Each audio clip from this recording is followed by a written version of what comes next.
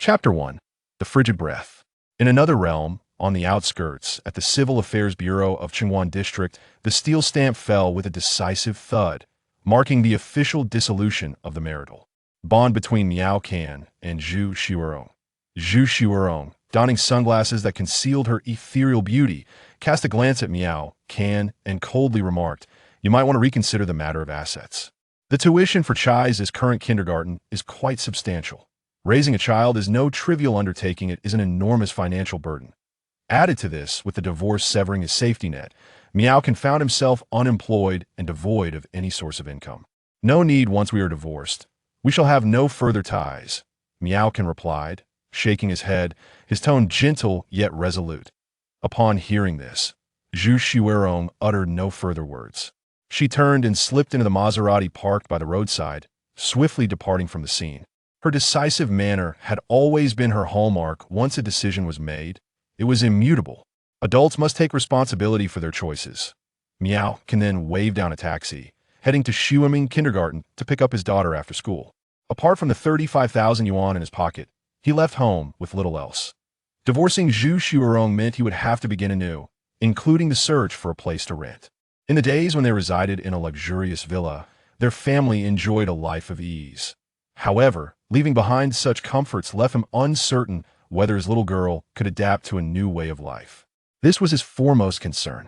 In truth, there had never been a profound emotional foundation between them. Their marriage was merely a consequence of an unexpected pregnancy during a drunken revelry, without the celebration of a wedding. As the head of a chain of five-star hotels, Zhu Xuerong was perpetually engrossed in her work, her personal wealth considerable, yet her time for family scarce. In a bid to ensure their child received ample care, Miao Can sacrifice his career to become a stay-at-home father. Time passed swiftly, and even after living in such a state for several years, their relationship remained as placid as ever until it reached its inevitable conclusion today. Seemingly anticipated by both parties, they concluded their divorce amicably, devoid of complaints. When Miao Can arrived outside Xueming Kindergarten, clad in a simple white t-shirt paired with jeans, his handsome and upright figure attracted the attention of other parents. Arriving to collect their children, Daddy, a little girl, guided by her teacher, emerged from the school gates. Upon spotting her father waiting, she immediately dashed towards him, wrapping her arms around his legs. Dressed in a pink dress and adorned with a sweet smile, she was the perfect amalgamation of her parents' finest traits. Miao Chai. The little girl nuzzled against her father's thigh, playfully calling out Baba, her voice capable of melting even the hardest of hearts. With eyes brimming with affection, Miao Can gazed at his adorable daughter and tenderly stroked her round little head. "Teacher Sue, I will take my child now." After presenting the pickup card, he bent down and lifted his lively and charming daughter into his arms, bidding farewell to the teacher. "Thank you, Teacher Sue. We'll see you again. Goodbye, Chai Z." The father and daughter strolled leisurely along the sunlit path. "How was your day, Chai Z? Did you have fun?" "I was super obedient." Upon hearing the response, Miao Can raise his eyebrows with a smile and complimented, "Well, do continue to maintain that." With wide, sparkling eyes, the young girl suddenly inquired, "Daddy, if I behave, could you reward me with an ice cream?" After a moment of contemplation, he conceded, "All right, let's indulge your imagination." Upon hearing this, she immediately pouted, "No, I don't want that." Yet, she quickly brightened, tightening her grip on her father's hand and bouncing ahead. For her, any time spent playing with her father was an utterly blissful experience. Moreover, the prospect of ice cream made it all the more delightful. From a distance, the sounds of vendors calling out could be heard. Nearby, several grandparents were selecting cold snacks and treats for their grandchildren. Sensing the eager gaze of his little one beside him, and considering it had been several days since she had enjoyed such a treat, he decided to make an exception and fulfill her wish. The moment the promise was made, the little one erupted in joyous cheers. After savoring the long-anticipated dessert, her eyebrows danced with newfound liveliness. After a brief pause, he mustered the courage to broach the subject with his daughter. "Sweetheart, do you know that we might not live together in the future? Much like the scenarios depicted on television where couples separate?" Finishing her ice cream stick, the daughter turned to him and asked, "Are you talking about divorce?" He was momentarily taken aback, but then followed up with, "Do you understand what that word means?" She replied effortlessly, I know, I've heard about it on TV. It's when daddy and mommy no longer live in the same house or share life together. He chuckled helplessly, realizing how well-informed children are nowadays. Reflecting on the past, he recalled that even when they became a couple, they had never truly shared a bed after all. The emotional bond had always been fragile from start. Moreover, as a high-ranking corporate leader, he frequently faced urgent matters that required his attention late into the night. What do you think this means for us? He inquired. It's all right, Miao Chai-zi replied, momentarily downcast before quickly regaining her spirits. As long as daddy is by my side, I will be with you in the future. This statement warmed Miao Can's heart. Living with daddy might not mean residing in a grand house or having a large television to watch cartoons, and I don't mind, as long as I could be with daddy every day, even without a big television. Miao Can beamed, feeling as though she had donned a cozy little cotton jacket, bringing comfort to his heart. The reason he refused to accept Xuerong's assets was that he believed in his ability to work and provide well for his family. Just then, a notification chimed in his mind. The food stall system has been activated. Earn points through food stall sales. Points can be used for a lottery. 100 points granted upon first activation. 100 points automatically triggers the first lottery. Congratulations, you have acquired advanced fried noodle skill. You can now create the finest fried noodles in the world. In an instant, a wealth of knowledge regarding fried noodles flooded his mind. How to stir fry, the precise ratios of seasonings, and the control of heat. Every detail was now within his grasp. That I never anticipated that preparing a simple stir-fried noodle dish could involve such intricate nuances. With a golden touch at hand, coupled with his past as an exemplary student from a prestigious university, one could surmise that had he not married, he would have already made significant contributions in the field of scientific research by now. However, he harbors no regrets regarding his marriage, for the joy of having a precious daughter is truly wonderful. Chapter 2 presents a relatively subdued atmosphere. The entire room is impeccably clean, and the minimalist design imbues the space with a crisp, chilling aura. Upon returning from the Civil Affairs Bureau, Xuerong entered her office and immediately immersed herself in work, her emotions seemingly untouched by the dissolution of her marriage. After all, her union with Miao Can had merely been a fade. That marriage certificate bore little significance in reality. Seated at her desk, Xuerong swiftly transitioned into her professional mindset. As she perused the documents, she encountered several customer complaints. Guest 8188 reported that the flavor of the salty yellow soup with baby cabbage at the Rose restaurant was unsatisfactory, the broth bland and tasteless, akin to drinking plain water. Room 5431's elderly couple criticized the pork stomach with white jade beans, questioning whether the chef had prepared it with his feet, describing it as utterly unpalatable. Mr. Zhou, a distinguished guest in the presidential suite, expressed his disappointment with our Michelin-starred chef, stating that he had merely wished for a simple bowl of fried rice. Yet that request remained unfulfilled. Rubbing her temples, Xuerong felt a sense of helplessness. Recently, patrons had escalated their expectations regarding the hotel's culinary offerings, not solely directed at Longdi, but prevalent throughout the entire region.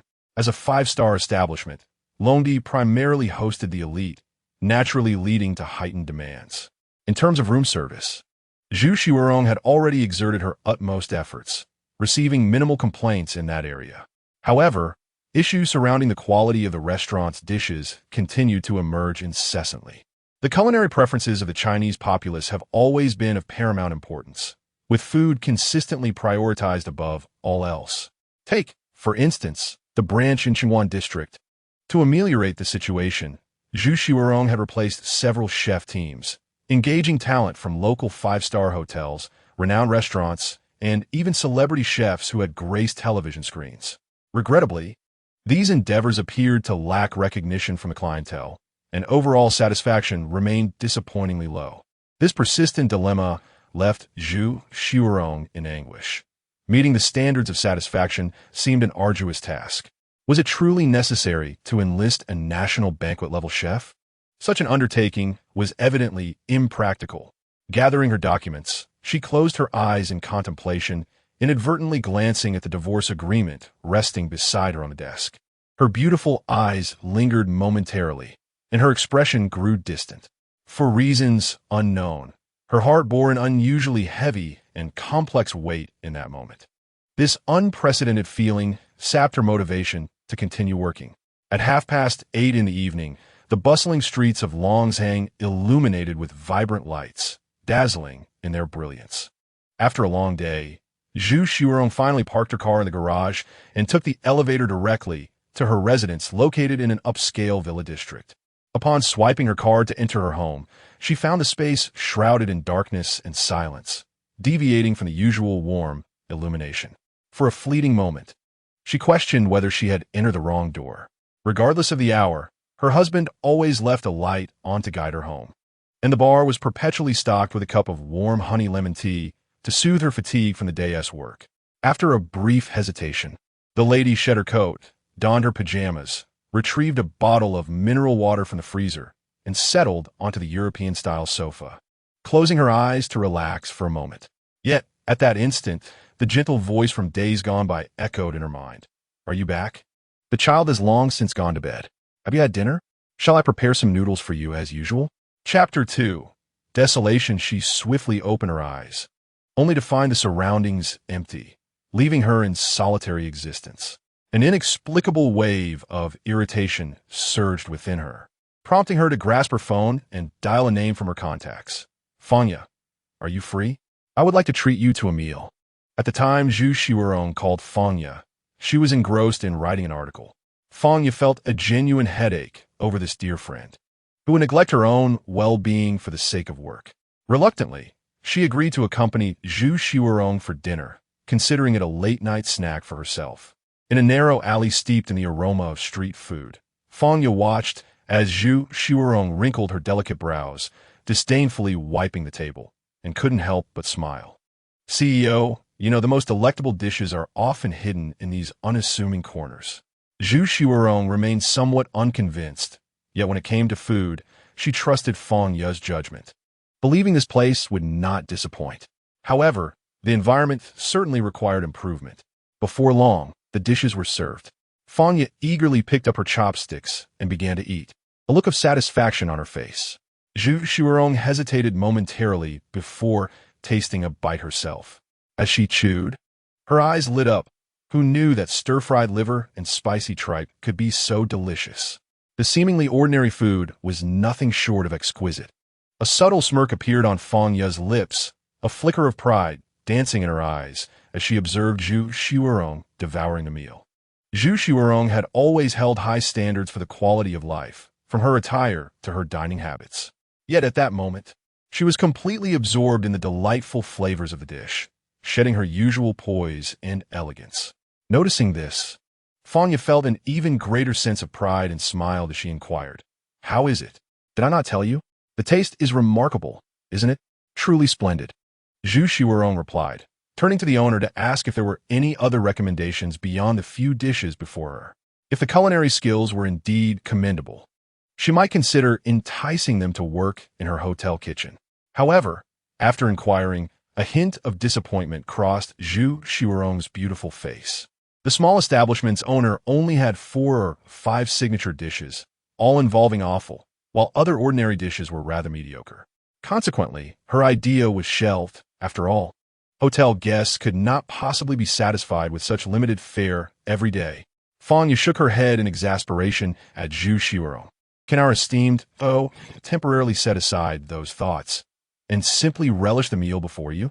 As a renowned food connoisseur with extensive connections in the industry, can you not lend me a hand just this once? It is not easy to find a chef of national banquet caliber. The only one I can think of is the retired mastermind from Longshan. How could you possibly expect an elder to return to work for you?" Xuerong let out a sigh, just as Fanya finished her last bite of spicy tripe. It was 7 o'clock in the morning. Having finally secured a suitable house, Miao dropped off Miao Chaizi at kindergarten and set about preparing for his food stall. He efficiently purchased a small cart and various other items necessary for his venture. By 4:30 in the afternoon, everything was in place. He pushed the food cart, loaded with goods, directly to the school to pick up his child. Just after 5:15, in Chonglin Road University Town, a brand new mobile food cart turned into an alleyway near the Spicy Girl Hot Pot restaurant. When Miao arrived to collect his child, he discovered that the best spots at the entrance of the alley had already been taken. Coincidentally, right at the front was a vendor specializing in rice noodles. The slightly overweight uncle glanced at the newcomer, dismissing him without concern. The competition in street food is fierce, yet the barriers to entry are relatively low. This uncle had been operating in this locale for 5 years, building a solid customer base and a commendable reputation. His rice noodles, renowned for their delightful taste and generous ingredients, were particularly popular. Unable to squeeze into the prime location, Miao had no choice but to park his cart over 50 meters away from the alley's mouth, setting up his stall there. Although it was not the most advantageous spot, Miao remained undeterred, for he believed that quality offerings would naturally attract patrons. After securing the cart, he gently patted his daughter's small head and said, "Chaizi, we will start our business here today, selling rice noodles." The little girl's eyes sparkled with excitement, her curiosity piqued by the unfamiliar scene. She had never experienced the vibrant culture of a night market before, having always accompanied her father to shopping malls, which had long since lost their charm for her. This was a completely novel adventure. Throughout their journey, her exclamations of wonder were unceasing. "Daddy, I want to help." The obedient and sensible daughter eagerly offered to assist in arranging the disposable cutlery. By the time their stall was ready, it was nearly 4:40. As dusk settled in, the surrounding area gradually filled with people seeking food and leisure.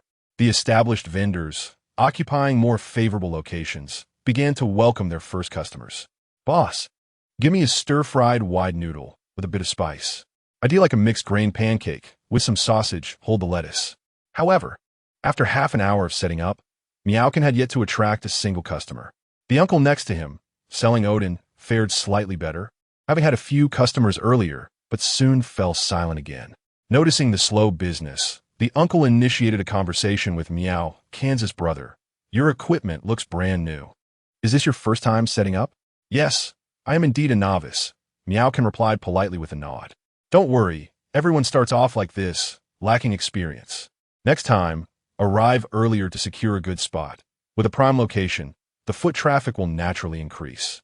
Look at your daughter. She's truly adorable. My daughter just started 5th grade this year. I was helping her with her homework before we left, especially with the math problem regarding chickens and rabbits in the same cage. It gave my wife and me quite a headache.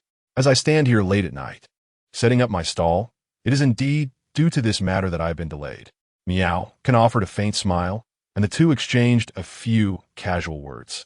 "Dad, I'm hungry," Miao Chaizi said, patting her flat little tummy, having not had the chance to eat. "Oh dear, little girl, your tummy must be empty. Would you like to try some Odin from my stall?" the uncle suggested, handing over a few fish balls and sweetened fried tofu, charmed by the child's delightful demeanor and wishing to offer her a little treat. "Thank you, uncle, but I would still prefer to taste my dad's cooking." Miao politely declined his generous offer, adding, "This gentleman, we appreciate your kindness, but she might be craving fried rice noodles instead." The uncle, unperturbed by this minor detail, smiled and retracted the food, saying, "Little one, you don't know, my Odin is far more delicious than anyone's fried noodles. Children often enjoy skewered treats, such as candied hawthorn or grilled tofu, showing little interest in staple foods like rice noodles." Chapter 3. It's really delicious, but my dad's food is truly exceptional, Miao Chaizi insisted, clutching tightly to Miao Kan's arm, firmly aligning herself with her father's culinary skills. The uncle chuckled silently, pondering how a simple bowl of fried rice noodles could possibly be remarkable. After all, old Xiao had been making them for years without any particularly outstanding qualities. Merely a heavier seasoning that, when consumed in excess, became rather cloying. Miao donned an apron, preparing to ignite the flames. Possessing top-tier culinary skills, he entered a special state the moment he grasped the spatula, exuding an undeniable charm. He poured a small amount of cold oil into the hot pan, and, immediately, the sizzling sound of crushed chili and minced garlic released an enticing aroma. Next, he cracked an egg into the pan, swiftly scrambling it with the spatula before adding the rice noodles. Miao utilized a large 16-inch iron wok, ensuring that no more than 3 portions of rice noodles were cooked at once to maintain optimal flavor. Exceeding this would dilute the taste. as he stir-fried over high heat. He added beans, sprouts, garlic chives, and ham as accompaniments. The method for preparing this home-style fried rice noodles was quite simple, taking only about 2 minutes to complete, with the crucial factor being allowing the noodles to absorb sufficient heat. If the heat was not well controlled or the seasonings imprecise, or if the cooking was too slow, the resulting noodles would undoubtedly lack flavor. The secret to crafting fried rice noodles lies in the details. Every step must be executed with precision. As the aroma wafted through the air, a plate emerged with a dish of exquisite, layered fried rice noodles. Passers-by couldn't help but swallow hard, recalling their earlier dismissive remarks. Now filled with regret, as the plate of noodles looked incredibly tempting and smelled utterly divine. Who would have thought such a young chef possessed such skill? Just the rich, savory scent was enough to conclude that these noodles were undoubtedly superior to those offered at old Xiao's establishment. The little girl beside him could hardly contain her eagerness to taste. Her excitement was palpable as she raised both hands, exclaiming, "Dad, it smells so good. I'm hungry." Miao divided the freshly prepared stir-fried rice noodles into 2 portions, with father and daughter each taking a share, and they soon began to devour them with great enthusiasm. So delicious. Miao Chai Z's eyes sparkled with delight, and while chewing her noodles, she attempted to speak, her words muddled. "Take your time. Don't choke," he cautioned. Yet, the stir-fried noodles Miao had prepared were remarkably smooth and unlikely to cause any discomfort while eating. They possessed a delightful springiness. This was a result of his mastery over the cooking process, maintaining an appropriate speed and demonstrating commendable fundamental skills. Conversely, improper handling could easily lead to burnt food, adversely affecting the overall flavor. Nearby, an uncle manning a Odin stall watched the father and daughter relish their meal, the enticing aroma wafting through the air, making his mouth water. "Hey, what makes your stir-fried noodles so tempting?" he remarked. Just over an hour had passed since dinner, yet he found himself ravenous. "Young man, it seems you are quite skilled here. Might I trouble you for a bowl as well?" he inquired. Pausing his enjoyment of the dish, Miao wiped the corner of his mouth and replied, "Of course." The little girl had intended to commend the uncle for his discerning taste, but with her mouth full of delectable food, she abandoned the thought and continued to savor the delightful flavors before her. Chapter 4. "Wow, it smells divine," the uncle exclaimed. "You're my first customer, so I shall add extra ingredients for you." "Sounds good. Just make it quick," the uncle replied, swallowing hard. It was curious how the closer he stood to the stir-fried noodles, the more intoxicating the aroma became. Although he had never been particularly fond of such food, the bowl Miao had prepared undoubtedly piqued his interest to the point of impatience. When a steaming box of food, imbued with the rich scents of its diverse ingredients, was handed to him, the uncle eagerly lifted the lid and immediately began to feast. "Oh, this is simply marvelous," he exclaimed, only to quickly realize it was scalding hot. He dove into the meal with fervor, as if he had never tasted such exquisite flavors before. The sensation that melted in his mouth, combined with the delightful clash of the fried egg and savory meat, tantalized his taste buds, making it impossible to stop. Miao took a pen and inscribed the menu and corresponding prices on a small whiteboard. Basic vegetarian stir-fried rice noodles, 8 yuan. 1 whole egg, 1 yuan. Selected cooked ham slices, 2 yuan. Additional lean pork strips, 2 yuan as well. This pricing was considered quite reasonable in the local context. Within a short span, the uncle had devoured all the ingredients before him, licking his lips in a state of blissful reminiscence. Though his stomach was full, he still felt a lingering desire for more. However, he recognized that any further indulgence would likely exceed his digestive capacity, and thus he refrained. "Your cooking is truly remarkable, young man. It is both refreshing and profound. Even after finishing, I don't feel greasy, only a craving for a bit more," the uncle praised, giving a thumbs up as he completed his payment on his phone, clearly presenting a new challenge to his competitor, Old Joe.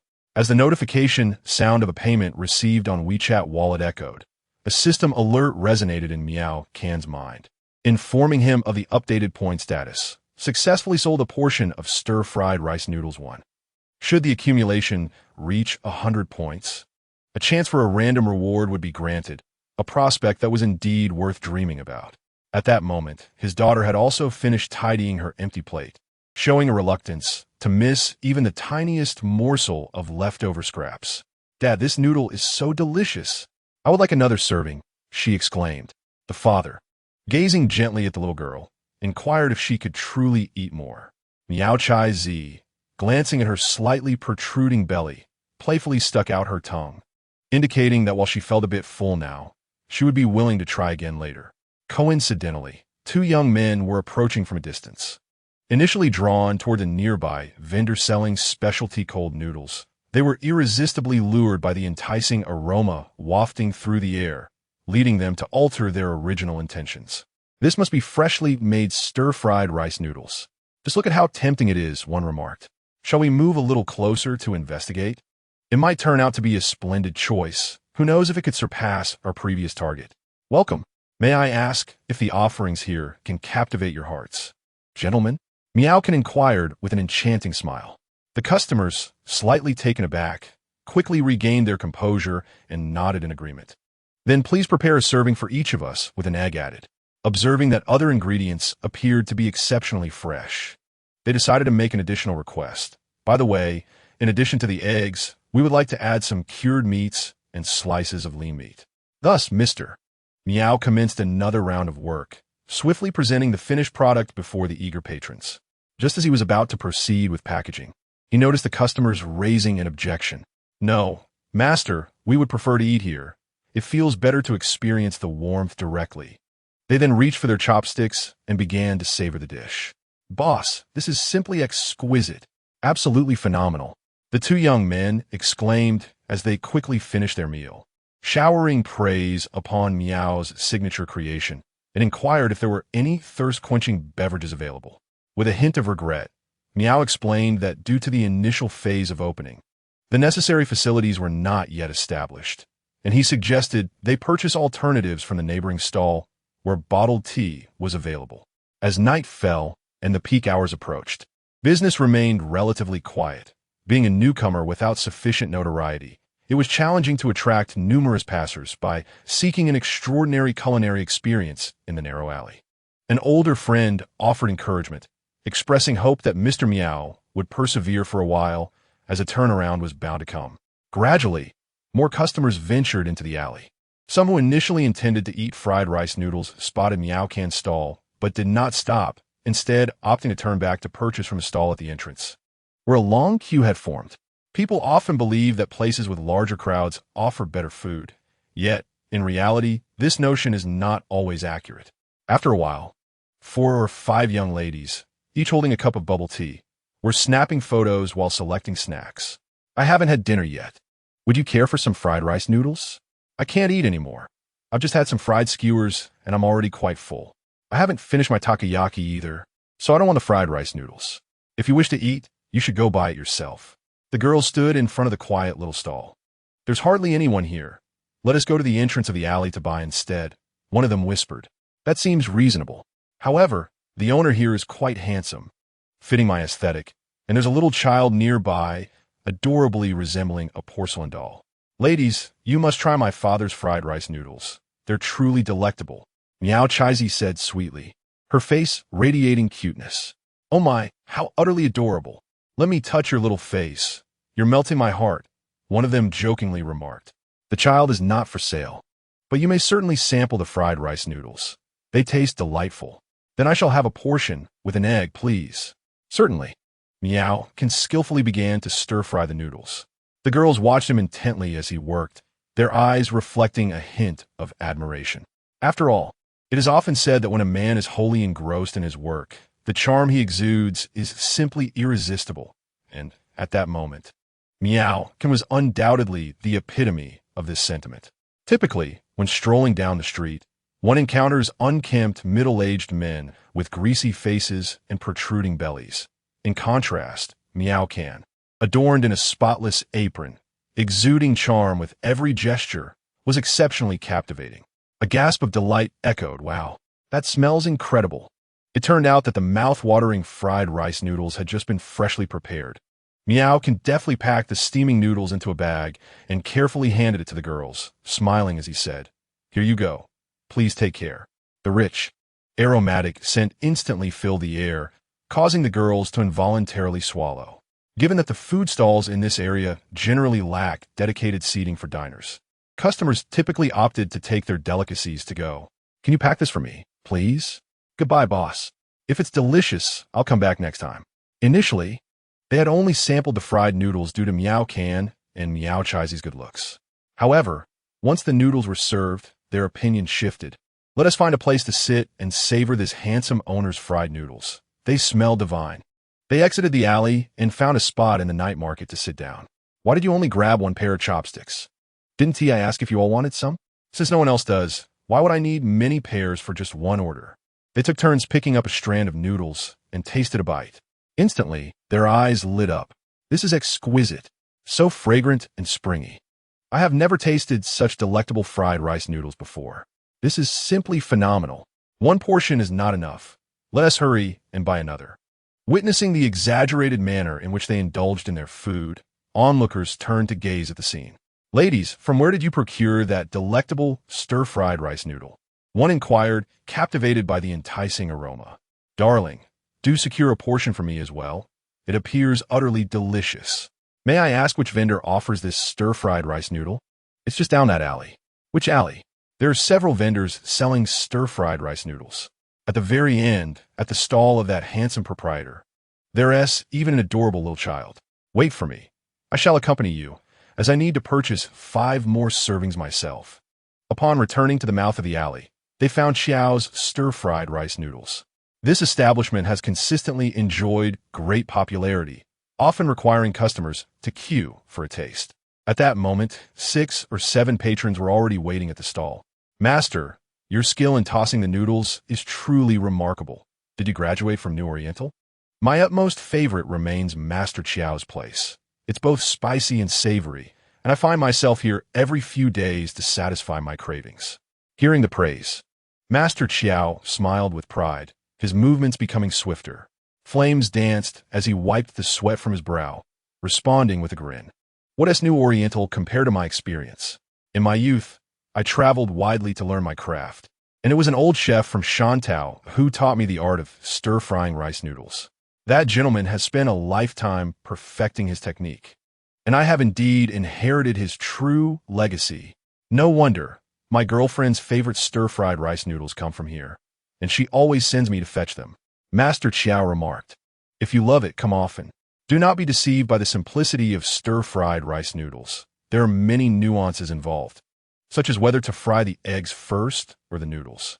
Just as he was engrossed in conversation, a group of 8 or 9 excited individuals rushed over. Is this the place? Which vendor's stir-fried rice noodles are you referring to? It's this handsome proprietor's stall. The stir-fried noodles are exceptionally delicious. Master Qiao, momentarily taken aback, replied, you must be speaking of my stir-fried rice noodles. Please hold on, there are still 5 servings ahead. Sir, do not jest, it is not yours. The flavor here is decent but pales in comparison to the handsome vendor's noodles we just mentioned. Master Qiao, perplexed, asked, is that so? In this university town, is there truly a stir-fried rice noodle that surpasses mine? Indeed, many do, and the vendor is incredibly attractive. Master Qiao countered, attractive? Am I not more so? A customer, sipping water, laughed so hard that he nearly choked. The group, undeterred, continued into the alley. The 4 or 5 patrons waiting for Qiao's noodles observed the hurried departure of the newcomers, beginning to waver in their resolve. Can you pack my order for takeaway, master? Is my portion ready yet? I can't wait any longer. Me too, I can't wait.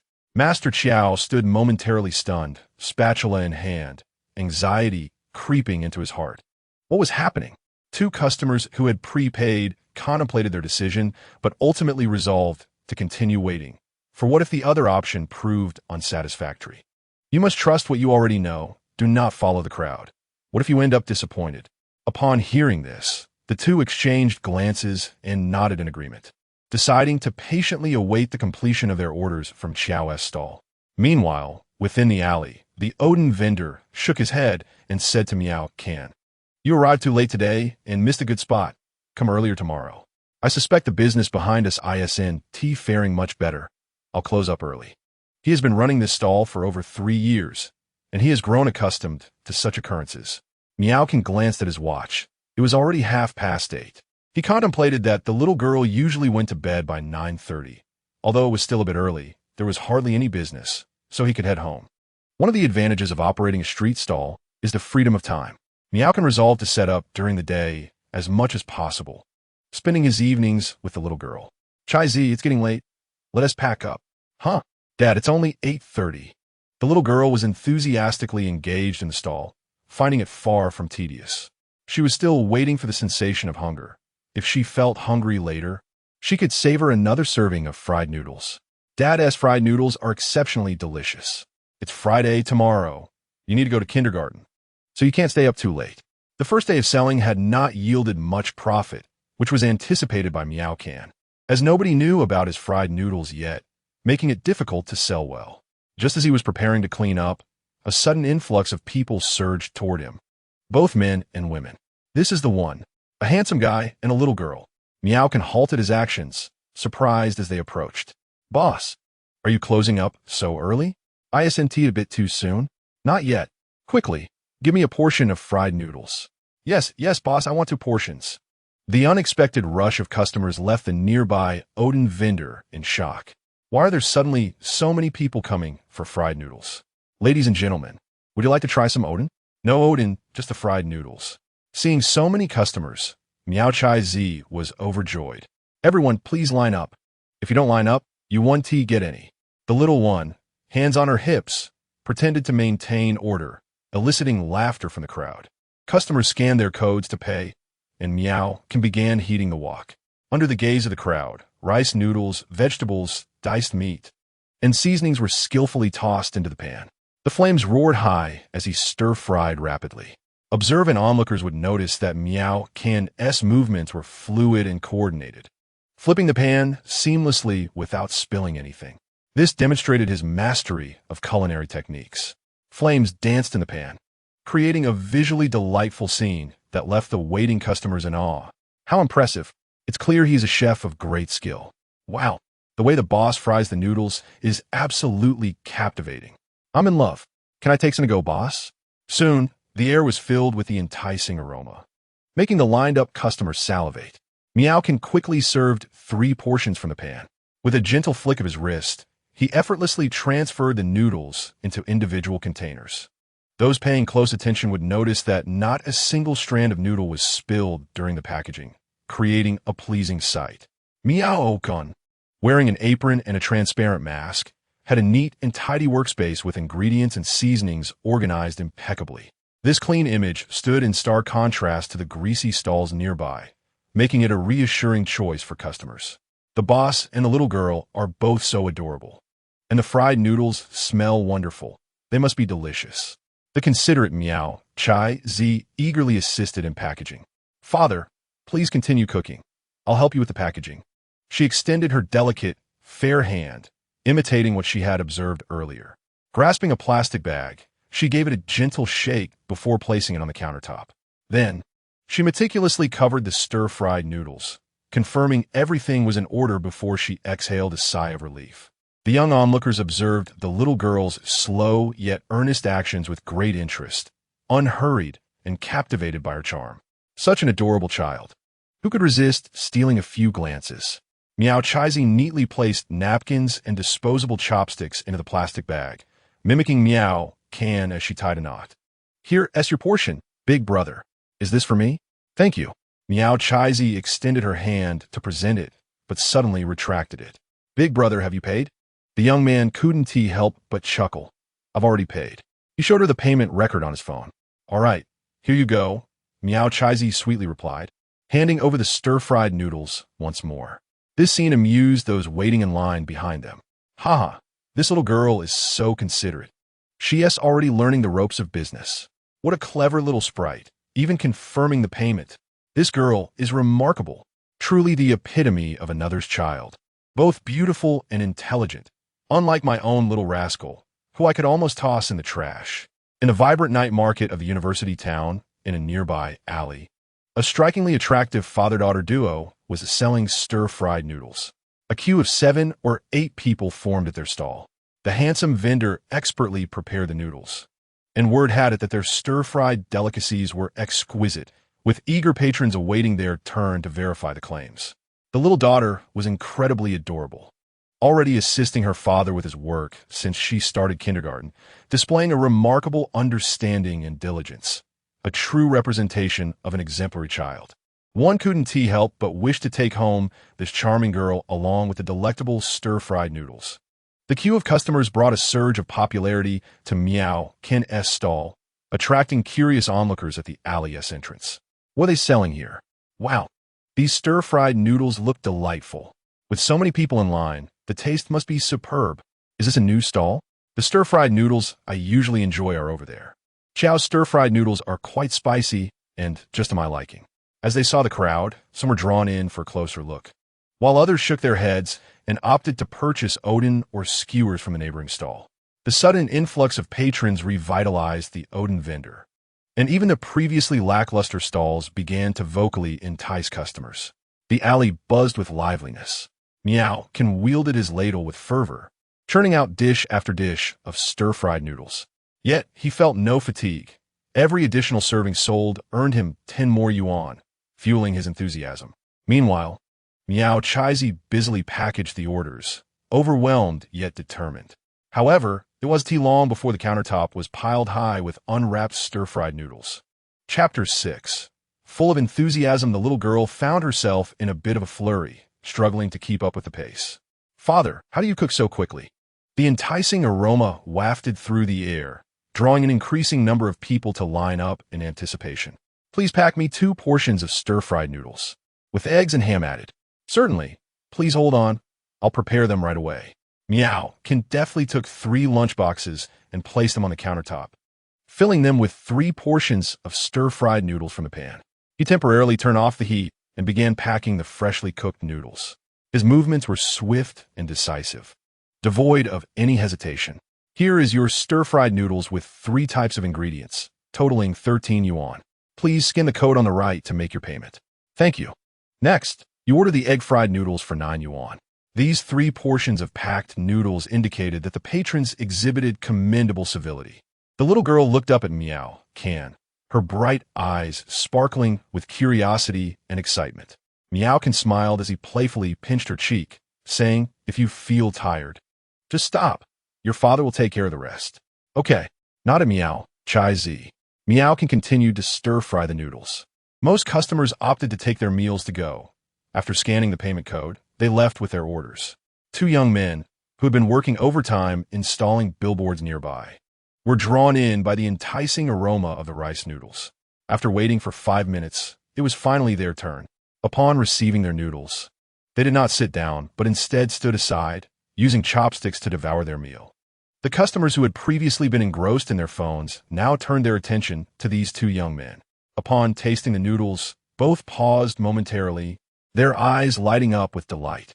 One exclaimed in astonishment, "Wow, this is incredibly delicious." The other devoured the stir-fried noodles with astonishing speed, as if it were not an ordinary dish, but rather a rare culinary masterpiece. His lips were smeared with oil, yet he remained blissfully unaware, focused solely on his feast. Suddenly, as if he had discovered a new world, he looked up wide-eyed at Miao a mouthful of noodles still in his mouth, and mumbled, "Is this really just ordinary stir-fried noodles? It's too delicious." Miao stood at the stove, skillfully flipping the noodles with his spatula. Hearing the remark, a subtle smile graced his lips as he replied, "If you enjoy it, do come back more often. Of course, I'll be back. Something this delicious is something I would want to eat every day." With that, the 2 young men returned to their meal, clearly very hungry. Nearby customers were skeptical, wondering if the 2 were perhaps hired actors, questioning whether their expressions were overly exaggerated. After all, it was merely a bowl of stir-fried noodles. Could it truly be that delectable? Doubtful. Some patrons who had intended to take their meals to go decided to sample the noodles on site, and a few were left utterly astonished. "My goodness, what kind of stir-fried noodles are these? They are absolutely scrumptious. I've never had such exceptional stir-fried noodles," exclaimed one. "These noodles are truly extraordinary, especially when paired with eggs and ham. They are top-notch. Taking a big bite is pure bliss," remarked another. "Young lady, are you writing a food review or preparing for an exam?" quipped one gentleman. "Young man, I I can only express my admiration for these noodles in 2 words. Super delicious. Miao Chai Z tilted her head in confusion and asked, Uncle, super delicious isn't just 2 words, is it? Laughter erupted around them. The gentleman, feeling slightly embarrassed, scratched his head and chuckled. Haha, I misspoke. Chapter 7. A high probability after confirming that Miao Can's fried rice noodles were indeed exquisite.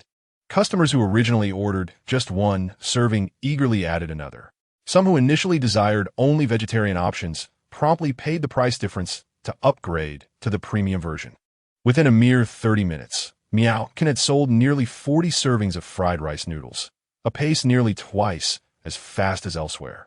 This remarkable efficiency can be attributed to his impeccable culinary skills and nimble movements. Throughout the cooking process, there were no superfluous actions. Each toss of the pan was executed with precision. The selection of ingredients was equally critical. High-quality rice noodles neither clump together nor burn. Creating such artisanal noodles necessitates a complicated process. From selecting premium rice, soaking, grinding into a paste, pressing out moisture, cooking, stirring, and shaping, to rinsing and air drying. Each step requires the patience and meticulousness akin to that of a master craftsman, resulting in rice that is flawlessly transformed into a unique handmade product.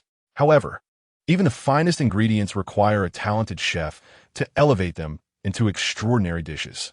Those ordinary fried rice noodles, so commonly found, transformed into an unparalleled culinary classic under Miao Can's deft hands. No need for takeout.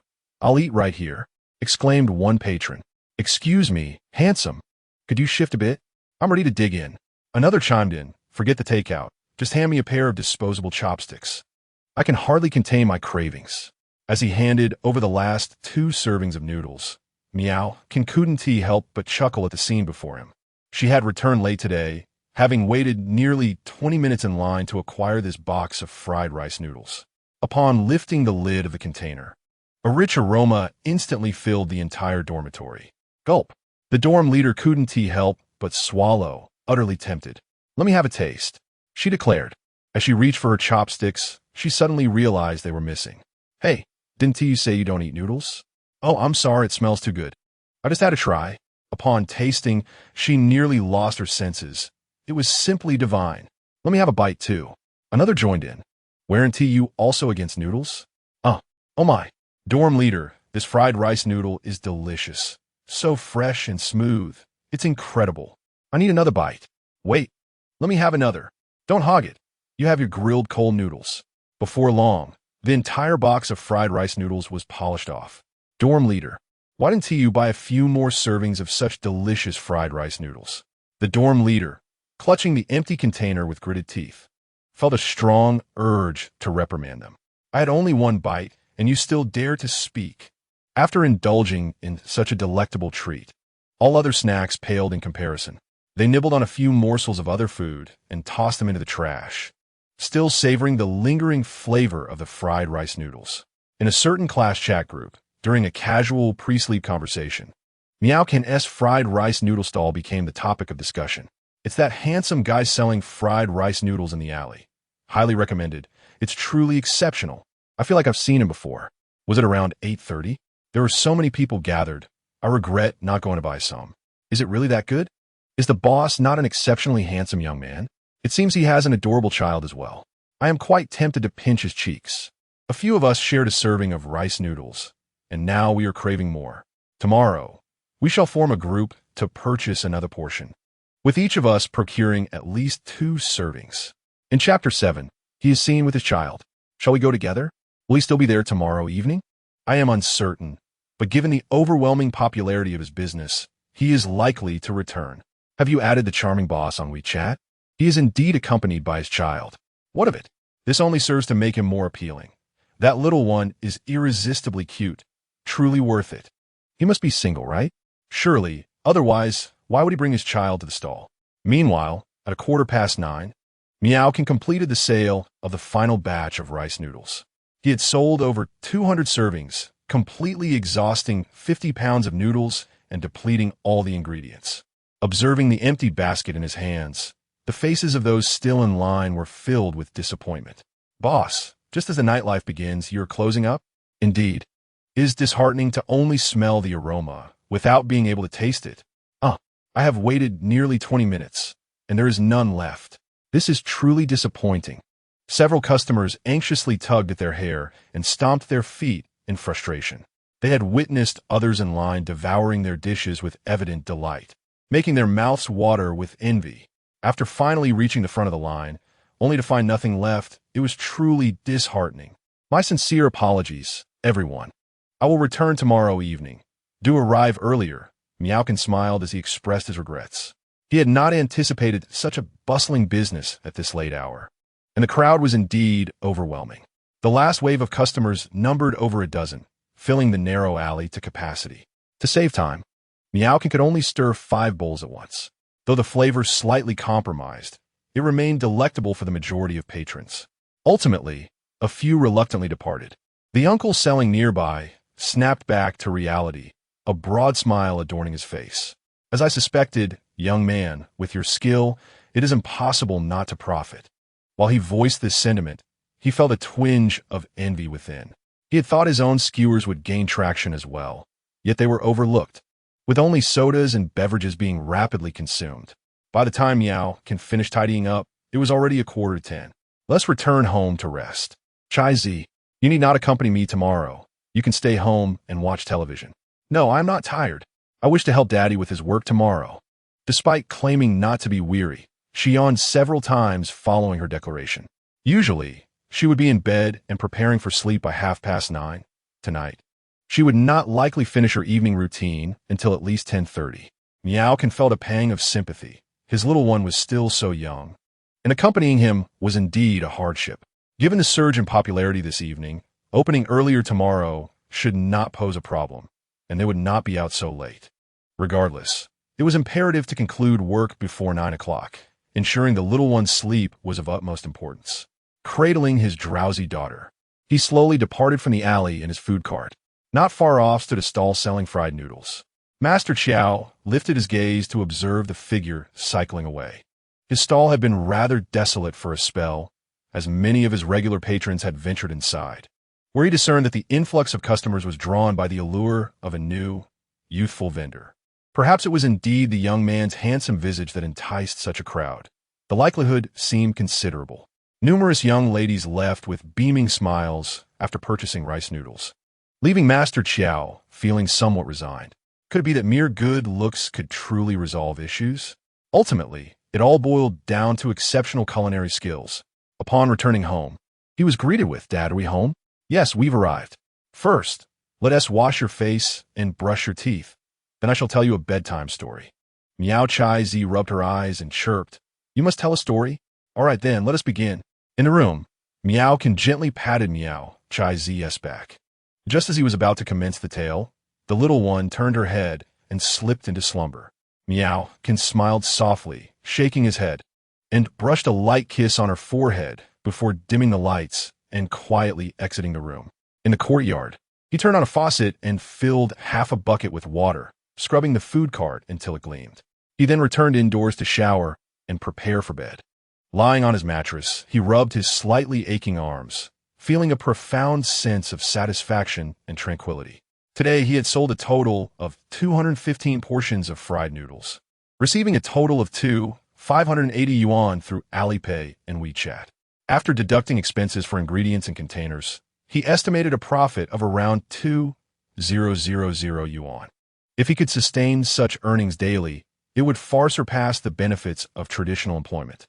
1 pound of rice noodles could yield 4 to 5 servings, and he had exhausted 10 pounds of eggs, 3 pounds of ham, and lean meat. In truth, the garnishes were still insufficient. When purchasing ingredients, Miao had roughly calculated the ratio of rice noodles to accompaniments, believing it adequate for a day's sales, but it turned out to be a bit of an underestimation. He had not anticipated that some customers preferred an abundance of toppings. One patron even ordered 2 servings of rice noodles and requested the addition of 15 eggs. Such an excess would compromise the balance of flavors in the dish, so Miao refused to comply. Eventually, through Miao's persuasion, the customer settled for 8 eggs instead. This fellow certainly had a penchant for eggs. After the first day of selling 215 portions, the system rewarded him with 215 points. Every 100 points allowed for a chance at a prize. Miao can eagerly utilize his points for a lottery draw. Congratulations! You have acquired the top-tier mung bean paste preparation technique. You can now create a mung bean paste that remains utterly delectable. Congratulations on attaining a state of relentless pursuit. This state will permanently benefit you, significantly reducing fatigue when employing system skills in culinary endeavors. As Miao can lay comfortably in bed, he soon absorbed all the nuances and perfected methods of mung bean paste production, seamlessly integrating this newfound knowledge. He mused that he could now craft the most exquisite mung bean paste, feeling a tingling anticipation in his hands. However, it was quite late, so I decided to purchase mung beans tomorrow and attempt to prepare a dish, displaying it for sale. As for the effect of alleviating fatigue, I have yet to experience anything particularly remarkable. Soon, he succumbed to a deep slumber. The following morning, at 4:30, Miao awoke, brushed his teeth, washed his face, and rode his electric food cart out. This electric vehicle was indeed practical, not only facilitating travel, but also serving as a means to transport goods or passengers. Most importantly, it did not require refueling, proving to be exceedingly useful. At this hour, the elderly residents of the nearby community had also begun their morning activities, some engaging in exercise, while others ventured to the market for groceries. Neighbor Mr. Xuer, upon seeing Miao pass by, greeted him with mild surprise. "Ah, young Miao, you're up so early. It's rare to see someone your age awake at this hour. My child loves to sleep in, and he is nearly 30. He is always late for work. I feel like I should give him a good thrashing with my 7-wolf belt." Miao chuckled in response. "If I didn't have to get up, I'd gladly sleep a bit longer, but I need to prepare the ingredients early for my breakfast stall." "Oh, I noticed your food cart yesterday. So you're running your own business? What do you primarily sell?" "Fried rice noodles. And today I plan to add mung beans soup to the menu."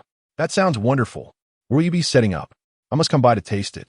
"In the morning, I'll be at the entrance of Sunshine Primary School on the next street. And in the evening, I'll be at the university town." After a brief chat with Mr. Xuer, Miao proceeded to the market. Mr. Xuer, still standing at the original spot, praised Miao to his fellow exercise companions. "This young man is truly commendable, so industrious at such a young age." The two elderly gentlemen approached and inquired, "Was that the new young man who just moved in? What business does he run?" "He sells fried noodles. Just look at how hard he works, rising early like us seniors. He is striving for a living and also has children to care for. Where's his stall? We should go see and support him." Miao headed straight to the rice noodle shop to find the proprietress. "Sister, I have returned to purchase your rice noodles. Have all of these sold out?" "Most customers typically buy 4 to 5 kilograms at a time, sufficient to last until the next month." "Sister, I operate a mobile stall selling fried rice noodles, so I require a larger quantity." "Ah, that explains it. No wonder your sales are so high. From now on, you can source your supplies from me regularly, and I'll offer you a discount. The quality of our handmade Anyang rice noodles is guaranteed. You can rest assured." After adding each other as WeChat friends, Miao placed an order for 120 kilograms of rice noodles in one go. The proprietress even called her husband to assist, packaging the noodles into 6 boxes, each containing 20 kilograms, and helped load them onto the cart. The proprietress was delighted with this substantial order and, on top of that, offered an additional discount of 0.2 yuan per kilogram. After scanning the payment, the total came to 456 yuan. Before parting, the proprietress extended her hand for a farewell handshake. "Brother, in the future, just send me a message in advance when you need supplies, and I can deliver them to your door for free." Subsequently, Miao spend approximately 20 minutes exploring the agricultural market, procuring 30 jin of free-range eggs, half a jin of chopped scallions, 2 large onions, and 16 jin of lean pork, alongside 50 jin of mung beans and various essential condiments, totaling 3,978 yuan. He then proceeded to Zhaoji Grocery Wholesale to replenish a stock of dining utensils, acquiring 2 boxes of takeout containers, 150 pieces, a large carton of plastic cups for soy milk, each with a capacity of 330 milliliters, and lastly, a stainless steel pot priced at 450 yuan. In pursuit of making mung bean paste, he inquired with Boss Zhao about the availability of sealing machine. The latter promptly retrieved a brand new device from the warehouse, weighing approximately 20 jin. Brother, this model is absolutely reliable. Should any issues arise within 6 months, I will replace it for free. Others have to fork out 1,200 yuan. But since we seem to get along quite well, I'll give you a discount at 950 yuan, just making a modest profit of 50 yuan. All right, Boss Zhao, I'll take it. Miao can decisively scan the QR code to make the payment, having previously checked the price online, where the average cost for such a machine was around 1,000 yuan. Chapter 9. Let me briefly explain how to use it. This machine seals both hot and cold items, and its automated operation is exceedingly simple. Once everything was settled, Miao can return home, where the clock on the wall read 5:47. He first organized his recent purchases before heading to the kitchen to soak rice noodles, wash vegetables, and chop meat. While preparing the ingredients for stir-fried rice noodles, he also immersed 10 jin of mung beans in clean water, ideally soaking them for about 25 to 30 minutes. After soaking, Miao can filter the beans twice, removing any floating impurities. He then added the mung beans to a pot of cold water, along with some dried tangerine peel, which would enhance the fragrance and sweetness of the mung bean soup, as well as assist in regulating the stomach. With the heat turned high, he continuously stirred with a spoon to ensure even heating and prevent the beans from sticking to the bottom. Once the mung beans softened and separated from their skins, he strained the bean residue using a piece of cloth. He then poured the cooked soup back into the pot, adding yellow sugar and half a lemon until the sugar completely dissolved. Miao can ladled himself a bowl to taste, and indeed, the flavor was remarkably exquisite. The texture was smooth and sweet, with an enticing aroma, truly a masterpiece among the mung bean soups he had ever tasted. Although many now opt for blenders to prepare mung bean paste for convenience, such methods compromise both taste and health. There is simply no comparison to the handmade mung bean paste crafted by Miao, Kansas. He carefully packed the finished mung bean paste into cups, sealing them for preservation, ultimately producing a total of 120 cups. At 7 o'clock, Miao can gently roused his peacefully slumbering child. The little one appeared to be still lost in dreamland, opening sleepy eyes and pouting as if chewing on something. Chai Zi, time to wake up? The son is waiting to give you a little nudge. Dad, if you really want to scold me, just say it directly. No need to concoct excuses. Miao can squeeze toothpaste onto the child's brush, reminding, be sure to brush your teeth thoroughly.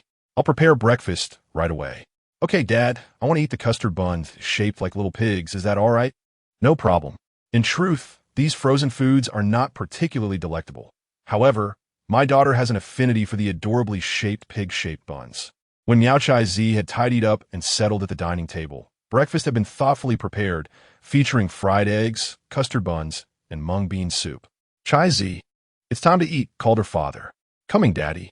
It smells so good. What is this? The girl inquired, pointing at the bowl of vibrant green soup. It's mung bean soup. Give it a try. It's quite sweet and delicious, he encouraged. Wow. Chai Zi's eyes sparkled as she eagerly picked up a small spoon to taste it. Daddy, this mung bean soup is fantastic. It's so tasty. Quickly eat your egg first, and then savor the mung bean soup, he advised. Oh, by the way, I had a dream last night.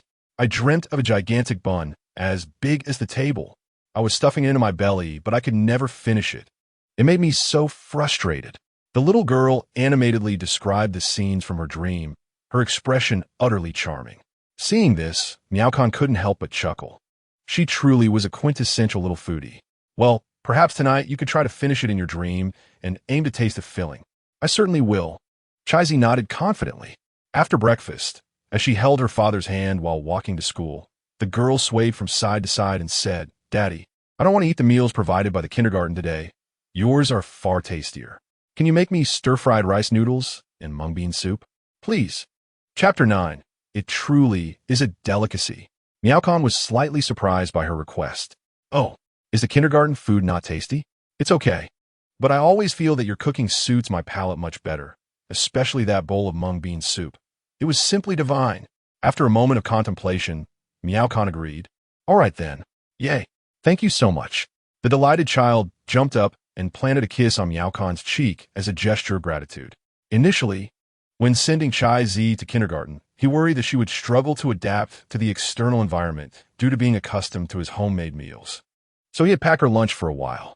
However, he soon discovered that his little gourmand was not picky and adapted quite well, which led him to gradually reduce the frequency of packed lunches. After preparing the rice noodles, Miao retrieved the lunchbox he had previously used for her meals, washed it thoroughly, filled it, and packed along with a bowl of mung bean soup, placing it in a cloth bag before heading out. A few minutes later, they arrived at the entrance of Sunshine Primary School, where 2 breakfast stalls across the street offered buns, soy milk, and various traditional snacks, along with numerous mobile vendors forming the entire breakfast area. At this time, during the peak morning rush, residents from a nearby housing complex, along with parents dropping off their children for classes, gathered in the bustling scene. As it was already past 7:30, Miao found himself somewhat late and had to set up his stall in a relatively obscure location. Nonetheless, even in this less prominent spot, some people still noticed him. However, students tended to favor hamburgers and sandwiches, showing little interest in ordinary noodles or fried rice. A father, accompanied by his young child, paused for a moment upon witnessing the scene before him. After some hesitation, he decided to indulge in a new culinary experience. "Boss, I would like an order of egg noodles," he commanded. However, as soon as he finished speaking, the child began to protest. "Dad, I don't want fried noodles. I want a hand-grab pancake," the child whimpered. "No, today we must try something different. We can't always cater to your whims." Children often exhibit varying degrees of picky eating habits, and this parent was well aware that his son typically consumed only the assorted meats within the dish, neglecting the staple food entirely. In a bid to cultivate healthy eating habits, the adult resolved to remain steadfast in his principles, despite the child's cries. He urged him to patiently await the culinary delight. The atmosphere between father and son grew tense, nearly escalating into a familial conflict. Fortunately, the crisis was averted, and under a stern warning from the father, the child gradually quieted down and ceased his complaints. At that moment, the ingredients in the large pot were being rapidly heated, and an enticing aroma wafted through the air. The father inhaled deeply, exclaiming, "Indeed, the chef possesses remarkable skill." The child beside him was already salivating in anticipation. As Miao served the fried noodles from the pot, the golden, appetizing hue was utterly tantalizing. "Would you like it to go?" Miao inquired. "No, we shall dine here," the gentleman replied, scanning the code on his phone to pay 9 yuan. The eager child reached for the box of fried noodles, but his short arms could not reach it. The father swiftly returned his phone to his pocket and took the box for himself, completely forgetting that this was meant to be the child's breakfast.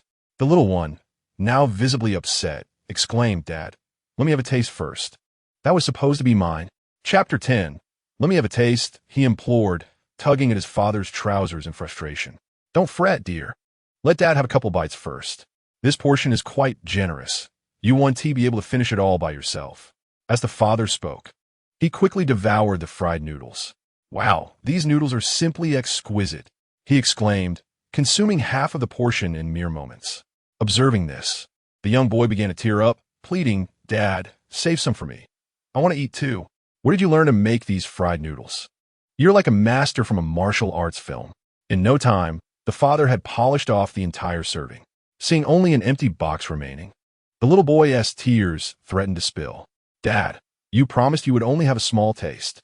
The father appeared slightly embarrassed, cleared his throat, and explained, "Daddy hasn't had his meal yet. I just wanted to satisfy my cravings." "Don't cry. I will buy you another serving shortly." He then turned to Miao and said, "Your fried noodles are truly exceptional. They are absolutely delicious. I would like 2 more boxes, each with added egg, ham, and slices of lean meat." Miao nodded in agreement. "Certainly. Would you care for some mung bean paste as well? It's particularly refreshing and thirst-quenching." He then opened a foam box filled with neatly arranged cups of mung bean paste. "Very well, let us proceed with that. How much do I owe you?" "If we include the previous amount, the next 2 boxes total 26 yuan, and with the addition of the mung bean soup, the total comes to 33 yuan. After the man scanned to pay, he added, "Let's prepare the main dish first. I will take care of the drinks myself." The 2 individuals, upon receiving their order, eagerly indulged in the sweet, smooth mung bean soup. Dad, this icy and sweet sensation is absolutely delightful. Indeed, it is quite remarkable. Reflecting on their previous attempt at making a similar dish at home using a blender, they realized that it was nowhere near as palatable, particularly in terms of texture. Standing there, they finished the refreshing drink in one go before commencing to relish the freshly prepared delicacies. Passers-by were drawn to the father and son duo, captivated by their evident enjoyment. They mused internally, how delicious could this stall possibly be? I want a serving too. It looks truly appetizing. Grandma, I want the same thing. Certainly, no problem. May I inquire what additional ingredients you would like? Furthermore, it appears your stall is exceptionally clean and tidy. Hey neighbors, come and try this newly opened stall. It is truly fantastic. Soon, a considerable crowd gathered in a short span of time. This was partly due to the enticing aroma of the food itself, and partly because some patrons exhibited such satisfaction after tasting it, naturally attracting a curious audience. Although there are numerous breakfast spots near the school, their flavors tend to be rather monotonous and unremarkable, with some being quite unpalatable, forcing most parents to reluctantly patronize those establishments. However, the arrival of Miao Can today entirely shattered the previously dull atmosphere. Thanks to the unique and delicious experience his products offered, customers flocked in droves. With the appearance of the first customer, a second and third soon followed, and the line continued to grow. The other snack vendors suddenly found their stalls much quieter. Miaokan reminded, please line up in an orderly manner. In Chapter 10, where one continues to work tirelessly, he was seen skillfully flipping the spatula, producing an abundance of delectable dishes. Throughout the entire process, there was not a moment of pause. The labor intensity was remarkably high, yet he appeared to feel no fatigue, his hands showing no signs of weariness. Clearly, the reward activated the previous night, which allowed him to work without exhaustion, kept his body in optimal condition. One person suggested, you focus on the cooking. We can handle the packaging and preparation. Another agreed, saying, I don't plan to take it away. I'll enjoy it right here. I simply can't wait until I return home. More voices joined in, collectively expressing their fondness for this little shop. Boss, I hope you can continue to set up every day. Your food is so delightful that one could eat it for weeks without growing tired of it. Please be patient. We are aiming to ensure that each customer enjoys the most abundant and fulfilling selection to enhance cooking efficiency. Miao Can's stir-fried noodle stall was bustling with excitement, leaving the nearby breakfast vendors astonished. What is happening? Where did this stir-fried noodle stall come from? I've never seen it before. It is merely a plate of stir-fried noodles. Could it possibly be that delectable? How exaggerated. With only 3 minutes remaining until 8:30, several parents forcibly ushered their children through the school gates. Those who missed out on the stir-fried noodles hung their heads in disappointment. A couple of particularly stubborn ones lay on the ground, refusing to enter the school until they had savored the noodles. After receiving a few gentle admonishments, they tearfully acquiesced and ventured inside. The teachers and security personnel at the school found themselves involuntarily glancing towards Miao Can's noodle stall, pondering just how exquisite these noodles must be to compel the children to forsake their studies. Indeed, from a distance, the aroma was undeniably enticing. The gates of Sunshine Primary School slowly closed, and the surrounding pedestrians gradually dispersed. The children proceeded to their classes while the adults hurried off to work.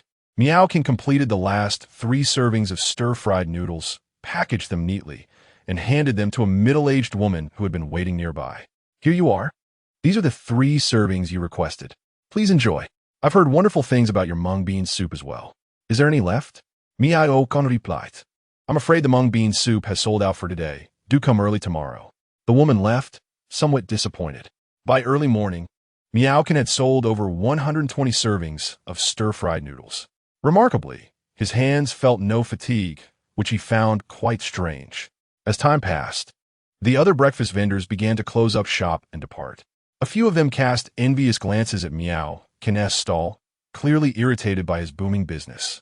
Miao Can meticulously wiped down the serving counter, ensuring it was free of any extraneous noodle fragments or vegetable scraps, with only a slight sheen of oil remaining.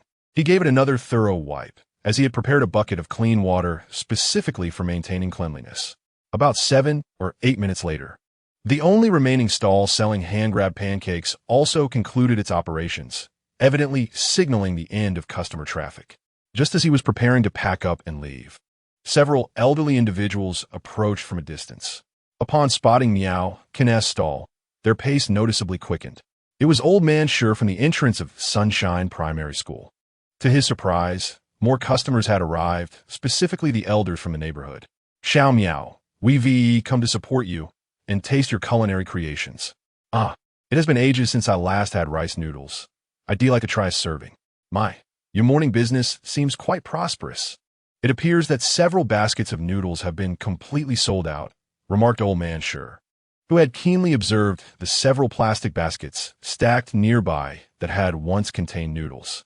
While he was privy to the exact number sold, he was aware that the vicinity of the school gates attracted a considerable foot traffic in the mornings, ensuring that business would be quite favorable. Miaokin smiled and asked, "That's wonderful. Are there any ingredients you prefer to avoid, such as spicy elements?" Old man Sure raised an eyebrow and replied, "Hey, are you underestimating me? I insist on my noodles being quite spicy.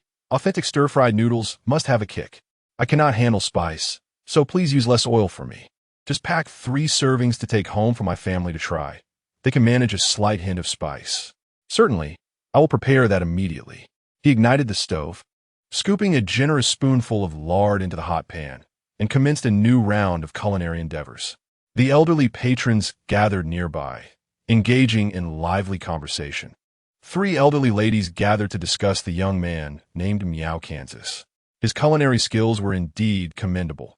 The aroma of his stir-fried noodles was simply irresistible. Yes, and his demeanor is delightful, brimming with patience. Just observe his swift movements. The dishes he prepares must surely be delectable. We could frequent this place for breakfast from now on. Amidst his bustling activities, Miaokin engaged in amiable conversations with the elderly, creating a harmonious atmosphere.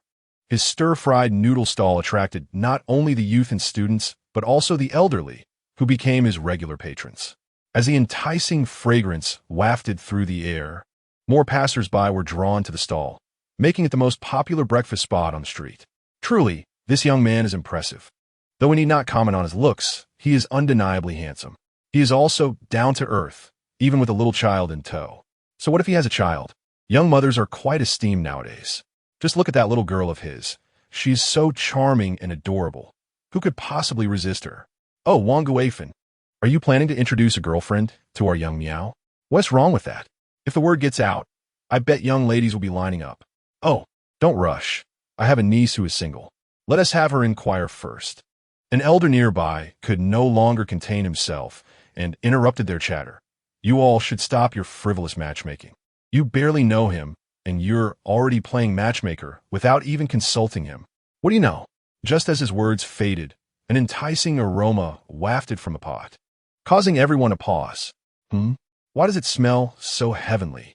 Conversation ceased as all eyes turned to the changes within the iron wok. The pale yellow noodles danced within, interspersed with shreds of cabbage, bean sprouts, diced onions, and ham, an utterly tantalizing sight. Miaokin skillfully wielded the spatula, adding soy sauce, salt, and sugar with precise measurements.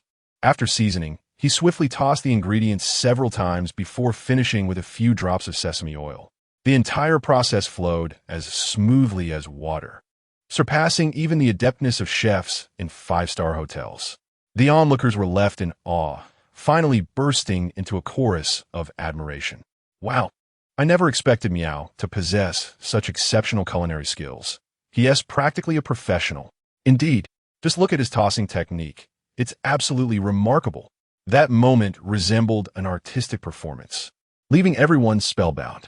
Once prepared, he packaged the noodles and handed them to the waiting Elder Sure and others.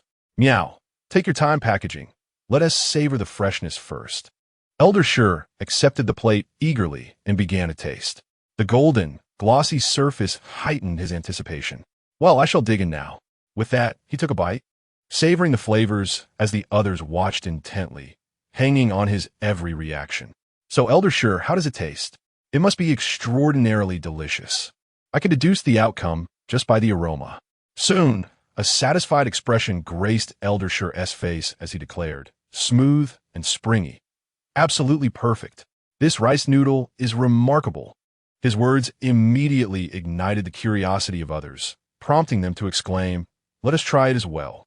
After sharing the chopsticks, several individuals took turns rotating them to grasp the delectable food, completely unable to stop. Indeed, it was extraordinarily delicious.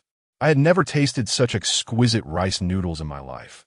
Not only was the texture rich and delicate, but there was also no hint of greasiness. It was simply marvelous. "Boss, please pack 3 more portions for takeout. I would also like 2 more, thank you." Typically, I refrain from indulging in such noodle dishes for breakfast, but this occasion was entirely different. Initially, my intent was merely to support the young entrepreneur. Yet it has become evident that no deliberate recommendation is necessary to attract numerous patrons seeking this culinary delight.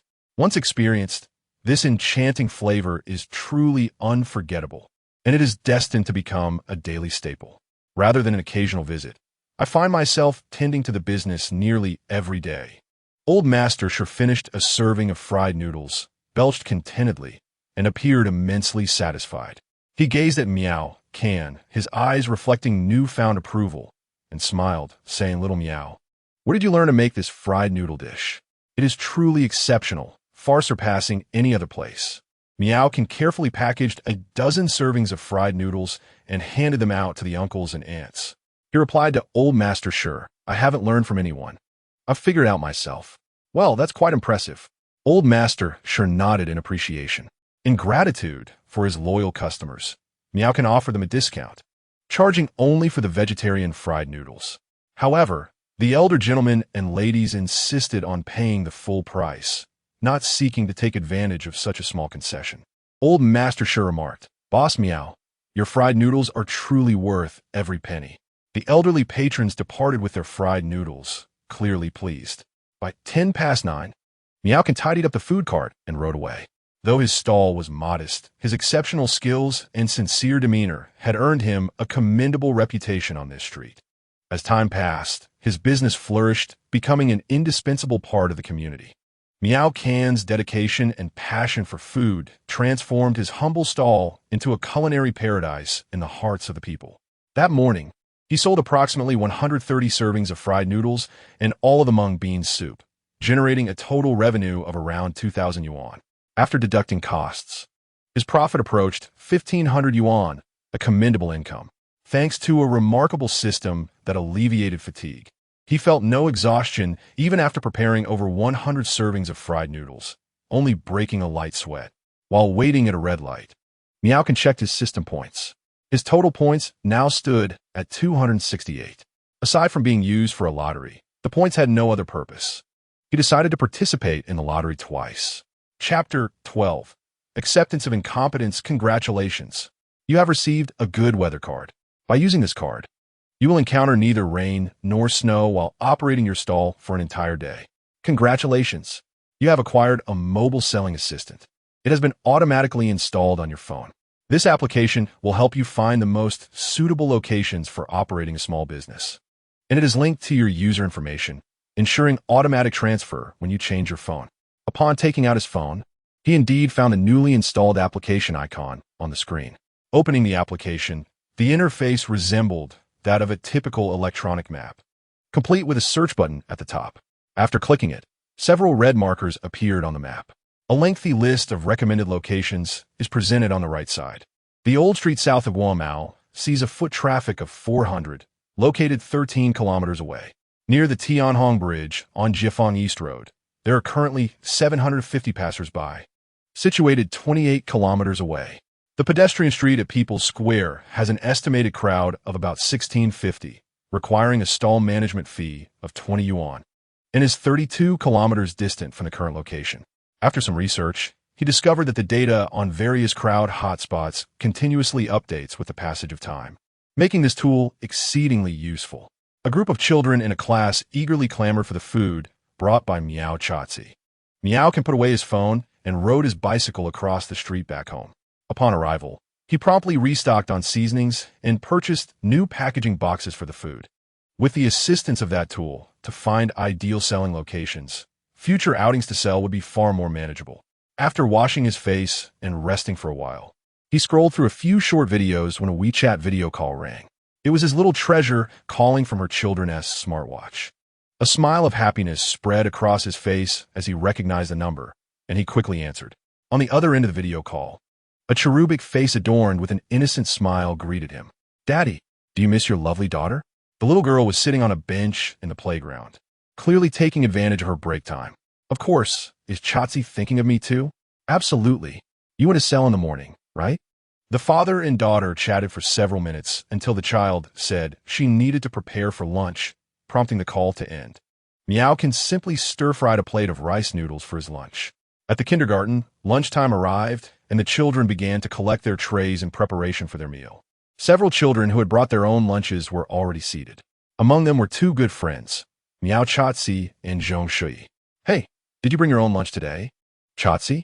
Zhong Shui inquired. "Uh-huh. My favorite is still the food made by my dad," Miao Chatzi proudly replied. "What did your dad make for you?" "He made me fried noodles."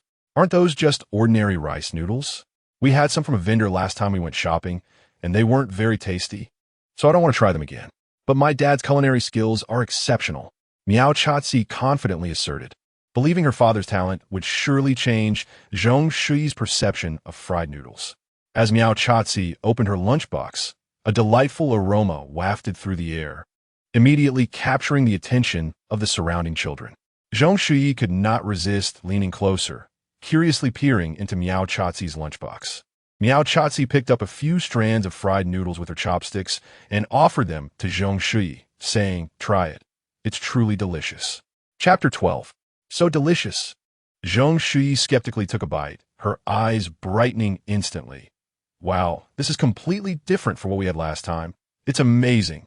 She was astonished by the taste of the fried noodles, which was entirely distinct from what she had previously experienced. Miao Can's fried noodles possessed a unique fragrance and flavor that captured one's heart with just one taste. Miao Chatzi beamed with joy, knowing her father's culinary skills would not disappoint her. The two little friends savored their meal while chatting, relishing the delightful moments of lunchtime. Other children were also drawn to the enticing aroma, casting envious glances, with some even rushing over to inquire about the secret behind the fried noodles. Miao Chatzi proudly revealed, "This is my father's exclusive recipe."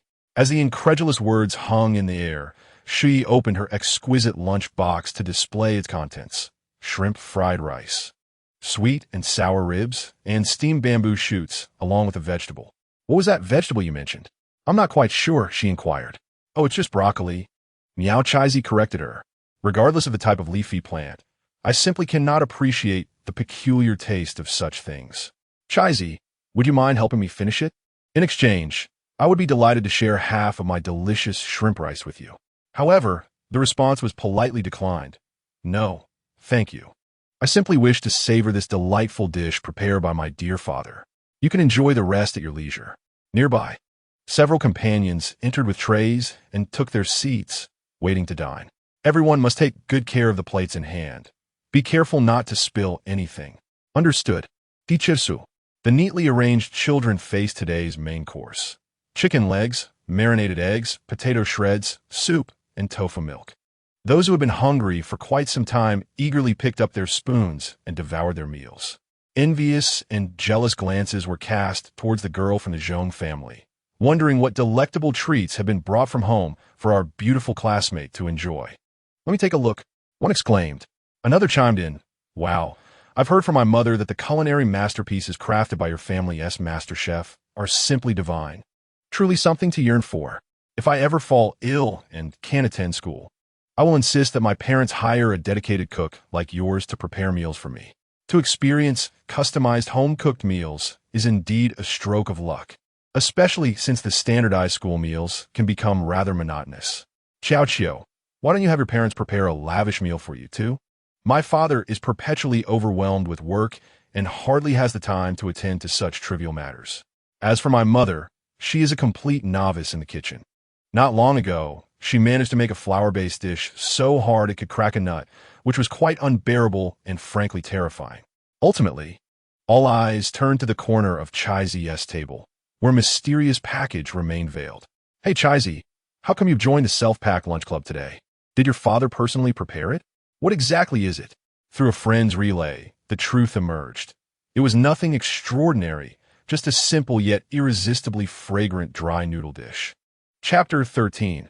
Up and down, is that all it is? Nothing special, someone replied nonchalantly. I tried it once and found the taste too greasy to bear.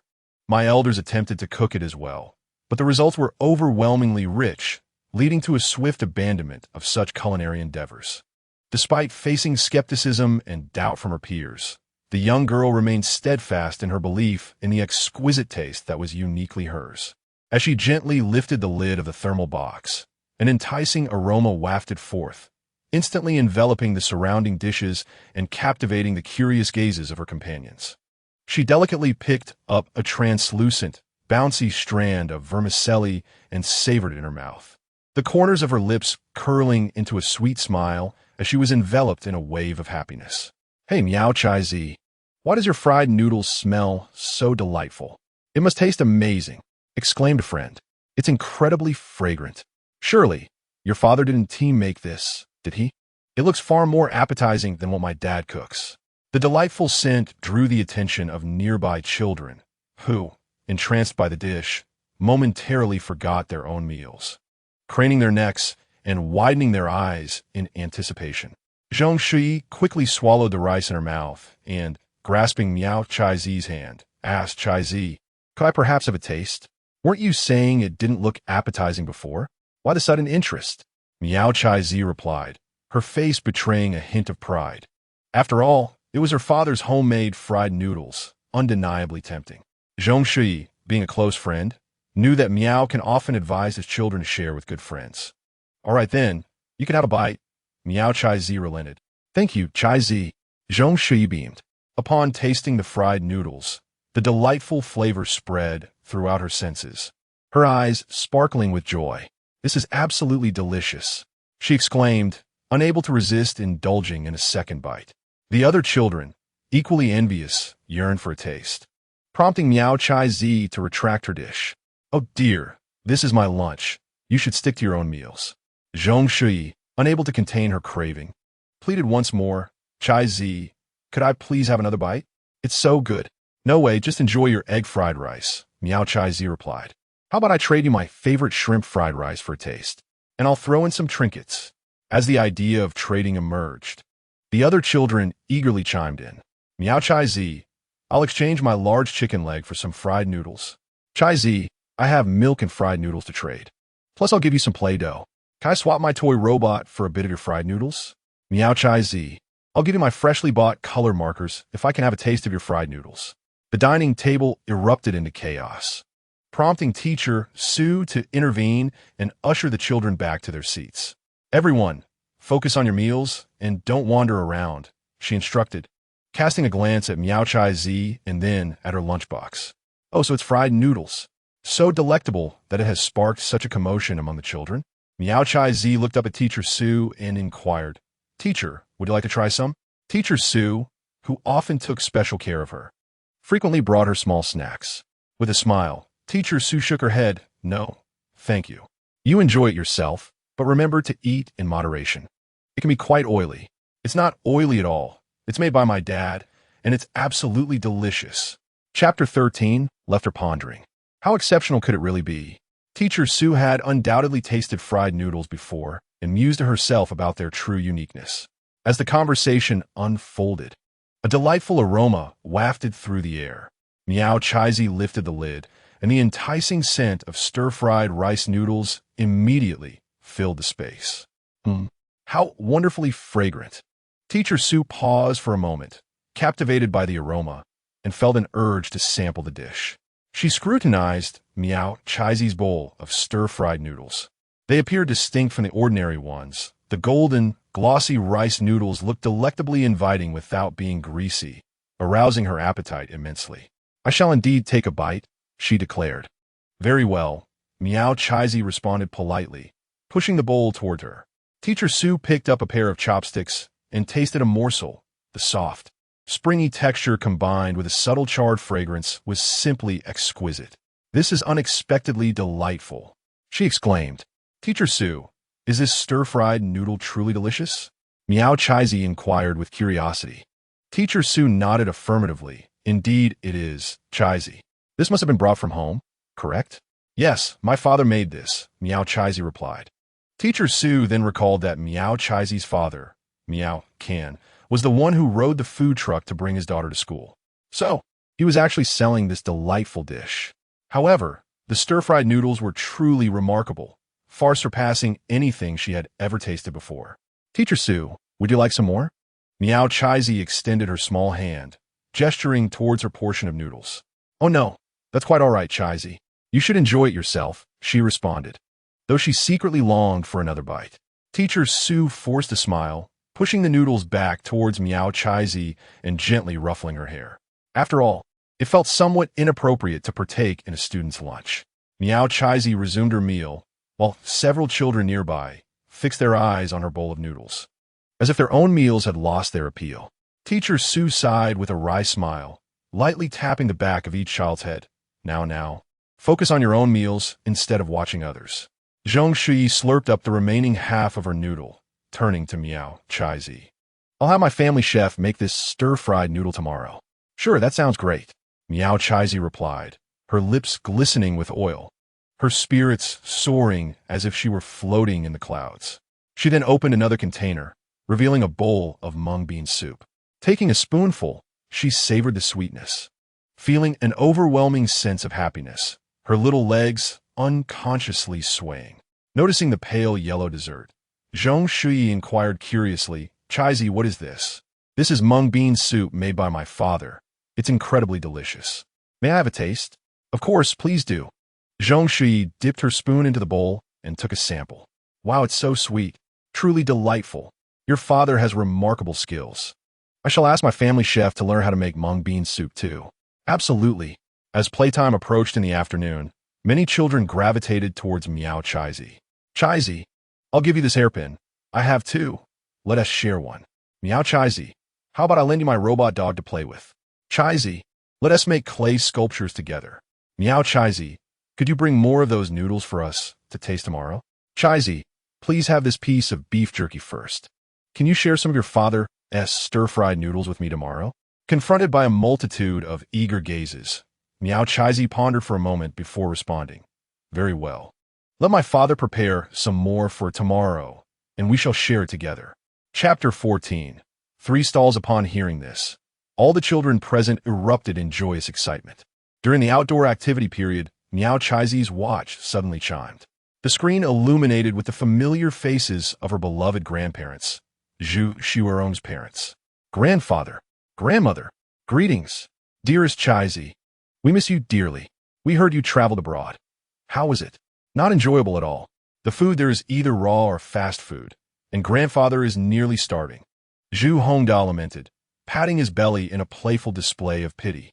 The usually commanding elder transformed into an endearing child at that moment. "Then please return home soon, and father can cook stir-fried noodles for you." "No need for that. I shall indulge in culinary delights with my precious granddaughter." Beside them, Jiang Qin smiled gently and inquired, "How has our little Chaizi been? Are you still being obedient?" "I am very well behaved. My parents have separated, and now I live with father in a different place." At this, the little girl pouted, the thought of her parents' separation still having a lingering effect on her. Meanwhile, the expressions of the two elders watching the screen darkened dramatically. "What? They have divorced? When did this happen?" The shocking revelation left them breathless. After a brief conversation with their granddaughter, they began to comfort the little angel. "Fear not, Chaizi, we will always be your steadfast support. Indeed, Chaizi, should you wish to return, just tell grandfather, and we shall come to fetch you." With their soothing words, Miao Chaizi's spirits gradually lifted. After ending the call, Zhu Hongda immediately set about booking the next available flight back home. In the presidential office of the International Grand Hotel, Zhu Xuerong, appearing slightly fatigued after a meeting, was suddenly jolted awake by the ringing of her phone. Her father's voice came through, brimming with anger. "Dad, I already informed you about my divorce from Miao, did I not? Even if you did, I still cannot accept it. Where can you find such an exceptional husband again? You must remarry him immediately. Her daughter, feeling helpless, replied, however, this is a matter that involves mutual decision. External forces should not intervene. Besides, there must be reasons behind his agreement to the divorce. After a brief silence, her father persisted with his firm stance. You and your mother will drive yourselves mad with worry. Why should he be left to care for the child alone without any support? He can only make a living by setting up a stall. The mention of setting up a stall caused Xuerong's brow to furrow, while she was taken aback. She also found it somewhat understandable. After all, even graduates from prestigious universities might struggle to secure good employment. Nevertheless, she resolved to extend a helping hand, offering opportunities to assist him in regaining his footing. I can introduce him to a good job. Zhu Hongda immediately countered, no, that is not permissible. Men possess a strong sense of pride. Thus, should he choose to leave everything behind, he would naturally refuse your charity. This matter is best left to me to resolve. Subsequently, he imparted a lengthy lecture to his daughter, which lasted several minutes, before handing the phone over to her mother, who proceeded to launch a half-hour emotional bombardment. After ending the call, Zhu Xuerong gently massaged her forehead, which throbbed slightly from the pressure, feeling a twinge of frustration within. Chapter 14. Did he truly set up a stall? How could this be? And he insists on taking the child with him? Miss Zhu found herself momentarily at a loss for words regarding this situation. Nevertheless, it was imperative to quickly ascertain the specifics of the current circumstances. Thus, she picked up the landline and dialed a number, commanding them to swiftly gather the latest information. She felt regret for not being able to stay updated on their situation due to her busy work schedule over the past few days. She then seized her mobile phone again, crafting a message on WeChat to inform him that he was selling snacks outside. The response came almost instantaneously, marked by 3 question marks, expressing surprise. The pedestrian street was bustling with people. After a while, the crowd grew hot and thirsty, making cold drinks and popsicles highly sought after. Miao prepared the mung bean soup, chilling it in the refrigerator. He had used over 30 kilograms of mung beans to make approximately 500 cups of mung bean soup, each cup containing 330 milliliters. To maintain the chilled state of the soup, he needed an insulated box. However, there was no need to purchase one. A large foam box lined with 2 layers of tinfoil would suffice for insulation. Miao loaded the mung bean soup into the foam box and transported it on his tricycle food cart. He then soaked 60 kilograms of rice noodles, chopped some accompaniments, and packed the necessary containers and items before setting off. Checking the vendor map application on his phone, he confirmed that this location did not require navigation. As the locals were well acquainted with the route, Miao pedaled his tricycle toward his destination. The People's Square pedestrian street was one of the oldest commercial areas in Longshan, stretching approximately 800 meters. It was a haven for food lovers, teeming with various snacks. The entire street boasted over 120 shops, nearly 80 of which were restaurants, with the remainder comprising an array of bustling snack stalls. For temporary vendors like Miao, it was challenging to penetrate the core area of the pedestrian street, as the stalls there were fixed and prohibitively expensive to rent annually. After paying a stall fee of 20 yuan, Miao commenced his business in a corner on the southern end of the pedestrian street.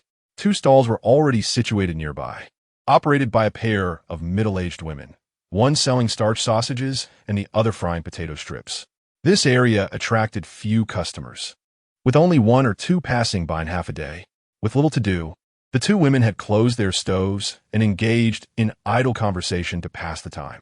Upon noticing Miao arrival, their eyes were immediately drawn to him. "Young man, you're selling fried noodles, aren't you?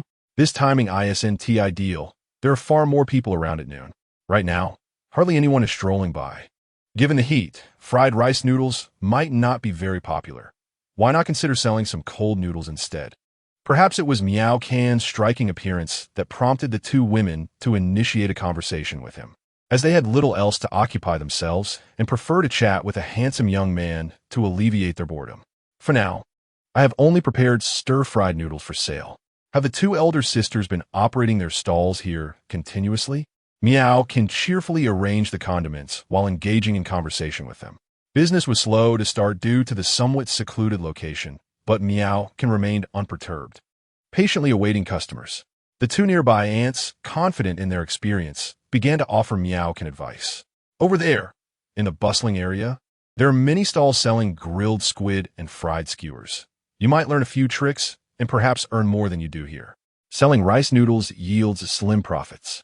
I know a fellow who only manages to sell around 50 portions a day, exhausting himself for hardly any gain. Chapter 15. Continuing the work. Moreover, there were numerous similar rice noodle eateries scattered along this street. After setting up the stall for about 20 minutes, a few tired tourists seeking rest discovered their trio of stalls. A young couple, shaded by a sun umbrella and carrying 2 cups of drinks, approached. The young man casually tossed his empty beverage bottle into a nearby trash can, scanning the surroundings. The 2 ants immediately greeted them with smiles. Would you like to try our delicious starch sausages? How about sampling our signature fried potatoes? They are absolutely delectable. However, the couple showed little interest, as such snacks were ubiquitous in the vicinity. Is there any mineral water for sale? Asked the young man. Yes, indeed, replied the ant selling starch sausages, pointing to a nearby box of bottled water. Do you have any cold ones? He inquired, his brow furrowing with dissatisfaction. We are quite parched. Darling, why don't you head to the small shop ahead and buy a bottle of iced drink? I really don't want to walk any further. She replied. I don't wish to move either. We've already been walking for 2 hours. At that moment, Miao, who had been smiling quietly nearby, spoke up. Would you care to try my chil mung bean soup? Wow, chil mung bean soup? That sounds delightful, just a thing to cool us down. The young couple immediately approached Miao Can's stall. He opened the cooler and handed each of them a refreshing cup of mung bean soup. This is indeed quite good. I never expected to find such amazing mung bean soup here. Sir, it seems you truly know how to conduct business. The young man eagerly accepted his cup. Hold off on scanning the code. Let me quench my thirst first. No worries. Please feel free to use a straw at your convenience, Miaokin replied. The young woman was captivated by the handsome young man, unable to resist stealing another glance. As the sweet, refreshing mung bean soup slid into their mouths, they gasped in astonishment. Oh my, this is truly delicious. The man swiftly finished an entire cup. This is something special. I'll have another cup. Huh, I want another one too. This is simply marvelous, far tastier than those milk teas. Miaokin promptly refilled their cups. The nearby ants were utterly astonished. One of them had previously attempted to sell a similar mung bean drink, but had switched careers due to poor sales. Watching the excitement of the 2 customers across from them, they were left questioning their life choices. Excuse me, sir, did you personally prepare this dessert? It feels as though I am enveloped in refreshment from head to toe, the lady inquired excitedly. The gentleman fervently nodded in agreement with her words, exclaiming, This is absolutely delightful. They had never tasted such exquisite mung bean juice before. Another round, please. It was already the 3rd refill, yet the gentleman still craved more. Witnessing this scene, an increasing number of passers-by were drawn in, eager to sample the renowned beverages. Rumor has it that the drinks here are exceptionally remarkable. They come highly recommended for a try. Then please 2 cups of the same. Subsequently, for new customers placed their orders in succession, instantly falling in love with this sweet delight. It truly was a gourmet treat for the summer. Had they known of such deliciousness, they would have foregone other drinks, reserving their appetites solely for this. A few regular patrons lingered, reluctant to depart, savoring the delicacies while singing praises. Observing the bustling popularity, curious pedestrians naturally became more inquisitive. What delectable delights do you recommend here? Chilled mung bean soup. Is it as extraordinary as the outside world claims? Look, they purchased 4 cups in one go. It must be exceptional. In merely 10 minutes, Miao Can's stall became a sensation. 2 ladies from a neighboring stall even abandoned their post to come and sample the mung bean dessert. Boss, you're incredible. This mung bean soup makes me yearn for another cup. Boss, let me try a portion of fried rice noodles. Given the popularity of the mung bean soup, the fried rice noodles should also be delightful, the customers mused. As Miaokin began to stir-fry the rice noodles in the pan, an enchanting aroma wafted through the air, as if cast by a spell. This fragrance gripped everyone's senses like an invisible hand, rendering them utterly helpless against its allure. All eyes were fixated on the noodles in the pan, as if they were the most treasured jewels in the world. As the noodles continued to fry, the aroma intensified, and mouths watered profusely, as if they might overflow. These fried rice noodles smell divine, someone exclaimed. Just by inhaling this scent, I can tell they must be exceptionally delicious. Hey, handsome, how much for this portion of fried rice noodles? Another eagerly inquired. I want 2 portions. Someone else shouted. I haven't had lunch yet, and this scent is making me ravenous. Boss, how could you be so inconsiderate? These fried rice noodles are so fantastic. Why didn't you tell us sooner? Now, my stomach is too full from the mung bean soup. Hey, don't worry, my friend. I'm quite hungry myself. If you can't finish, I'll help you out. No joking. Even if I'm stuffed, I must finish this. I just want to eat the fried rice noodles now. I suppose I must accommodate my stomach. After all, I've already had skewers today. This is the first time I've tasted such scrumptious fried rice noodles. 1 bite of fried noodles, 1 sip of mung bean soup. I wish I could guard your food cart every day. Boss, let us have 2 more portions of fried rice noodles. I've already paid on my phone. Soon, I'll need to buy some digestive tablets. Most customers, after enjoying the lively thoroughfare of the pedestrian street, ventured here in search of food. Little did they expect to discover such an impressive stall in this corner. What a miscalculation. The queue of eager patrons extended towards the nearby fruit stall, yet the proprietor, an elderly gentleman, appeared rather pleased by the throng. Some customers, while awaiting their turn, indulged in pineapples or watermelons to quench their thirst. Hey, don't overindulge in fruit.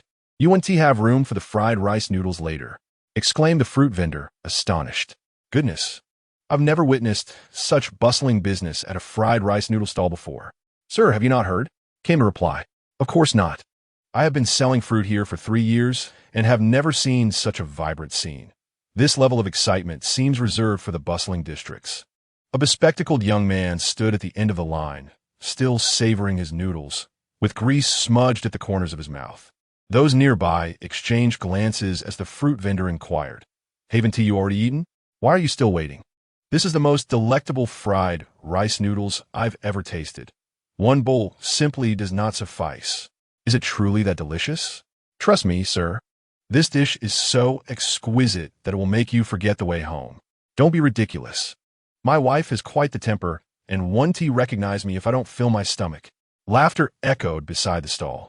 Miao tirelessly packed the freshly cooked fried rice noodles into boxes, glancing up at the lengthy line of eager customers, all with eyes fixated on the steaming noodles, their mouths watering in anticipation. He paused to take a sip of water before resuming his work. Observing others devouring their fragrant boxes, the patrons behind him grew increasingly restless. Some could not help but shout, Hurry up, boss. Your pace is slower than a mule. Brother, you are just adding to the frustration. Did you not see the iron wok nearly sparking? Boss, your hands must be getting sore. Do you need a break? Take your time, but please don't alter the flavor. Let us add more ingredients. We can prepare several bowls at once. Who wants 5 eggs? Are you trying to fill up on just eggs? Are you seriously planning to buy 20 bowls? The people behind you will not let that slide. Due to Miao Can's exceptional culinary skills, the entire process of packaging and payment was now conducted by the customers themselves. In just an hour, he sold over 100 portions of fried rice noodles and more than 200 cups of refreshing mung bean soup. A steady stream of patrons continued to form behind him. Nearby, the onlookers were taken aback. Who would have thought? This fellow's fried rice noodles and mung bean soup are simply divine. Goodness, how quickly he has sold so many portions. He must be raking in a fortune. I am truly impressed. There must be some secret recipe behind this extraordinary flavor.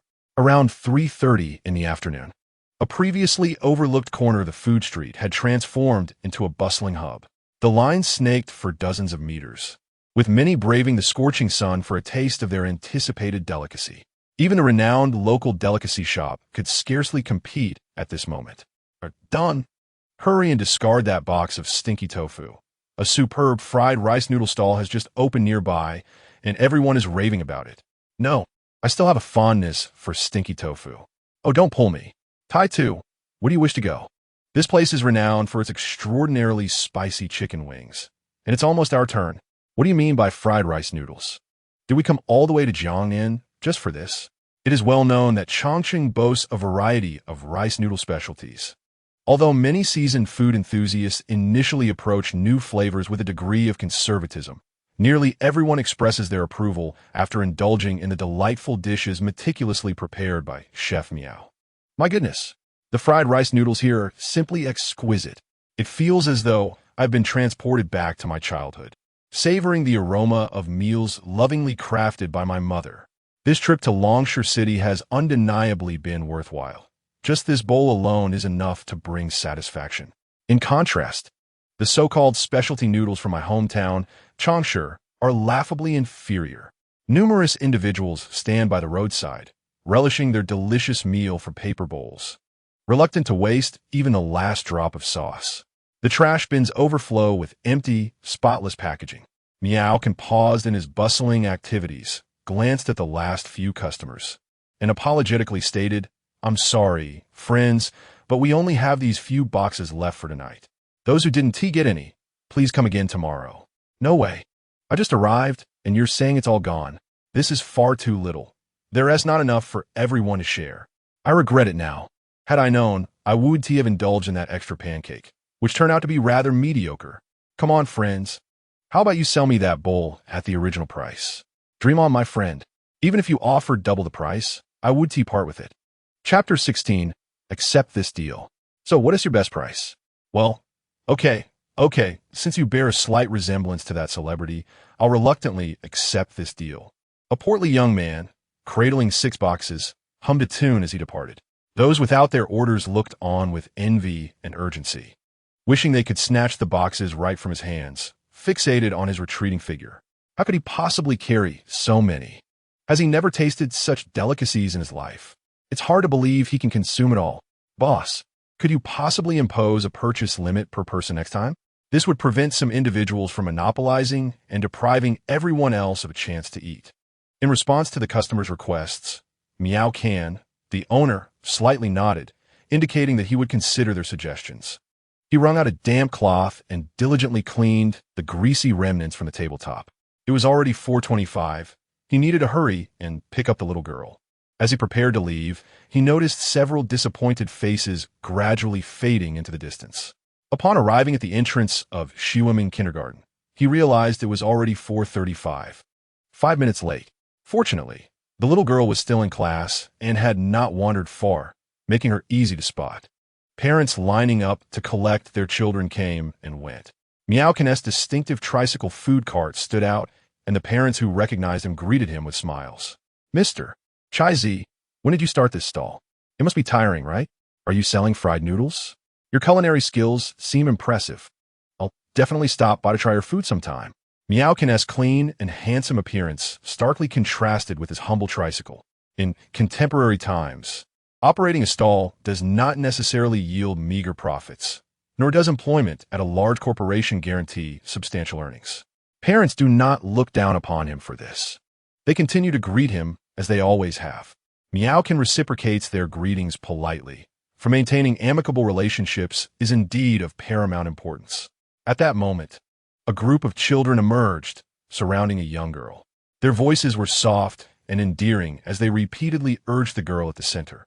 "Miao Chai-zi, don't forget to bring us fried noodles tomorrow. Chai-zi, I'll treat you to a lollipop tomorrow. Chai-zi, my mother will buy you a small cake."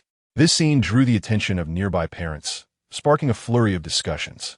Which child is this, so popular among her peers? What is the reason behind such a throng of children surrounding her? Who is this charming little beauty? She is truly delightful. My little Chio, even gifted her favorite teddy bear. Miao Chai-zi's hands were filled with various gifts: candies, milk, fruits, colored pens, and toys. "Rest assured, I will bring an extra portion of fried noodles tomorrow," she assured them. Indeed, Chai-zi has such a warm heart. "Miao Chai-zi, could you also bring an extra cup of mung bean soup? Chai-zi, where does your father set up his stall? I'll ask my grandfather to take me to try it." Some children even offered their mother's gold necklaces in exchange for a bowl of fried noodles. This made teacher Sue shake her head in amused disbelief. To win over the class with merely a bowl of fried noodles is quite a feat. All right, students. It is time to head home. Your parents are waiting at the entrance. Teacher Sue clapped her hands to remind everyone. Daddy. Chapter 17 begins with a lottery. The little girl rushed over upon spotting Miao, Kansas Chai Z. Have you received more gift from other children? Miao-can glanced over and saw no valuables among her treasures, thus allowing her to keep them. It is quite normal for children to exchange gifts. In her kindergarten days, a little boy had once gifted her a toy worth over 2,000 yuan, which she had also taken home. Miao-can had specifically educated her on the matter and had her return the item the following day.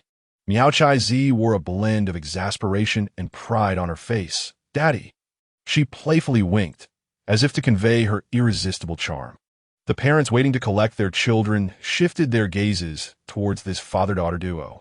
They were an enviably attractive pair, with a handsome father and a clever, well-behaved daughter. Their relationship appeared remarkably harmonious. In contrast, their own children often displayed mischievousness and disobedience, preoccupied only with the thoughts of snacks or toys after school. Miao Chai Z effortlessly climbed onto the front seat of the tricycle. The seat was spacious enough for two. Daddy, for dinner, I want fried noodles. No, tonight we are having rice. In order to ensure Chai Z's healthy development, Miao-can had devised a reasonable dietary plan for her. Occasionally indulging in fried noodles was acceptable, but the primary focus should be on providing ample balanced meals, especially the proteins found in meat and the vitamins present in vegetables. The little girl displayed a face full of grievance. As Miao-can's stir-fried noodles were simply delectable, she wished she could indulge in them at every meal. After eating rice, can I have an ice cream? The little one attempted to negotiate. We might consider your favorite popsicle, Miao-can replied with a smile. Pretending to cry, Chai Z lamented. Whoa. I'm no longer the little darling that Daddy cherishes the most. Within the confines of the Rose Hall private room at the Shiloh restaurant, she could hardly believe that he was setting up a stall to earn money with their daughter. Fangya gazed at Xuerong in disbelief. I have no idea what he intends to do, although Miao-can has been away from the workforce for quite some time. His prestigious university degree should not necessitate resorting to vending. Reflecting on his situation, having lost everything and facing the financial strain of raising a child, life is undeniably tough. Had he accepted those millions in bank cards back then, at least he could have lived more comfortably and avoided this predicament.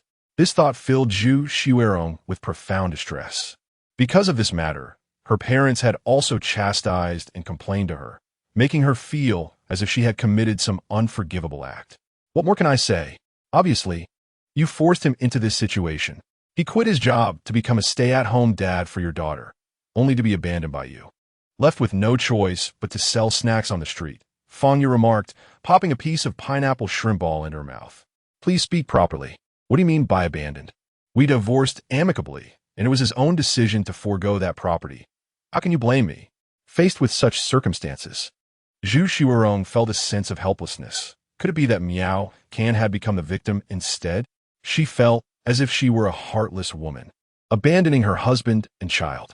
What do you plan to do next? Dad won't allow me to interfere. He will handle it. Have you been there in person? I haven't. But if I did meet him, what would change? If you cannot resolve this issue, then I shall go. I miss little Chai Z. It has been too long. Chapter 17. You two cannot involve yourself. Xuerong shook her head, savoring a sip of the rich bamboo duck soup. One must admit, the restaurant Fangya chose was quite remarkable. Fangya Said Sofli. At this point, it seems the two are destined to be fated yet unfulfilled. It is the child who suffers, toiling alongside her father under the sun, earning a meager living. Such hardship is truly unfair. By the way, do you know where he sells food? I do not know. What does he usually sell? I do not know. Where do they live now? I do not know. Fangya bit down fiercely on a piece of rib and fixed her gaze on Xuerong, saying, Xuerong, in this matter, the label of abandoning husband and child suits you quite well. Xuerong observed as Miao can pass through the market, purchasing half a free-range chicken, celery, and tomatoes. Upon returning home, he found Mr. Shi and several neighbors sitting in the shade, chatting and enjoying the coolness. Miao Kaizi demid greekly, cheerfully waving her little hand to greet everyone. Oh, it's Chai Z. Back from school, are you? My, Chai Z is such a good child, so sweet-tongued. Miao Chatzi is indeed a fortunate girl. the neighbors exclaimed, their gazes falling upon her with evident admiration. Who wouldn't desire such a sweet, charming, and kind-hearted daughter?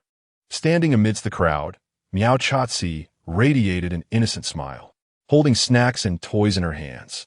She noticed the children accompanying the neighbors and promptly began distributing her treats to everyone without hesitation. The children, receiving the snacks and toys from Miao Chatsi, beamed with joy. They gathered around her, chattering their thanks, while Miao Chatsi joyfully responded, sharing in the delight with her friends. This act of kindness once again drew forth a chorus of praise from the neighbors. Miao pushed a three-wheeled cart into the yard, carrying the groceries he had purchased to prepare dinner. Dad, do you need my help? We can cook together now. There will be other opportunities to watch, he said.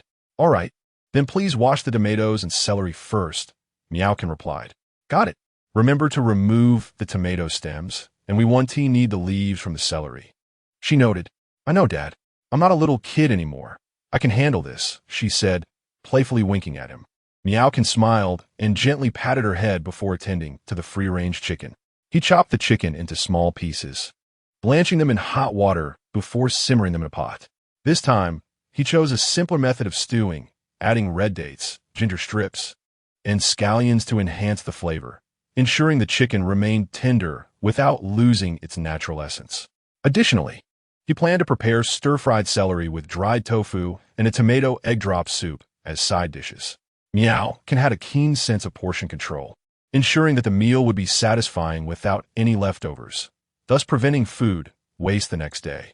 While washing the dishes, Miao checked his system records.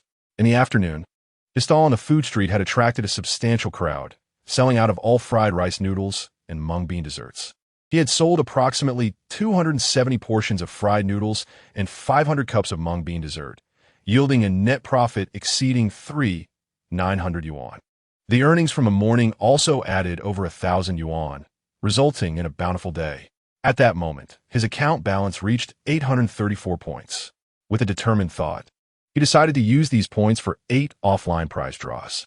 Miao drew prizes consecutively, deducting 100 points. Starting the draw, obtained the max level ice crystal cake making skill. Deducting 100 points, starting the draw, received 10 refreshing sugar pearls. Deducting 100 points, starting the draw, received 750 milliliters of efficient cleaner. Deducting 100 points, starting the draw, obtained a super cleaning cloth. The 8 draws concluded successfully, each yielding practical items. However, he only received 1 culinary skill-related prize, the top-tier ice crystal cake recipe guide. This classic dessert, originating from the South, is not only delicious and refreshing, but also rich in cultural heritage. The intricate details of crafting icy crystal pastries flickered through my mind like scenes from a film, indelibly etched in my memory.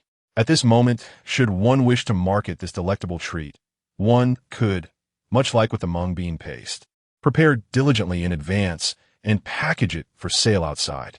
After examining several other items, he discovered that the so-called refreshing sugar beads were far from ordinary, boasting effects that surpassed those of standard mint gum by several magnitudes. Each item provided by the system was extraordinarily unique and precious. For instance, this superpowered detergent could effortlessly eradicate various stubborn grease stains with minimal manual effort required, and when paired with the powerful wiping cloth, it became unbeatable, allowing for quick and convenient cleaning, easily rinsed clean for reuse. With resolute determination, Miao promptly organized all the newly acquired tools neatly into the storage cabinet, preparing for the evening's endeavors. That night, Miao Chai-zi expressed her desire not to remain at home watching television, but instead to accompany her father to the night market. Miao pondered this and deemed it a splendid idea, provided they did not linger too late and disrupt the young girl's regular routine. Thus, preparations for the necessary raw materials commenced. He had previously arranged for 200 pounds of rice flour from the rice noodle shop owner, delivered right to their doorstep. The news that Master Miao could sell such a substantial quantity of goods was utterly astonishing. He also requested an additional 80 pounds of fresh red beans to be delivered for use the following morning. Filled with curiosity and anticipation for the new dessert he was about to try, Miao was eager to practice the newfound skill he had just acquired. By 6:15 in the evening, All preparations were complete, with only the final step of setting up the stall remaining. Chai Z, let us get going. Hop in the car. Yay! Clad in athletic attire, with her hair styled in two playful buns, she held a bowl of freshly brewed green bean cold drink. Savoring a small taste before turning to settle into the tricycle, ready for their adventure. The night market on Chonglin Road, nestled within the university town, was already adorned with a myriad of colorful neon lights, bustling with throngs of people. Numerous university students streamed out from the side entrances of nearby colleges, gathering in groups as if an entire class had agreed to converge here for a taste of something new. Class monitor, which place serves the rice noodles? Let us there for a tasting. Is it truly that delicious that you'd forego your usual favorite snail soup noodles? Rest assured, the flavor is indeed exceptional. I had a small taste yesterday, and it lingered in my thoughts all day, making it impossible to concentrate in class. Chapter 18 reveals just how vast the difference is. I think you all might be exaggerating a bit, don't you? It's just plain rice noodles. I've eaten plenty of similar foods outside, and am quite accustomed to them. Oh, don't be skeptical. You'll understand the difference once you taste it. Not only those who had just emerged from the school were present, but an even greater number of intrigued customers were also congregating towards the location of the Spicy Girl Hot Pot restaurant.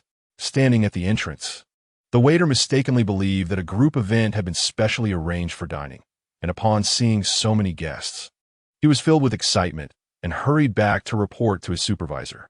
However, upon receiving the news, the elderly gentleman, who had initially greeted them with a smile, felt quite perplexed to learn that the guests were actually interested in the snacks being sold at a nearby stall. He wondered, what is happening? Can it be that someone finds that stall's rice noodles tastier than the authentic Sichuan flavors offered here? Not far away, another vendor, busy with his work, could not help but burst into laughter at the scene. He called out to the crowd, "What I make here is the renowned handmade stir-fried noodles. How could it possibly be inferior to any hot pot? The flavor is undoubtedly exceptional." On the other side, the owner of the hot pot restaurant, upon hearing this, turned pale and angrily retorted, "Stop boasting. Your food is greasy and unhealthy. I wouldn't even want it for free." Yet, the other vendor appeared unfazed, continuing to exult. "Ha! It seems some of my peers are genuinely envious. In that case, please form an orderly line, and I will do my utmost to serve you all swiftly and efficiently." The two owners were actually well acquainted and had maintained a friendly relationship without fierce competition, so joking around was harmless. However, the atmosphere tonight felt distinctly different, as it seemed that more diners were increasingly favoring the small stall over the steaming hot pot restaurant, which secretly delighted the noodle seller, Lao Zhang, who took the opportunity to tease old Gu, attempting to undermine his confidence. Master Qiao ceased his jesting, striking the edge of the wok with his ladle and preparing to stir-fry the noodles. At that moment, a large group of customers completely ignored Master Qiao's stall and walked straight inside. "Oh dear, we're not here for your stir-fried noodles. We want those from the handsome owner's place. I've tried your noodles before. They're nothing special and pale in comparison to what's inside. Master Qiao, I'm sorry, but we won TB choosing your stall today." This unexpected turn of events left Master Qiao in shock, forgetting even to pour oil into the wok. The iron pan was already emitting white smoke, yet he stood frozen. The group continued deeper into the alley. The hot pot owner, Gu, who had been simmering with frustration, felt a wave of relief upon witnessing this scene. With a hint of triumph, he remarked, "Master Qiao, sometimes you must reflect on your own shortcomings. After all these years, how much has the flavor of your stir-fried noodles improved? And what about your attitude towards customers?" Master Qiao quickly turned off the fire, shooting a glare at Gu, his face alternating between shades of blue and red. Suddenly, a thought flashed through his mind, causing him to break into a cold sweat. Could it be that? Deep in the alley, over 20 customers were scanning their surroundings, yet they could not locate Miao, Kiness noodle stall. The uncle selling Odin had also failed to secure a good position and had been overwhelmed by the homework assigned to him by elementary school students, which required him to come up with 20 words. He and his wife had racked their brains all day and had managed to generate only a handful. At this rate, he feared he might lose all his hair. Indeed, they had arrived a moment too late. Handsome gentlemen and beautiful ladies, Shall we indulge in some Odin? Good sir, did you happen to see that dashing young man's fried noodle stall yesterday? I missed it. Perhaps he has relocated? Witnessing the throngs seeking fried noodles, the Odin vendor felt a twinge of envy. Yet, to speak truthfully, the young man's culinary skills are indeed impressive. I wonder if he will return today.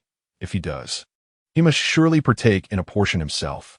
A few minutes later, Miao arrived, driving his small three-wheeled cart, albeit fashionably late. At last, you've graced us with your presence. Handsome proprietor, why weren't you here earlier to earn a living for your family? We have been waiting with bated breath. I feel as though I am aging by the minute. I have not eaten all day, simply waiting for your fried noodles. I nearly fainted from hunger. The meal at the cafeteria was hardly fit for swine. My sincerest apologies, I completely forgot. Is this the charming stall owner? He is simply enchanting. His daughter is equally adorable. I wish I could take her home. Sir, allow me to assist you in setting up your stall. Though the customers were ravenous, the atmosphere remained lively and cheerful. Dear brothers and sisters, please line up properly. Our delectable fried noodles will be ready shortly. Miao Chai Zi stood nearby, calling out with a youthful voice.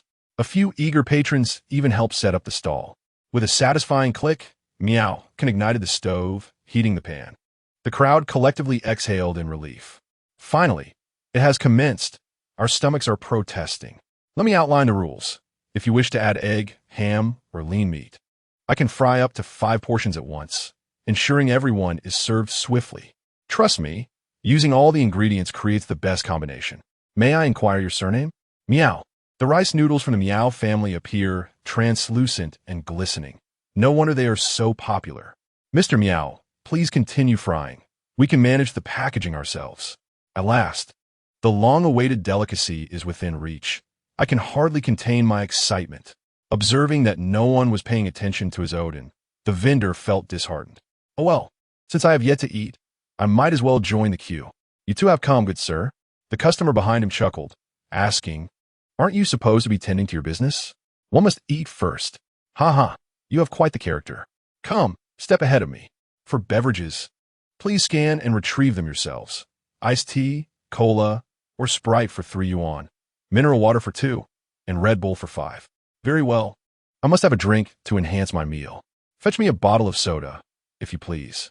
At that moment, a small child piped up with a sweet voice. Daddy has made a new flavor of mung bean soup. It's delicious and sweet. You simply must try it. She shook the cup in her hand, which still contained a little over a third of the soup, having only sipped it after dinner. A university student at the front of the line could not resist pinching her cheek. Little one, what do you think of the mung bean soup? It's absolutely fantastic. Not trying would be your loss. Just by the child's appearance, even if the taste were mediocre, many would be tempted to purchase. How much is a cup? Miao, busy frying, swiftly tossed in some small chili peppers and began to stir. Chapter 19, he instructed the child to display the price sign. The little girl raised the sign and indicated, Dear sister, a bowl of mung bean soup costs $3.50. After the girl scanned the code and made the payment, she picked up her cup. All eyes turned toward her, brimming with anticipation. If this dish proved equally exceptional, it would undoubtedly be worth a try. Wow, this is truly delightful. She was overjoyed. The taste was soft and silky, akin to a gentle spring breeze, incredibly refreshing. The people around her, upon hearing her exclamation, eagerly expressed their desire to partake. I want to try it too. 2 servings, please. The payment was successful. In an instant, the orders surged, and the little girl found herself in a flurry, nearly tumbling into the box. Why don't you take a seat over there and rest? We will handle everything, suggested a gentleman with a smile. All right, but don't forget to pay. Rest assured, I won't forget. You're quite astute. Each person in the queue held a chilled, sweet beverage, and some impatient individuals immediately began sipping through their straws. Following the experience, everyone unanimously praised the dish. This mung bean soup is simply marvelous. Sweet yet refreshing, a perfect combination. My goodness, Boss Miao, your mung bean soup is extraordinary, even surpassing milk tea. 1 cup is simply not enough. I need 2 to truly savor it. At 8 in the evening, the night market was at its peak. News spread rapidly. Miao Can's stir-fry stall had become a sensation. Over 50 people were lined up, forming a long, winding queue that filled the alley to its end. Some waiting patrons, feeling bored, took out their phones to record videos and share them on social media. This stir-fried noodles in the alley of Chonglin Road University Town is incredible. Too delicious to miss. Come and try it, or you will regret it. Location shared. The top-tier stir-fried noodles, so delectable they make you tremble. Get here before 9. Stir-fried noodles paired with mung bean soup, so delicious that I don't want to go home tonight. At the mouth of the alley, Master Miao and Boss Guo stood together, watching the bustling crowd deep within the alley. They had never witnessed such a scene before. Never had they imagined that a humble stir-fry stall could achieve such popularity. Old Xiao, have you tried those stir-fried noodles? Not yet. Aren't you curious to find out what they taste like? Not really. Why not just admit that others may do it better? Is it so hard? The taste likely isn't too different. Perhaps it's just the novelty. Seeing Master Miao remain obstinate, Bosqua chose not to press further. Suit yourself. I'm going to buy a portion of their stir-fried noodles to try. Bring me one too.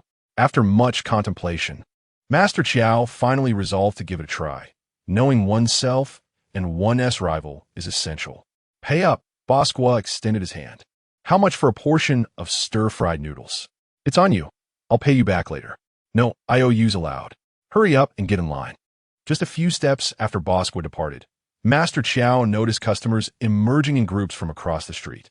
Some carried stir-fried noodles, others returned empty-handed, and a few sported grease stains on their lips.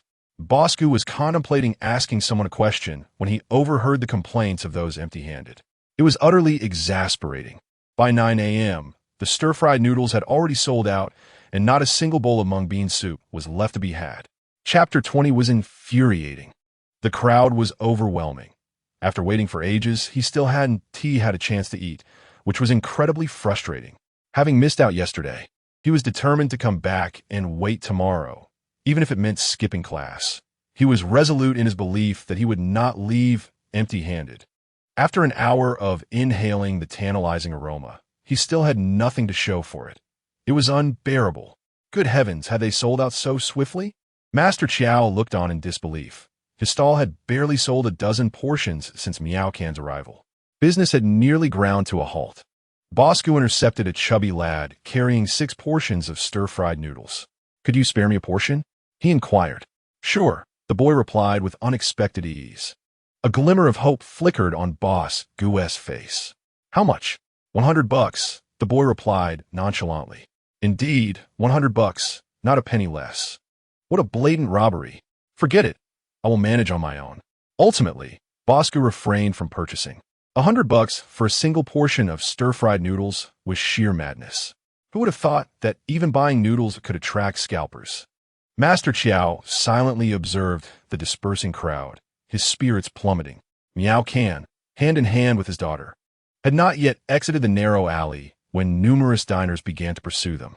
That's right, dashing boss. Come early tomorrow. We will be waiting for your stir-fried noodles and mung bean soup. Mr. Miao, take a good rest today. We look forward to your delicious stir-fried noodles tomorrow. Boss, see you at the usual spot tomorrow, rain or shine. We shall be here waiting for you. All right, understood. My father and I will definitely be here tomorrow. You all should head home and rest as well. Goodbye.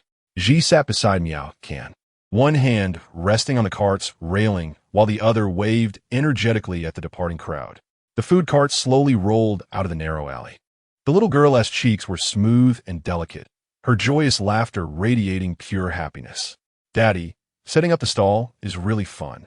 Can we come again tomorrow? Ji, are you not tired? Not at all. It's much more enjoyable than kindergarten. Miao Can's lips curled upward slightly. It seemed that kindergarten was indeed quite exhausting. By the time they returned home, it was nearly 10 o'clock. Daddy, tell me a story. The little girl slowly lifted her hand, gently covering her mouth as she let out a large yawn. Her eyes narrowed, long lashes fluttering like butterfly wings, revealing a hint of weariness. Sunlight streamed through the window, illuminating her slightly pale skin and faint dark circles beneath her eyes. Her hair was tousled across the pillow, as if narrating her fatigue. As time passed, her breathing grew steadier and her body began to relax. Finally, her eyes fully closed, and she drifted into a sweet slumber. Miao softly turned off the light, gently closed the door, and left the room. In the yard, he washed the food cart, utilizing the highly efficient detergent and cloth provided by the system, greatly enhancing the cleaning effect. No matter how dirty the surface, a single wipe left it looking brand new. The plastic baskets for food ingredients and the insulated boxes have been thoroughly cleaned and placed in a well-ventilated area to dry. He places great importance on hygiene, particularly when it comes to food-related items, ensuring they remain pristine to instill confidence in his customers. The sanitary conditions of street vendors are generally subpar, with thick layers of grease visible on surfaces, not to mention the neglected corners. News reports frequently highlight cases of food poisoning attributed to street food. Furthermore, studies indicate that consuming street food may elevate cancer risks. Miao believes the issues stem from two primary factors: inadequate sanitary conditions and unhealthy raw materials. Many vendors utilize inexpensive frozen products such as starch sausages, squid, and meat skewers, often adding numerous additives to enhance their appearance of freshness. He resolutely refuses to engage in such unethical practices. He also firmly avoids setting up his stall on the dusty roads. After tidying up everything, Miao took a shower and comfortably laid down on his bed. The time was nearing 11 o'clock. As he listened to the chirping of crickets outside, he gradually fell drowsy. Upon checking his Alipay and WeChat wallet, he found that his earnings for the night and the entire day had reached around 10,000 yuan. Satisfied with this income, Miao felt relieved, no longer troubled by living expenses. Each day was filled with fulfillment and joy. His system points had reached 628. Just as he was about to draw a lottery, a notification sound from WeChat interrupted him. Miao opened it to find a message from his ex-wife, Xuerong. Raising his eyebrows slightly, Xuerong, Miao, has the little one gone to sleep? Miao did not delete the chat history with Xuerong. Previously, her messages always revolved around being busy. I have to work late tonight. You all can sleep without waiting for me. I'll be on a business trip to Haishur and will return in 3 days. Please help take care of the child. I have an important meeting and might miss the kindergarten performance. Please tell her I'm sorry. I might not be there for Xi's birthday. The cake is ordered, and I'll make up for the gift when I return. Miao did not blame Xuerong. As the president of several five-star hotels, she was indeed very busy and under immense pressure. It fell upon him to accompany their child, fulfilling both paternal and maternal roles. Though they were divorced, their relationship was not particularly distant. After all, Xuerong remained the child's mother. Miao replied, "The little one is already asleep." A few seconds later, his phone vibrated. Xuerong, where are you living now? Are you adjusting well to the new place? Miao, in the old district of the southern city, the house is quite nice, and the environment is pleasant. The little one sleeps soundly in the new bed. In the villa, the spacious room, despite its luxurious decor, appeared rather desolate. Xuerong lay on the bed in a deep gray silk nightgown, her graceful curves accentuated. She pondered how to respond to his message. In her professional life, she handled affairs with decisiveness and composure, effortlessly directing hundreds of employees. Yet, when it came to her ex-husband Miao, she found herself at a loss for words. The father and daughter now resided in the old district of the southern city. The house is really nice. The environment is pleasant. Xuerong held a different opinion. Those dilapidated houses must have been constructed decades ago. How could they possibly be comfortable? Miao was surely putting on a brave front. Even the days of street vending were fraught with difficulty. How could one possibly thrive? It was unlikely that Chai Zi would adapt to such a lifestyle either. Xuerong gently furrowed her brows, contemplating before continuing to send messages. Xuerong, have you found a job? After all these years, securing stable employment is not easy. If you require assistance, do not hesitate to ask. Miao, I already have one. The income is decent, so there is no need to worry about affecting the little one's life and studies. Street vending counts as formal employment. The income is satisfactory.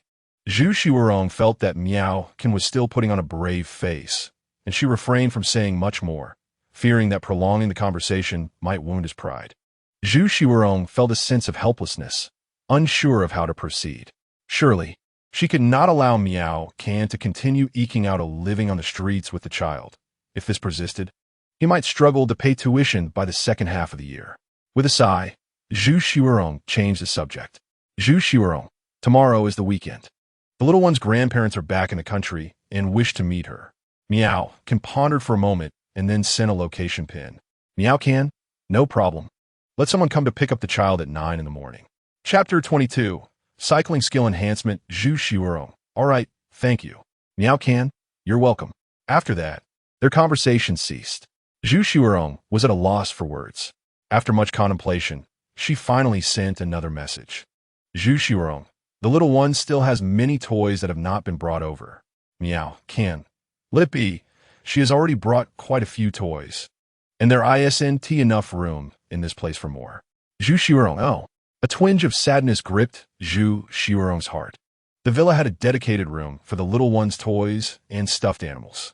After they moved out, Xuerong realized that many gifts she had bought for the child were left behind. Most of what the little one took were items purchased by Miao, Kansas. Xuerong reflected on her lack of attention toward the child. A girl probably wouldn't have much interest in toy cars. Meanwhile, Fanya sat before her computer, engrossed in editing a culinary short video. She skillfully employed various editing techniques to showcase the preparation of ingredients, the cooking process, and the final product in vivid detail. After meticulous editing, the short video was finally complete.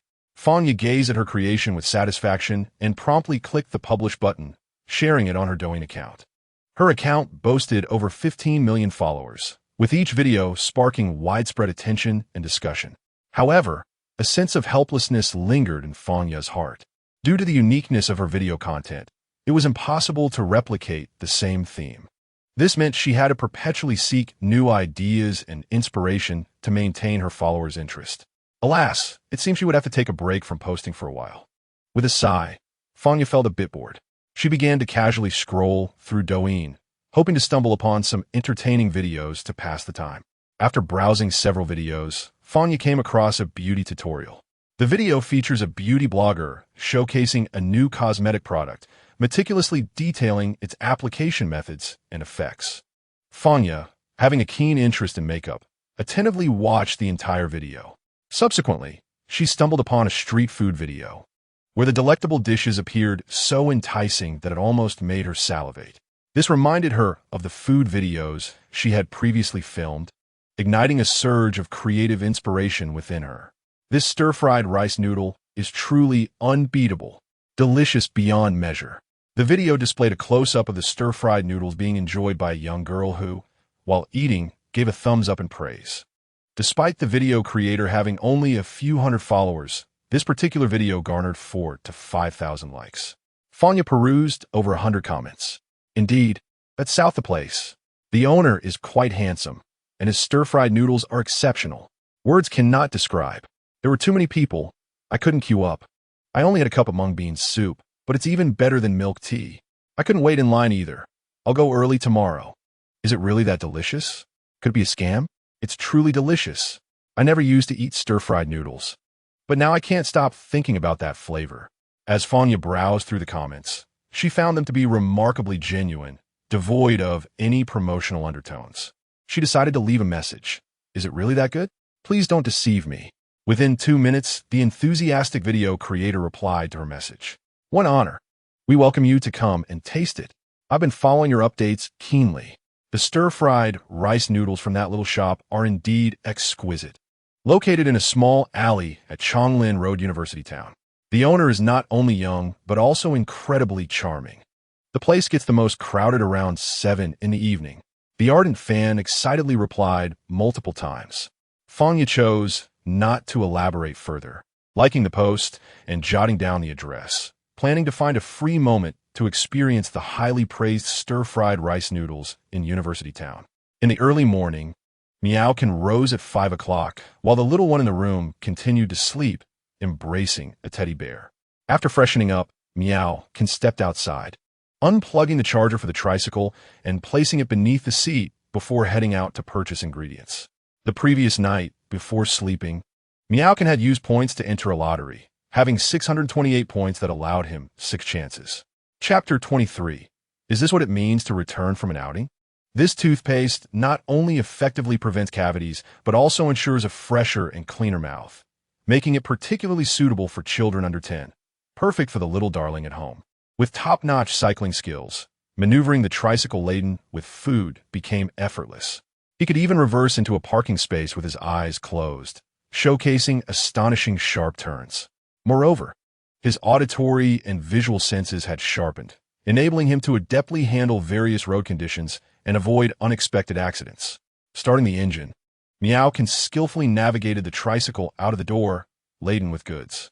Miao can meticulously selected a plethora of fresh cabbage, bean sprouts, and ham as the primary ingredients for his stir-fried rice noodles at the market. Due to the thriving nature of his business, the ingredients typically sell out within a single day, making the assurance of daily fresh supplies paramount. While he occasionally stocks up on long-lasting items like ham, pork must be slaughtered on the same day to guarantee optimal flavor. Additionally, he procured several pounds of rock sugar to prepare sweet mung bean soup. Today's new culinary creation will be the translucent sweet delicacy known as crystal cakes. Despite the intricate and time-consuming preparation process, he does not intend to mass-produce them. To maintain an air of mystery and diversify the menu, Miao opted for a limited supply approach. After spending nearly half an hour gathering all the necessary items, he finally arrived at a store specializing in rice and flour. "Hello, do you sell glutinous rice from Lingu?" Miao inquired, picking up some rice in a bag for closer inspection. "Ah, young man, you have a discerning eye. It's clear you can recognize our local specialty." The shopkeeper replied with a smile. "Indeed, its grains are relatively short and round, with a more translucent appearance. What is the price per kilogram?" 5 yuan and 3 jiao. "I would like 10 kilograms. No problem at all. Do you have any glutinous rice for sale?" "Of course. The left side is 5 yuan and 6 jiao, while the right side is 6 yuan and 4 jiao. Which would you prefer?" "This one is from the Xuerong region, correct?" "Absolutely genuine. Otherwise, I'll compensate you tenfold. Please weigh out 60 jin, as previously mentioned." "All right, it will be ready shortly." After settling the bill, Miao took a moment to observe the shop's exact location, committing it to memory. "Thank you, shopkeeper. We shall conclude our business here for today. Might I receive a discount on my next visit?" he asked. "Rest assured, young man. Take your time," the shopkeeper responded. The most crucial step in crafting the commendable crystal cakes lies in the selection of ingredients. The ideal materials for such pastries, glutinous rice and japonica rice, are sourced from 2 neighboring towns to the north. Employing Western machinery to grind the rice would compromise its original flavor and texture. Once one has sampled the handmade version, the differences become immediately discernible. After some inquiries, Miao ultimately located the desired tool. A stone mill with a diameter of approximately 30 centimeters, capable of processing 5 to 6 jin at a time, in the hands of an elderly individual. This long-idle, small stone mill was purchased for 30 yuan, covered in dust amidst a pile of miscellaneous items. In addition to the essential equipment, such as a steamer, peanut oil press, osmanthus syrup, and traditional fuel, all were included in his procurement list. Chapter 24.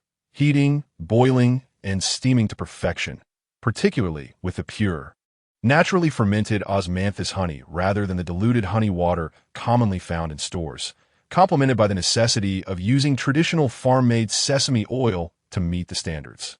The entire shopping endeavor lasted nearly an hour and a half, consuming approximately 600 yuan from his budget. Having organized his purchases, Miao steered his electric tricycle, laden with goods, southward through the community. Upon returning to the entrance of the community, I fortuitously encountered several neighbors, including the amiable Mr. Shi, who had been waiting for some time. From a distance, I spotted the familiar silhouette approaching, and the elder greeted me with a beaming smile. "Ah, young Miao, have you just returned from an outing?" After slightly slowing my pace, I responded, "Of course, I was gathering ingredients. Even though school is not in session, there are still many customers in the vicinity who require service." "Excellent, excellent. A little later, we elders would like to savor the vermicelli and refreshing beverages you prepare." He warmly invited, his face radiating genuine delight. "Wow, your creations are truly delectable," another neighbor exclaimed, clearly impressed. "Not only are they flavorful, but their unique texture lingers on the palate. After tasting once, it feels as though one is under a spell, unable to stop. Just yesterday, my wife nearly broke her chopsticks over your snacks. Haha. I suspect she will soon be seeking your culinary delights again. My grandson also adores your dishes. We shall certainly visit you on time. It would take approximately 2 more hours to finalize all preparations. Then we shall wait patiently, I replied. Upon entering my home, I found a little girl still lost in the realm of dreams. As today was the weekend, I decided to let her continue to relish the joys of sleep. Meanwhile, I busied myself with various preparatory tasks for the upcoming opening. For dry vermicelli, it suffices to soak the dried products until they become tender and drain the excess water. I chopped a variety of vegetables and meats into small cubes and placed them in a separate basket for later use, a process that was both straightforward and effortless. While preparing a pot of mung bean soup, I concurrently began the intricate process of crafting crystal cakes. Next, I entered the most critical phase, the creation of the crystal cake. First, I meticulously rinsed 2 bags of selected rice until clean and then utilized nearby tools to finally grind them to a flour-like consistency. Following a specific ratio, I uniformly mixed the 2 ingredients in a 73-27 proportion, incorporating water and several other auxiliary ingredients, such as granulated sugar, stirring continuously until a thick consistency was achieved. Subsequently shaping it into dough. I then repeatedly patted the surface of the formed dough until it fully absorbed the oil component. This action was by no means a mere slap. It involved numerous subtle techniques and considerations regarding the force applied. This phase, known as pounding, plays a vital role throughout the entire production process. If executed correctly, this step ensures that the final product exhibits a transparent and smooth texture without extraneous air pockets. Similar to the technique used in pounding rice cakes, this action is performed post-cooking to enhance the food stickiness, whereas the current method primarily aims to improve the material's oil absorption. Next, I added a precise amount of plant oil that had undergone high-temperature processing. It is worth noting that at this stage, manual intervention in the stirring process is unnecessary. Once the initial groundwork is laid, the 2 ingredients will spontaneously meld within minutes, revealing a remarkable chemical reaction. Chapter 25. This box is for your mother. After a brief wait, the anticipated phenomenon indeed manifested itself. The meticulously organized small boxes were sequentially arranged upon the countertop, into which the semi-finished product, previously blended to perfection and skillfully beaten to achieve the desired consistency, was delicately placed in the center before being transferred into a pot for heating until it reached a boil and was thoroughly steamed. It is imperative to employ pure, uncontaminated fruit wood as the heat source, as this detail is crucial for ensuring the overall flavor quality. Any oversight could adversely affect the final product. Controlling the heat is another vital step, one that novice practitioners may require at least 5 years of practical experience to master with dexterity. Fortunately, Miao had long since honed his exceptional skills, allowing him to navigate this process with ease and confidence. After half an hour, he lifted the pot lid to reveal exquisite small squares, each as clear and transparent as crystal, emanating a captivating sheen, quietly resting atop the cloth in the steamer, awaiting inspection. They were flawless, devoid of any blemishes. This was the legendary authentic ice crystal cake. The 3-tiered steamer design could accommodate a product weight of 60 pounds in a single batch. These neatly arranged little gems seemed to narrate their delightful tales, compelling onlookers to pause in admiration and praise. As a final touch before cooling, a delicate layer of osmanthus honey and vibrant chrysanthemum petals was applied to the surface. When all the steam had dissipated, it signified the completion of this culinary masterpiece. Eagerly, he removed a piece from the tray to personally savor its refreshing, sweet yet not cloying flavor that melted in the mouth, revealing distinct layers and an unforgettable aftertaste. Truly an unparalleled creation, worthy of surpassing any modern confectionery. Carefully packaged, each box contained over 200 grams, priced at 25 yuan per serving. Finally, Miao picked up a whiteboard marker to clearly inscribe the unit price. He then sealed the green bean paste in a cup and placed it in the thermal box. Selling warm green bean paste in the morning was essential, as the cold version was not kind to the stomach. He loaded various ingredients onto the food cart, glanced at the time, and proceeded to awaken his daughter, Miao Chitsi. Daddy, I was dreaming of eating ice cream. The moment you called me, the sweet ice cream vanished. What of it? Well, Daddy, you must compensate me with an ice cream, preferably chocolate-flavored. Please, let us see how you behave today at Grandpa and Grandma's. Be good and don't be naughty. Understood? Miao gently pinched the little one's nose. Daddy, can I come home early? I will miss you. Of course. I will pick you up tomorrow at 3 in the afternoon. All right. Miao Chitsi leaped up, embraced Miao, planted a kiss on his cheek, and then dashed off to brush her teeth and wash her face. Breakfast consisted of fried eggs, ham, and oatmeal porridge, which the little one devoured heartily. After a while, a Bentley pulled up in front of the house. Miao took 3 boxes of frozen cake for the little one to carry. Daddy, what is this? This is frozen cake. 1 box is for you, and the other 2 are gift for Grandpa and Grandma. Frozen cake? The little one gazed at the transparent, beautiful delicacy in the box, brimming with excitement. Father, will I taste it now? It must be delectable. Miao gently restrained her small hand, saying, We just finished breakfast. It is not the right time to eat. We shall indulge later. All right. The little one obediently nodded in agreement. Chapter 26. Is it a product without substance? Miao pondered for a moment and then retrieved another box. This one is for your mother. Oh. The driver took several boxes of frozen cake, carefully guiding Miao Chitsi into the car. He respectfully addressed Miao, Mr. Miao, I shall escort Miss Chitsi. The chairman and his wife have yet to disembark from the airplane. I will take her to meet President Zhu first. Very well. Miao nodded. Goodbye, father. Remember to think of me. Yes, I certainly will, Chitsi. Farewell. After bidding farewell to the Bentley, Miao turned and returned home, then mounted his tricycle and set off towards Sunshine Primary School. 15 minutes later, the tricycle food cart came to a halt at the school gate. The entrance was firmly shut, and the campus was devoid of life. Students were absent from classes, and the breakfast stalls had significantly diminished.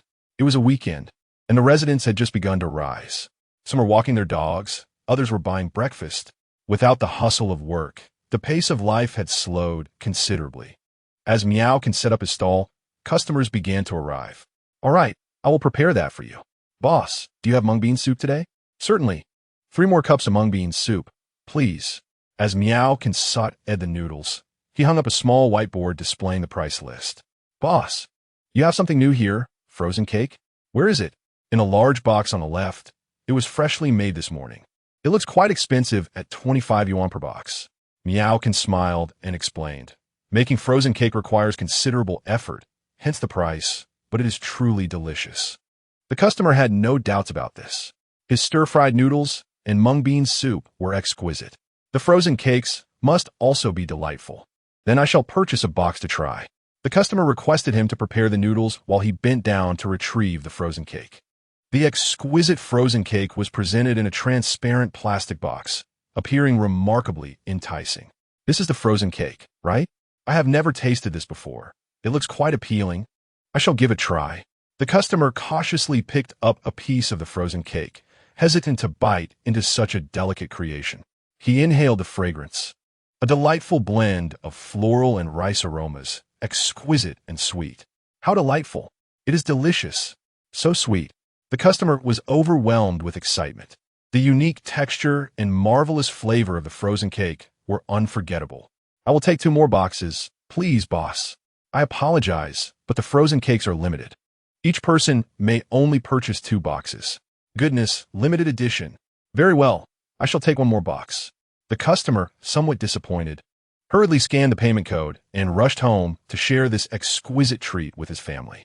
Shortly after the first customer departed, others began to gather around, all of whom had sampled the stir-fried noodles the previous day. The flavors crafted by Miao lingered in their memories. Good morning, boss. I would like 2 servings of stir-fried noodles with extra ingredients. Boss, you have finally arrived. I came down at 8 o'clock and thought you wouldn't show up. Quickly, 3 servings of stir-fried noodles, loaded with ingredients and chili. Oh, boss, do you have frozen cake here? Is it good? Miao can package the freshly cooked stir-fried noodles and handed them to one customer. He then brought out a dozen boxes of frozen cakes and placed them on the counter. These are the frozen cakes, utterly delectable, with a limit of 2 boxes per person. The people in line stared at the frozen cakes on the counter. The translucent cakes resembled works of art, incredibly tempting. Is this what frozen cake looks like? So beautiful and exquisite. They appear delightful, priced at 25 yuan per box. With a limit of 2 boxes per person, I have tasted osmanthus cake and mung bean cake, both delightful. But I wonder how the frozen cake crafted by Boss Miao compares. Chapter 27 promises a delightful experience. The boxes bore no labels or dates. Are they unbranded products? What are you talking about? These are made by Boss Miao himself, not sourced from elsewhere. At this moment, Miao lifted his head to explain.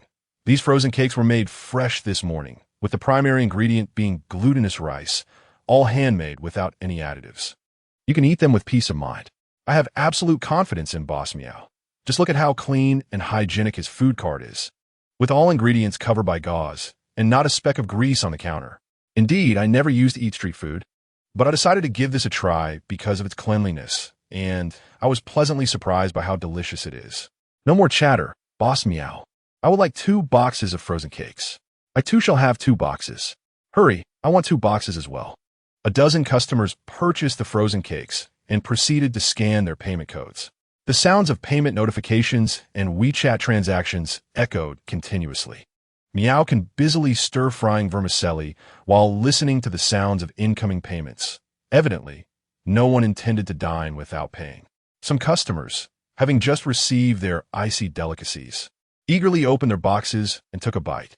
This dessert is delicately soft, and with each chew, one can savor its firm yet tender texture, uplifting one's spirits.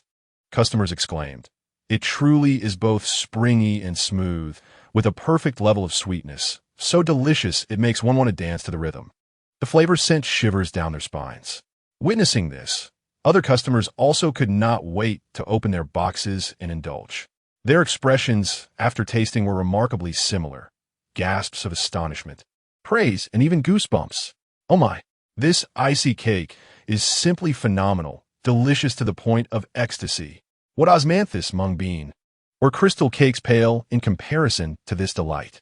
Previously, I only adored Western desserts, such as tiramisu and cheesecake, but having tasted this, I can only reflect on how blindly I worshipped foreign treats. Our own creations are truly superior. This is simply marvelous, and I believe it will surely capture the heart of my beloved. Boss, is it possible to lift the purchase limit? 2 boxes are simply not enough. Please, add another. Yes, the purchase limit is quite bothersome. Indeed, such a delicious item. I wish to buy several boxes for my family and friends. Father, mother, beloved uncle, aunt. Boss Miao, the price is not an issue. Can we raise the price to eliminate the limit? I am willing to pay more. Miao pondered for a moment, but shook his head apologetically. I'm truly sorry, everyone. I am primarily concerned that if someone purchases too many at once, other customers will miss out on the opportunity to enjoy them. If you enjoy the delicacies, we can simply return here every day to purchase them. In response to Miao Can's explanation, although the crowd felt discontent, they reluctantly accepted the reality. Indeed, without a limit on purchases, it is highly probable that individuals might hoard large quantities, leaving others at a disadvantage. Who knows if tomorrow you might be the one arriving too late? Surely, the fried rice noodles must be unlimited, right? I wish to procure 10 servings. However, someone who initially planned to indulge hesitated and quietly remarked, I suppose just 1 serving will suffice. Taking more home would only lead to a less enjoyable meal. Laughter erupted among the surrounding patrons. The lively atmosphere of the snack stall infused the morning city with vibrant energy. Chapter 28. This is the fair approach. Residents within the nearby community each have their own social groups to share daily experiences. Soon, an eager individual began to share. There's a new noodle shop downstairs that is genuinely delightful, particularly clean and well-organized. Everyone should give a try. UNT regret it. The young lad possesses remarkable skills, and he has even introduced a limited edition of crystal cakes, with a purchase limit of 2 per person. It can't really be that delicious. I've heard it's quite greasy. Don't speak out of turn if you haven't tasted it. The oil used here is light, and one tea leave a greasy aftertaste. Normally, I refrain from promoting culinary delights, but this time it is truly worthy of recommendation. At last, my turn was approaching. I must hurry to place my order before they sell out. It's simply fantastic to pair delicious noodles with delightful pastries. Hey, please refrain from posting such messages in the group. What if a huge crowd shows up to queue? Following the extensive dissemination among the various residential communities, more and more individuals joined this frantic purchasing spree. Curiosity drew some to inquire, what place is experiencing such bustling business? The shop where the crowd congregated most certainly must be the one, as the other establishments had little to no foot traffic. Wow, the aroma is indeed enticing. I must give it a try. Annie, did you buy quite a bit from the supermarket? No need for them all. All these snacks and beverages are from our classmate Miao. Is this much enough to last several meals? Oh dear, I had hoped to add some chilled desserts to the refrigerator, but alas, there is a limit on quantity. I must hurry back. My little one is eagerly awaiting a treat, observing the vendor selling hand-pulled pancakes and stuffed pancakes with envy in their eyes. The scene at Miao's noodle shop, bustling with customers waiting to check out, stood in stark contrast to those rival stalls, which appeared desolate. This stark comparison elicited reflections on the vast disparities in life that provoke envy. Within a mere 30 minutes, Miao consoled over 200 cups of soybean milk and had only about 50 servings of noodle dishes left. The remaining new flavor of cake available for sale amounted to just 6 boxes. Mr. Xuerong and a few neighbors arrived upon hearing the news, only to discover that the drink they wished to sample was already sold out, forcing them to order the rice noodles while simultaneously taking note of the newly launched chilled desserts. It's such a pity that the mung bean milk vanished so quickly today. Upon noticing the new products on the table, they were intrigued and inquired about the details. Mr. Miao smiled and explained, "This dessert, known as crystal cake, is one of our recently launched refreshing series. It appears that the inventory is rather limited at present. It is said that over 100 orders were placed during the morning market, which piqued the interest of the elderly, prompting them to decide to take away all remaining finished products. Master Xuerong, ever astute, recognized the significance of such a result, knowing well that the items must be of exceptional quality, complemented by their appealing aesthetics. Onlookers began to voice their discontent, suggesting that Master Xuerong's actions lacked fairness and integrity, questioning whether his behavior was not excessively selfish.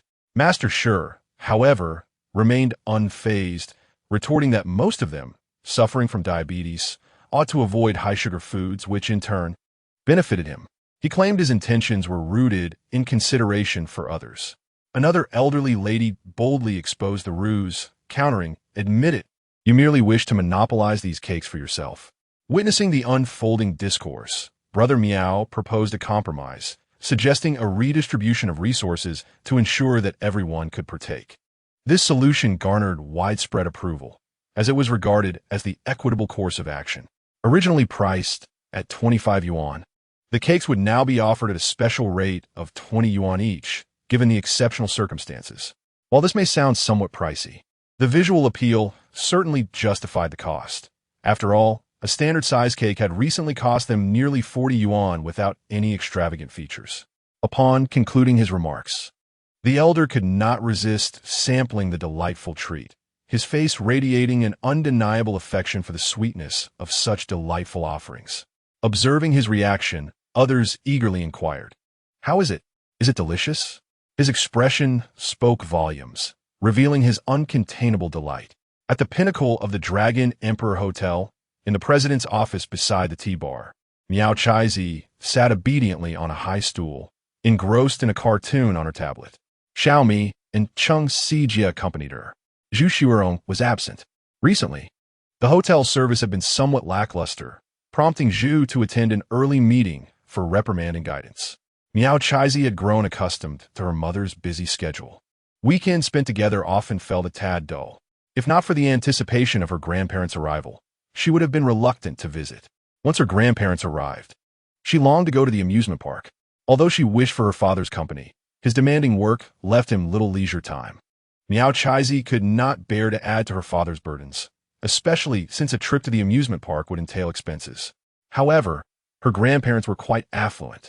After watching a segment of Frozen, Xuerong entered, followed by several middle-aged gentlemen, presumably managers from various departments.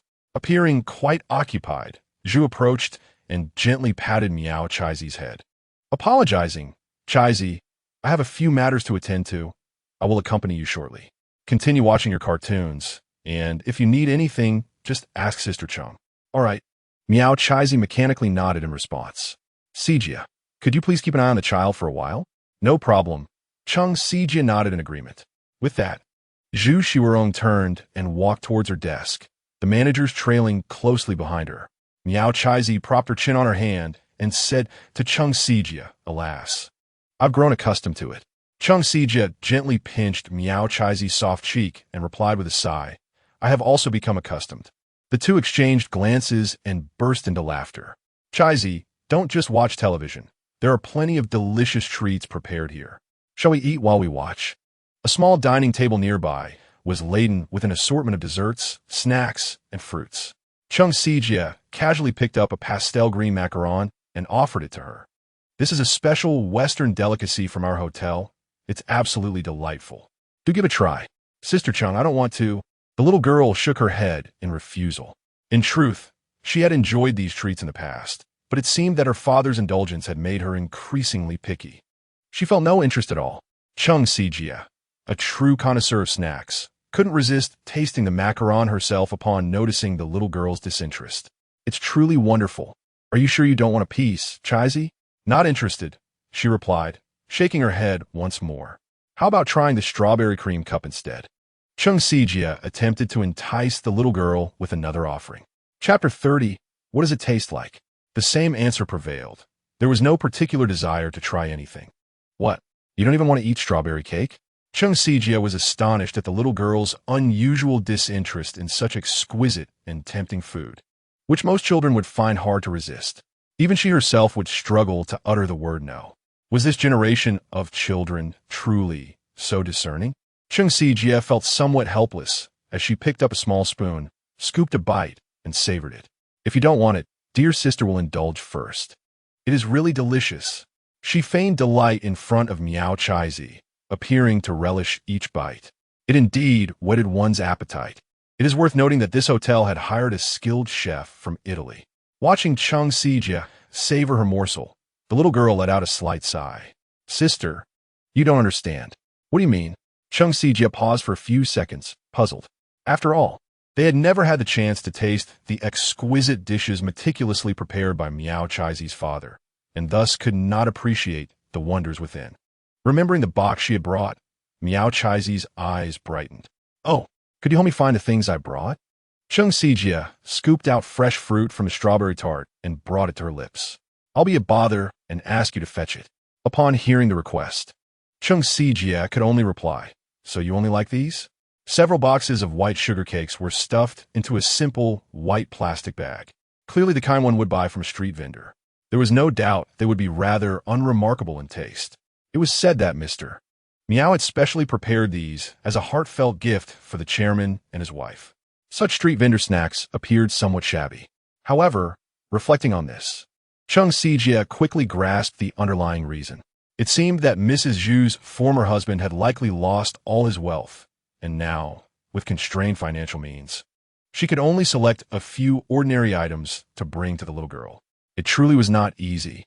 Chung Sijia secretly resolved not to display these items when their esteemed ancestors arrived, to avoid causing any embarrassment for her predecessor. Noticing that her sister seemed to understand yet was reluctant to move, Miao Chaizi urged, just help me bring them over. Faced with this child, who appeared far more mature than her peers, Chung Sijia, despite her thoughts, ultimately stood up to fetch the bags and handed them to her. Upon receiving the packages, the young girl was overjoyed and carefully placed them on the table, exclaiming, "Here's a box of mine. I want to eat it right away."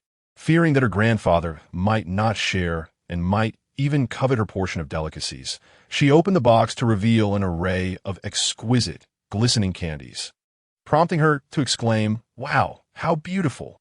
At that moment, Chung Sijia, who was clearing remnants of cake and licking her lips of cheese crumbs while preparing to select another slice of mango, heard the commotion. Turning her gaze, she was astonished to discover that the seemingly simple container concealed an array of remarkably attractive treats. These were no ordinary sugar cakes. Instead, they emanated an alluring fragrance that was utterly tantalizing. "What on earth are these, Chizzy?" she inquired with palpable curiosity, moving closer to inhale the rich aroma that wafted invitingly. "These are the icy crystal cakes my father made." "What? Icy crystal cakes? What intriguing name. How do they taste?" Realizing that these delightful creations were handcrafted by that gentleman himself, rather than commercially produced, she felt a twinge of regret for her earlier misunderstanding. Chung Sijia couldn't help but swallow her saliva, murmuring to herself, "This dessert looks quite enticing. I am quite eager to try it." However, having previously expressed her disapproval, it felt somewhat awkward to now voice a desire for a taste. After all, such treats were meant for children, and it would be unbecoming for an adult to make a direct request. Miao Chizzy daintily took a small portion and savored it, her eyes squinting into crescent shapes as a blissful smile spread across her face. "It's incredibly delicious." In the blink of an eye, she finished it, then began to lick the residual sweetness from her fingers. Chung Sijia observed her actions with a mix of intrigue and skepticism. Could it truly be that marvelous? Children are often sincere and trustworthy in their words. She gazed longingly at the remaining portions, eager yet hesitant to speak up. Finally, when given another opportunity to eat, Miao Chizzy eagerly grabbed another piece and began to relish it once more. Unable to contain herself any longer, Chung Sijia cleared her throat and said, "Ahem, Chizzy, may I have a taste?" The little one had a sharp memory and recalled that this lady had previously deemed the item unworthy, making her reluctant to share. Chung Sijia quickly donned a contrite smile, explaining, "I'm sorry, my dear Chizzy. There seems to have been a misunderstanding between us. The crystal cake, handcrafted by your father, is an unparalleled delight that tantalizes the senses. Merely gazing upon it evokes a salivating response." After a heartfelt expression of apology intertwined with praise, recognition was finally bestowed upon me. However, only a mere half piece is available for tasting. Even the smallest morsel would suffice. "Ha! Thank you, dear." With that, I sliced the delicacy in half and offered it to the person beside me. Chung Sijia eagerly savored her portion, relishing the experience. The sweetness was perfectly balanced, the texture as smooth as silk, and it emanated a subtle fragrance of rice and osmanthus that lingered delightfully. In that moment, she comprehended the essence of what the little girl had conveyed. She had indeed been oblivious to such culinary wonders. How could such exquisite food exist in this world? As a connoisseur of gastronomy, Chung Sijia prided herself on having tasted many delectable dishes. Yet this icy crystal cake was a novel experience, and it was remarkably delicious. So delicious it nearly brought her to tears. Noticing Chung Sijia's enraptured expression, Miao Chizzy triumphantly remarked, "It truly is exquisite. Chizzy, half a piece is far too little. Please give your sister another half." "Not a chance. I barely have enough for myself. Just a tiny bit, come on. I know you're generous." Chung Sijia playfully pleaded like a child. "Absolutely not. You can enjoy those cakes. The icy crystal cake is all mine. Chizzy darling, you are the best, the most generous little fairy. Just one bite for your sister, and I'll take you to catch dolls. I want to catch Miffy and Pikachu." Chapter 31. Setting up the stall in the evening. "Sure. Just a tiny bite, I promise." Miao Chizzy extended her delicate hand, presenting a small piece of the icy crystal cake. Chung Sijia finally fulfilled her desire with taste. Yet, it was not enough. She craved more, but it had vanished. The entire box of icy crystal cake was consumed by the little girl, leaving Chung Sijia with only a fleeting taste. Her gaze shifted to the other boxes of icy crystal cake. Miao Chizzy playfully inquired, "Sister Chung, do you wish to try these?" "Yes, no, I shall pass." Chung Sijia hastily waved her hand in refusal. Those were meant for the chairman and his wife, as well as for Mr. Zhu. She dared not touch them. "All right, let us execute these plans." Over there, after concluding a work discussion, several department heads departed the office. Chizzy, Zhu Xuerong approached. Noticing Chung Sijia and Miao Chizzy engaged in conversation, her brow relaxing slightly. Mother, are you finished with your tasks? Miao Chaizi set aside her tablet and looked up at Zhu Xuerong. Yes, I can spend a moment with you, if that is all right. Xian, please prepare a cup of coffee for me. Yes, Mr. Zhu. Cheng Sijia rose to wipe the crumbs from her mouth and hurried to make the coffee. Zhu Xuerong sat beside Miao Chaizi, gently holding her small hand. Chaizi, what are you eating? It's icy crystal cake, mother. Would you like some? Zhu Xuerong glanced at the white plastic bag, her brow furrowing slightly. How could Miao can buy such treats for her? Mother doesn't eat sweets, and you should indulge sparingly. Understood? Oh, the little one blinked and pondered for a moment before saying, Mama, Daddy specifically saved a box for you. If you don't want it, can I have it? All right, you can have it all, she replied. Upon hearing that it was prepared by Miao Can, Zhu Xuerong felt a twinge of surprise and a touch of emotion. However, she still refrained from indulging in such sweets. Cheng Sijia discreetly cast a glance at Miao Chaizi, her expression somewhat peculiar. This clever little sprite deliberately omitted mentioning how delectable the ice crystal cake was, ensuring that Zhu's portion naturally fell to her. It seemed she was unaware that Chaizi's father possessed such culinary skills. Zhu Xuerong took a few sips of coffee to invigorate herself, spending a little over 20 minutes with Miao Chaizi before returning to her work. Miao Chaizi continued to play the Plants vs. Zombies game on her tablet. Cheng Sijia suggested, why not try something else? I don't like that. I want to plant more sunflowers. I adore sunflowers, Miao Chaizi exclaimed. After playing for a while, she succumbed to temptation and retrieved Zhu Xuerong's box of ice crystal cake, beginning to indulge. Chaizi, look, there's a rainbow outside the window. Huh? Where's the rainbow? Miao Chaizi turned to gaze outside, her face filled with confusion. At that moment, Cheng Sijia was expressionlessly staring at the table. The little girl sensed something was amiss. She glanced down at the box and noticed a piece of the ice crystal cake was missing. Just as she was about to count the remaining pieces, a hearty laugh resonated from the entrance. Chaizi, darling, your grandparents are back. Hello, Chairman. Hello, Mrs. Chairman. Cheng Sijia quickly swallowed the piece of ice crystal cake in her mouth and greeted them respectfully. Grandpa, Grandma, you're back. Upon seeing Zhu Hongda and his wife, Miao Chaizi was overjoyed. Zhu Hongda strode forward and lifted Miao Chaizi into his arms. Jiang Qin gently stroked Miao Chaizi's head, her face glowing with affection. Are you tired from the flight, Grandpa and Grandma? Seeing our darling Chaizi makes it all worthwhile, Zhu Hongda replied. The couple took Miao Chaizi to an amusement park. Zhu Hongda, in good health, accompanied her on the pirate ship ride. The luxurious car drove into a grand suburban mansion, which housed a discreet private kitchen. The dishes were served at the table. Zhu Hongda and Jiang Qin each consumed 2 large bowls of rice. The cuisine abroad paled in comparison to that of their homeland, leaving the couple unaccustomed. Miao Chaizi merely sampled a few bites, not indulging further. What's wrong? So many delicious dishes and you're not eating? Zhu Hongda inquired, puzzled. Grandpa, I'm not hungry right now, she replied. Indeed, she was not hungry, having just enjoyed the ice crystal cake, along with ice cream and fries while playing. Furthermore, although the private chef's dishes looked exquisite and were made with quality ingredients, they did not rival her father's home-cooked meals in taste. No worries, when you're hungry. Grandpa will take you somewhere else to eat. By the time they returned to the villa, it was already 6:30. Miao Chaizi initiated a video call with Miao Can, who had already finished dinner and was preparing to set up a night market stall at the university town.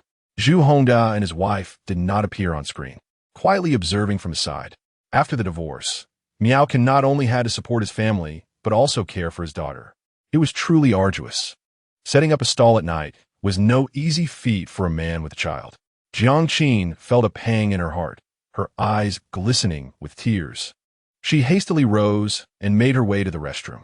Zhu Hongda also stood up, walking to the corner to make a call to an old friend, wishing to engage in a light conversation. As night fell, Jiang Qin accompanied Miao Chaizi in an upstairs room, playing together. In the living room, an elderly gentleman with slightly graying hair sat beside Zhu Hongda, and the two were leisurely enjoying tea. Oh, I comprehend your intentions now. Your former son-in-law is currently unemployed, and since you find it inconvenient to intervene directly You wish for me to assist him in securing a suitable job. A trifling matter, Zhu Hongda remarked. Brother Chun, this needs to be handled discreetly. Do not let him perceive that assistance is coming from behind the scenes, Zhu Hongda advised. Rest assured, I am well aware. Chun Dahai replied. I must ask, old Zhu, how did your daughter end up divorced? Matters of the young are best left to their own devices. It is truly unfortunate that young Miao is quite exceptional, and I have always regarded him as my own son, Chun Dahai lamented. Now you owe me a favor. How do you intend to express your gratitude? Hey, did you not say this was a minor issue? Chun Dahai, there is no such thing as a free lunch. Zhu Hongda responded. Noticing 2 boxes of plain pastries on a coffee table, he gestured, Here, take these 2 boxes of rice cakes. They were brought from abroad. Rice cakes? From abroad? Chun Dahai scoffed, inspecting one. Having been friends for many years, they were not overly formal with each other. When Chun Dahai requested a favor, Zhu Hongda casually handed him the 2 boxes of dubious pastries, seemingly taken from the driver's vehicle, likely snacks purchased by children at the roadside. Chun Dahai disdainfully gazed at the ice cakes in his hand, casting a sidelong glance at Zhu Hongda. Are you attempting to placate me with 2 boxes of cheap pastries? And you deceive me by claiming they were brought from overseas? They are clearly street fare. What origin do these pastries have? Enough with your nonsense. Quickly fetch me a bottle of that cherished wine you keep hidden, Chun Dahai demanded. Upon hearing this, Zhu Hongda immediately countered. What are you rambling about? These pastries are handcrafted by a renowned foreign pastry chef.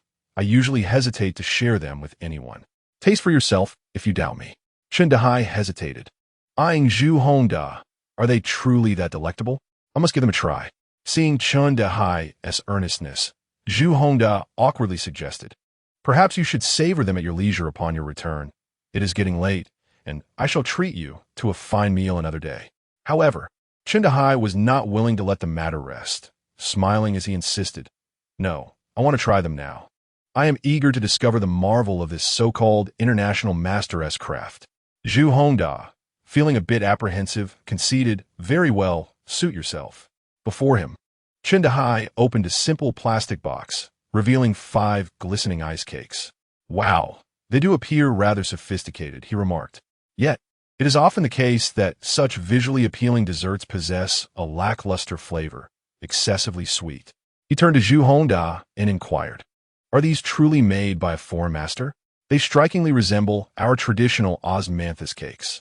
Zhu Hongda appeared somewhat vexed, remarking that regardless of whether it was from the east or the west, it sufficed as long as it was delicious. Chun Dahai resolved to personally sample a bite, stating that if it did not please his palate, he would surely demand Zhu's fine wine. After uttering these words, he took a bite and savored it meticulously. To safeguard his precious wine, Zhu Hongda had already devised a strategy. He would simply argue that tastes vary from person to person. However, to his astonishment, the moment Chun Dahai tasted it, his expression transformed into one of surprise. Hey, this is actually quite delightful. He praised, Old Zhu, you truly have an eye for quality. Such culinary treasures are indeed rare. I have never tasted anything more exquisite in my life. What is its name? Zhu Hongda was taken aback and retorted, Is it really that delicious? Chun Dahai took another bite, thoroughly enjoying it. Haven't you tried it yourself? It was given to you before you even had the chance to sample it. With that, he hurriedly tucked the remaining pieces of the ice cake into his coat. Wasn't it already given to me? What are you trying to do? Zhu Hongda said, somewhat irate. Wasn't this originally intended as a gift for you? Now it seems to have become your personal possession. Very well, if you insist on not giving it to me, he shot back. If you dare to retract your earlier request, I shall not assist you with this matter. Thus, the 2 elderly gentlemen, whose ages combined exceeded a century, quarreled over a few boxes of small cakes. Upstairs, Jiang Qin heard the commotion and descended. Do keep it down. Be careful not to wake the sleeping child. Seizing the opportunity, Zhu Hongda attempted to taste a bite himself, and then called for his wife to share in this unexpected delight. Chun Dahai, while keeping a wary eye on his counterpart, remarked, I must take this box home to relish properly. Do remember to prepare me 2 identical gifts tomorrow. Zhu Hongda did not respond directly to Chun Dahai, but instead invited his wife to partake in the tasting. After trying it, Jiang Qin offered her praises profusely. At this moment, Chun Dahai, filled with curiosity, inquired about the origin of the pastries. Zhu Hongda had no choice but to summon the driver to clarify. It turned out that they were meticulously crafted by his daughter's former partner and delivered by the driver. Zhu Hongda was astonished. Having lived for so many years, he had indulged in countless delicacies, including creations from renowned chefs. Yet, this ice crystal cake surpassed any dessert he had ever encountered, standing distinctly apart. Crafting such a confection was no simple feat, Zhu Hongda sighed. Xiao Miao is indeed quite thoughtful. At first glance, the unassuming packaging led me to believe they were merely purchased from street vendor.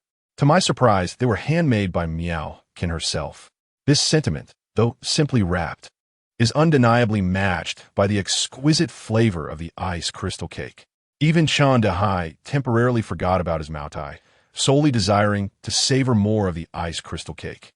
All right, old Zhong, you should take a rest now. Once the driver departed, Zhu Hongda and Jiang Qin settled onto the sofa, the plastic box now entirely empty. The two had consumed only a small piece of the ice crystal cake, leaving them wanting more. They reminisced about the delightful experience. The texture was sweet yet not cloying, soft and elastic. With just a few chews, their mouths were filled with a rich and fragrant flavor. Such quality was indeed a rarity in everyday life.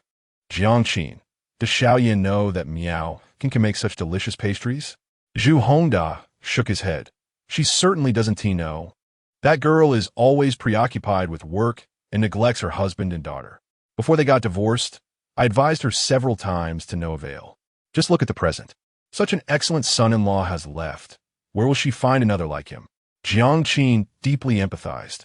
Indeed, Miao can resign from his job to take care of Chai Zi, which is why our granddaughter has grown up to be so well-behaved and understanding. Zhu Hongda sighed. We owe a debt to Xiao Miao. The couple fell into silence. After a while, Zhu Hongda spoke up. My dear, would you like to have some more ice crystal cake? Absolutely. I just had a piece earlier, and I crave more now. Zhu Hongda. Then I'll have Xiao Yin contact Miao and ask him to bring us a few more boxes. I had promised to save 2 boxes for Old Chen as well. Jiang Qin expressed some concern. Now that they have separated, Xiao Yin might feel awkward to ask. Let her handle it herself. That's my command. With that, Zhu Hongda dialed Zhu Xuerong's number. In the night market of Chonglin Road, University Town, a social media influencer specializing in local food and entertainment videos began to live stream. Dear friends, welcome to the renowned University Town night market in the southern part of the city. For those who enjoy late-night snacks, you must come here and take a look. As a true food enthusiast, I highly recommend the braised meat rolls from Sister Pang's stall. The braised meat is succulent and juicy, priced at 12 yuan per serving. And the portion is generous. I always order it. However, the only downside is the wait in line. Let us hurry over to see. The influencer, known as Panda Likes to Eat and Drink, arrived at Sister Pang's stall but was taken aback. Viewers in the live stream began to comment with confusion. Didn't the influencer say that this stall had long queues? Why is there no one here now? The business seems mediocre. Is it really as delicious as you claimed? Panda Likes to Eat and Drink awkwardly explained. Ahem, dear friends, perhaps the customers have just left, making it convenient for us to buy directly. Friends, let us enjoy the braised meat while we head forward to buy the popular grilled squid. I must tell you, the grilled squid there is exquisite. It always requires a lengthy wait to purchase. Chapter 33. Influencer. Are you up to the task? As the influencer moved toward a barbecue stall, numerous questions appeared on the screen. There is still no one in line. What's the taste like if no one is buying? In such a vast night market, the lack of a queue surely indicates that it's not good. Panda Likes to Eat and Drink looked at the screen, perplexed by the barbecue stall. How strange. It was packed with people last week. Why is it so quiet today? The comments were rife with criticism. A self-proclaimed local food connoisseur who doesn't even know which places are popular has the audacity to live stream. I originally planned to stop by here during my business trip tomorrow, but now I've lost interest. This is far from professional. The places you're recommending have no lines, which surely means the food is subpar. Exactly. Still recommending others to come eat is simply misleading for the audience. Panda likes to eat and drink felt utterly disheartened by the relentless negative feedback. Please trust me, that braised meat roll and squid shop is truly popular. I'm not deceiving you. A local viewer even spoke up in support. This night market street is home to numerous delightful shops, such as the braised meat from Sister Pang's stall, which I frequently enjoy for its exquisite flavor. Panda Gourmet has decided to change locations to continue showcasing culinary delights. Today, let's explore a different stall. Xiao Ji's stir-fried noodles are also quite good. However, we discovered that Master Qiao was not operating his stall tonight. What? Master Qiao isn't here today?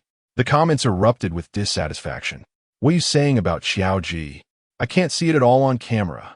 After all this effort, it seems this street lacks anything particularly special.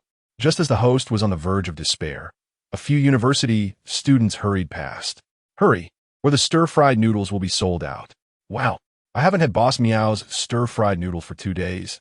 I must get some this time. I heard from classmates that there's a new product today called Ice Crystal Cake, which is exceptionally delicious and in limited supply. We must hurry to check it out. Before Panda Gourmet could gather his thoughts, the audience in the live stream began to buzz with excitement. Go try Boss Miao's stir-fried noodles. I've heard they are particularly delectable. It seems there are many hidden delicacies in the alley. Let us go explore. Host, are you up to the task? If not, just stop streaming and follow us. Panda Gourmet finally regained composure and turned the camera towards the university students rushing into the alley.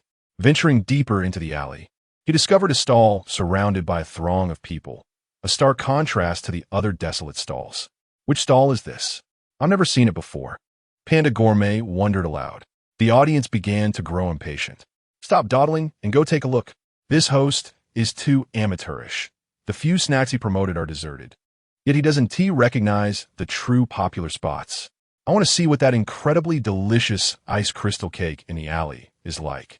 Spurred on by the comments, Panda Gourmet reluctantly made his way towards the crowd. Boss Miao, is there any green bean paste left? Sorry, it just sold out. Just a minute late. Why is there a limit on purchases? I've only bought 2 boxes of ice crystal cake. I wanted to get more. That guy in front ordered 10 servings of stir-fried noodles. Are you buying for someone else? There's a long queue behind you. How selfish can you be? Excuse me. Why are you cutting in line? Sir, I arrived late due to an urgent matter. Could you please let me go ahead? I can compensate you with your WeChat. Don't be unreasonable. Calling Uncle 1T help. Just queue up like everyone else. Women really slow us down for getting our noodles. Boss Miao, can you make a few more servings? I can hardly contain my drool. There were 40 to 50 people lined up at Miao Can's stir-fried noodle stall, the queue resembling a dragon. Even the vendors selling oden and sushi rushed over to buy stir-fried noodles, creating a bustling scene. Panda Gourmet and the viewers in the live stream were left in awe. Moments later, the comments began to flood the screen again. This stir-fried noodle stall is doing such great business. It must be exceptionally tasty. My goodness, the boss is incredibly handsome. What a true heartthrob. Look at how deftly that handsome guy handles the ladle. He clearly is a master. The host, seemingly at a loss for words, elicited laughter as the vibrant scene unfolded. Panda, an avid food enthusiast, found herself momentarily bewildered. When did this stall emerge? It became evident why other shops were struggling. All the foot traffic had gravitated towards this one. She ceased engaging with the comments and pressed into the throng. Hey, what are you doing, lady? Please wait your turn. Someone called out. Are you live streaming? I think the camera just caught me. Am I on screen? Come, let me give a thumbs up to this stir-fried noodle dish. Upon reaching the stall, Panda swiftly directed her phone towards Miao Kansas. Wow, this young man is quite handsome, she exclaimed. She then approached a recent customer, asking, excuse me, is this stir-fried noodle dish delicious?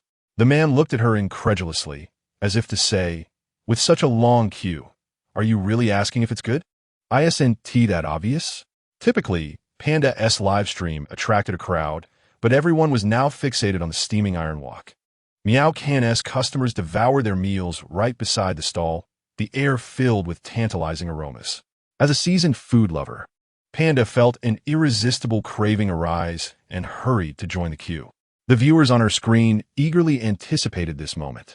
I've discovered a hidden gem. The stir-fried noodles must be exceptional. Tomorrow, I'll take a taxi from the north side of the city to indulge.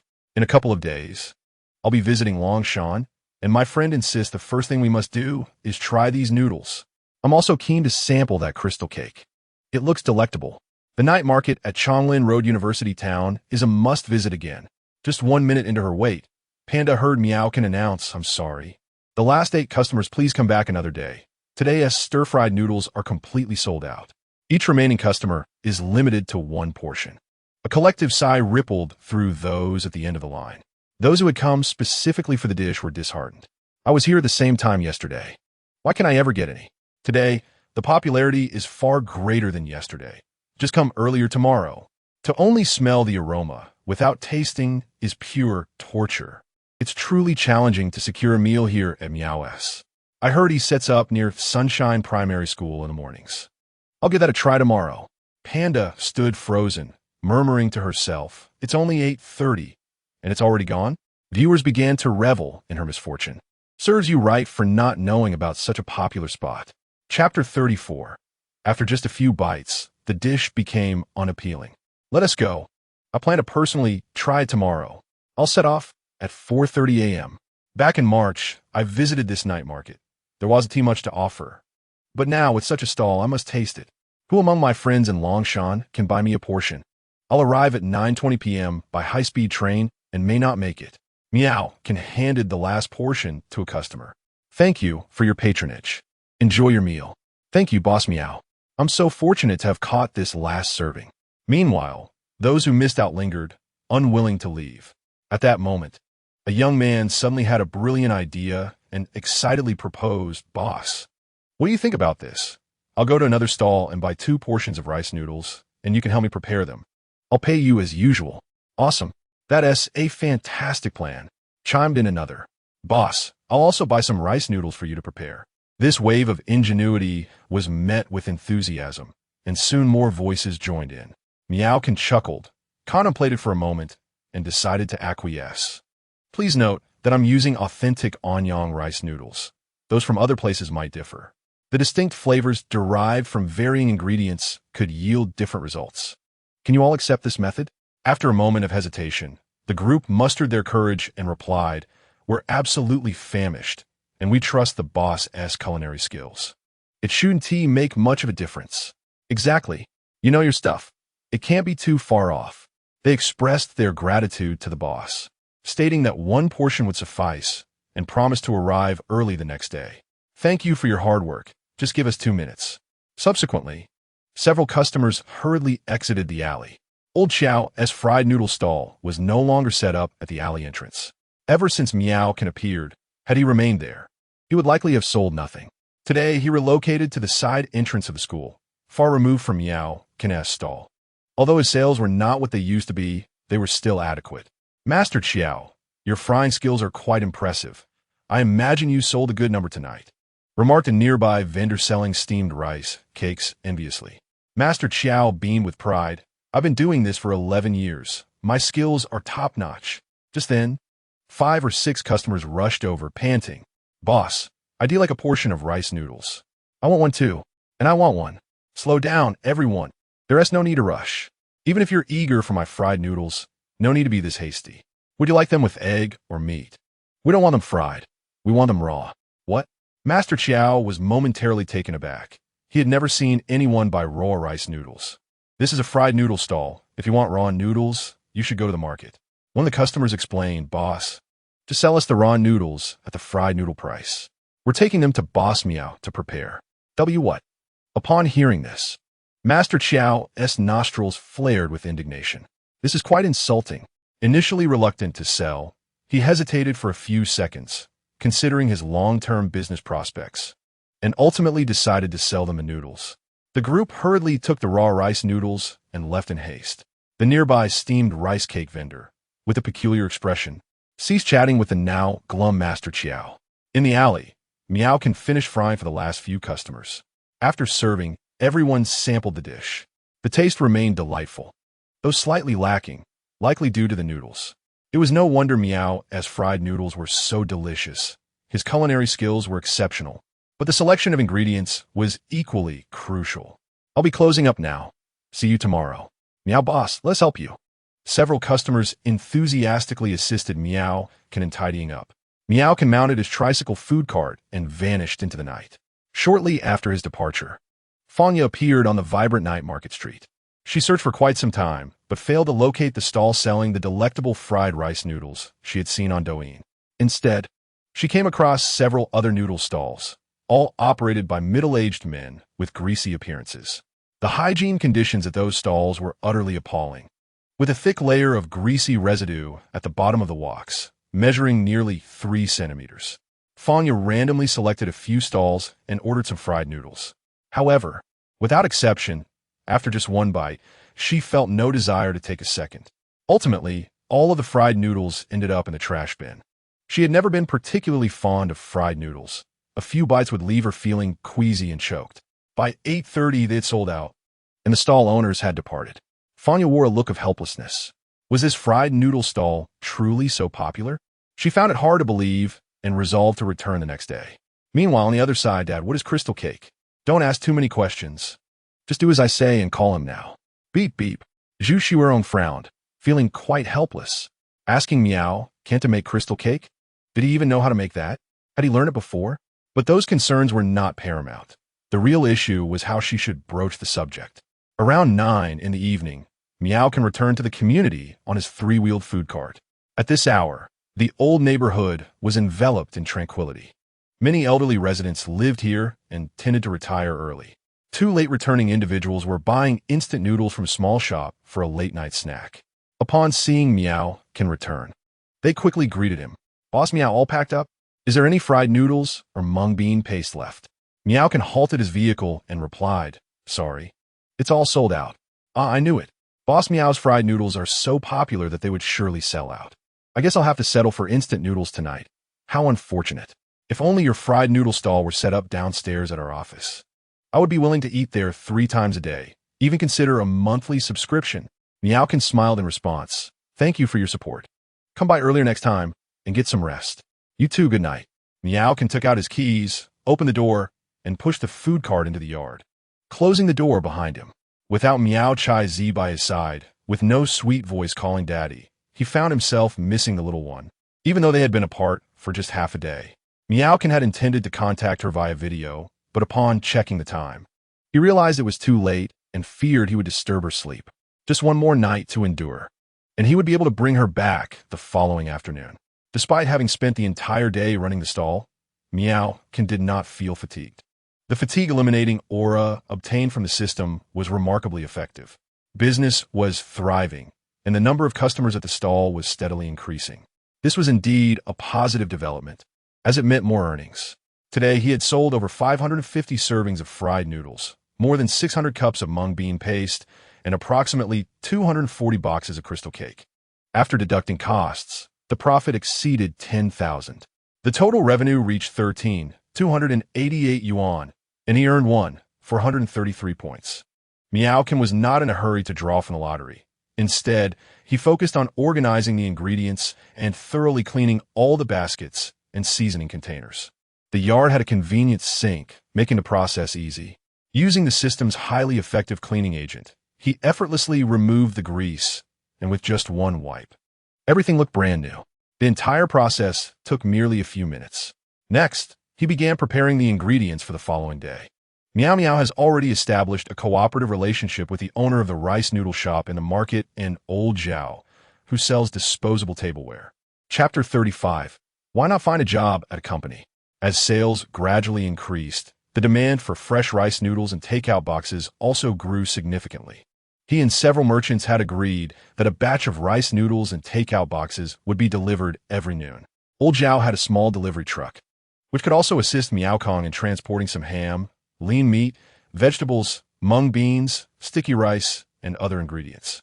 This arrangement saved Miao the trouble of frequent trips to the market, allowing him to reclaim a considerable amount of time. As Miao prepared some ingredients and seasonings, intending to take a break and shower, his phone rang. Upon answering, he was somewhat surprised to see it was Xuerong calling. Xuerong had just finished her work and realized that mealtime had already passed. She called Fanya, hoping that her friend could take her out for a meal. as her foodie friend always chose delightful restaurants that could whet her appetite. However, today, Fong, you happen to be busy enjoying the night market in the university town. The Londi Hotel opened a buffet on the 6th floor during weekends. This initiative not only aimed to attract more visitors, providing a certain advertising effect, but also sought to increase revenue. Initially, this format garnered popularity as people flocked to experience something new. Yet after the first visit, few returned for a second time, resulting in the buffet's current low popularity. The buffet merely offered an array of seafood, steaks, and barbecued meats, along with unlimited drinks. Having enjoyed a comfortable upbringing, Xuerong held little interest in such offerings. Consequently, she had someone from the kitchen pack a ham and cheese sandwich and drove back to her villa. On her way, she pondered the matters entrusted to her by her father, Zhu Hongda. How should she broach this topic with Miao? Even before the divorce, Xuerong had never requested anything of him, let alone now, after their separation. After parking in the garage, she sat in her car for a moment, contemplating before dialing his number. It seemed she could only use their child as an excuse to initiate the conversation. Hello. The familiar and gentle voice of Miao resonated from the other end. Hey, Miao, are you asleep? Not yet. I was just about to take a shower. How about Chai Zi? Is she already asleep? Yes, my parents took her to the amusement park today, and she had a wonderful time. She fell asleep shortly after returning home. They must have worked hard. After the divorce, the child spent weekends with her mother, but due to her mother's busy work schedule, she had to be entrusted to her grandparents instead. As a mother, this had always made Xuerong feel guilty, a difficult admission to make. Each time she wished to make amends, opportunities often eluded her. Yet, Miao had never shown any signs of blame or discontent. Truly a remarkable man. After a brief hesitation, Xuerong inquired, "The ice cream cake the little one brought today, did you make it yourself?" "Yes, was it tasty? Did your parents enjoy it?" Indeed, Xuerong had not actually eaten. She had thought it was something bought from the street, and thus paid little attention. The flavor was delightful, and my parents enjoyed it immensely. It appears your culinary skills are commendable. By the way, the little one is quite fond of this dessert. Could you possibly prepare 5 or 6 more portions for me tomorrow? I will send someone to collect them. Miao replied, "We mustn't indulge the little one too much. She has a particular fondness for sweets and could likely devour either 5 or 6 portions in one sitting. When she returns tomorrow, I will find a way to satisfy her cravings." Chai Zi, typically spoiled by Zhu Hongda and his wife, could whimsically request anything she desired. She surely indulged in plenty of ice cream at the amusement park yesterday. Her parents should be cautious not to let her have more tomorrow. Modern popsicles contain excessive sugar, which is unsuitable for children. All right then, what shall we discuss next? She mused, finding herself at a loss regarding parenting. However, what about the cake? Should she state her desire directly? At this thought, a blush crept across Xuerong's delicate face. Miao said, "If there's nothing else, I shall take my leave. Rest well. Wait a moment. Is there anything else? Actually, that ice cream cake is something I personally wish to have. Would you mind?" By the time she reached the final words, Xuerong's voice had nearly faded to a whisper. How utterly embarrassing. She could hardly believe such words had escaped her lips. "Very well. I shall deliver it to you at 9 o'clock tomorrow morning," Miao readily agreed. "Thank you." Xuerong's spirits gradually lifted. "How many portions do you desire?" "Let us go with 6. Each portion is 25 yuan, totaling 150 yuan. You could transfer the amount via WeChat." "What? You expect payment?" Xuerong was momentarily taken aback, her expression complex as she held her phone. Miao explained, "It's not a matter of being unwilling to spend money. After all, we are divorced now. If I were to give you things for free, it might lead to misunderstandings. If it's a business transaction, it makes perfect sense." Xuerong found herself at a loss for words. There were countless men willing to offer her gifts without hesitation. Who would have thought he would be so particular about a few small treats? Truly a stubborn man. "Fine, I can pay when we meet tomorrow. Do you require a delivery fee?" Since Miao had mentioned it, Xuerong decided against sending a driver. After all, fuel costs are not negligible. "No need. Tomorrow morning, after I finish my stall at the market, I will conveniently pass by and deliver it to your hotel as front desk." "All right." She felt an inexplicable sense of dissatisfaction, yet reconsidered. Why pay in advance for something that had yet to be delivered? She would settle the payment tomorrow. During the call, Miao mentioned his market stall. Xuerong feigned casual interest, asking, "Morning stall?" Miao patiently responded, "My current occupation involves selling snacks at a market stall, such as that ice cream cake. Why not seek employment with a company? With your impressive abilities, graduating from Qingbei, finding a job shouldn't be difficult. If it brings you joy, then that is what matters." Hearing him speak so lightly, as if running a stall were a legitimate profession, stirred a sense of irritation within Xuerong.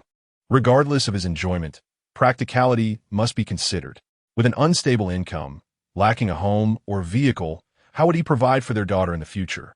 She truly could not comprehend Miao, believing him to lack ambition. However, now that they were no longer married, she refrained from further comment. It was for the best.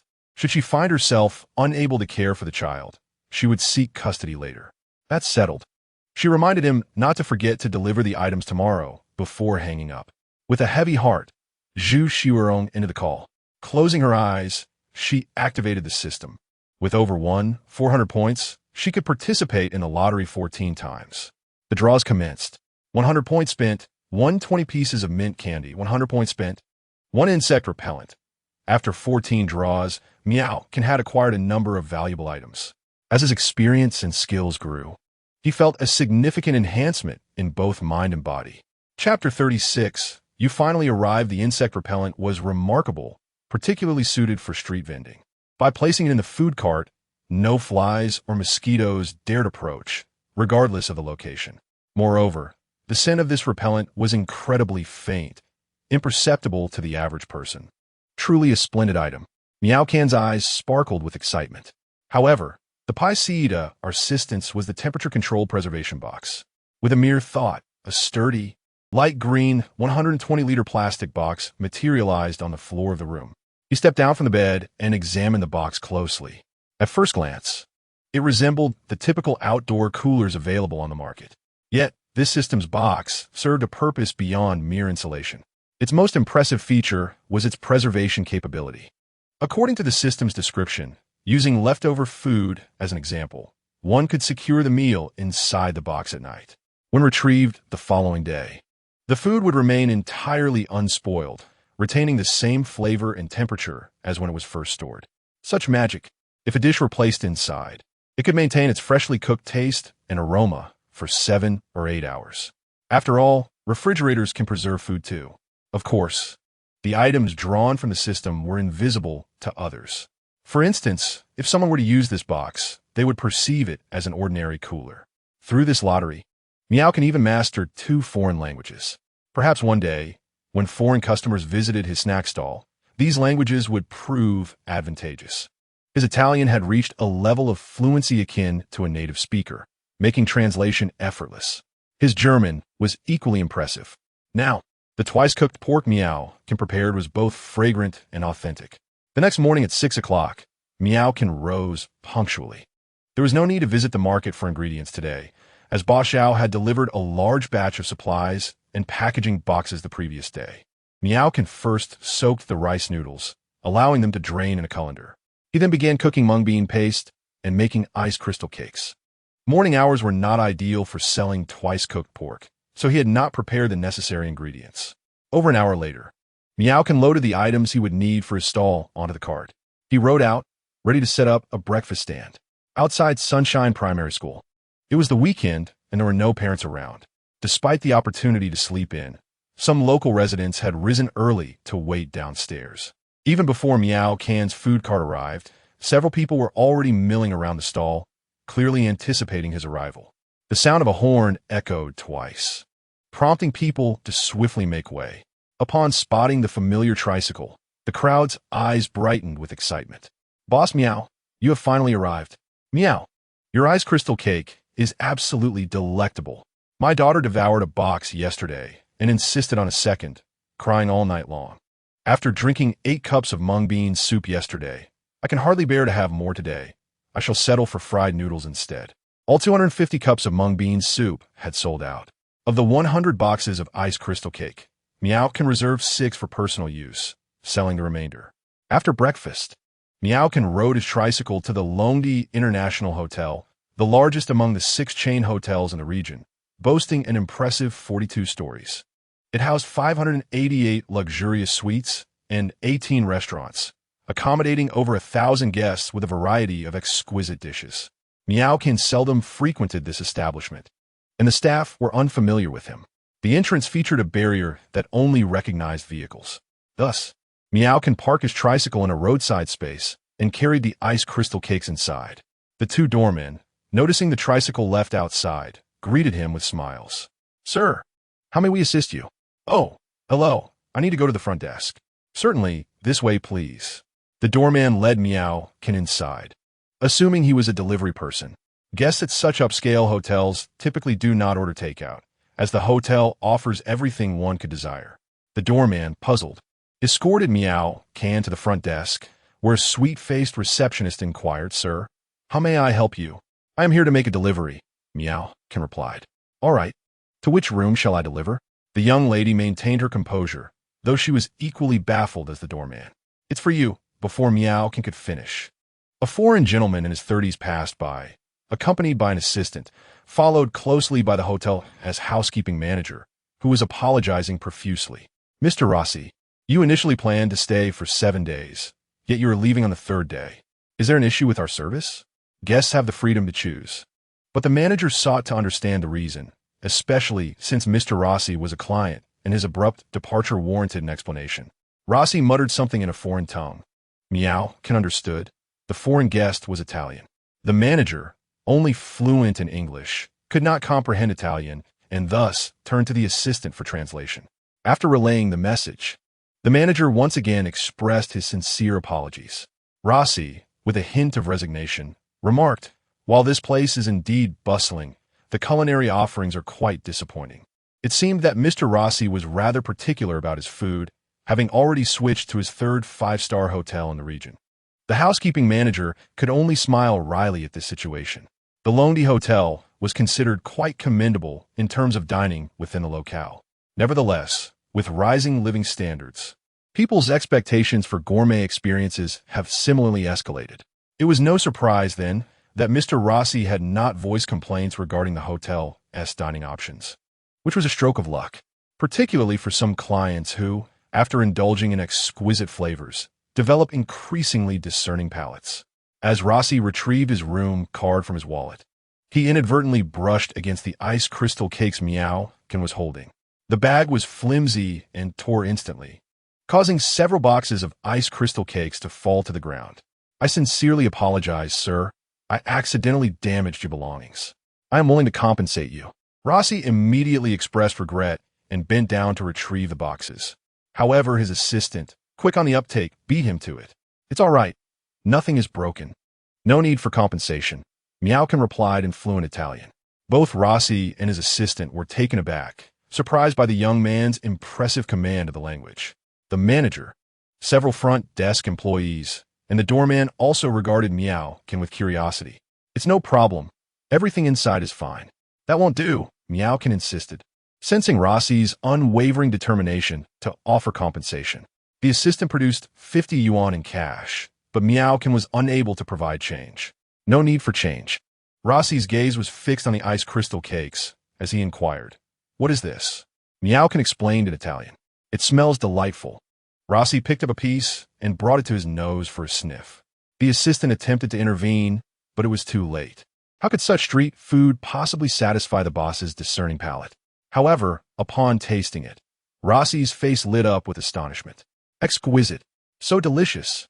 He savored each bite, chewing slowly, relishing the delightful flavor. Is this real? How could something like this taste so good?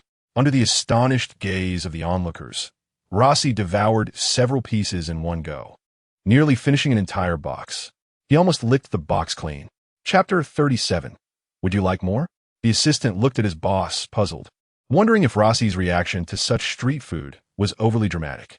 Rossi pointed to the ice crystal cakes in Miao Kin's hand and asked, "Sir, could I purchase the other ice crystal cakes as well?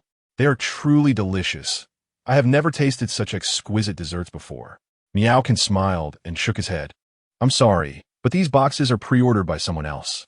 Rossi appeared slightly disappointed, but quickly inquired, May I ask your name? I am Miao, Kansas Mr. Miao. Please do let me know where I can buy this ice crystal cake. I adore it. I made all of these myself. Rossi was both astonished and delighted. That's wonderful. I would like to buy more. Of course. Of course. Rossi hurriedly instructed his assistant to note the address. At that moment, Miao turned to the young lady at the front desk and stated, Miao has left the hotel. The front desk staff was momentarily stunned before regaining their composure. Wait, is that Mr. Zhu? Could he be our president?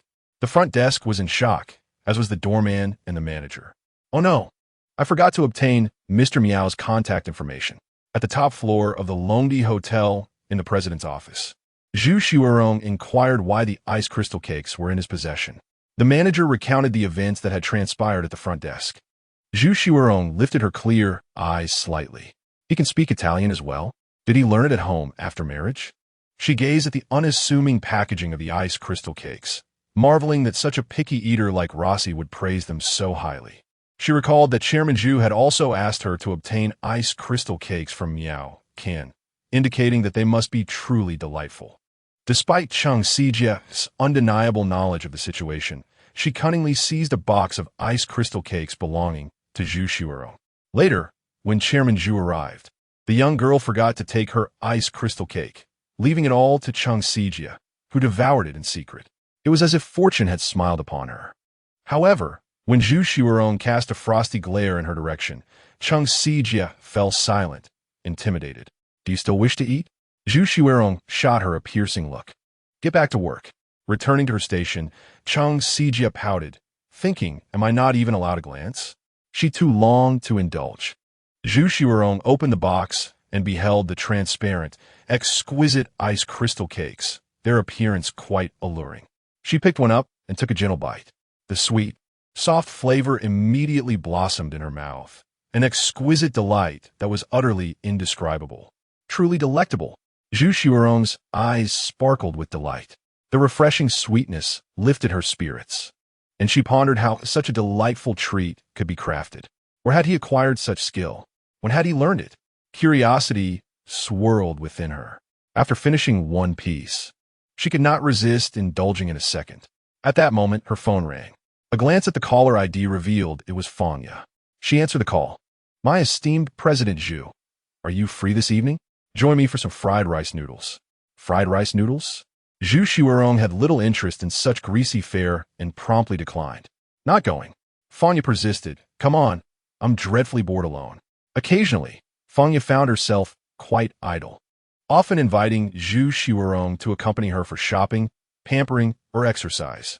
Xuerong typically rejected these offers, as her time was scarce. Do I appear to be a leisurely person to you? Xuerong replied. Fangya countered, I simply worry you're too busy to eat. I want to introduce you to something delicious. Xuerong replied, I am already eating. What are you having? Fangya inquired. Ice crystal cakes. Ice crystal cakes? What on earth is that? Made by Miao, Kansas?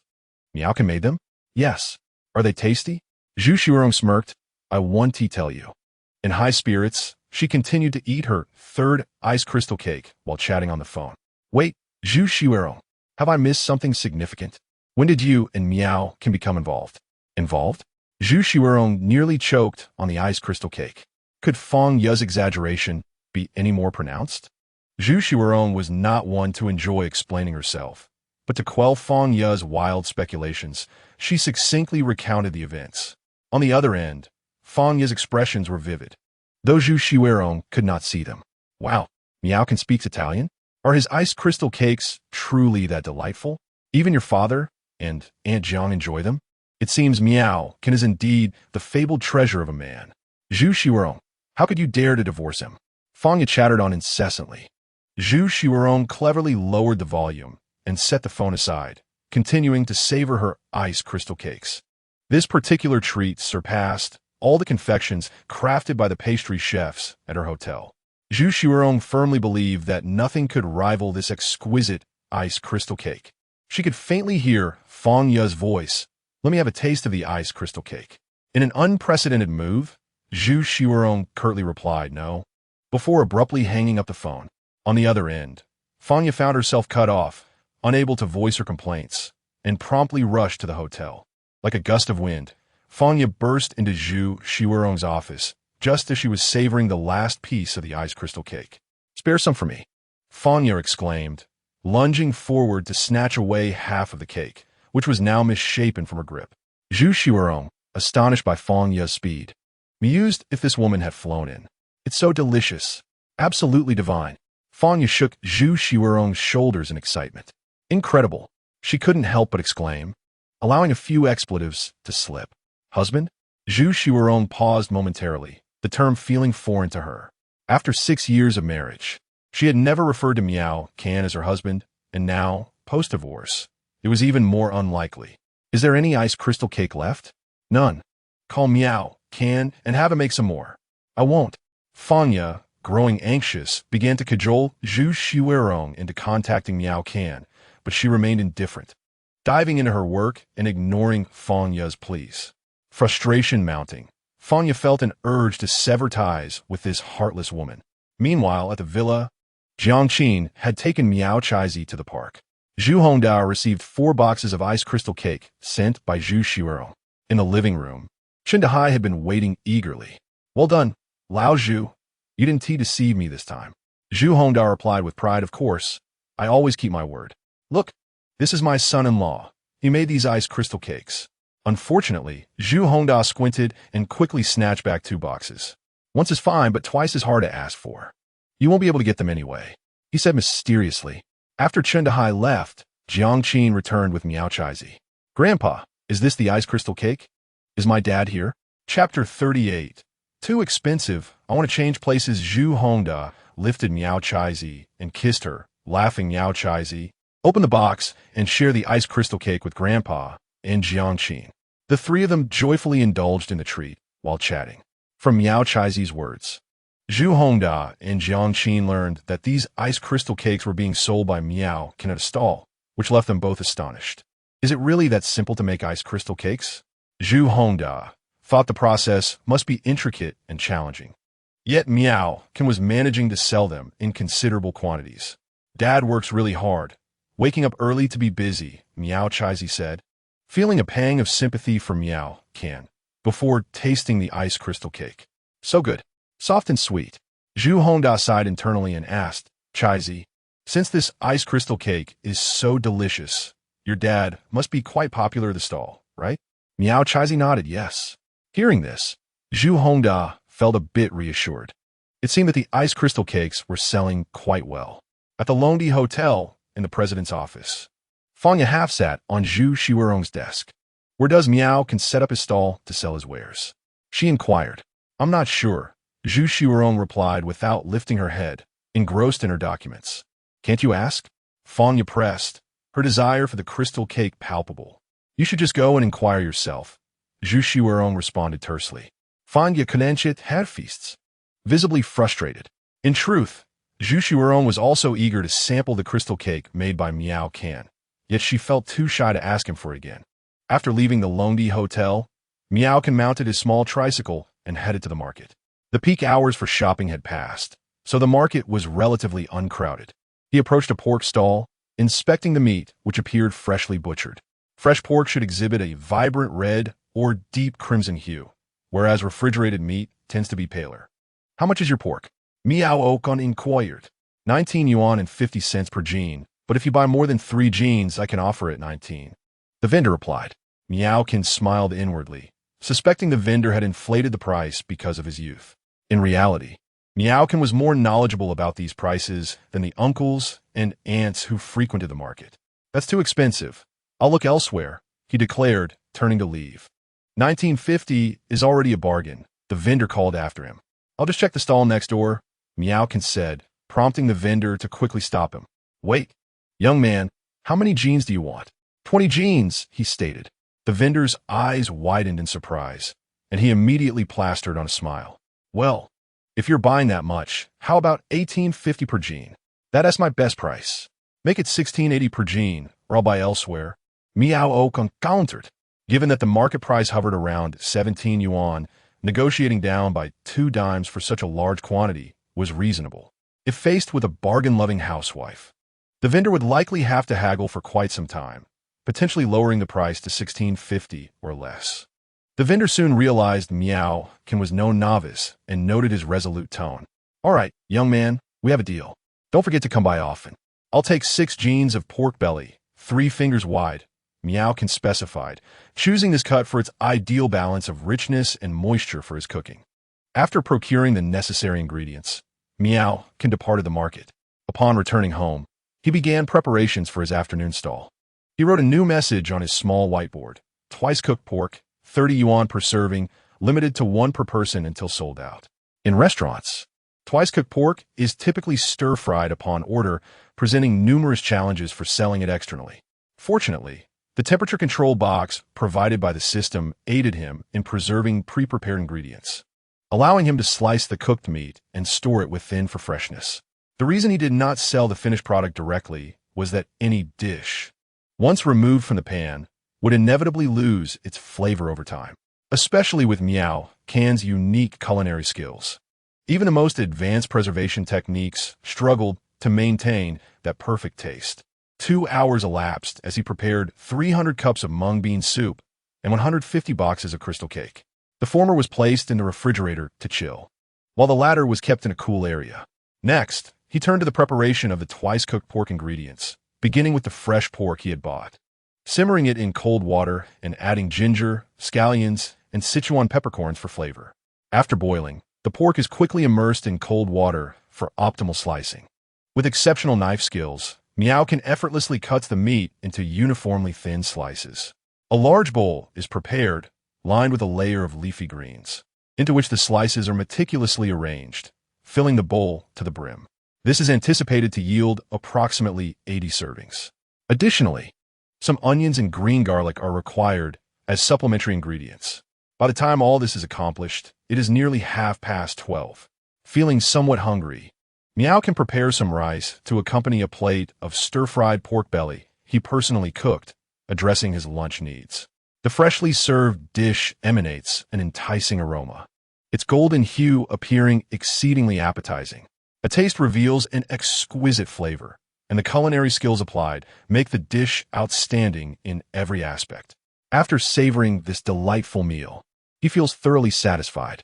Although he initially intended to take a brief rest, the fullness from the meal prompts him to abandon that thought. Driven by a strong sense of initiative, Miao decides not to waste any more time and prepares to head out to manage his snack stall. The sooner he finishes, the quicker he can return home to his daughter. Upon checking the map application, he discovers that the area with the highest foot traffic is not the city square, but rather the scenic spot of Waguashan in the west of the city. Today happens to be a holiday, and visitors flock to this location in droves. While other vendors in the vicinity are not experiencing much business, mainly selling bottled water, Miao remains confident in the food he has prepared. Following the navigation instructions, he arrives at the designated spot with his small tricycle. Here, only a few stalls sell drinks and toys, and food vendors are nearly non-existent. Curious onlookers approach his stall, only to shake their heads and walk away upon hearing he sells stir-fried rice noodles. It is indeed quite awkward to carry a box of fried noodles while climbing a mountain or strolling through the park, which naturally deters buyers. The two sisters selling bottled water nearby chuckle at the situation.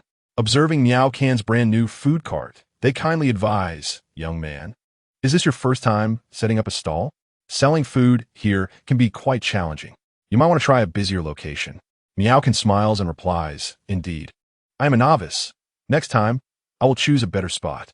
Initially, business is slow. Passers-by flock to the sisters for water or drinks, while Miao Can's stall remains rather desolate. In fact, he has also prepared chilled mung bean soup, but seeing people already purchasing from the neighboring stall, he feels hesitant to call out. Chapter 39. Chilled mung bean soup. After all, it seems inappropriate to encroach on another's business. "Darling, I want bubble tea.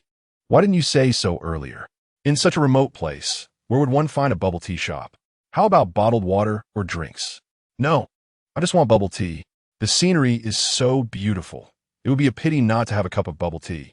The young man glances around helplessly, indeed finding no bubble tea shops. At this moment, Miao turns and smiles at them, saying, Would you like to try my chill mung bean soup? Its flavor absolutely rivals that of bubble tea. Upon hearing about the chilled mung bean dessert, the young man's eyes sparkled with interest. Darling, how about this? He inquired. I'm not particularly fond of mung bean dessert. Couldn't you make a trip to get some milk tea for me? The young man was genuinely reluctant to venture far just for a cup of milk tea. Do you really believe that? Clearly, it's just a sales pitch. Yet, Miao can continue to smile as he replied, I assure you, many customers have remarked that my mung bean dessert is superior. Given Miao Can's confidence, the young man decided to give it a try. Of course, if you find it unsatisfactory, you need not pay. Upon hearing this, the young woman approached with curiosity. Boss, you certainly have the audacity to say that. It was then that she noticed Miao Can's handsome features. However, no matter how charming he was, exaggerations were unwarranted. How could mung bean dessert ever surpass milk tea in flavor? The couple then focused on the cup of mung bean dessert in hand. The young man inserted a straw and took a sip. He usually enjoyed mung bean dessert, but he doubted it could ever compare to milk tea. To his surprise, the texture was unexpectedly delicate and smooth. Darling, you must come try this mung bean dessert. It's genuinely delightful, he exclaimed. The young woman, intrigued, took a sip. The refreshing sweetness instantly captivated her palate. Her eyes widened as she exclaimed, Boss, your mung bean dessert is truly unique. It surpasses milk tea. Consequently, she indulged in 2 more generous sips, swiftly leaving only a small portion in the cup. The young man then ordered 2 more cups. Seizing the opportunity, Miao Can promoted another product. Would you like to try the icy crystal cake? In summer, the combination of mung bean dessert and icy crystal cake is exquisite. Icy crystal cake? What is that? Miao Can explained. It is a traditional Chinese delicacy made from glutinous rice and japonica rice flour, encased in a translucent icy skin, infused with the fragrances of jasmine and marigold, and utterly delicious. Having enjoyed the delectable mung bean dessert previously, the couple promptly purchased 2 servings. Boss, is this icy crystal cake in limited supply? Miao Can chuckled. Some customers are quite enthusiastic. I worry they might buy too much at once, leaving none for others. The young man thought he was jesting. Buying a dozen at once? That seems rather excessive, doesn't it, boss? Miao Can offered no further explanation and handed them 2 boxes. The young man scanned the payment of 57 yuan, surprised to find that each icy crystal cake was 25 yuan. After all, typical street-side mung bean cakes or rice cakes usually cost only 10 or 8 yuan. Nonetheless, he said nothing. Young people today tend to spend more freely. They readily indulge in milk tea priced in the dozens. The young woman opened one of the boxes of icy crystal cake, captivated by its exquisite appearance. This icy crystal cake is remarkably delicate. Darling, please take a photo for me. She posed for several shots against the backdrop of the lawn and lake, resulting in a series of aesthetically pleasing images. Satisfied, she shared them on her social media. Dear, may we eat now? Seeing the icy crystal cake, the young man could not suppress a swallow. Of course, the couple savored the treat together. Unsurprisingly, they were both astonished by the icy crystal cake. Wow, this icy crystal cake is simply extraordinary. It's truly delicious. The surrounding individuals were drawn in by their exaggerated expressions. Someone inquired, Hey, handsome, beautiful, what is this? It looks incredibly delicious. Indeed, it was delectable. You must try this crystal cake. It has an extraordinary flavor. The young couple could not stop indulging, savoring each bite with great pleasure. Witnessing their delight, onlookers were eager to join in. Boss, how much is a portion of the crystal cake? Miao Can pointed to a small whiteboard nearby, which read, 25 yuan per box, limited to 2 boxes per person. 25 yuan for such a small box? That's quite pricey. I'll have one to taste. If it's good, it's worth it. I have a penchant for sweets. Boss, I'll take 2 boxes of crystal cake and 2 cups of mung bean soup. At that moment, another girl nearby teased, Didn't we agree to lose weight together? You haven't even climbed the mountain yet, and you're already digging in? You need energy to climb the mountain. A group of people, after tasting it, praised it endlessly. This crystal cake was truly delightful. The mung bean soup was equally exquisite. The combination of the 2 was simply perfect. These tourists decided not to continue their park stroll and lingered in front of Miao Can's food stall, entranced. Once the first customer arrived at Miao Can's stall, a steady stream of buyers followed. Before long, a long queue formed in front of his stall, leaving the two aunties selling water nearby dumbfounded. This sudden turn of events caught them off guard. Many began to order fried rice noodles. Miao Can tossed the noodles into the pan, and immediately, a fragrant aroma wafted through the air. A pair of friends, who had planned to lose weight together and even purchased workout gear and low-calorie meals, unexpectedly encountered Miao Can's food cart on their first day out. They instantly broke their vow. Such irresistible crystal cake and mung bean soup. This fried rice noodle smells divine. Shall we have another portion? Weren't we supposed to lose weight? Don't worry, we can burn it off while climbing. All right then, the noodles are indeed tempting. Their weight loss plan had yet to be implemented before it faltered. Initially, the girl in the couple had just posted on her social media and received likes and comments shortly thereafter. What is this pastry and where can I buy it? It looks exquisite. Is it delicious? Oh my goodness. Is this not the crystal cake? Is it from Yao Ji's stall? Where is he? Is he setting up at People's Square today? Quickly, give me the address. The girl replied, puzzled. Have you tried this stall's offerings? He is at Huawa Mountain Park. I almost eat there daily. I can't bear not to. Meanwhile, a large crowd at People's Square eagerly anticipated Miao Can's food stall. However, after a long wait, there was still no sign of him. Finally, someone shouted, Miao, brother, is he at Huawa Mountain Park today? The crowd gasped in surprise, and complaints erupted. Why did he go there? He could have at least informed us in advance. I haven't had breakfast or lunch, just waiting to savor Miao's culinary skills. Huawa Mountain Park is quite a distance from here. Is he deliberately making me hungry on the way? Let us go. Quickly head to Huawa Mountain. Despite murmuring their grievances, the regulars promptly took action and swiftly changed direction. Chapter 40. An ordinary vendor in Huawa Mountain Park.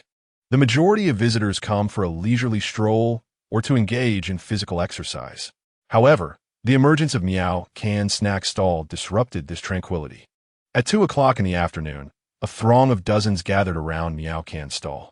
Some stood in line to purchase stir-fried noodles, while others, having received their food, indulged nearby. The atmosphere was as vibrant as a bustling marketplace. Excuse me, good sir at the front, could you hasten your pace? I can hardly contain my anticipation, exclaimed one patron. I crave the chilled mung bean soup. Please hurry. I am parched after descending the mountain. Another voice chimed in, boss. I noticed you have twice-cooked pork on your menu. Is it available now? If so, I would like an order. Wow, we can truly savor twice-cooked pork? How splendid. A chorus of excitement followed. Chilled mung bean soup paired with crystal jelly, alongside stir-fried noodles and twice-cooked pork. This is astonishing. I initially came here to jog and shed some pounds, yet before I even began, I have already relished the stir-fried noodles, mung bean soup, and crystal jelly. As for the twice-cooked pork, I suppose just a taste one tea hurt. It is simply too delectable to resist. Well, that settles it for tonight. We shall reconvene another day. Who can lend me a stomach? I'm utterly stuffed, yet my palate still yearns for more. Another added, Why is my belly so distended? Am I a child? Those stir-fried noodles from other vendors merely require cash, but yours feels like it demands a life in return. Boss, I suspect you intend to feast us to death, then claim our debts. Half an hour later, the crowd that had been waiting at People's Square surged into Huawa Mountain Park, further igniting the popularity of the snack stall. The patrolling security guards were taken aback by the sudden influx of people congregating for stir-fried noodles. The sheer number was somewhat daunting. The head of security quickly arranged for several trash bins to be brought over to prevent environmental pollution. Chief, those stir-fried noodles smell divine.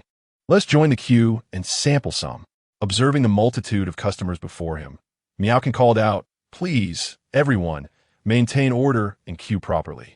Kindly do not litter. If the urban management officers discover us, we will be forced to cease operations, and then there will be nothing left for anyone to eat. His words proved effective. The noise level diminished significantly, and the line became orderly.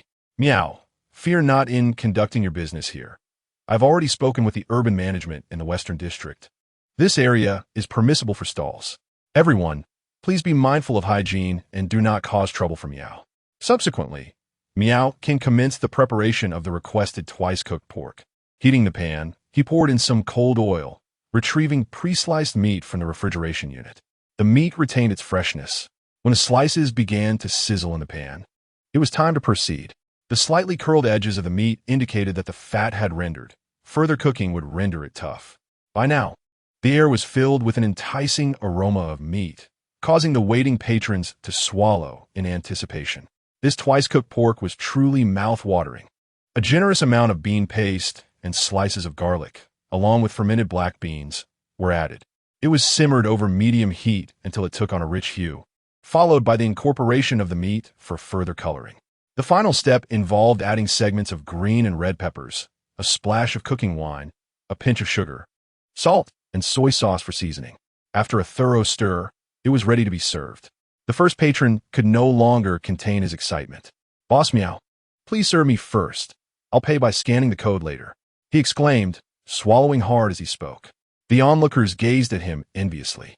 As he took a bite, a rich aroma immediately wafted through the air. The garlic and meat melded perfectly, creating a delightful flavor that was neither overwhelming nor greasy. The guest became engrossed in the culinary experience, his enjoyment evident in the sounds of his chewing. Those nearby couldn't help but swallow in anticipation. Subsequently, Miao can prepared a second and third serving of twice-cooked pork. A group of individuals, initially intent on dieting, found themselves indulging in the greasy delight. Their hearts filled with guilt, yet unable to refrain from praising the exquisite taste of the dish. "Boss Miao, why not create a fan group? If you could inform us daily about your location, we wouldn't miss out," suggested a young man in his 20s, a quintessential food enthusiast. As soon as he finished, everyone present nodded in agreement. After some contemplation, Miao consented. He opened a long-neglected messaging app and established a group chat accommodating 500 members. He then wrote the group number on a small whiteboard. Eagerly, everyone rushed to join. Miao appointed the young man, Zhou Weiwei, as the administrator to maintain order within the WeChat group. Weiwei had always been a loyal customer of Miao Can's stall. Recalling a time, he ordered 6 bowls of fried noodles in one go. His management of the community was impressive as he promptly issued an announcement. "Welcome to Master Miao's Culinary Exchange Group. No inappropriate images or political discussions are allowed, and violators will be removed." A day without Miao's cuisine felt utterly uncomfortable. Moments later, the number of group members exceeded 100. In this era of rapid information dissemination, the group created by Miao can quickly gain popularity. As the last serving of fried noodles was packaged, all items at Miao Can's stall were sold out. After 2 hours at Waguashan Park, he had sold 255 servings of fried noodles, 300 cups of mung bean soup, 150 boxes of crystal cakes, and 81 servings of twice-cooked pork, achieving a total revenue of 545 yuan, effortlessly surpassing the 10,000 yuan mark. His accumulated system points reached 367, a result that left Miao immensely satisfied. At precisely 4 o'clock in the afternoon, he parked his small food cart in a familiar spot outside the Longdi International Hotel.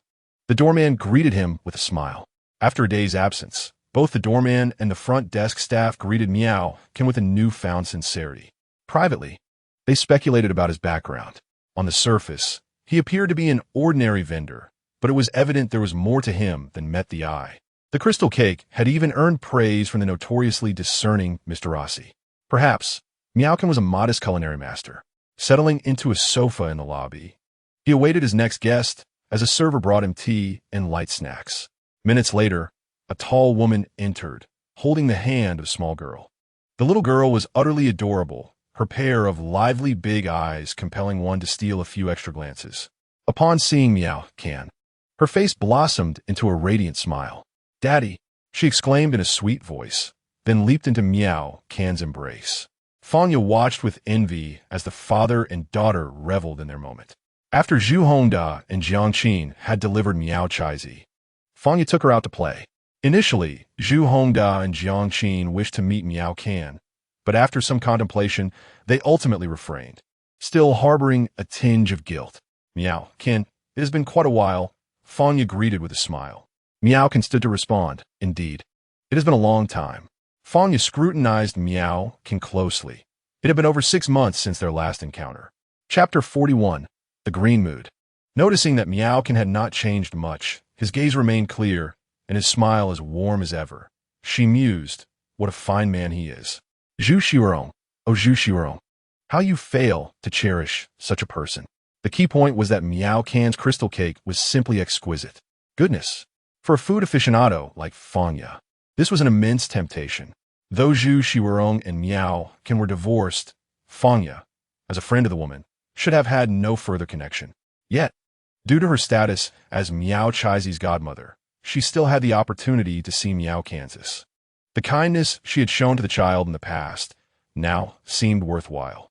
Earlier, while taking her goddaughter out to play, she had discreetly inquired and learned that the crystal cake was indeed Miao Can's creation, sold at a street stall. Such a marvelous delicacy, displayed on the street, felt like a gross misallocation of talent. It rightly belonged in a high-end restaurant, where it could command a price of at least 288 yuan per serving. Miao Can, I never expected you to possess such culinary skills. That crystal cake is truly remarkable, Fanya praised, giving a thumbs up. Before Miao Can could respond, the little girl interjected, while Miao Can gently patted Miao Chaizi's small head. Fanya, intrigued, inquired, where do you usually set up your stall? I would love to sample your crystal cake. The location is not fixed. However, if you wish to indulge, I can deliver it directly to you, as we are friends, he replied. My goodness, this man is truly wonderful, so considerate and warm-hearted. Xuerong, are you listening? Fanya waved her hands excitedly. That seems too generous. Please just provide me with a specific address, and I shall come by to support you. Then you should join our penguin group. There are many loyal customers there. And I announced the location in the group before each outing. A penguin group? Fanya was intrigued, surprised that a street vendor had a customer group. Thus, she joined this foodie group named after Miao Kansas. Upon seeing that over 150 members were already part of the group, Fanya couldn't help but chuckle. Quite a fan base indeed. The group had set a chat restriction mode, as these devoted customers were unceasingly praising Miao Can's skills, practically elevating him to celestial heights. At this rate, they would surely become Miao Can devotees. Zhou Weiwei suggested to Miao Can that besides lifting the chat ban during sales, it would be best to maintain silence otherwise. Miao Can accepted his suggestion. At this moment, Xuerong was likely still in a meeting occupied with her affairs.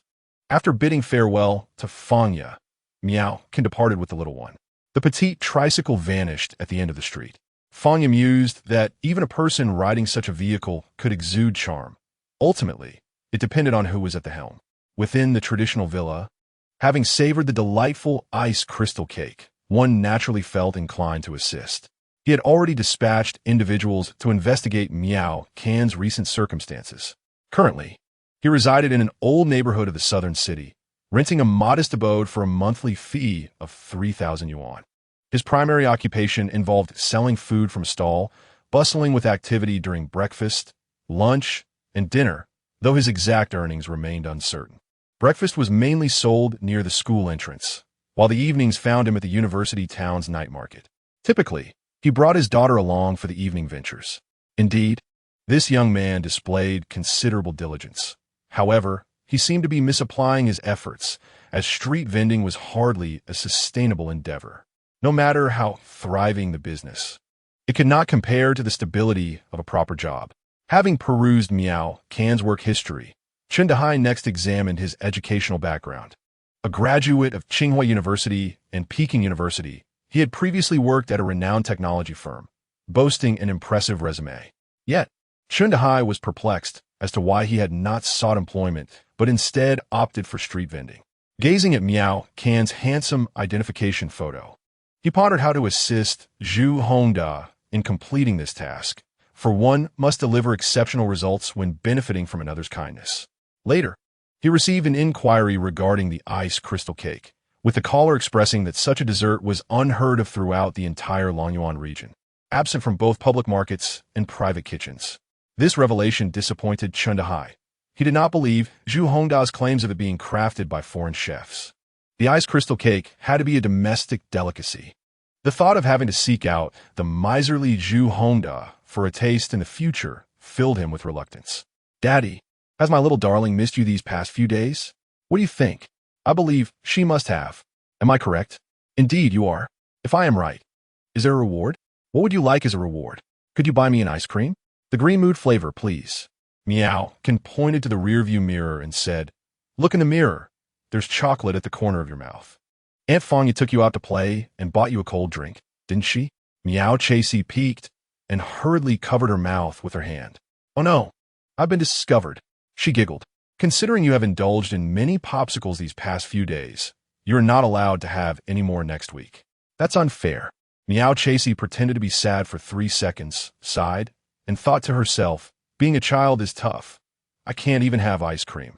Can I still eat the fried rice noodles, mung bean paste, and crystal cake that Daddy makes?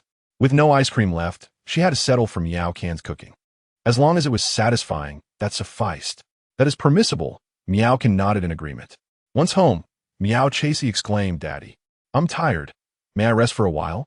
Yes, go rest on the sofa, but remember to change your shoes. All right, can you keep me company while I rest, Daddy? 2 individuals reclined upon the sofa. The little one nestled against Miao Can's arm, her head resting gently as she fixated on the animated series playing on the television. The episode of Higher Brothers was currently airing. Thunder rumbled ominously, suggesting a forthcoming rain. How exhausting. What? The little one chimed in, singing along with the theme song. Evidently well acquainted with the melody, her rendition quite commendable. Miao Can smiled softly, a wave of warmth surging within him. Accompanying a child as they grow is indeed a source of profound happiness. After a short while of watching the cartoon, the little one succumbed to slumber in Miao Can's embrace. He carefully laid her down, draping a blanket over her before switching off the television. Entering the kitchen, Miao Can commenced preparations for the night market's food supplies. Fanya was stealthily savoring delicacies in the hotel kitchen. This pea cake is quite delectable, but master, do you know how to make crystal cake? Crystal cake? I have never heard of it. The seasoned pastry chef shook his head. Miss Fong, are you referring to that translucent dessert? Not quite. They bear resemblance, yet are distinct. After sampling a piece of pea cake, Fanya ceased her indulgence. Having tasted Miao Can's crystal cake, other desserts now seemed utterly insipid. The pastry chef observed Fanya's expression, perplexed. Moreover, throughout the years, he had never encountered the term crystal cake. Once Fanya departed, Master Xuerong placed a call to his mentor. Crystal cake? Indeed, such a dessert exists. Chapter 42. Allow me to pinch your little face. It is a traditional delicacy from a small locale in northeast China, not widely known.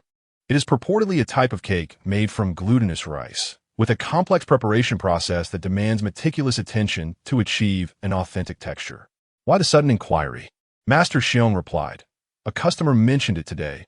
I have neither made nor heard of it before, hence I sought your guidance. I have merely heard of it. I have yet to personally sample it in the north. Master Xuerong stated, It seems we have vendors selling it here. That customer lost interest in the pea cake I prepared after tasting it. Oh, then I must try it when the opportunity arises. After concluding the call, my Xinghua had scarcely placed his phone into his pocket when it vibrated again. Who could it be? Can I enjoy a peaceful weekend? Hello. Oh my, it's me. Old sure. Oh, it's you? Go find someone else to drink with. I have quit. Not for drinking. I invite you to dinner. Oh, dinner? My tastes are quite discerning. I assure your satisfaction. When? Tomorrow morning at 9. Lunch? Breakfast. What? Breakfast? Xuerong, having finished her meeting, continued her rounds through various departments. This earnest and dedicated demeanor left Fong speechless. When will this fellow learn to relish life? She opened WeChat, only to find herself still muted. The group chat devoid of any activity. She wondered when Miao Can would set up his stall. Fanya longed for crystal cake. The last time, she had only sampled a small piece before Xuerong devoured the majority. Thus, she suppressed her cravings and resolved to venture alone to the night market. This time, she was determined to taste the legendary fried noodles. For dinner, Miao Can prepared twice-cooked pork, and Miao Chasey relished every bite. Daddy, this twice-cooked pork is truly delicious. Miao Can placed several slices of vegetables onto his daughter's plate. Don't just eat meat. You must also consume plenty of vegetables. Understood. For her, vegetables and rice have become the staples of her diet. In comparison, the vegetables do indeed lack much flavor. The father and daughter cleared their plates, their bellies full. The little one even licked the plate of twice-cooked pork, her face smeared with grease. Daddy, it was so delicious. Can I take some to kindergarten tomorrow? Of course. But you mustn't eat only the meat, he replied. I know. I need to eat more vegetables to grow taller. Miao, Chaizi stated seriously, fully aware of the importance of a balanced diet. Miao-can chuckled as he rose to wash the dishes. Daddy, let me help. Miao-can washed the plates while Miao, Chaizi dried them. At 6:30, the father and daughter set off on their tricycle food cart, preparing to set up at the night market. The Longlin Road University Town Night Market was bustling with activity.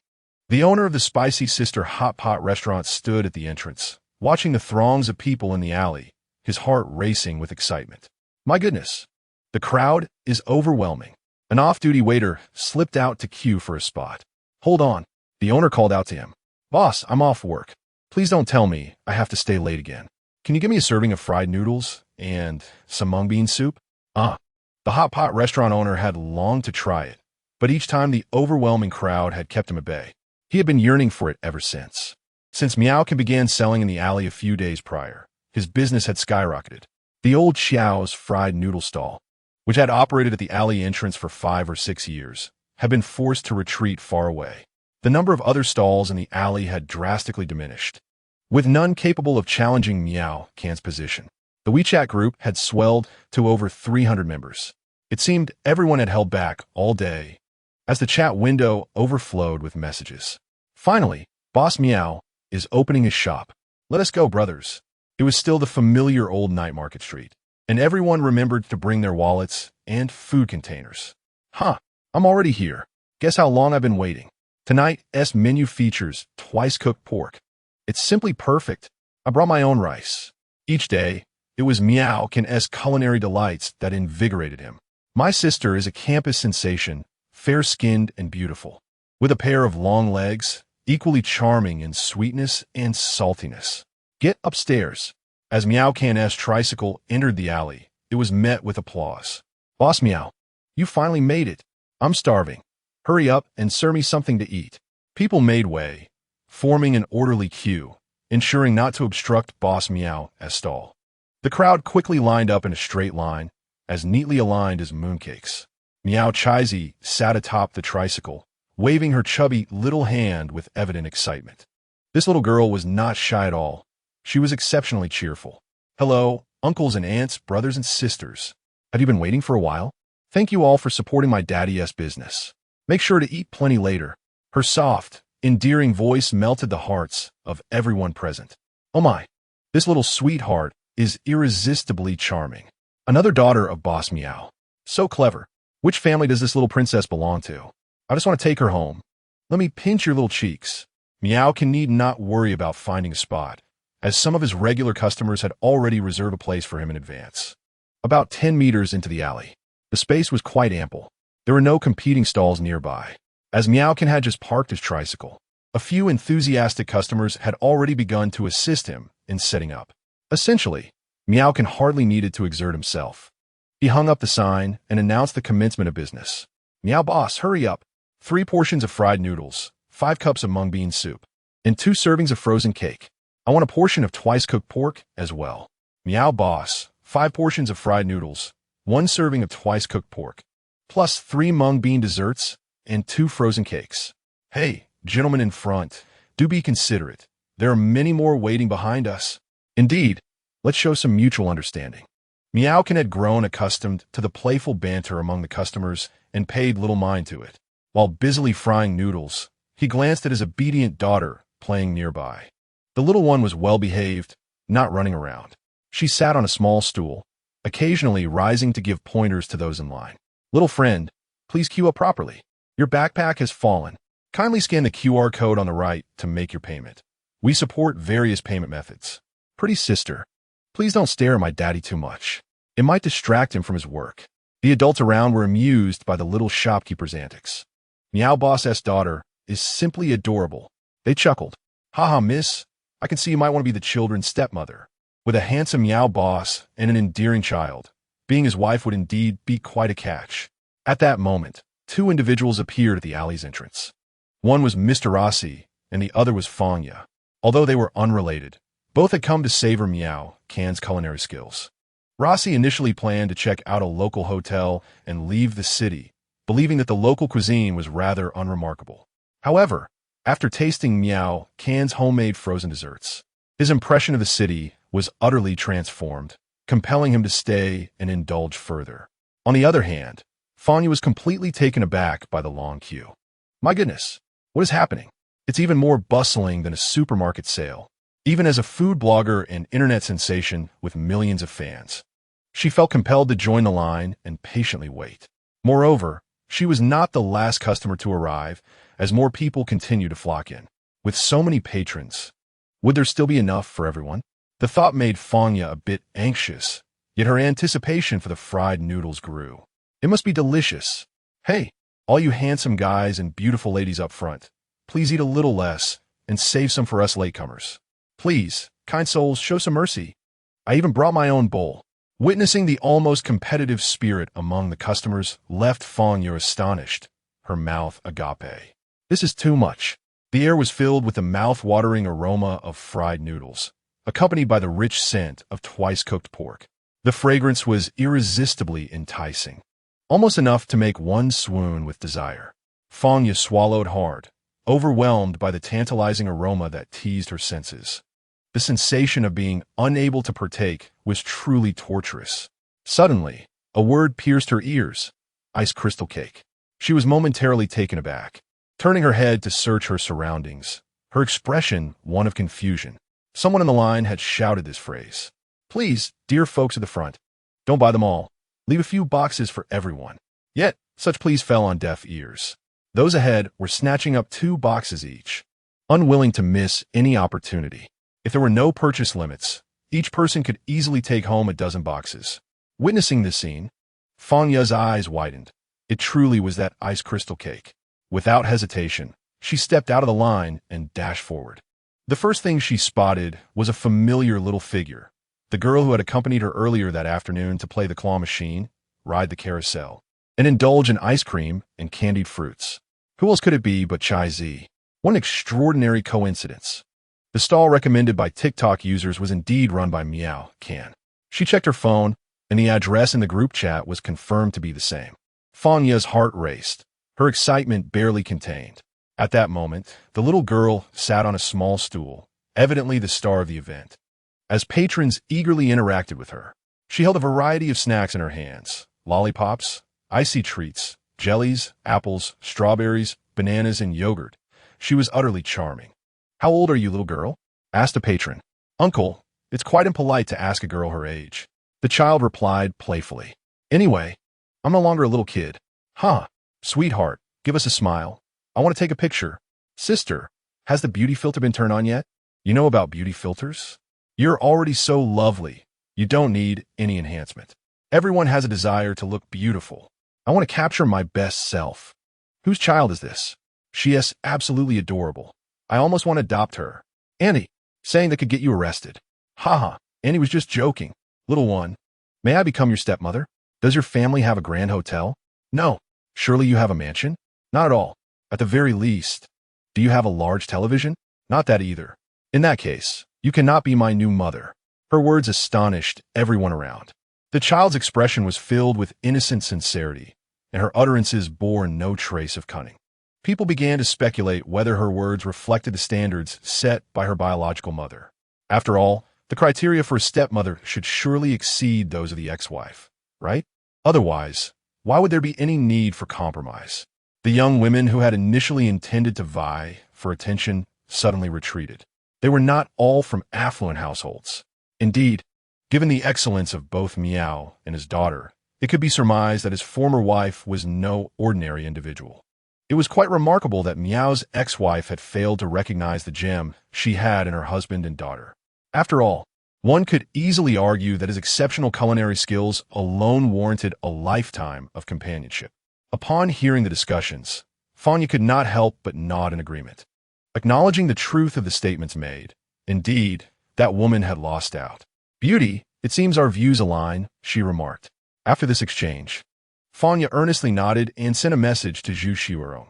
Boss Miao's wife is utterly oblivious. Shortly thereafter, Xuerong replied with a question mark. In response, Fanya promptly sent a photograph, capturing Chai Zi seated demurely on a small stool, clutching snacks, surrounded by admirers akin to stars orbiting the moon.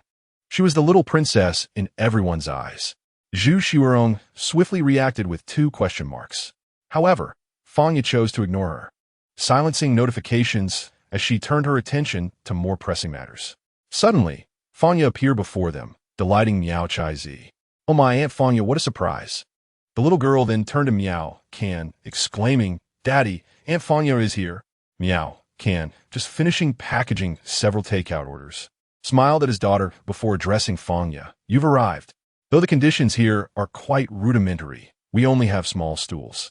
After a brief exchange of pleasantries, the waiting customers began to urge Miao, "Boss Miao, enough chit-chat. Hurry up with the fried rice. This is a big deal. Let us move." Miao Can offered an apologetic smile to Fanya and instructed his daughter to tend to the customers. "Sweetheart, please keep an eye on Aunt Fanya for me." Fanya replied, "Don't mind me. Just focus on your work." The little girl patted her chest confidently, assuring, "Daddy, don't worry about a thing. I'll keep Aunt Fanya company." She then procured another small stool from the food cart and set it beside her, saying, "Come, Aunt, let us sit together." Fanya graciously accepted the invitation, and the little girl retrieved 2 cups of chilled mung bean soup and a portion of glistening pastries for her. Fanya's eyes sparkled with delight. "You must try my father's mung bean soup. It's exceptionally delicious, and this translucent little cake is simply marvelous." Without hesitation, Fanya began to savor the treats, first taking a sip of the mung bean soup. "Wow, this is truly delightful." Chai Zi beamed with pride and asked, "So, Aunt Fanya, do you think my family's mung bean soup is fantastic?" "Absolutely marvelous," Fanya praised, and they proceeded to indulge in the chilled pastries together.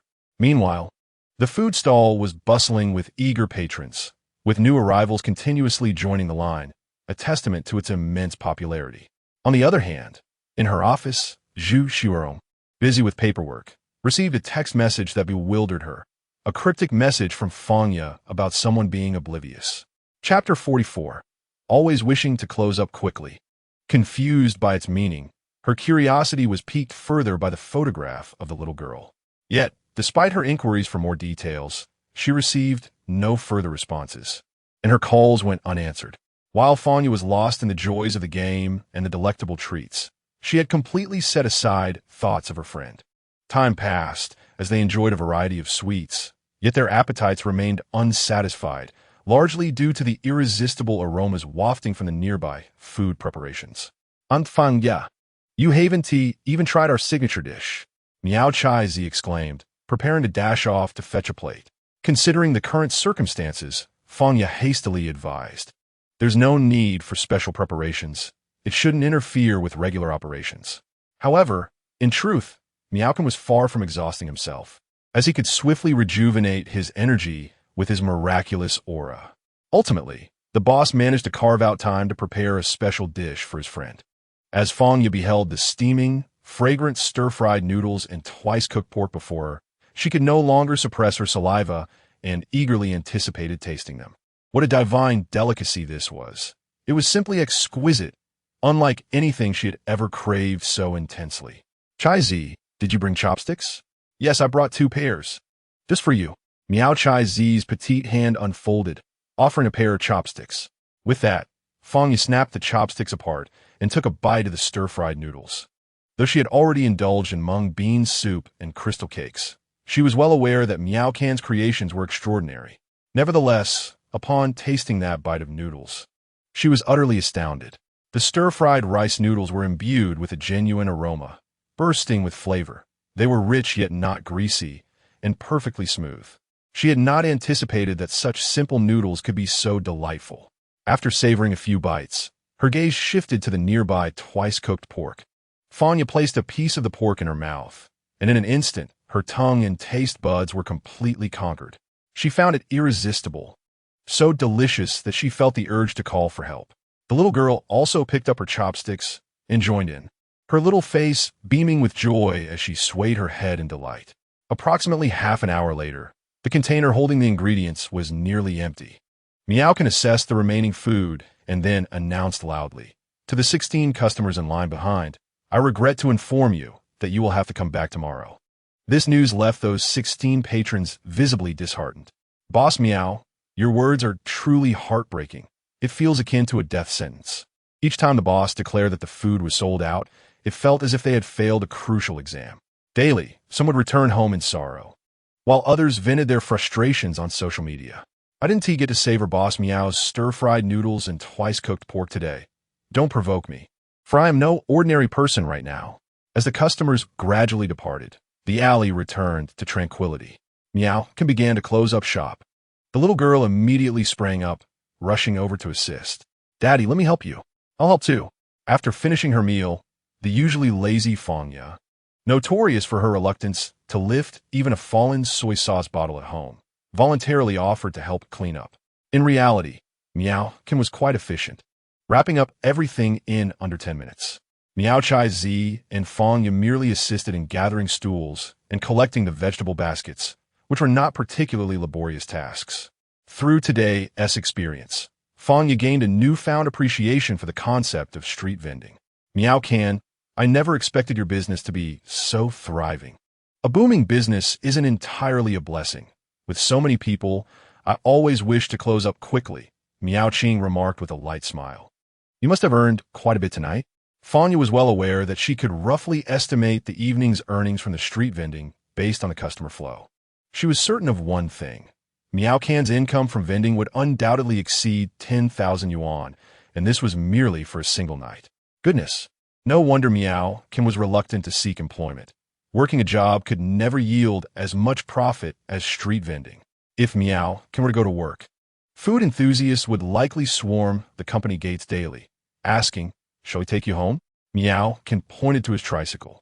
For Fanya, who stood at a height of 1.7 meters, sitting in the tricycle felt rather cramped. Moreover, she resided in the northern part of the city, and the drive took over 20 minutes with an inconvenient route.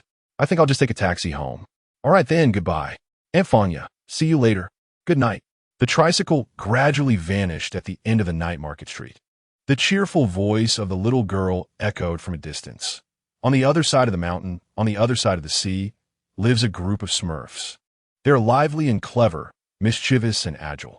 To Zhu Xuerong and her husband Zhu Hongda, the sight of Miao Can vending with the child appeared rather bleak. However, the reality was quite the opposite.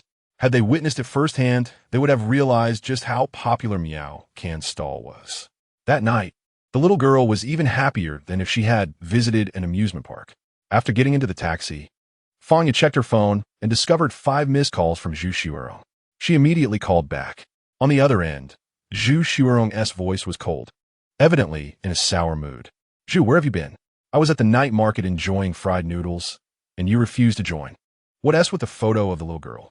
It's fate. The fried noodle stall recommended by an online acquaintance happens to be Miao Can's. ISNT, that a coincidence? Didn't T know your ex-husband was such a good cook? There was silence on the other end of the line.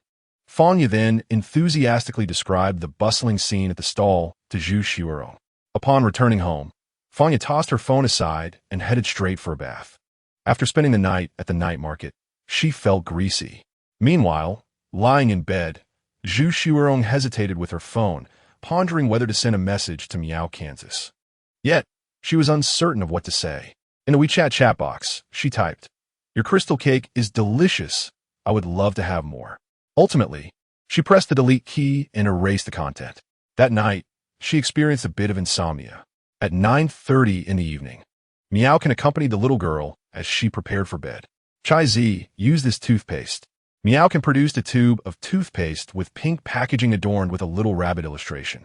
This was a children's toothpaste won through a system lottery, genuinely effective in preventing cavities, contrary to the exaggerated claims in advertisements. The little girl's eyes lit up. She adored the little rabbit. After squeezing a bit of toothpaste on her toothbrush, she diligently began to brush her teeth. It smelled delightful, a fruity scent. "Daddy, I like this toothpaste." The little girl beamed at Miao Can, giggling. Miao Can leaned in to smell, detecting a fresh breath with a hint of fruitiness. Chapter 45. With meat to support vegetables, all right, time for bed. Miao Chai Z leaped onto the bed, burrowing beneath the covers, revealing only her petite head. "You can simply sleep obediently," she murmured. "But I shall sleep now." The little girl succumbed to slumber in an instant, feigning snoring. Miao chuckled softly, shaking his head as he gently patted her before tiptoeing out of the room once she had truly drifted off. Just before sleep, Miao used over 1,000 system points for a lottery draw. Consumed 100 points, won 20 mint candies in the lottery. A flicker of joy ignited within him.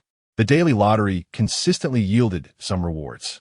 To his surprise, he had also received stamina attribute points, though his physique showed no apparent changes. This lottery had granted him a high-level culinary skill. The chickpea flour dish was of national banquet caliber, virtually unattainable in ordinary restaurants. The preparation of this dish demanded exceptional culinary prowess, transforming meat into a vegetarian illusion, essentially a meaty guise for a vegetable dish. Miao intended to attempt selling chickpea flour the next day, offering it as a limited supply, akin to his twice-cooked pork. The following morning, Miao arose, completed his morning routine, and began preparing the food for his breakfast stall. He unblocked the penguin group and issued an announcement. Stall opens at 8 a.m. Location: in front of Sunshine Primary School in the southern part of the city. Upon the announcement, the group erupted in excitement. Battle positions confirmed. "See you at Sunshine Primary." "Charge, brothers. I'm in the west of the city. Even if I'm late, it's worth it to savor Miao's fried noodles. Even if I lose half a day's pay." Incredible upstairs. Originally, I had no intention of having breakfast, but I must show Miao a little respect. "Ha! My home is right across from Sunshine Primary. It feels worth it to have bought the house." How enviable. Miao glanced at the lively chat in the group. Though it was raucous, it also possessed a certain charm. Turning off the group chat, Miao opened the system's message notifications. Several new customers had requested to join the group. "It's unbearable without fried noodles.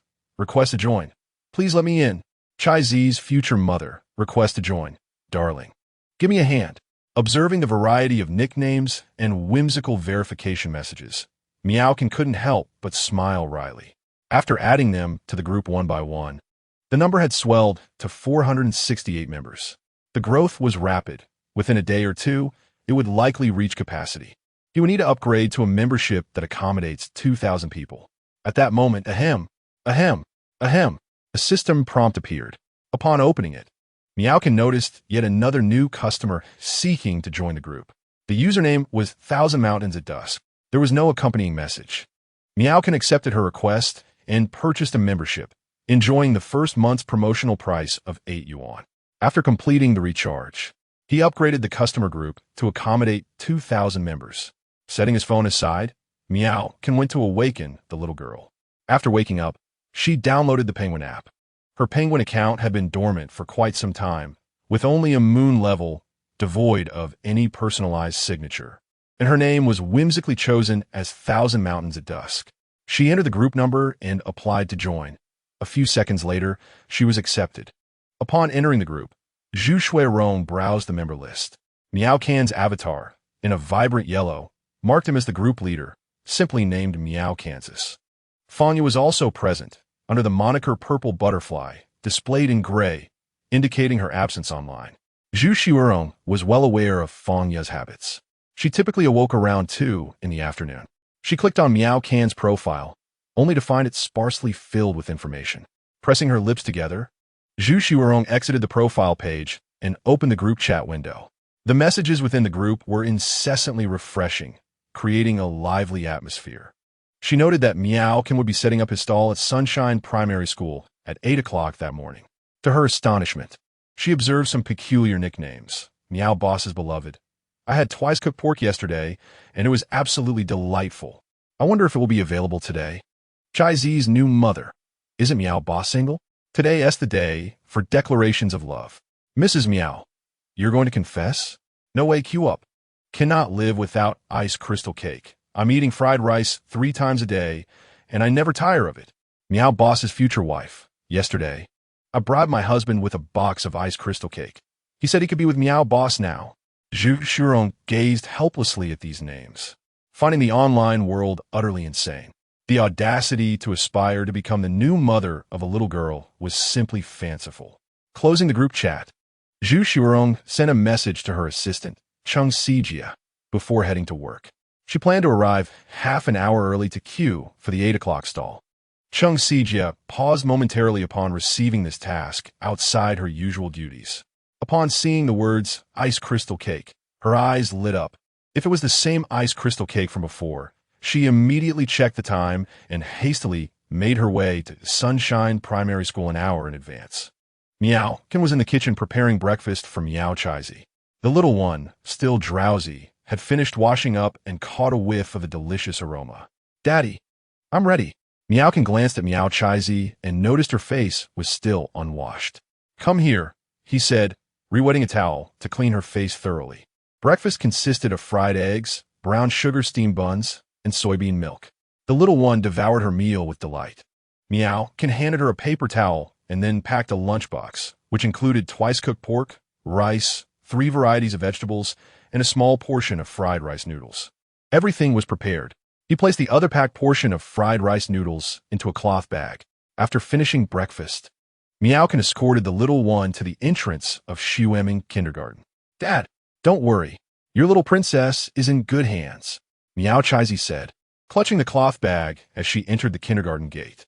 As soon as Miao Chaizi arrived, a throng of children rushed toward her from all directions, surrounding her like stars orbiting the moon. "Miao Chaizi, did you bring lunch today?" "Chaizi, I have a remote-controlled airplane for you to play with. Can we eat lunch together today?" "Miao Chaizi, I bought new crystal Play-Doh. I'll give you a jar. My grandpa also made fried rice noodles for me, but it looks a bit burnt, so I'm not sure about it." Across from Sunshine Primary School, a lengthy queue had formed in an open area. Strangely, the front of the line was empty. "What's going on? Why is everyone queuing here?" "Of course, they're lining up early. Miao Boss will be setting up his stall soon. If you don't queue, you might miss out on buying anything. It must be incredibly delicious. It's unbelievably scrumptious." Moments later, Miao's 3-wheeled food car came into view. "Boss Miao, we have reserved a spot for you." "I crawled over here, Boss Miao. Could you please whip up a portion for me first? It's a matter of life and death." "Boss Miao, stop. Let us handle the trivial task of setting up the stall." Miao swiftly commenced frying the noodles with a box of mung bean paste and iced jelly beside him, allowing customers to scan codes and help themselves. As the enticing aroma of fried noodles wafted through the air, several pale-faced patrons inhaled deeply, as if rejuvenated. Chapter 46. Is this not a coincidence? The morning clientele was in a hurry, adults rushing to work and children dashing to school. Most simply grabbed their meals and left, with little time to linger. Nevertheless, even at the risk of tardiness, many were willing to queue for a serving of fried noodles. It truly resonated with the old adage, a day without eating leaves one feeling unwell. Following a wave of office workers and students, the next customers were predominantly elderly residents from a neighborhood. Having retired, their pace of life had slowed considerably. Breakfast that once consisted of soy milk, fried dough sticks, buns, and porridge were now overshadowed by the allure of fried noodles. Other breakfast options seemed unappetizing in comparison, akin to chewing wax. "Little Boss Miao, what is this? It doesn't seem like a phone number," an elderly lady inquired, pointing at the group number on the whiteboard. "That's a group number. It's for regular customers who inform me where I will be setting up." Miao explained patiently as he continued frying. "How can I join this group?" Among the older retirees, some are even more adept with their phones than the younger generations, assisting the lady in registering and joining the chat. She gasped in surprise, exclaiming, "Multiple marriages are illegal. What are you all laughing at? Annie, you really need to keep up with the times. Those nicknames are arbitrary and not genuine." "So they're all fake? I thought Boss Miao actually had many wives." Miao shook his head in exasperation. His regular customers were quite the playful bunch. As one wave of customers departed, another soon arrived. Miao no longer needed to fret over business. Often, customers began lining up even before the food cart had fully arrived. Within a mere hour and a half, Miao had sold out of all his offerings. At that moment, neighbors residing near the house Miao rented also came to visit. Grandpa Sure arrived with a silver-haired elder. "What could possibly be good for breakfast?" Grandpa Sure mysteriously replied, "You'll find out once you try it, old my. I guarantee it will satisfy your discerning palate." Living a leisurely retired life now, old my responded, "Oh, I must see for myself." Despite his words, he remained skeptical. While delicious street food abounded, he had yet to encounter anything truly exceptional. Some dishes may be considered delicacies by the masses, but from a professional perspective, they were merely the result of piled-up seasonings.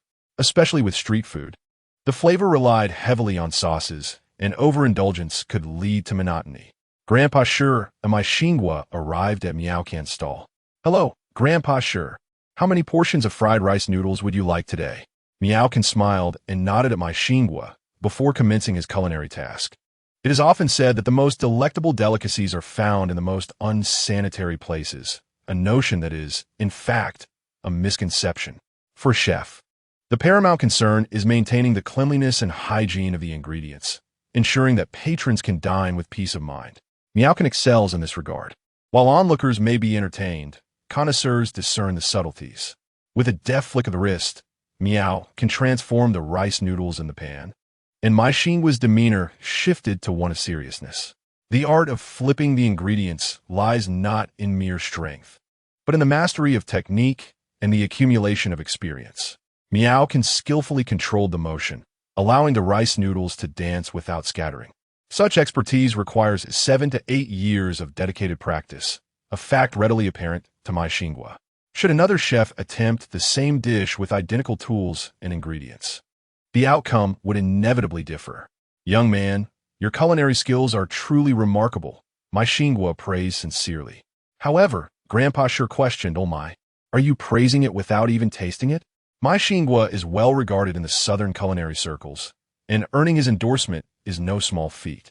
Grandpa Sure brought my Xinghua here because he had unwavering confidence in Miao Can's abilities.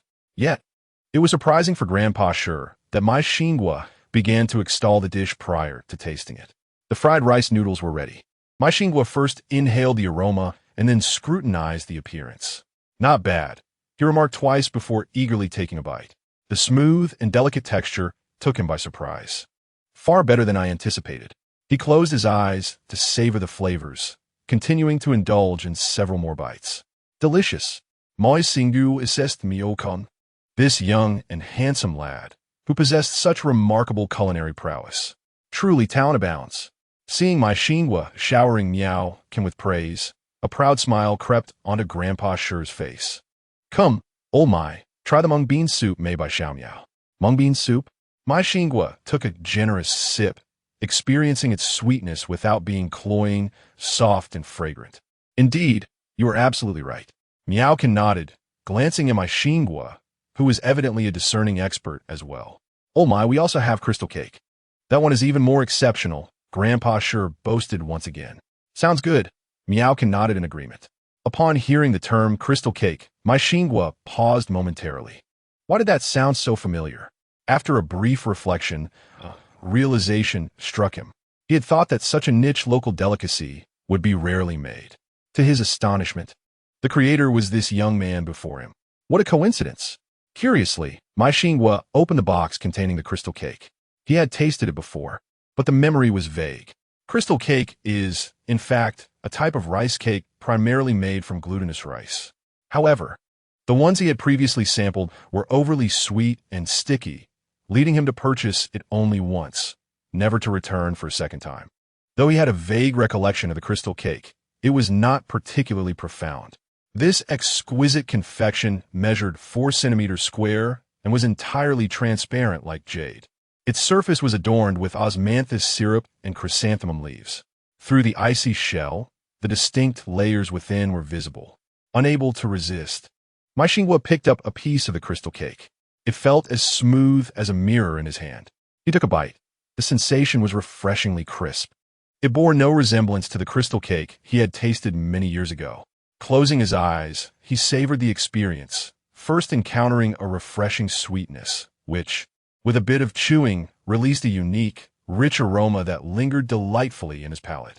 Having once been a chef at state banquets, my Xinghua had tasted countless delicacies throughout his life. He was familiar with renowned pastry masters in the country. However, none of their creations could compare to the crystal cake made by Miao, Kansas.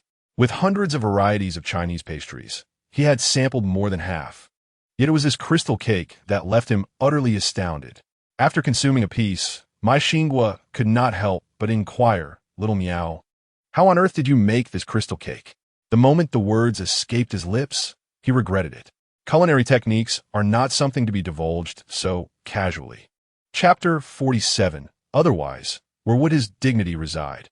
Grandpa sure pondered. Having been in the culinary world for so many years, did old Mai forget the fundamental rules? This crystal cake is simply too delicious. I'm utterly lost. My Xinghua hastily changed the subject.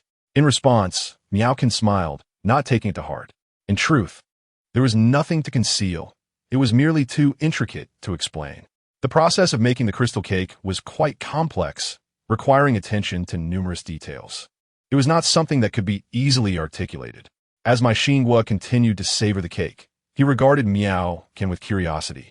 The culinary profession demands not only talent, but also diligent practice. Mere talent suffices not. It requires the tempering of time to hone one's skills. Miao-kun, so young, yet possessing such remarkable culinary artistry, left my Xinghua in disbelief. Incredible. Grandpa Sure, while enjoying his fried noodles, observed my Xinghua.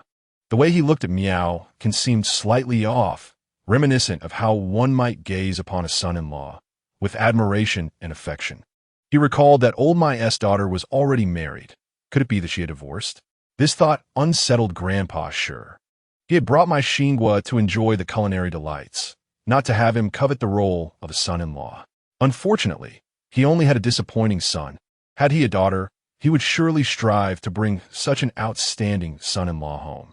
Among the neighbors who had come for breakfast, Wang Guifan and Aunt Xiao were particularly concerned about Miao-kin's personal affairs. They had purchased fried noodles and the crystal cake, yet hesitated to depart. Her qualifications were undeniable, beautiful, well-proportioned at 165 meters, and a diligent owner of a clothing store. With such admirable attributes, she had yet to find a suitable partner. Little Miao, you are just perfect. Faced with Wang Guifan's enthusiasm, Miaokin could only chuckle awkwardly. Aunt Wang, I have just divorced and am not yet inclined to discuss such matters. Oh, just divorced. It's the perfect time to find someone new. Aunt Xiao was not to be outdone either. She promptly took out her phone and interrupted, saying, Boss Miao, if you're interested, I can give you the number so you can connect via WeChat. Observing the fervent enthusiasm of the two matchmakers, Grandpa Sure and my Xinghua exchanged glances. Miao-kin was indeed a sought-after individual. Chickpea flour, 50 yuan per serving, limited to 1 serving per person.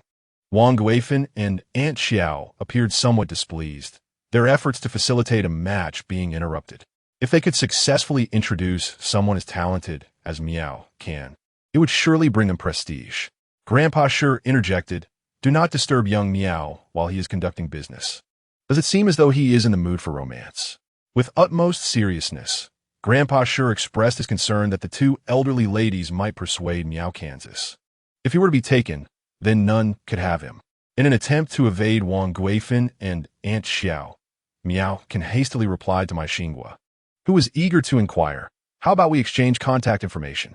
Miao-kin was hesitant to add customers' contact details, pointing to a small blackboard and stating, Grandpa, you can join the Penguin Group. Every day, I will announce where I will set up shop. The Penguin Group? I'm not familiar with that. Can't we just add each other on WeChat? Isn't that more convenient? Miao-kin schmoiled apologically. He knew he could not set such a precedent. Otherwise, all customers would want to add him. It could lead to complications if his number were to be leaked. My Xinghua was taken aback, not expecting his request to be met with refusal. Grandpa Sure, observing the scene with satisfaction, silently relished the moment. However, he decided to consider Miao-kin's situation and suggested, Young Miao, old Mai is a titan in the culinary world with extensive connections. He is not just any customer. You should add him. Make Sungu, a chef renowned for his work at state banquets, had disciples scattered across the nation.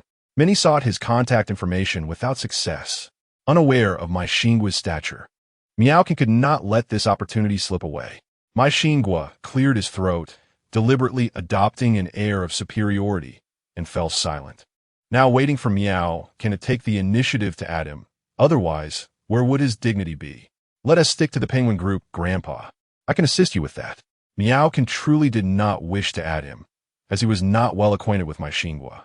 My Xinhua narrowed his eyes, surprised to be rejected once more. Forget it then. Old Sure, let us go. With hands clasped behind his back, he departed. Grandpa Sure cast a peculiar glance at Miao Can, then at my Xinhua, feeling an inexplicable sense of satisfaction. All right, Grandpa Sure, take care.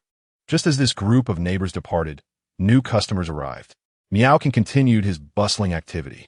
Young man, how much for the stir-fried noodles? With everything included. I'll take 2 servings. Certainly, please hold on a moment. Miao Can poured some oil into the pan and began to stir-fry the noodles. Young man, your skills are quite impressive. Standing with hands behind his back in front of Miao Can's stall, the observer watched the rice noodles in the pan while also appraising Miao Can's. Indeed, one could not deny that Zhu's daughter had a discerning eye. The young man was handsome, tall, and exuded a clean and refreshing aura, making for a pleasant sight. Chen Dehai's first impression of Miao Can was quite favorable, far surpassing that of the wealthy science. At the Londi International Hotel, Zhu Xuerong's desk was adorned with a cup of non-fat, no-cream mocha coffee. However, today, she refrained from indulging in the cup of coffee, fearing it might spoil her appetite. Moments later, Cheng Xijie entered, carrying breakfast purchased from Sunshine Primary School. By 8 in the morning, the sun was already blazing outside, enough to make one sweat after just a few steps. Beads of perspiration formed on Cheng Xijie's forehead as she gasped for breath. Typically, white-collar workers like her would grab breakfast downstairs. Yet today marked her first venture to buy breakfast 3 kilometers away. There was no other choice. President Zhu had a craving for the delicacies there, compelling Cheng Xijie to make the trip. Moreover, she herself relished the icy crystal cake from that vendor. Upon arriving at the entrance of Sunshine Primary School, she was taken aback by the throngs at the small fried noodle stall. She stood in line for a full 20 minutes before finally making her purchase. President Zhu, I brought back breakfast, she announced. Zhu Xuerong's gaze fixated on the icy crystal cake as she coolly remarked, I recall asking you to bring 2 boxes of the icy crystal cake. She then glanced at the other box in Cheng Xijie's hand. Cheng Xijie looked at Zhu Xuerong with a sense of grievance. It had taken so long to procure these coveted items. The icy crystal cake she desperately wanted. The purchase restrictions were utterly frustrating. Otherwise, she would have certainly bought 4 boxes of the cake. Zhu Xuerong could have taken 2 boxes for herself, leaving 2 for Cheng Xijie. Yet now, with only 2 boxes, the vendor had taken them all? Wasn't it a bit cruel not to leave even one for her? Who decreed that the icy crystal cake must strictly be a breakfast item? She intended to save the other box for when hunger struck again. Placing the other box on the table, Zhu Xuerong pointed towards it. Cheng Xijie had displayed a woeful expression, reluctantly placing the second box on the table. This vendor was truly heartless. Not even 1 box for herself. Sobi. Resigned, she exited the office, returning to her position, and opened a box of fried noodles. The company policy forbade eating in the office, yet this rule seemed inapplicable to Zhu Xuerong and her secretary, as they often became so engrossed in work that they forgot meal times. Chapter 48. A heart full of regret as the aroma of the fried noodles wafted towards her. A smile instantly brightened Cheng Xijie's face. The flavor was utterly delightful. She hurriedly picked up her chopsticks for a bite, relishing the taste that was so exquisite it made her forget everything else. After hastily consuming most of it, she suddenly remembered the mung bean soup she hadn't yet tasted. In a rush, she opened it and took a sip. It was delicious, invigorating her spirit. Yet, Cheng Xijie hadn't anticipated it would be this exceptional. Had she known, she would have purchased an additional serving of fried noodles, as 1 portion was simply insufficient.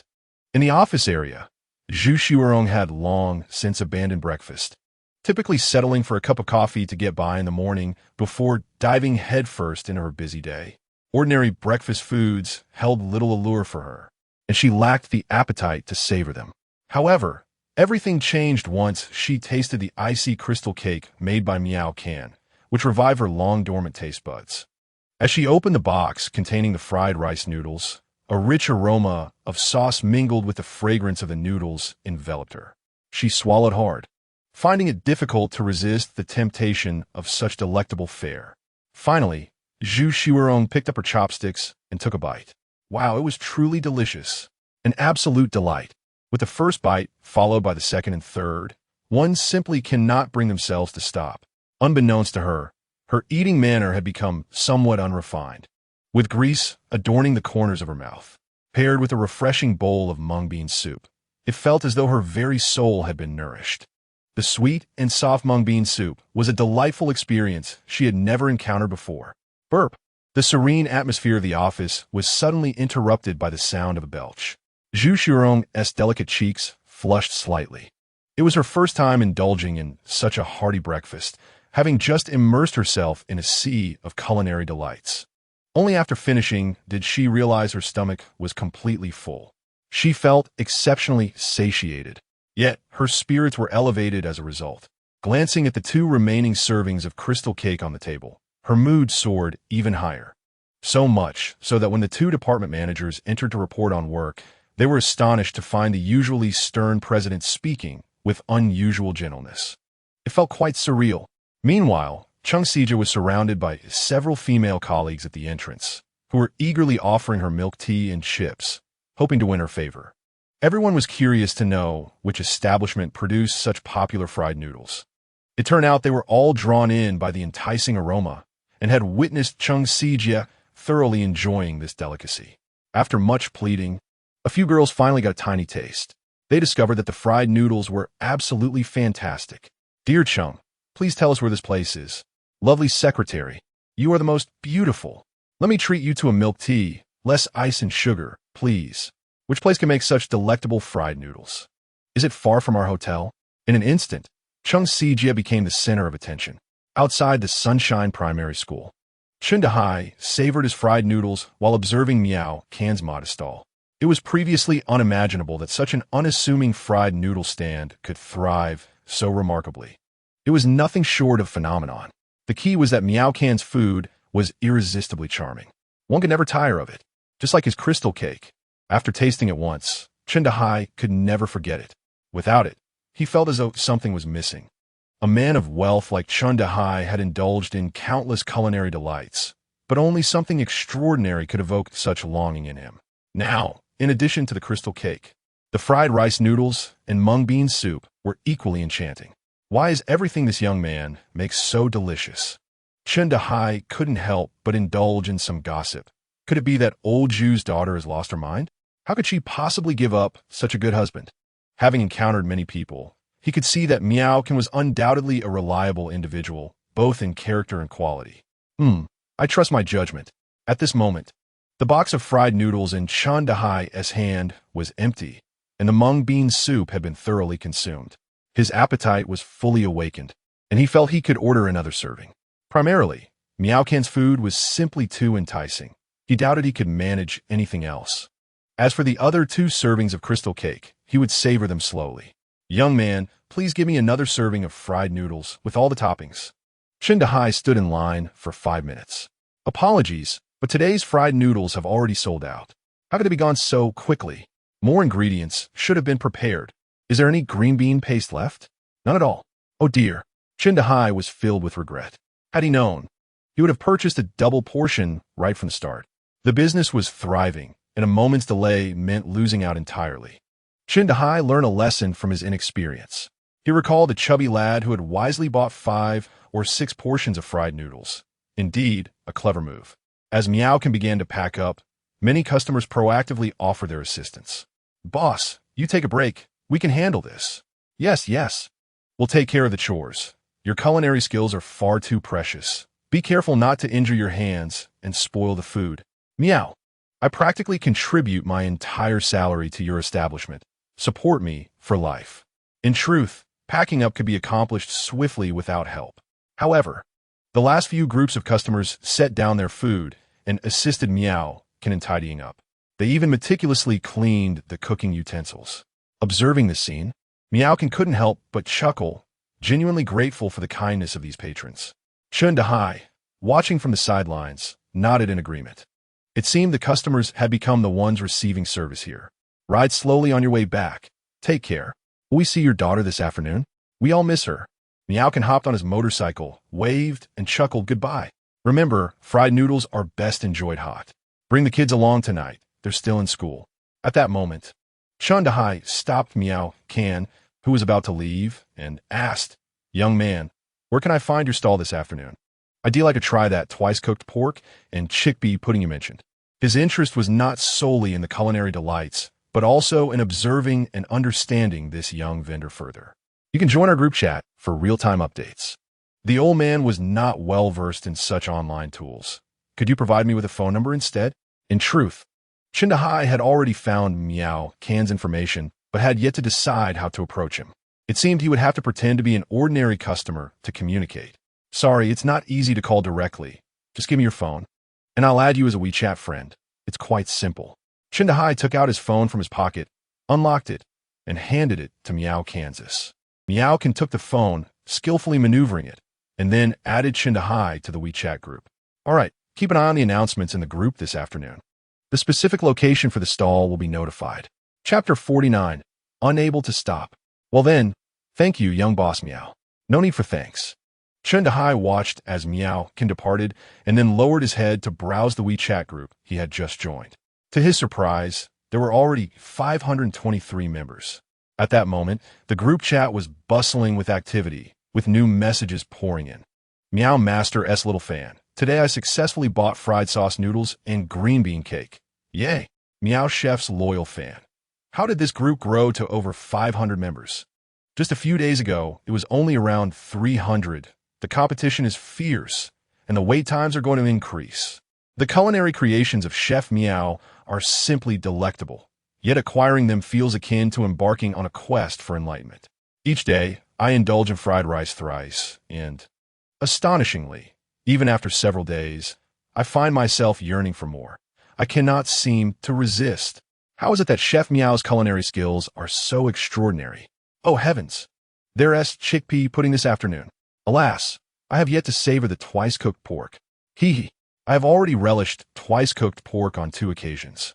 It is so exquisite that I nearly choked on my own saliva. In recent days, I have gained 3 pounds. I must commend myself. 3 pounds? I have gained 5. As Chun Dahai observed the fervent discussions among the food enthusiasts in the group, he felt as though he had become one of them. Encountering a chef like Miao Kan is indeed a boon for food lovers. Miao Kan sped along the road on his tricycle. Indeed, thanks to his systematic lottery skills, his driving prowess has reached a remarkable level, allowing him to advance swiftly while adhering to speed limits. What once took 20 minutes to traverse 4 kilometers now takes merely 12. Of course, this speed is only adopted when he is alone, if transporting children or fragile ingredients. He naturally opts for a more cautious and stable approach. His tricycle came to a halt at the entrance of the Jingyuan vegetable market. Although modest in size, it offers a wide variety of fresh vegetables and meats. Miao Kan has consistently sourced his supplies from here, alleviating much hassle. Is that Chef Miao? Boss Xiao, engaged in unloading goods, quickly approached with a smile. He produced a cigarette and offered it to Miao Kansas. "I don't smoke." "Oh dear, what a forgetful fellow I am." Boss Xiao proceeded to smoke himself. Today he planned to procure goods from the nearby city, so your utensils and ingredients cannot be delivered. You'll have to make the trip yourself. I shouldn't always burden you. It's only right that I handle my own purchases. Don't be too polite with me. Each time you deliver, you treat me to fried sauce noodles and mung bean cakes. I've certainly enjoyed my fair share. I've visited your snack stall twice. Your business is thriving. After a brief exchange, Boss Xiao called out loudly to the shop. "Hey, you rascal. Hurry up and bring out the items to load onto Chef Miao's vehicle." Coming. Miao Kan recognize this as Boss Xiao's son, a middle school student who assists with odd jobs during the day. "Take it slow." Miao Kan quickly extended his hand to catch the items, concerned he might drop them. Boss Xiao waved dismissively. "Don't worry. These utensils are quite light. Nothing will happen." Though the boy appeared slender, he possessed considerable strength and moved with agility. After placing the utensils, he greeted Miao Kan. "Hello, Chef Miao." His admiration was palpable. "You should call me uncle, not brother." Boss Xiao gently patted his son's head. Miao Kan, smiling, retrieved 2 boxes of mung bean cakes from a foam box. "These 2 boxes are leftover. Take them home and try." The young boy erupted in excitement. Thank you so much, Chef Miao. I've been wanting to eat this. You just had some a few days ago, you little glutton. Boss Zhao shook his head. Mother, Miao Ge has gifted me mung bean cake, exclaimed Zhao's son as he rushed into the shop, his voice brimming with excitement. Momins latte. His mother's voice echoed with surprise from within. Zhao, the proprietor, bellowed, Dear wife and child, do save some for me. I shall transfer the money. I cannot allow you to toil without compensation. No need, she replied. You always prepare an ample supply for me and assist with the deliveries. After a round of mutual modesty, they ultimately settled the matter without any payment exchanged. Zhao believed himself to possess a keen discernment of character from the very beginning. He sensed that Miao Ge was truly a commendable person. As time passed, his initial impression was validated. Moreover, Miao's culinary skills were exceptional, with his food stall perpetually bustling with patrons. He had even encountered videos of Miao online. Thankfully, their camaraderie allowed him to occasionally indulge in Miao's delectable fried sauce noodles and mung bean cakes. Otherwise, waiting in line would not guarantee a purchase. Miao can enter the market, commencing his procurement of ingredients for twice-cooked pork and chickpea flour. He first approached the familiar pork stall. Brother Gua, I would like to purchase some sitting buttock meat. How much do you have? Recognizing a loyal customer in the substantial order, Brother Gua greeted him with a broad smile. Ah, Xiao Miao, what good fortune. This batch of meat has just arrived from the slaughterhouse. The sitting buttock meat is untouched. After a meticulous inspection, Miao Ge nodded. Remove the pointed portions. I shall take the rest. Very well, please wait a moment while I weigh it, Gua replied. In the end, he acquired 28 jin of sitting buttock meat, tender and of excellent quality.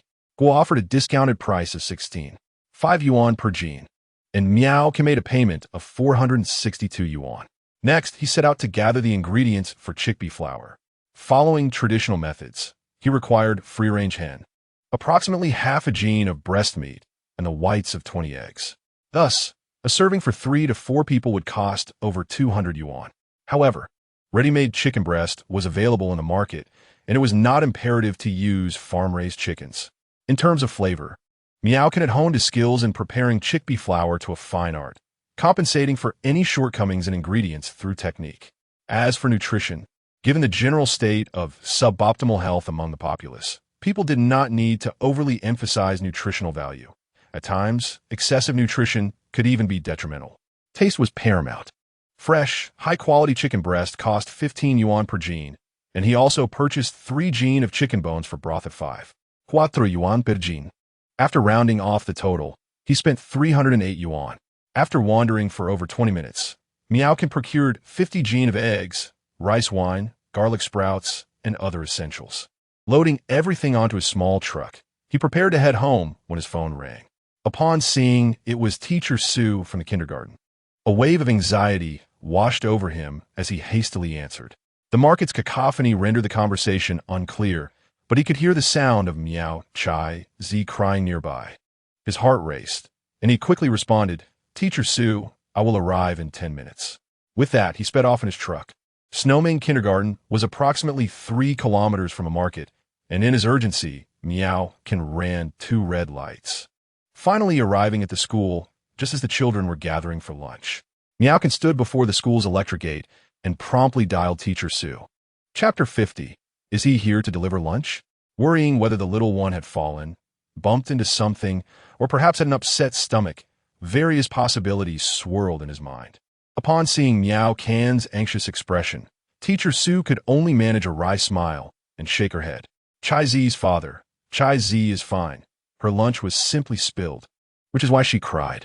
It turned out that Chai Zi's father, overly concerned for his daughter, had rushed over without fully understanding the situation. However, Teacher Sue greatly admired his attentiveness as a father. Indeed, he was a devoted and responsible parent. It was no wonder that Chai Z radiated happiness each day. Under Teacher Sue's guidance, Miao Ge made his way to the kindergarten's dining hall. Upon entering, he found a group of children gathered around a square table. On the floor lay a spilled lunchbox featuring a robotic cat, with fried rice, twice-cooked pork, scrambled eggs with tomatoes, and mung bean paste strewn about.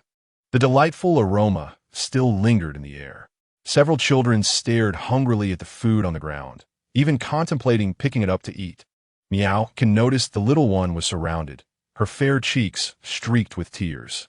Nearby, a small boy bowed his head, repeatedly apologizing to her. Miao Chai Zi, I didn't mean to spill your lunch. Here, take mine. It has beef and fried eggs. Your lunch isn't as tasty as what your father makes. Wang Shuangfei, how could you? Such delicious fried rice. And there's twice-cooked pork too. Wang Shuangfei, was this intentional? Chai Zi's share of fried rice had also fallen, and she lamented. Now, there's nothing to eat. Miao Chai Zi did not blame the boy. She simply felt a bit downhearted from the loss of her meal. However, the other children continued to berate him, their complaints incessant. Zheng Shui had initially wanted everyone to taste the fried rice and mung bean paste made by her family as chef. Yet, after sampling it herself, she concluded it was far inferior to that prepared by Chai Zi's father. Why? She wondered, did the same dish taste so vastly different? Silently, she closed her lunchbox and joined the chorus of children chastising Wang Shuangfei. If only Miao Chai Zi's lunch had not been spilled, perhaps they could have shared. Now, there was nothing left to eat. Miao Chai Zi, Miaocan called out. The little one, feeling disheartened, suddenly heard a familiar voice. She looked up to see Miao Kansas. Daddy. Her initial surprise swiftly transformed into a sense of grievance as she rushed into Miao Can's embrace. He held her gently, patting her back and offering a tissue to wipe her nose. After learning the details of the incident, Miao Can felt a wave of relief. It seemed his worry had been unwarranted. You're no longer a little child. Is it necessary to cry over a spilled lunchbox? He lightly teased, brushing her nose with his finger. Miao Can's arrival instantly uplifted her spirits. She wrapped her arms around his neck, reluctant to let go. Having daddy is wonderful. The other children gazed at Miao Can with envy, while a few of Miao Chai Zi's close friends politely greeted him, calling out, "Hello, uncle." Miao Chai Zi's father arrived with remarkable swiftness. Is he here to deliver lunch? I wish I had such a wonderful father. Observing Miao Chai Zi being embraced by Miao Can, the other children cast envious glances. Little ones, your meals are laid out on the table. If they cool down, you may suffer from stomach ache. So hurry and eat your food, urged Teacher Su, ushering the group of small children back to their seats, instructing them to eat obediently. Wang Shuangfei, blushing, felt quite hungry himself, but accidentally knocked over Miao Chai Zi's lunch. He hesitated to eat his own portion, wanting Miao Chai Zi to have it instead. Zheng Shui also refrained from eating her stir-fried rice noodles, finding them too dry and greasy. The culinary skills of her family's chef could not compare to those of Chai Zi's father. Daddy, I'm hungry, the little one said, looking at Miao Can with a pitiful expression. Teacher Su, with a wry smile, explained Chai Zi's lunch was accidentally knocked to the ground by classmate Wang Shuangfei, and she refuses to eat the school's food. Hence she is in tears. I'm at my wit's end and had to call you. The little one shyly murmured, I only want to eat the food made by Daddy. Miao Can gently patted Wang Shuangfei on the head, smiling, little friend, you should hurry and eat your own meal. Upon seeing Miao Can's warm smile, Wang Shuangfei felt much calmer. He nodded and returned to his seat to eat. Zheng Shui, aren't you going to eat? Miao Can inquired. Zheng Shui, a dear friend of the little one, whom Miao Can was familiar with, looked at him with longing and pleaded, Uncle, the stir-fried rice noodles I brought are not tasty at all. I would like to eat what you make. In the children's dining area of Xuerong kindergarten, the other children, though ostensibly eating, were actually straining their ears to listen to the conversation regarding Miao Chai Zi. Upon hearing Zheng Shui request Miao Can to prepare stir-fried rice noodles, their eyes sparkled with excitement. Uncle, I want to eat your stir-fried rice noodles too. Miao Chai Zi's father, I want to eat your twice-cooked pork. Me too. Me too. Me too. The children ceased eating, turning their heads towards Miao Can's teacher Su, exasperated, turned their little heads back. Everyone, please eat your meals properly. Yet, after merely a couple of bites, their little heads turned back towards Miao Can once more. Daddy, I think I'll stick to the kindergarten food after all. Miao Chai Zi, not wanting to burden Miao Can, decided to manage on her own. She would indulge in his culinary creations later in the evening. Miao Can gently patted Miao Chai Zi's little head. She had just been crying. The little one was usually quite resilient, seldom crying over minor scrapes or bumps. It was evident that she truly yearned for his cooking. Miao can then address Teacher Su. Teacher Su, my little girl wishes to eat my dishes. May I borrow the kitchen? I have fresh ingredients in the car, and if permitted, I would like to prepare 2 dishes for Chaizi. Miao Can's portable food cart was equipped with only a compact stove and lacked even a knife, rendering him unable to cook. Thus, he sought to utilize the kindergarten's kitchen. However, the rules were strict and approval was uncertain. Teacher Su contemplated the matter. It did not contravene the kindergarten's regulations, but she was unsure if the kitchen staff would agree. I will inquire with the kitchen. If they consent, then all will be well. I appreciate your assistance, Teacher Su. Miao Chaizi planted a kiss on Miao Can's cheek and cheerfully exclaimed, Daddy is truly wonderful. Zhong Shuyi gazed at her enviously and remarked, Chaizi, your father is so great. She felt a deep sense of longing, as her own father was perpetually preoccupied with work, scarcely aware of her favorite foods, let alone cooking for her himself. Moreover, her father lacked culinary skills altogether. Zhong Shui wished fervently for a father like Miao Kansas. The other children cast envious glances in their direction. At that moment, only Miao Chaizi's father was present, as the parents of the other children were absent, leaving her with a twinge of imbalance in her heart. How fortunate Miao Chaizi was to have such an excellent father. Chapter 51. I will help you wash the vegetables. Miao Chaizi surveyed the envious expressions of her peers, swelling with pride as she clung tightly to Miao Can's neck, reluctant to let go. Shortly thereafter, Teacher Su returned, having received approval from the kitchen staff. Miao Chaizi let out a cheer. Miao Can, carrying pork and various seasonings, followed Teacher Su into the kitchen, with Miao Chaizi eagerly trailing behind him. As long as Miao Can was present, she had no desire to part from him even for a moment. Inside the kitchen, a head chef and 3 assistants were tidying up the stove after preparing lunch. When Miao Can entered with the meat, they looked on with curiosity. Is this really Miao Chaizi's father? He doesn't seem like someone who knows how to cook. In recent days, the news of Miao Chaizi bringing lunch from home had spread throughout the kindergarten, leaving other children envious and yearning. The teachers were aware of the excitement, and even the kitchen staff had heard about it. They were intrigued, wondering what could be so special about a simple fried rice noodle dish. The head chef nodded at Miao Can and calmly said, You may use this stove and the kitchenware. If you need assistance, these young men can help you. Thank you, but I can manage on my own. I'm just preparing some home-style dishes for my daughter, Miao Can replied before getting to work. The head chef and assistants observed closely. The meals at Xuerong Kindergarten were quite excellent, rich in flavor and variety, unlike other institutions where the food was bland and tasteless. They eschewed soy sauce and MSG, claiming to promote healthy eating, yet how could children grow healthily when they lacked appetite? The head chef couldn't comprehend why, despite the abundance of delicious offerings. The children still insisted on fried rice noodles and mung bean paste, claiming that Miao Chaizi's father prepared them better. Now, this culinary expert had truly arrived. The head chef and his team focused intently on Miao Can's every move, with Teacher Su watching from the side. 2 female teachers peeked in from the doorway.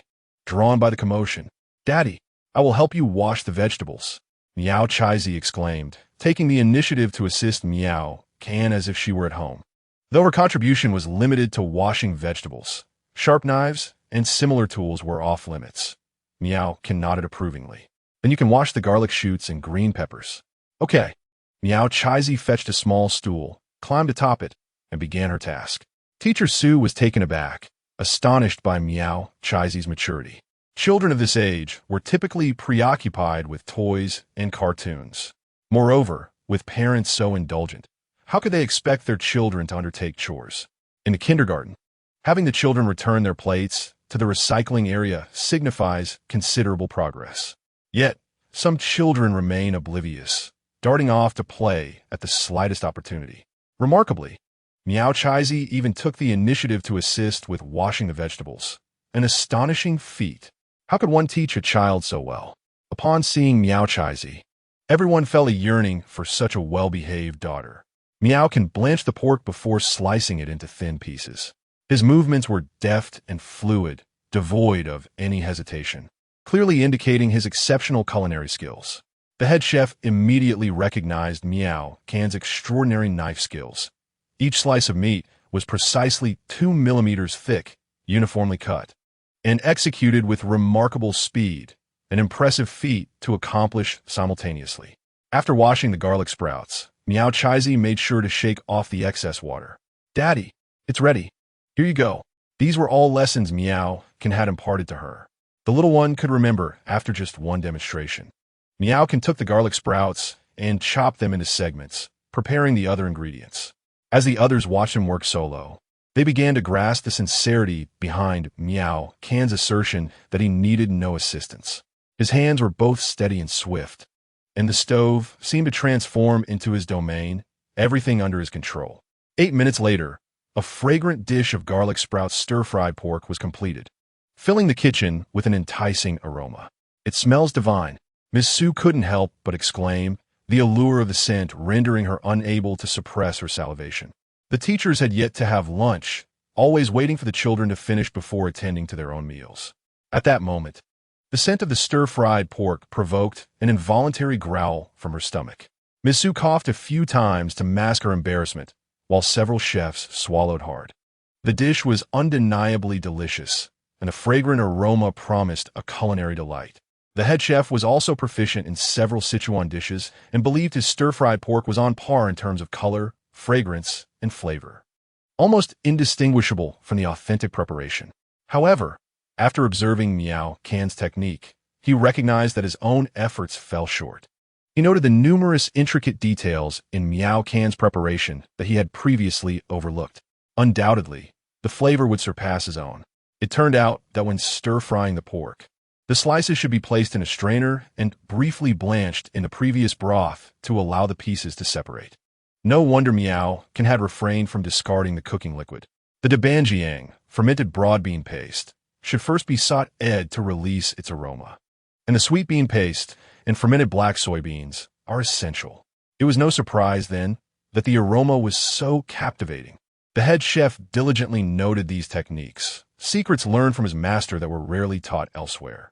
Initially, he believed his stir-fried pork was exemplary, but now, compared to Miao Can's version, it seemed utterly inadequate. Details dictate the quality of a dish. Crafting a meal has never been an easy endeavor. The three young men beside the head chef were also taken aback by the scene, their eyes filled with admiration. Miao Can, roughly their age, had achieved an extraordinarily high level of culinary prowess. With just this one dish of stir-fried pork, he had already surpassed them all. The kitchen was filled with the sound of swallowed saliva. "Daddy, it smells so good. Can I have a taste?"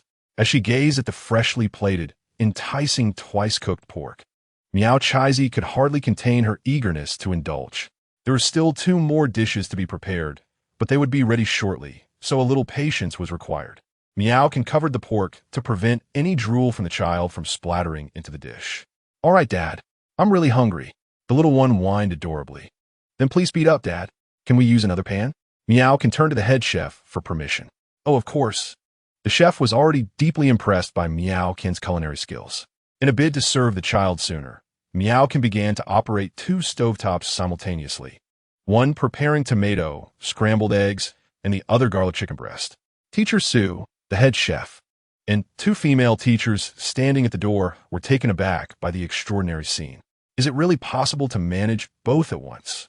Miao Can deftly added ingredients with his left hand while stirring with his right, as the 2 dishes required different seasonings.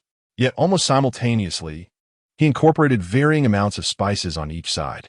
His skill was nothing short of legendary. The sight was so astonishing that even the child couldn't help but clap in delight. As the aromas of the scrambled eggs and minced garlic began to waft through the kitchen, the onlookers were once again tantalized, their mouths watering. Though simple, the dishes of tomato, scrambled eggs, and garlic chicken breast transformed into perfection under Miao Can's adept hands. Remarkably, all 3 dishes were completed in under 20 minutes, during which the sound of swallowing could be heard echoing in the kitchen countless times. Chapter 52. I'm about to drool, Teacher Su. Have you had lunch yet? If you don't mind, would you care to sample my cooking? Miao Can extended an invitation. The kitchen plates were ample, filled to the brim with his creations. I haven't eaten yet. How could I impose? Teacher Sue replied, though her hands instinctively reached for the rice. In truth, she was quite eager to taste, having nearly been overwhelmed by her own saliva, but felt too shy to voice it. Thankfully, Miao Can's invitation to join him for a meal was welcomed with delight. Miao Can, carrying a tray laden with the 3 dishes, said, "Chaizi, let us head to the dining room." Sure. Miao Chaizi's mind was solely focused on one thing, enjoying a hearty meal, especially one prepared by her father. At the kitchen door, the 2 female teachers nodded at Miao Can with smiles, their longing unmistakable. Miao Can cheerfully remarked, "I presume you 2 ladies haven't had lunch either. Would you care to join us?" Haha, how could we refuse? We would love to. Before Miao Can could finish, the 2 teachers were already grinning from ear to ear. Let us serve the dishes. The head chef and his assistants watched eagerly, swallowing hard. Although they usually did not go hungry, today they were particularly craving Miao Can's twice-cooked pork. Their appetites peaked. In the dining room, Miao Can and his daughter sat with the 3 teachers. "Let us eat," Miao Can announced. "Thank you, Chaizi's dad. We want to hold back." With delicious food before them, Teacher Sue and the others wasted no time in picking up their chopsticks. "Chaizi, let us dig in." Although there were only 3 dishes, the portions were ample and highly delectable. The enticing aroma permeated the entire dining hall. Other children, unable to resist, eagerly approached. "Wow, is that fatty pork? It looks absolutely delicious." "Miao Chaizi, is it tasty?" "Chaizi, your father is remarkable. The dishes he prepares are so fragrant." Miao Chaizi savored each bite with great delight. "Of course it's delicious.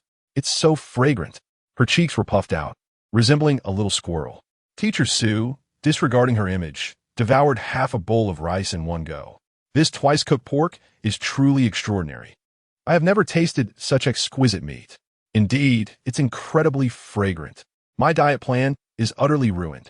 However, if I don't indulge in this, I shall regret it for a lifetime." Miao Ketchoku Dinsli, reminding her to eat slowly. Miao Chaizi obediently complied, reducing her pace. The 3 teachers were engrossed in their meal, oblivious to the little ones gathering around them. A quick glance from Teacher Sue caught her by surprise. Wang Shuangfei, your drool is on your clothes." Teacher Sue reluctantly set down her chopsticks, reaching for a tissue to wipe the boy's mouth. It was no exaggeration. Wang Shuangfei's drool flowed like a small waterfall, and he was completely unaware of it, his eyes fixated on the twice-cooked pork. "Zhong Shui, you're about to drool too. Hold it back." Teacher Sue was swamped with the children around her, all beginning to drool. The cleaning lady and the security guard outside were drawn in, peering through the door. "What delectable dishes have they prepared in the cafeteria today? It smells divine." They were met with the sight of a group of children drooling. "It's the dishes made by Chaizi's father. I saw him enter the kitchen earlier. This young man possesses remarkable culinary skills. The aroma has even reached the security booth, quite impressive. Look, the children are all drooling. I must admit, I'm starting to drool too." Someone at the door took out their phone to capture the scene. Seeing the children nearly in tears from longing, Miaokin decided to set down his chopsticks. "Children, bring over your plates. Uncle will serve you some dishes." The children nearly erupted in cheers. "Really, Uncle? That's wonderful. Thank you, Uncle. Your food smells amazing. Uncle, you're so kind. I'm Luo Xiaohong, a good friend of Miao Chaizi. Could I have an extra piece of meat?" "Uncle, I'm Wu Qianwen, and I'm also friends with Chaizi." "Uncle, I'm Miao Chaizi's boyfriend. May I have 2 pieces of meat?" "Miao Chaizi's boyfriend?" Miaokin raised an eyebrow, glancing at the snotty little boy. The child, busy eating, turned around and rolled his eyes. "Su Junjia, stop talking nonsense. I'm not familiar with you. I've never played with your toy dog." With that, she returned her focus to her meal. The children eagerly brought their plates over, and the 3 teachers hastily took a few bites before joining Miaokin in serving the dishes. "Everyone line up, otherwise there won't be enough to eat." Upon hearing this, several rushing children obediently formed a queue. Seeing her food being taken away, Miao Chaizi hastened her eating. Originally, a piece of meat was allocated for each bite of rice, but it transformed into 2 pieces of meat for a single mouthful. Both Miao Can and Teacher Sue chuckled at this change. However, with over 20 little ones present, 3 dishes were undoubtedly insufficient for distribution. They had no choice but to reduce the portions. Each child received a piece of twice-cooked pork, a small spoonful of scrambled eggs with tomatoes, and a bit of chicken breast. The primary intention was to satisfy their cravings, as their plates still contained their own meals. "Uncle, could I have an extra piece of twice-cooked pork?" Teacher Sue interjected. "No, just a taste of what your appetite. You must finish your own food first." Some children eagerly scooped the dishes Miao conserved and immediately popped them into their mouths. Delicious. This meat is so fragrant. The children's eyes sparkled with delight. All right, next. It was Su Junja's turn, and Miao can smiled gently. "Come on, eat a bit more." Miao can serve a generous portion of garlic chives, tomatoes, and garlic, more than what others received. Little Su Junjia, feeling disheartened, exclaimed, "Uncle, there's no meat." "This is the meat." Miao can pointed to the garlic. Due to the deep color of the sauce, the garlic and chicken breast were somewhat indistinguishable. "Really? Wow, so many pieces of meat. Thank you, Uncle." Su Junjia joyfully returned to his seat. He took a bite of the garlic, finding the taste peculiar, yet the broth was still aromatic. However, it lacked the delectable experience that the children beside him, enjoying twice-cooked pork, relished. Miao-kin's 3 dishes had only been shared among half the children, and the plates were nearly empty. Miao Chizi leaned back in her chair, patting her bulging belly, utterly content. I've eaten too much." Burp. Miao can wiped the corner of Miao Chizi's mouth. Teacher Sue and the others wore troubled expressions, as there were still a dozen children who had not received any meat. The children stood in line with empty plates, gazing longingly, their eyes brimming with desire. In kindergarten, fairness and justice are paramount. Whether in food or play, every child must feel cared for and attended to. Otherwise, those who miss out will be disheartened. A sorrowful child is bound to shed tears. Inevitably, some little ones began to wail. "Wah! The twice-cooked pork is gone. I haven't had any yet. Uncle, I want to meat too." "Wah! Teacher Sue, I want to eat meat. I want to eat meat." "Su Junji got some. I want some too." A chorus of children cried in unison, resembling a choir. Teacher Sue attempted to console them for an extended period, yet some children only cried louder. "Wang Shirue, didn't you just receive a piece of meat? Why are you crying too?" Teacher Sue looked at the scene helplessly, as the situation seemed increasingly out of control. She could only seek Miao-kin's assistance. "Let me head back to the kitchen once more." Miao-kin rose. Realizing that these little foodies were determined to have their twice-cooked pork today, Miao-kin entered the kitchen again, where the head chef had already heard about the commotion caused by the group of crying children in the dining area. Goodness, just how delicious are the dishes made by Miao Chizi's father to entice the children like this. The head chef and his team noticeably adopted a much more courteous attitude towards Miao, Kansas Mr. Chizi. "Are you still making twice-cooked pork?" "Yes." The head chef's spirit was instantly lifted, and he shyly asked, "Mr. Miao, may I record your cooking process? I wish to learn." He took out his phone. "Of course, feel free to film," Miao-kin replied, having no objections to this request. He indeed lacked the time to instruct others in culinary arts. But if it was merely a matter of observation, he had no qualms. Miao-kin skillfully prepared garlic sprout, twice-cooked pork, and garlic chicken breast, each dish a splendid creation. As these delectable offerings were presented at the dining table, the children's cries abruptly ceased. All eyes sparkled with anticipation, fixated on the freshly prepared, twice-cooked pork. Teacher Sue gently patted several children's cheeks, chuckling as she remarked, "You little performers." The children, without needing any urging, formed an orderly queue. "Teacher Sue, let me help serve the meat," volunteered Miao Chizi, eager to find something to do after a meal. Miao-kin felt it was time for him to leave. Otherwise, he would be compelled to return to the kitchen multiple times. Before exiting, he affectionately rubbed the little ones' faces and departed from the kindergarten. A group of children scampered over to bid him farewell. "Uncle, will you come again tomorrow?" "Uncle, I want to eat your twice-cooked pork." "Uncle, walk slowly. I will take good care of Miao Chizi, and in the afternoon, I'll share my apple with her." "Uncle, where do you sell your fried rice?" "I'll ask Dad to buy your fried rice and twice-cooked pork." The security guard at the entrance was momentarily stunned, failing to open the door as Miao-kin approached. Mr. Chaizi, you truly have a way with it. With just a dish of twice-cooked pork, you've won over all the children in the kindergarten. They are quite adorable. Indeed, the guard remarked as he opened the electric door. Where do you set up shop? I must come and support you. My location is not fixed. Let us join a group, Miao replied. The guard looked surprised. Oh, their SA group already? I must join. Miao retrieved his phone and accepted the request. The guard's eyes widened. 567 people. Good heavens. Such popularity. It was hardly surprising considering the exquisite flavor of Miao Kin's dishes. One would expect nothing less than a thriving reputation. Miao rode his tricycle back to his rental apartment, preparing the ingredients needed for his afternoon stall.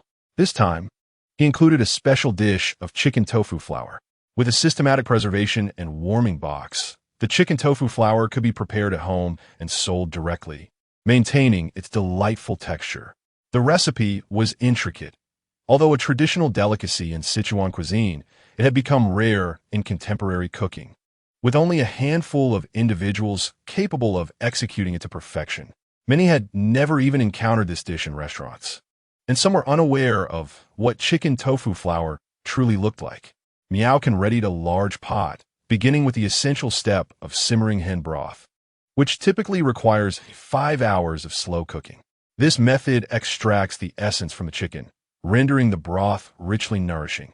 However, with the improving conditions of modern life and an abundance of food variety, nutritional excess had become commonplace. Thus, Miao bypassed the lengthy simmering process. He first sauteed the chicken skin in oil until fragrant, then added the chicken carcass and other seasonings, cooking it briskly. This method resulted in a broth with an even more intense aroma. Miao meticulously grasped the kitchen knife, carefully removing all the connective tissues from the chicken breast. It was imperative that every last piece be eliminated. The chicken tofu was entirely crafted from chicken breast, resembling the appearance of traditional tofu. Only the exquisite texture of this meat could impart the authentic silky feel of tofu. Should these tissues remain, the chicken would disintegrate into unsightly fragments upon cooking, resulting in a dish that lacked both visual appeal and the delicate smoothness characteristic of tofu. Once thoroughly cleaned, he commenced the process of pounding the chicken. It was crucial to use the back of a knife for gentle taps rather than forceful strikes, to achieve a texture akin to tofu. The meat needed to be transformed into a fine paste rather than mere coarse shreds. The mixture was nearly complete. At this juncture, the chicken broth began to emanate a delectable aroma, utterly enticing. Miao then cracked open an egg, carefully allowing the egg whites to flow out while retaining the transparent portion. Although the yolk was unnecessary for this dish, he was reluctant to waste it, as it could be repurposed to create his child's favorite caramel pudding. The egg whites from 20 free-range eggs filled a substantial bowl. Miao retrieved a whisk and vigorously whipped them until they formed a rich froth. He then combined the pounded chicken paste with the frothy egg whites, adding a handful of sweet potato starch to ensure a uniform mixture. This technique would render the chicken paste more cohesive, showcasing its optimal state. Ultimately, he placed it in the pot for steaming, where it would instantly congeal into a visually stunning form, radiating an astonishing allure. Miao constrained the chicken broth, discarding impurities to retain only the clearest portion before reheating it. At this moment, the chicken paste was ready to be added to the pot. As he brought it to a vigorous boil, the paste swiftly transformed into tofu-like structures, spreading generously across the pan. He then reduced the heat, gently pressing the surface with a ladle while ladling in a bit of chicken broth for added flavor. The timing was governed solely by intuition and experience. Those lacking experience could easily falter. Within a mere 20 minutes, a fragrant bowl of chicken tofu was complete. He placed tender green pea shoots at the bottom of the bowl, adding the other ingredients, creating a visual feast reminiscent of a serene landscape painting, both beautiful and delectable. With the first bite, one could truly believe they were savoring tofu, the mouth filled with the essence of chicken. Another spoonful of steaming chicken broth would leave one momentarily bewildered, unable to discern whether they were consuming faux chicken or genuine tofu. Miao tasted it, the texture proving utterly irresistible. This dish, distinct from the ordinary, possessed a unique character that would surely incite love at first bite. Miao nodded in satisfaction. He then packed the meal into disposable containers, swiftly sealing them in the preservation box. Within 24 hours, the food would remain as fresh as when it was first prepared. From 28 pounds of chicken breast, he could produce approximately 150 servings of chicken tofu, coupled with a large bowl brimming with sliced chicken thighs. He could prepare over 200 servings, all neatly packed into boxes. Chapter 54: Moderation in Sweet Treats. The insulated preservation box had ample space, having utilized only about half of its capacity thus far. Meanwhile, in a large pot, the mung bean paste was also ready. The dough for the icy crystal cake had nearly completed its proofing. He was now poised to commence the creation of the icy crystal cake, confident in his mastery of timing and technique from preparation to proofing. After a swift planning session, Miao can manage to prepare all the materials for his afternoon stall in a mere 2.5 hours. He loaded everything onto his tricycle and checked the time. It was still before 3 o'clock. Opening a specialized map application dedicated to locating stalls, he searched for the optimal vending site. The first recommendation read, Tianhong Plaza, 47 kilometers away, foot traffic 3,000. A small music concert is currently underway here, attracting numerous celebrities, making it the hottest spot in Longshan. The prime vending location is 146 meters east along Tianyuan West Road. Miao can click for navigation to this location and share the address in the group chat before setting off on his bicycle. The group erupted with excitement. Following Boss Miao, wow, this is fantastic. I'm at Tianhong Plaza with my girlfriend. You truly are a genius, boss. Addicted to green bean paste. Oh my. I'm in North City. No matter, I'll pretend to be sick just to get over there for the fried noodles. Braised pork enthusiast. I brought rice and white wine. Already en route, wait for me. Foodie Peng Yuyen. Boss Miao has chosen a splendid spot. Enjoying delicious food while listening to music is delightful. In her apartment, Fanya had just risen and finished her shower when her stomach began to grumble. Thinking of Miao Can's fried noodles and ice crystal cake, she hurriedly opened the chat group to check messages. Shindahai, seated in the car, saw the notifications and immediately instructed the driver to turn around and head to Tianhong Plaza for the concert. Mai Xinghua, driving his electric scooter, also made his way to Tianhong Plaza. The security guard from the kindergarten, upon seeing the flashing messages, promptly called home. Honey, hurry to Tianhong Plaza. It's that tricycle food cart. They start selling at 3:30. Make sure to buy plenty of delicious food. Don't hesitate to spend money. You won't regret it. In the executive office of Londi International Hotel, Xuerong sampled an ice crystal cake while reviewing documents. Having eaten too much at breakfast, she had skipped lunch. Indulging in an ice crystal cake when hungry was simply delightful. Cheng Sijia, sitting nearby, reached for another piece, only to have her hand swatted away. Her expression one of grievance. The last piece, and you still want to eat? Zhu Xuerong shot her a glance before returning her focus to the documents. Cheng Sijia gritted her teeth, thinking it quite stingy. She had only received 3 pieces from 2 large boxes. Zhu Xuerong deemed herself generous. After all, this was her lunch. Boss, might I take a leave? Cheng Sijia tentatively inquired. What reason do you have? Zhu Xuerong lifted her head, a flicker of curiosity in her eyes. There's a music festival over there. I wish to attend. Cheng Sijia's eyes sparkled. Going out to play during work hours? Zhu Xuerong narrowed her eyes in warning. There's also Boss Miao's food stall, and he has new dishes today. Cheng Sijia quickly explained. After a moment's contemplation, Zhu Xuerong tossed her the keys to her Maserati. Take my car. If you can't buy anything, consider it a day off without pay. If you succeed, I'll reimburse you. Cheng Sijia paused for a moment, then squealed and dashed out the door. It was nearly 3 o'clock.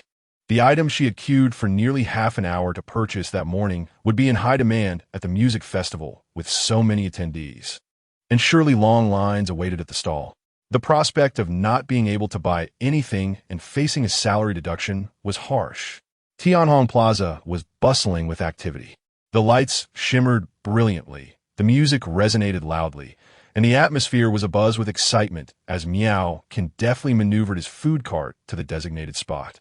Nearby, vendors busily prepared an array of snacks, including freshly squeezed lemon tea and crispy potato fries. Whether by coincidence or the system's design, a vacant space awaited Miao, Kansas. As he set up his stall, The proprietor of a nearby skewer stand cast a sidelong glance and shook his head disapprovingly. At this late hour, who will buy a main dish? They should be selling snacks and beverages, he mused. However, amidst the inherent competition, no one was inclined to offer unsolicited advice. With the music festival set to commence in half an hour, there was still time for everyone to partake in a culinary celebration. Boss, I do like some skewers, golden needle mushrooms, potato slices, lamb skewers, and little sausages with a hint of spice, please. And 2 cups of freshly squeezed lemon tea for us. Boss, a serving of stinky tofu for me. Miao-kin's stir-fried rice noodle stall attracted few customers at the moment. The allure of his offerings paled in comparison to the more tantalizing snacks like giant sausages, stinky tofu, and spicy chicken skewers. Occasionally, a few young women would cast lingering glances at Miao-kin, their eyes sparkling with admiration, but upon seeing the stir-fried rice noodles and twice-cooked pork he was selling, their interest quickly waned. In such sweltering weather, who craved such dishes? Yet, Miao-kin remained unperturbed, patiently awaiting customers. Just then his phone chimed, a video call from his daughter, Miao Chaizi. Upon answering, her sweet voice rang out, "Daddy." The little girl's voice brought a smile to his face. On the screen, a mountain of snacks adorned her table. While nibbling on a Glico chocolate stick, she began to boast about her treasure trove of treats, asking if Miao-kin wished to try any. Miao-kin chuckled. He knew the abundance of snacks was a result of the twice-cooked pork meal he had prepared for her lunch. Surely, she was the star of her kindergarten at that moment. Make sure to eat less candy, he advised, aware of the excessive additives many snacks contained, which could harm a child's health. Okay, Daddy, after I finish this chocolate stick, I want to eat any more. Miao Chaizi was known for keeping her promises, always obedient to her father's words. Daddy, were you setting up today? Is it really hot outside? If you're feeling tired, maybe you should take a break this afternoon and rest at home. Once my little darling finishes school, shall we set up the evening snack stall together? Concern etched across her face, fearing her father might overexert himself. Even under the blazing sun, I'm fine selling food from my cart. The sun doesn't reach me inside. Don't worry, it's all good. I'm at Tianhong Square right now, where there's a music festival. Look, Miao can turn the camera to showcase a massive advertisement for the festival, featuring several dashing young singers. Wow, it's Sister Su Shui. I'm her fan. Daddy, could you give me her autograph? Miao Chaizi exclaimed, her excitement palpable as she gazed at the poster, her eyes glimmering with admiration. Miao was taken aback. Su Shui? Have children begun to idolize celebrities as well? He is rather uncertain. Chaizi, do you admire Su Shui? Indeed, many classmates in our class are quite fond of her. Who is this Su Shui? Chapter 55. Why are there so many people queuing? Miao Chaizi playfully rolled her eyes. Father, you are quite out of touch. Su Shui is a very popular singer. Could you possibly help me acquire her autograph?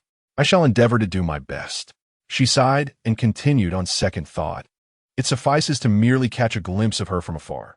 Su Shui is a superstar, and obtaining her signature is quite a challenge. After engaging in conversation for about 5 minutes, Zhong Shui approached to invite her to play on the slide. Zhong Shui also waved a greeting to Miao, Can in the video, with eyes full of admiration. It was evident that the 3 delectable dishes Miao Can had prepared that day had successfully won the hearts of all the children. Not long after hanging up the phone, a large crowd suddenly surged forward. The row of vendors was startled, wondering what had caused such an influx of people. Approximately 40 to 50 individuals appear to have arrived together, their faces brimming with eagerness. Upon spotting Miao Can's snack cart, they erupted in cheers, visibly excited. Boss Miao, we finally found you. We searched high and low, one exclaimed. Next time, please provide a precise location, all right? This Tianhong Square is so vast. We nearly fainted from hunger while searching for you. Stir-fried pork. Bring out the stir-fried pork. I heard there's a new dish today. Chickpea pudding. What pudding? That's chickpea pudding, a renowned dish from Sichuan. Regardless, we must try this chickpea pudding. We can hardly wait. It's scorching hot. First, pour me 3 cups of mung bean soup to cool off. Boss Miao, how many portions have you prepared? It's payday, and I intend to feast today. Ha ha ha. I was the first to arrive on site. How lucky. Just looking at Boss Miao makes my mouth water uncontrollably. That 003 stir-fried pork from yesterday was absolutely delightful. I licked the box clean. This group of people formed an orderly queue on their own. However, due to the large number, it resembled a team. The long line nearly spanned the entire street. Nearby merchants and other pedestrians were left dumbfounded. It was merely a stall selling stir-fried noodles. What could possibly draw such a massive crowd? How exaggerated? Curiously, someone approached to inquire, "Hey, is this snack stall really that good? Why are there so many people in line?" The older gentleman paused for a moment, then shook his head vigorously. "It's hardly worth mentioning. You might consider other eateries." The questioner stood there bewildered. What was going on? If it's not delicious, why are you so excitedly queuing? Ahead, Miao had already begun heating oil in the pan. Garlic and chili sizzled in the pot, releasing an enticing aroma that wafted through the air. A multitude of passers-by gathered around. The fragrance was indeed mouth-watering. Once the rice noodles were added to the pot and soy sauce was drizzled, the aroma intensified. It completely overshadowed the sense of the grilled skewers and stinky tofu nearby. The bystanders suddenly came to a realization, chastising the gentleman. "Young man, you are being dishonest." Such a rich and fragrant stir-fried rice noodle dish, accompanied by this long queue, must be utterly delicious. What do you mean when you say it's not appetizing? The man sighed. With one less person in line, the pressure would be alleviated. Meanwhile, the vendor grilling skewers accidentally dropped a chicken wing into the frying oil. What could possibly be happening here? Is there truly a sense of pressure among the customers? Inside Tianhong Plaza, the musical event had yet to officially commence, with staff making final preparations. The entire venue was already brimming with spectators, creating a scene of bustling activity. Nearby, various stalls, including ice cream stands and fruit vendors, were thriving in business. Most of the attendees there to relish the musical feast were young people, who happened to be one of the primary consumer demographics for cold beverages. Most strikingly, there was a street-side eatery specializing in stir-fried rice noodles. For reasons unknown, an unexpectedly long line had formed, with over 50 people queuing to purchase the rice noodles. The vendors of skewers, spicy chicken, and stinky tofu looked on in confusion. What was going on? They were selling popular snacks that usually enjoyed good sales. Why had they been overshadowed by this stir-fried noodle stall today? Nevertheless, the aroma emanating from the stir-fried noodles was undeniably enticing. The proprietor possessed remarkable skills. No, it was sheer artistry. It appeared they even offered twice-cooked pork. The fragrance of that twice-cooked pork was simply divine. Goodness, such a substantial dish can be sold from a stall. At the front of the queue stood dedicated food enthusiasts, each with hearty appetites and extensive experience. They would order everything that Miao Inn had to offer, particularly the limited quantity crystalline cake, twice-cooked pork, and chicken tofu flour, which were must-try items. Is this the chicken tofu flour? It looks delightful. One customer opened a plastic container, prompting others to gather around. Inside the simple plastic box lay jade-white tofu flour, swimming in an alluring golden broth, visually appetizing. Do try it. How does it taste? The customer swallowed, cautiously scooping a small taste. Everyone else watched with eager anticipation. Delicious. It has a unique flavor, he exclaimed. The broth was clear and savory, akin to a pristine mountain spring. The tender chicken tofu flour had an exquisite texture, melting in his mouth and leaving a lingering aftertaste. Unable to resist, he indulged in another spoonful. Incredibly tasty, this bowl of chicken tofu flour provided a sublime experience for his palate. Crafted with the utmost skill by Miao Inn, the chicken tofu flour possessed a delicately rich flavor, undoubtedly a rare delight in everyday life. Observing the customer's expression, those around him could discern just how delectable it was. Indeed, Miao's culinary prowess was extraordinary. After finishing his serving of chicken tofu flour, the customer licked his lips, yearning for more. "Miao, this chicken tofu flour is fantastic. May I have another serving?" "You must be dreaming. Each person is allowed only one serving." "Indeed, you have already tasted it. Let us continue our queue." "Oh wait, I have yet to collect my stir-fried noodles and icy jelly." As soon as the newly launched chickpea pudding made its debut, eager patrons sprang into action. "I too desire a serving of chickpea pudding. I have never sampled it before. This time, it truly broadens my horizons. A television program has introduced this delicacy, claiming that its preparation is quite intricate, yet the final product is utterly delectable. Boss Miao is truly remarkable. Each dish he creates is of the highest caliber. Boss Miao is always the best.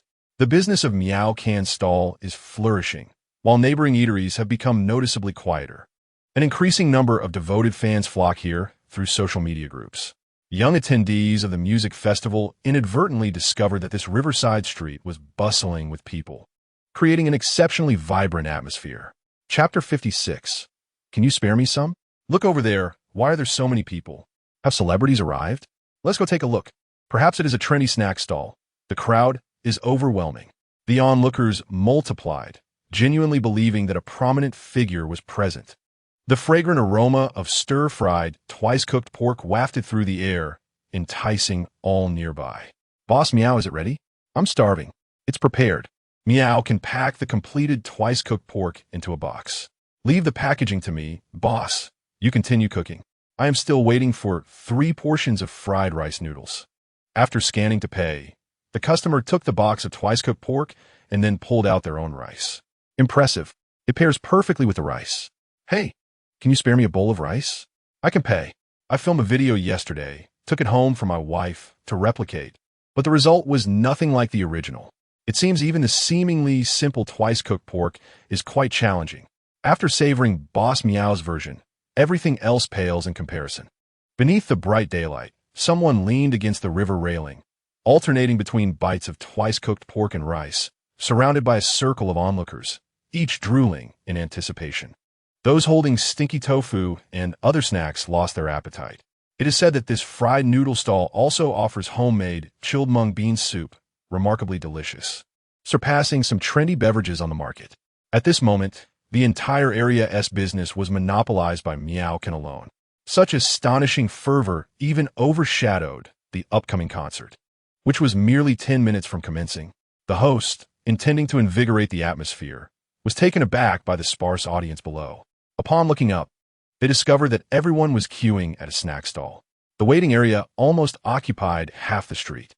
The camera adjusted its angle to focus on that spot. Among the queue were notable figures such as Mr. Rossi, Chen Dehai, Fanya, and Chung Sijia, all patiently lining up. Fanya initially contemplated cutting in line, but considering the overwhelming number of people, she deemed it unlikely to succeed. Forcing her way in would certainly invite scorn. Meanwhile, Xuerong, engaged in a board meeting, felt her phone vibrate a few times, receiving 2 messages. Concerned about missing important work content, she quickly checked her phone.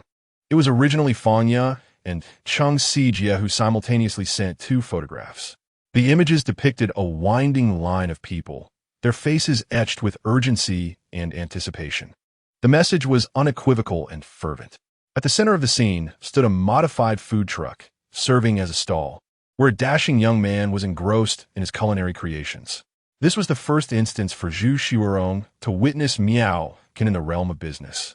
His focused yet charismatic movements captivating all attention.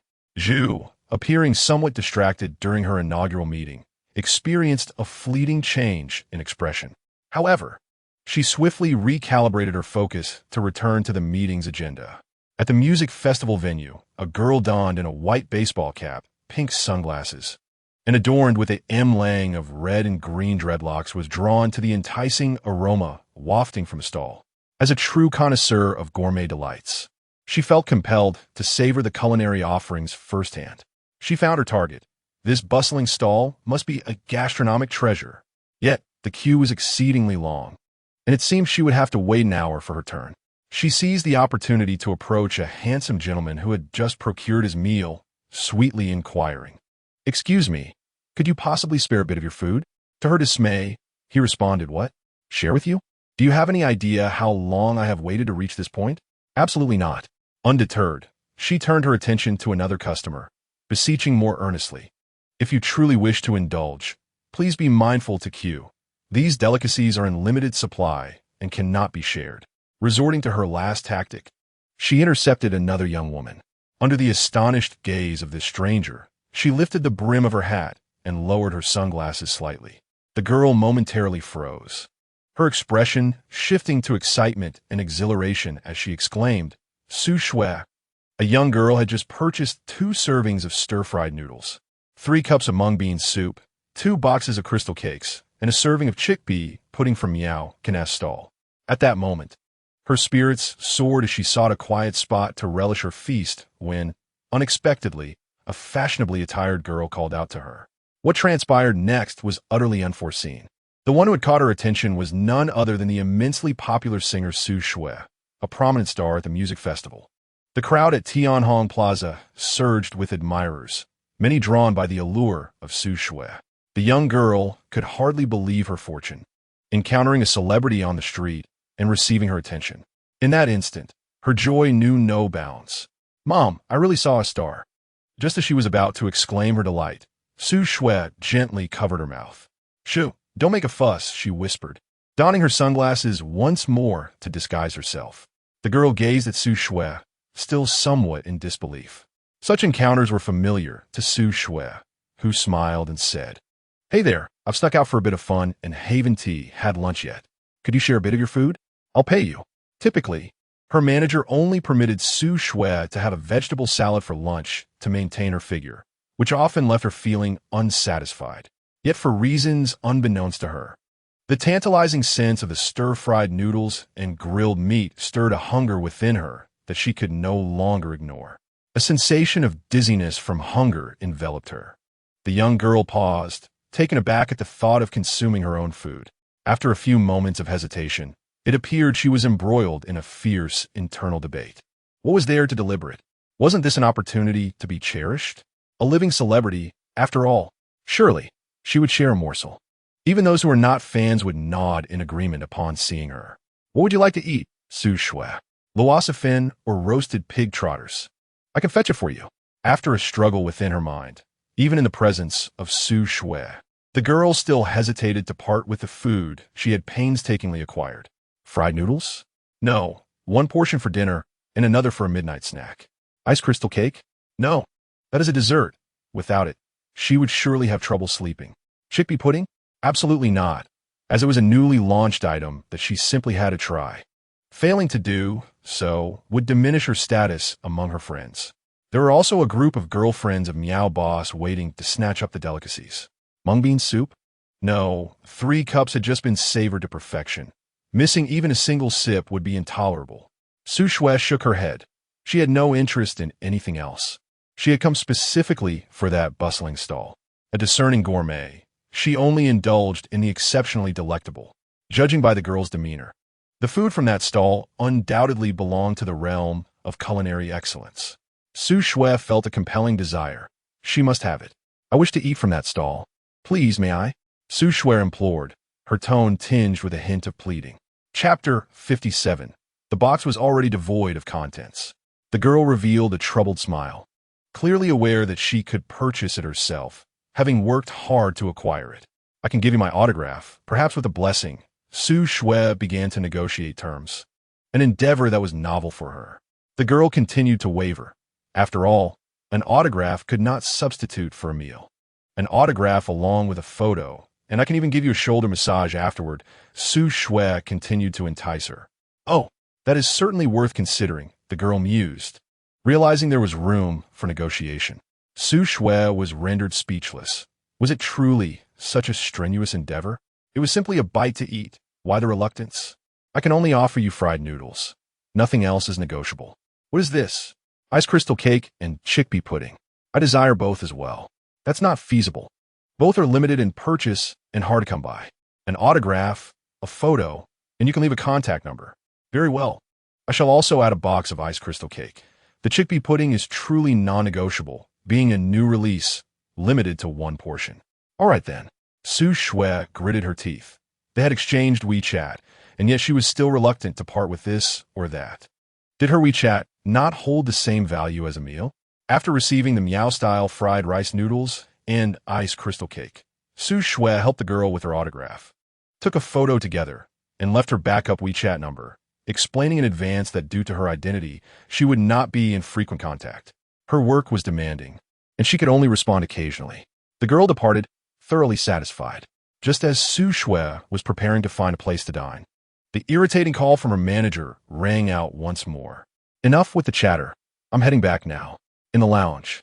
Upon seeing the plate of stir-fried noodles and the icy dessert, the agent was taken aback. My goodness, stir-fried noodles and dessert. Consuming these two delights would surely negate half a month of dieting efforts. Don't frighten me. Indulging occasionally could hardly lead to weight gain, could it? Besides, I must perform shortly.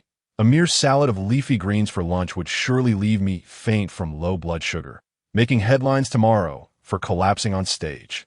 The agent was rendered speechless, unable to argue or dismiss the potential consequences. Very well, I shall procure something to eat, but these two items are out of the question. They are far too conducive to weight gain.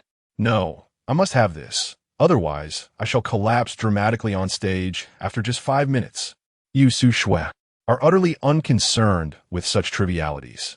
After all, how could one resist the deliciousness that was finally obtained?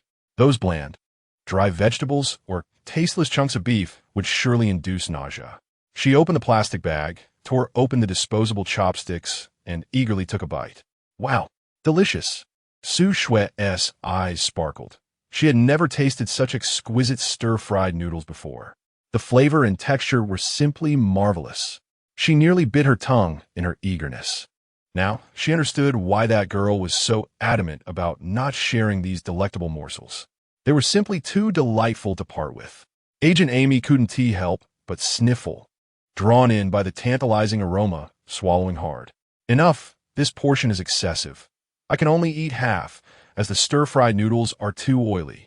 Amy snatched it away, declaring with righteous indignation, "Return that to me. These noodles are devoid of oil. How could they possibly lack oil? Let me taste." Amy seized Su Shui's chopsticks and eagerly took a bite. My heavens, how could these stir-fried noodles be so scrumptious? I never imagined that such a simple dish could be rendered so enticing. This is my lunch. How could you be so cruel? Su Shui, unwilling to back down, reclaimed it and took several mouthfuls before Amy snatched it back once more. Really, you must cease eating, Shui. You need to be mindful of your figure. My figure is splendid. I don't gain weight, so return the stir-fried noodles to me. Thus, the two engaged in a playful tug-of-war, even breaking the disposable chopsticks in the process. After finally managing to shove the last bite of stir-fried noodles into her mouth, Su Shui felt unsatisfied. In frustration, she exclaimed, "If you wish to eat, go buy your own. After all these years of friendship, you want to even share a plate of stir-fried noodles? How disheartening." The stir-fried noodles were simply unacceptable. Other matters could be negotiated. Very well, then I shall try this dessert. Su Shui's expression changed instantly. Do not touch that. This is off limits. I shall treat you to tiramisu. With just 15 minutes until the music festival commenced, a staff member hurried in, urging them to proceed. We know, we're coming." They closed the door behind them. Su Shui quickly devoured 3 pieces of icy dessert, her cheeks puffed up. Wow, so delectable. Give me a piece. Agent Amy rushed forward, seizing the last piece of icy dessert. Holding in her hand, she was taken aback. This little delicacy was exquisitely crafted. Amy took a bite. It was soft, creamy, and refreshingly cool. She had never experienced such delightful dessert before. One more piece. The box was already empty. Su Shui licked the remaining crumbs from her lips. I only had a small piece. Amy was particularly eager to have some. If it weren't for our years of friendship, I wouldn't have left you this piece, Su Shui said earnestly. Where did you buy it? Su Shui suddenly realized. Hurry, go to that bustling little stall by the river. That's where you should get it. I will behave myself. Just go buy it quickly. Remember to get plenty. Both the mung bean paste and the chickpea pudding are quite delightful. Got it. The door of the lounge opened, and the two set off in their respective directions. Outside, the performance had commenced. The host was warming up the crowd for the upcoming stars while also promoting the sponsors. 5 minutes later, a young handsome man was the first to take the stage, singing a love song that wasn't very popular. His voice was quite pleasant, but it seemed to lack some emotional depth. Nevertheless, overall, it was rather commendable. The audience below erupted in cheers, while not far away. A large crowd continued to gather on another street, forming two distinct groups compared to the audience in front of the stage. At Miao Can's little shop, the queue of patrons remained steadfast. Even though the concert had begun, who could enjoy the music on an empty stomach? The performance had already started, yet here I was, still waiting for food. Oh, this is truly a challenge. Although there was a bit of distance, the sound system here was commendable, though it lacked the lively atmosphere. The concert has already begun, and your idol is singing. Aren't you going to listen? Do you think if you step aside, we will get to buy it first? What a delightful thought. I am merely here to cause a commotion. I specifically came to see Su Shui perform and conveniently bought some fried noodles. First and foremost, I am here for the delicious food prepared by Boss Miao, and then I will attend the concert. The order cannot be disrupted. Singing and dancing cannot compare to the joy of a splendid meal. Indeed, food is of utmost importance to the people. Boss Miao is truly my faith. Backstage, the host, glancing at the distant long queue, inquired of a colleague, "What is happening over there? It's just a small stall, yet there are so many people. They say it's incredibly delicious. If I weren't working, I would have joined the queue long ago." Chapter 58. I'm truly grateful. I have never seen a stall that could garner such popularity. It must be true street food. Amy, seeing the line, stretching 50 or 60 people away, couldn't he help but exclaim, "How long will we have to wait? I just counted, and you're the 52nd customer. Just wait patiently. It should take about an hour." Boss Miao is very efficient. A kind uncle in front offered a reminder. So it's the food made by Boss Miao. No wonder it's so popular. Of course. Yesterday, I brought home a plate of twice-cooked pork. It was simply divine. I couldn't stop until I had 3 large bowls of rice. I have never tasted anything so exquisite. Hearing this, Amy's eyes lit up. Twice-cooked pork? I haven't tried that yet. 20 minutes later, the line had moved forward by a third. Suddenly, a young boy appeared, hands laden with numerous servings of fried noodles, mung bean paste, ice crystal cake, and twice-cooked pork. Announcing to those behind him, "To the next 25 customers, I sincerely apologize, but all the food has been sold out." What? Did it sell out so quickly? That was far too fast. What did you say? Who do you think you are? You just say it, and that's it? I don't believe it. The young boy introduced himself. "I am Zhou Weiwei, assistant to Boss Miao. If you don't believe me, you can ask the boss yourself." Amy was momentarily taken aback by the news. How could everything have sold out so quickly? Yet, upon reflection, it was understandable. Such an unassuming place had managed to attract so many patrons, leading to an inevitable supply shortage. Disappointment set in as the crowd gradually dispersed. Those who secured food left with beaming smiles, while others, unable to purchase anything, walked away in a gloomy mood. Some even lost interest in the performance, shedding tears over missing out on the delicious offerings. Meanwhile, the more astute individuals set up folding chairs at the entrance of the night market, planning to return later to try their luck again. Miao began to pack up his stall. That day, he had sold a total of 347 portions of fried noodles, 280 cups of cold drinks, 205 servings of meat dishes, and 150 steamed snacks. His earnings exceeded 20,000 yuan, netting him a profit of over 18,000 yuan after deducting costs. The surrounding vendors were left in awe. It was hard to believe that such ordinary food could be revered to such an extent. It felt like a dream. In just 2 short hours, everything had sold out. Even the last remaining ingredients were claimed by a loyal customer who refused to waste precious time standing around with nothing to show for it. At that moment, colorful fireworks burst in the night sky, capturing everyone's attention. On stage, a young and beautiful girl emerged from the mist. The melody of dream of an adventurer filling the air. Cheers erupted from the audience. Miao glanced over. The young singer truly had an exceptional voice. She looked somewhat familiar. Was she the one from the poster he had seen earlier? Could it be Su Shui, his daughter's favorite idol? Miao wasn't entirely sure. It was too far to see clearly. He approached a passerby and inquired, "Excuse me, is the singer on stage named Su Shui?" Amy looked at Boss Miao with a curious expression. "You don't know Su Shui? I don't pay much attention to the entertainment industry, but my daughter is quite fond of her." "You have a daughter? How old is she?" 6 years old. At such a young age, she's already chasing stars? Wow. Su Shui, you are quite popular. Wait, hold on. This boss doesn't even know you. So, Do you want to get your daughter an autograph or a photo? Miao glanced at Amy, slightly surprised. I want an autograph. She is indeed Su Shui, right? I must find a way to make this happen. Despite the slim chances, he was determined to try to sneak backstage. Stop right there. Huh? You are quite lucky. Do you know who I am? I am Su Shui's manager. Look, here's a photo of me and Su Shui, her ID, and her WeChat. It contains her voice messages, videos, and samples of her new songs. If I weren't her manager, would I have access to so much information about her? Now do you believe me? Would you like to see her private photos? Miao awkwardly shook his head. No, thank you. I believe you are indeed Su Shui's manager. Miao merely harbored a slight doubt, not expecting such fervor from the other party. After all, anyone could claim to be Su Shui's agent, and skepticism would be natural. Noticing Miao Can's growing belief, Amy nodded with satisfaction and continued, You are fortunate to have encountered me. Obtaining an autograph or even a photograph will be no trouble at all. Miao hurriedly expressed his gratitude. I truly appreciate it. However, there is one condition. What condition? I want to taste your stir-fried noodles and ice crystal cake, as well as that chickpea flour dish you mentioned. Both Su Shui, and I must sample them. No problem. That is a minor request. Though I must retrieve some ingredients as I have sold out. I understand. I saw you close-up shop after waiting in line for 20 minutes. Amy sighed in mild disappointment. Miao Can's business was indeed thriving. She grasped Miao Can's arm. No rush. We can leave together once Su Shui finishes her performance. I fear that may not be feasible. I need to pick up my daughter at 5:30.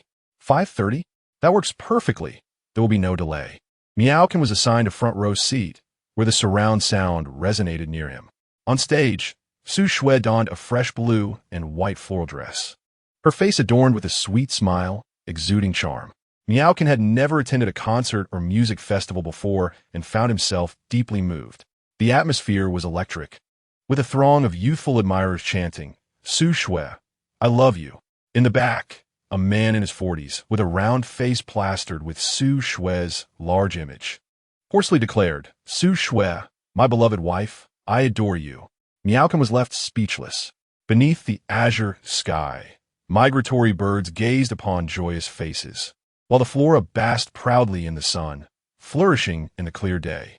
Su Shui's melodious voice enveloped him, and the vibrant songs uplifted his spirits.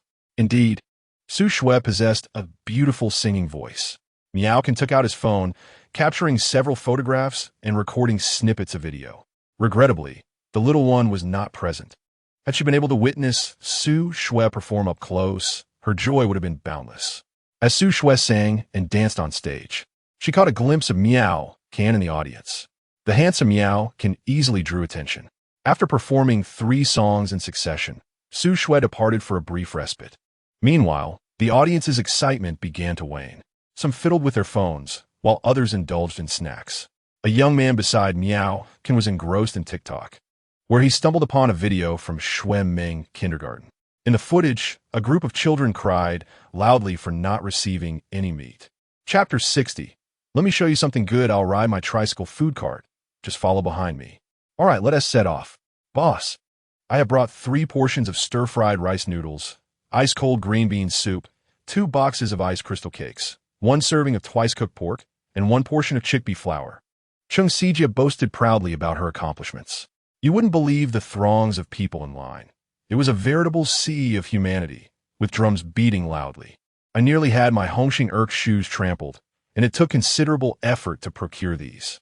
Zhu Xuerong replied coolly, Well done, you are permitted to share. Chung Sijia thought to herself, After all the trouble I went through to acquire these, you'd better let me partake. Chung Sijia placed the items on the coffee table, awaiting Zhu Xuerong to finish her official duties. At that moment, a knock echoed at the office door.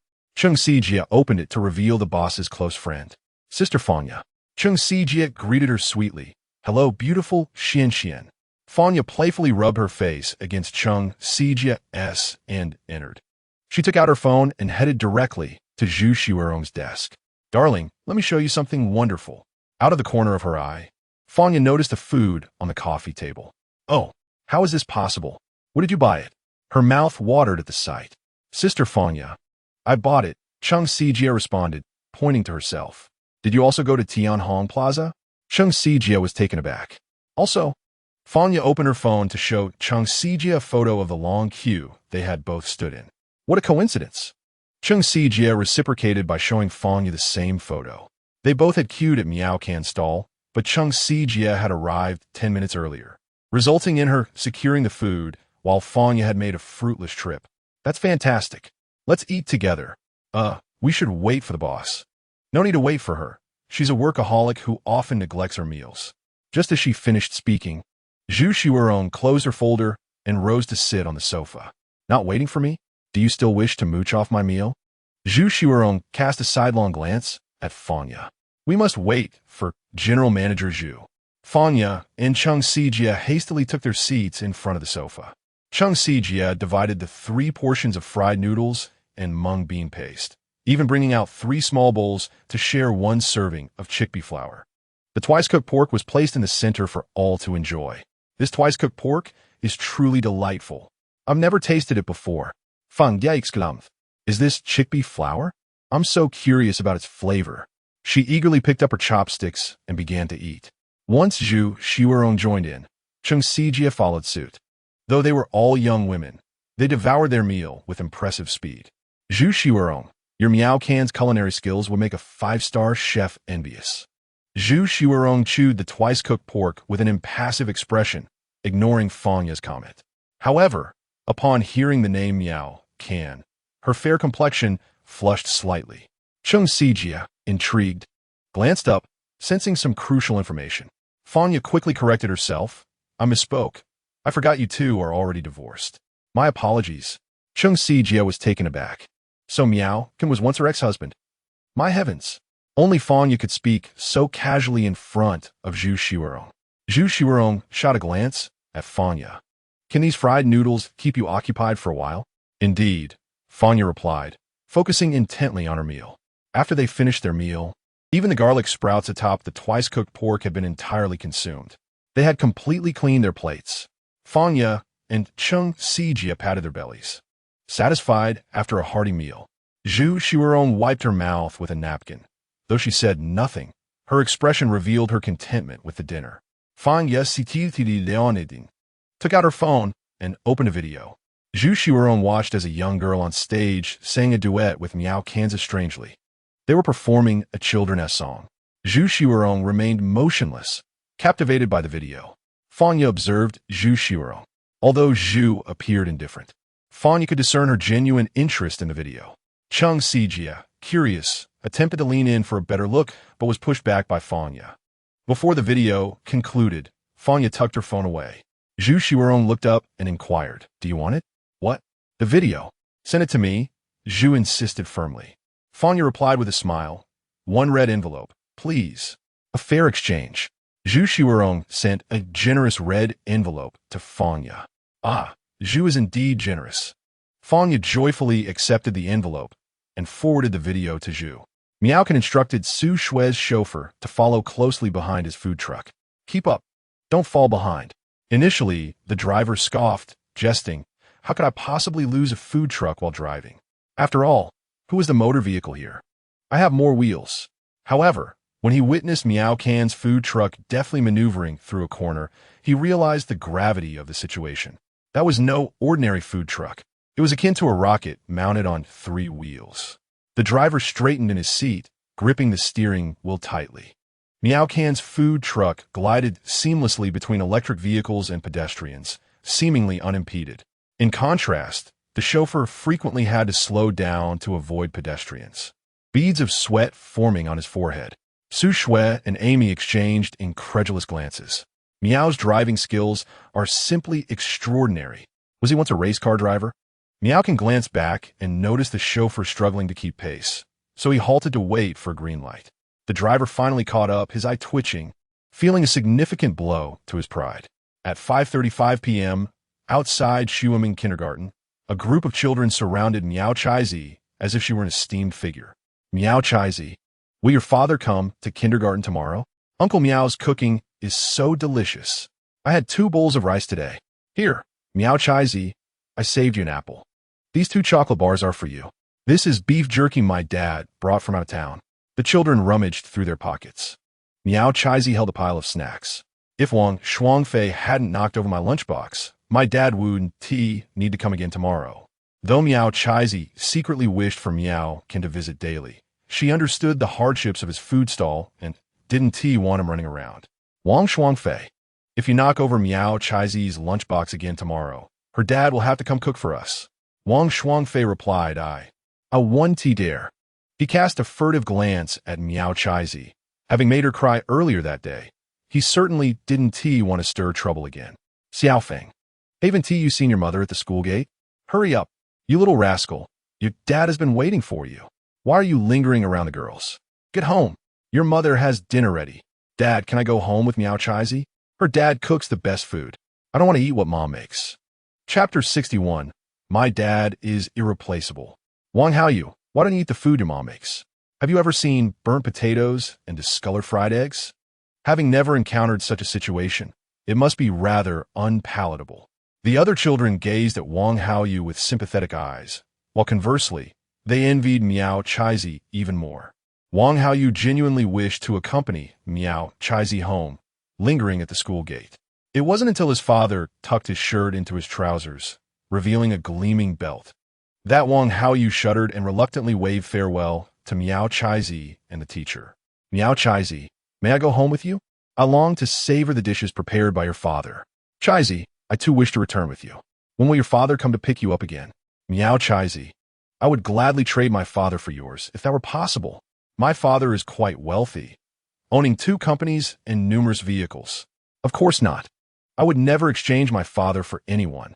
Miao Chaizi replied firmly. Teacher Su listened to their conversation, utterly speechless. You all, and you, your parents are waiting outside. Hurry along. The school day has concluded. Teacher Su, I want to go home with Miao Chaizi. So do I. That is not permissible. Each child has their own home.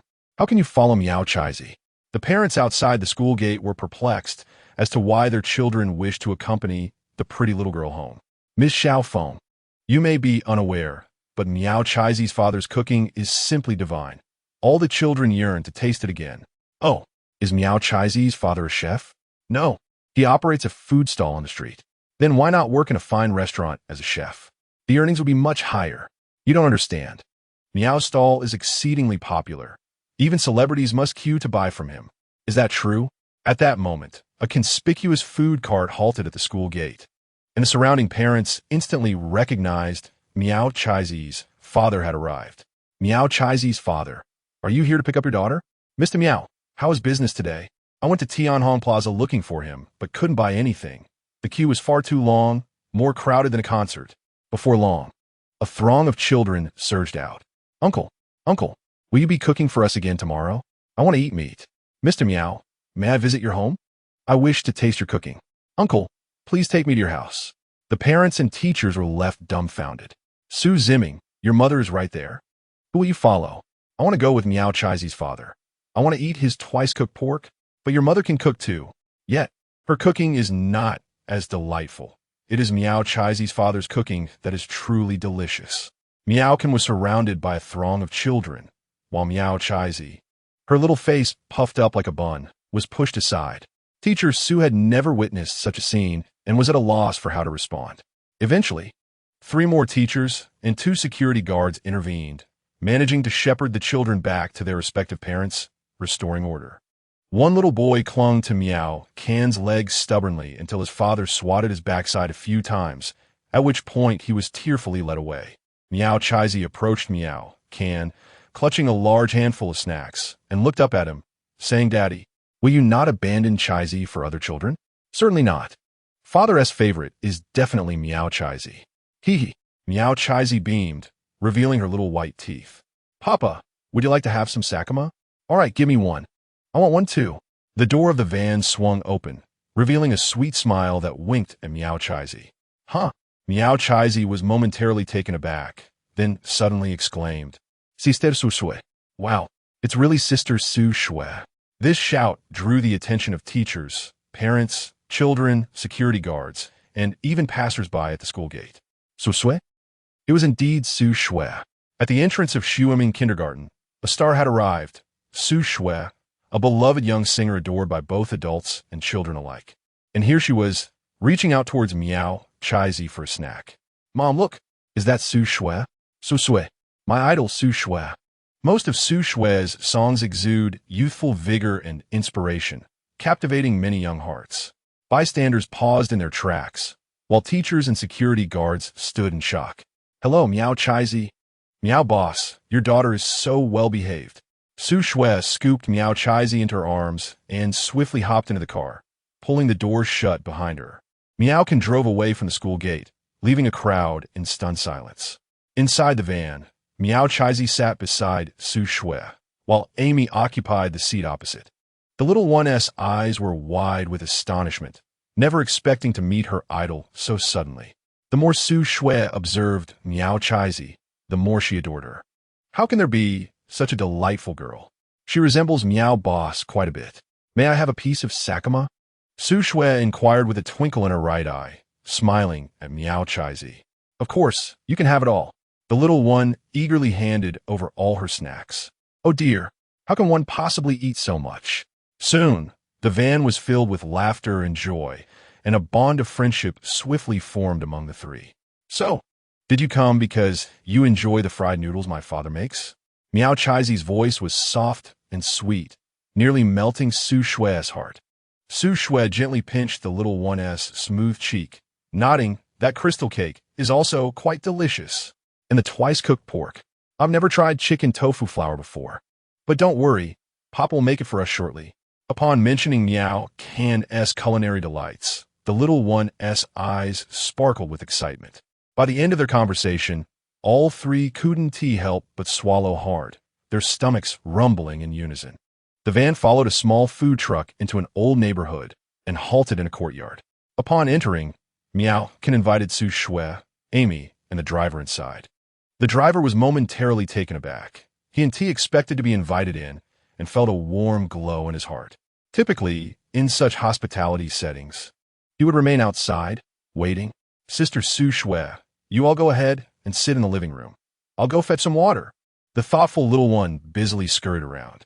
Although the house comprised only 2 rooms and a hall, the space was ample for the father and daughter. The room was immaculately clean. Although the floor was somewhat aged, it remained unsoiled, and all items were arranged in perfect order.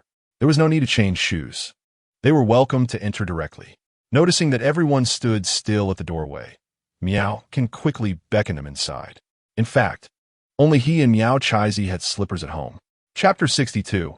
It turns out we like the same thing, please. Take a seat and rest your feet. I will prepare dinner, he said, before turning to Miao Chaizi. Chaizi, please attend to our guests while I cook. Rest assured, leave it to me. Miao Chaizi confidently patted her little chest. This scene elicited smiles from the 3 guests. Miao Chaizi poured 3 cups of warm water from a thermos, which Miao Can had prepared that morning. After placing the cups down, she hurried off to fetch some fruit. Su Shui couldn't help but pull Miao Chaizi over, inviting her to sit beside her. Chaizi, you need not busy yourself. Take a moment to relax. All right. All 3 gazes fell upon Miao Chaizi, their eyes brimming with affection for the adorable girl. Miao Chaizi was truly thoughtful and considerate.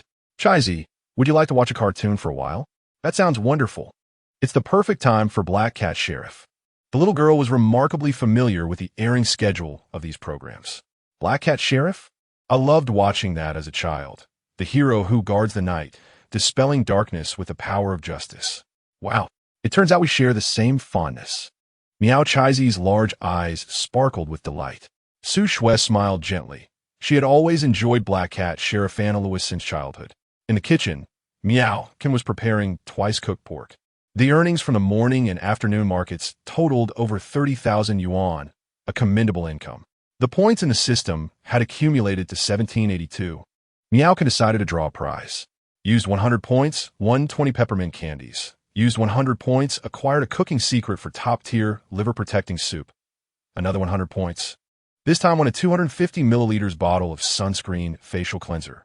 Once again, 100 points exchanged for the secret to perfect tomato and scrambled eggs. Another 100 points. Obtained a recipe for the highest grade imperial chicken wings. Continued investing 100 points. Received a charm value increase of 0.1. For the final investment of 100 points, strength value increased by 0.1. Miao can attempted the lottery 17 times in succession, garnering a plethora of practical items. The most readily obtainable were those particularly beloved peppermint candies.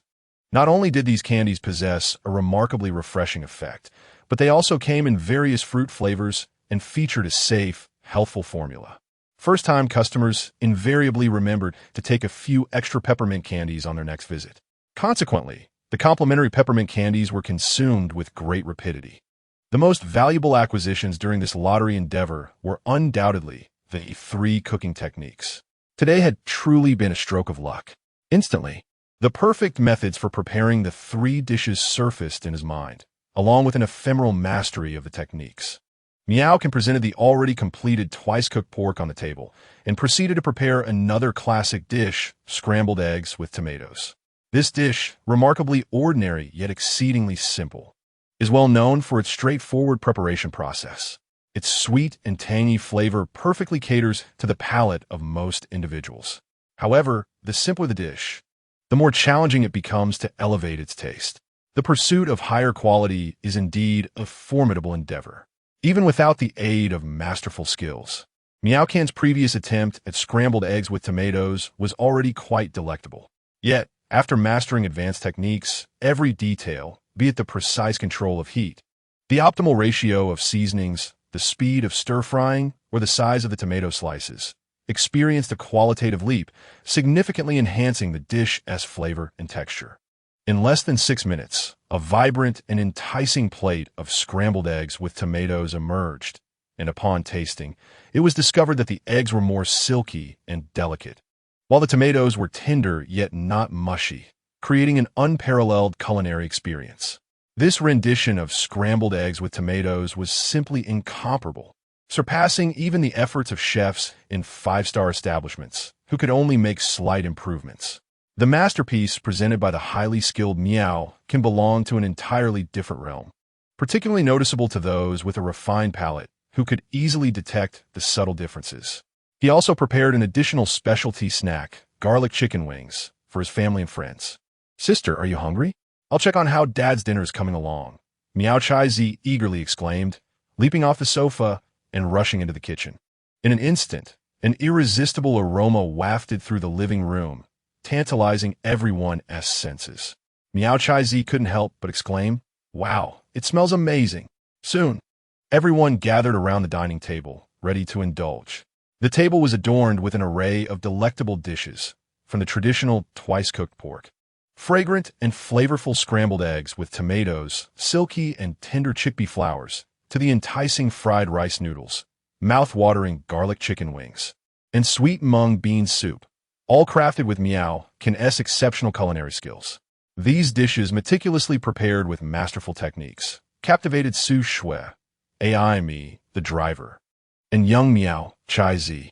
Despite the absence of extravagant ingredients like expensive seafood, the visual appeal alone reached the standards of a 5-star hotel. Not to mention the enchanting aromas they emitted. As a public figure accustomed to savoring high-end cuisine, Su Shui was astonished to find that no restaurant could replicate such mesmerizing flavors, creating an overwhelming desire that made abstaining from these delights feel like a torment. The driver instinctively covered his mouth with his hand to prevent any unsightly drooling. "Please, don't stand on ceremony. These are home-cooked dishes. Enjoy at your leisure," Miao encouraged, serving everyone their rice and inviting them to take a seat. How could one possibly refuse such culinary delights? "I've never encountered anything so fragrant. Thank you ever so much for your hospitality. We shall not be polite." They eagerly began to relish this rare and splendid dining experience. Seeing that the distance was somewhat inconvenient for retrieval, Miao thoughtfully clipped a flavorful and crispy chicken wing for Miao Chai-zi. "Thank you, Daddy," Miao Chai-zi exclaimed, joyfully biting into a small piece of the exquisitely tender chicken. "Delicious, delicious." The little one's face was smeared with grease.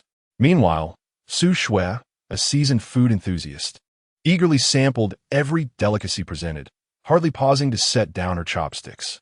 To her, these seemingly ordinary home-cooked dishes were truly culinary masterpieces. Equally astonished was Amy, a foreign friend experiencing such exquisite cuisine for the first time. Miao de Gu, you are incredible. Every dish you serve moves me to tears with its deliciousness. The driver, seizing a brief moment of respite, quickly gave a thumbs up in appreciation before returning to devour each delightful morsel, fearing he might miss out on any exquisite flavors. After finishing one bowl, he immediately requested more. I'm still hungry. Please bring me another bowl. Chapter 63. I still want to eat late-night snacks. No problem. Feel free to eat more. There's plenty of rice.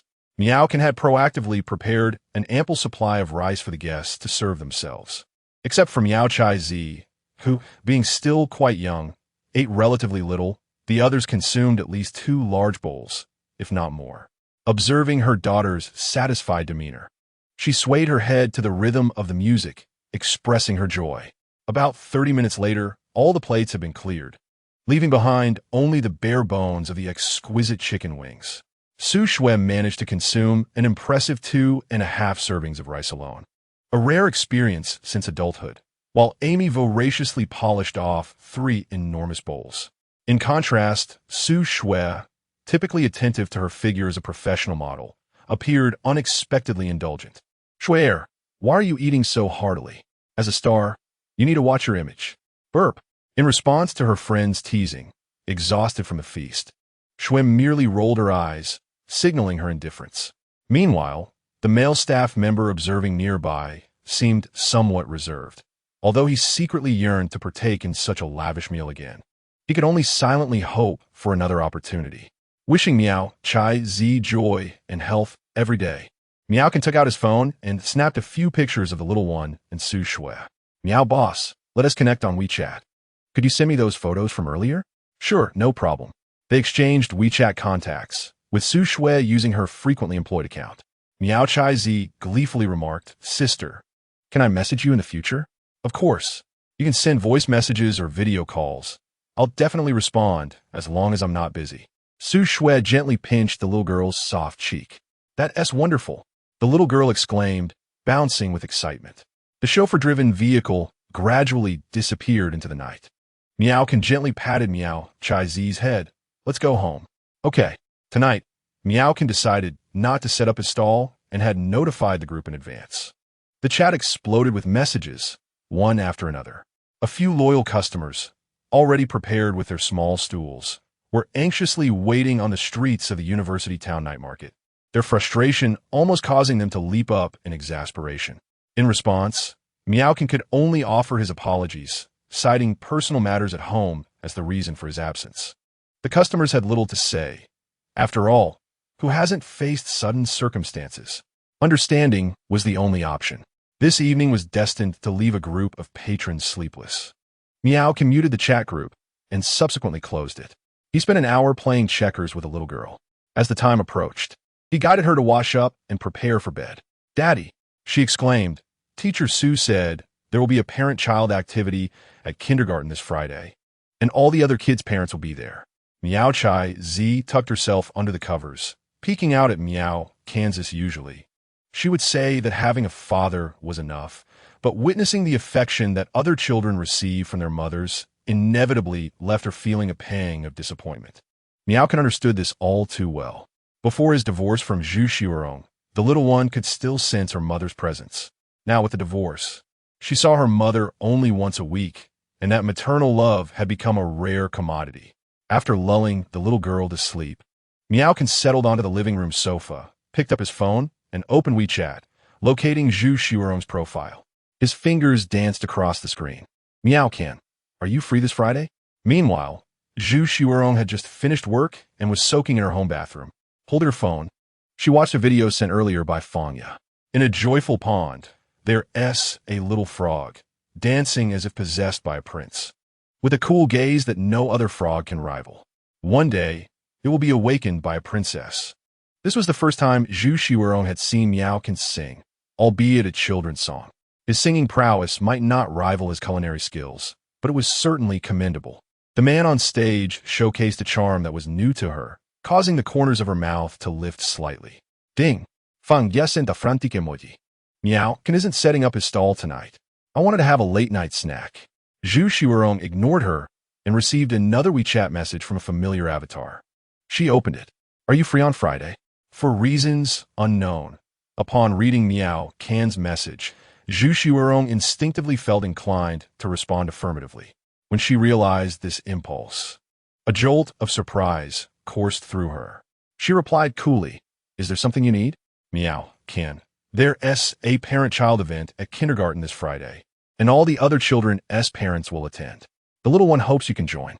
Xuerong's heart skipped a beat, prompting her to message Chung Sijia. "What are the arrangements for this Friday?" Chung Sijia replied, "Boss, there's a departmental meeting at 9 a.m. and an interview for the kitchen staff at Zijing Restaurant at 3 p.m. Xuerong responded, "Reschedule the departmental meeting to next Monday. I want to attend the afternoon interview. Let manager Hao take care of it."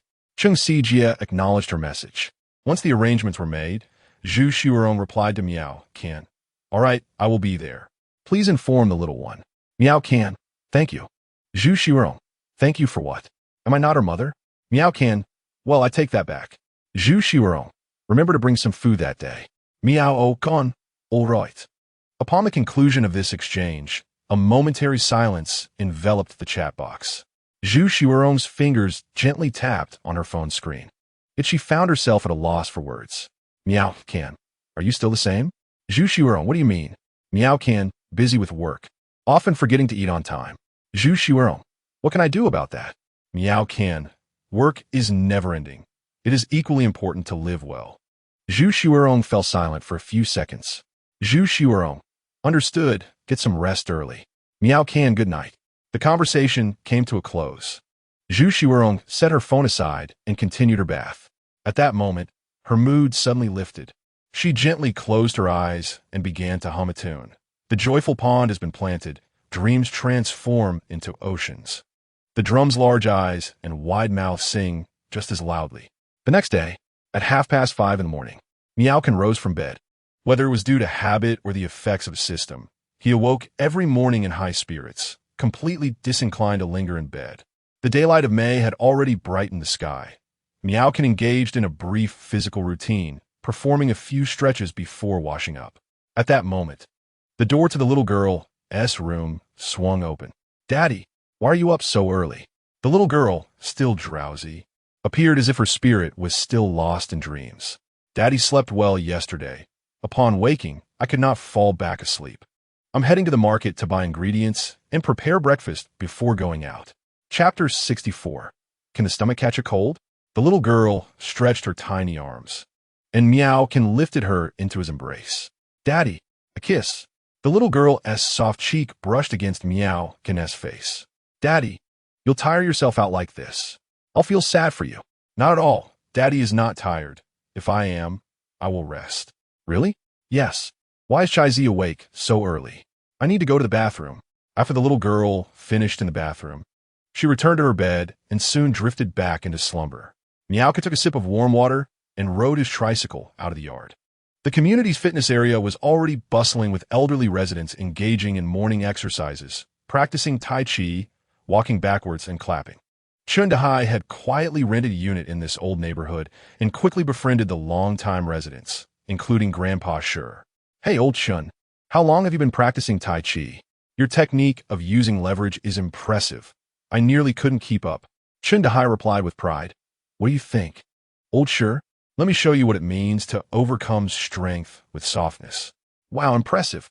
As Miao Can pass by on his tricycle, he slowed down. Grandpa Sure, "Still practicing?" Miao Can glanced at Chun Dahai, feeling a flicker of familiarity. Chun Dahai smiled. "Little boss Miao, don't you remember me? I bought fried noodles from you yesterday and even joined the group." Miao Can chuckled. "No wonder your face seems familiar. My name is Miao Can. You can call me Old Miao. Then I shall call you Uncle Miao." "That works. What time do you start selling?" "Just seeing you makes me think of your fried noodles and ice crystal cakes. I'm already hungry."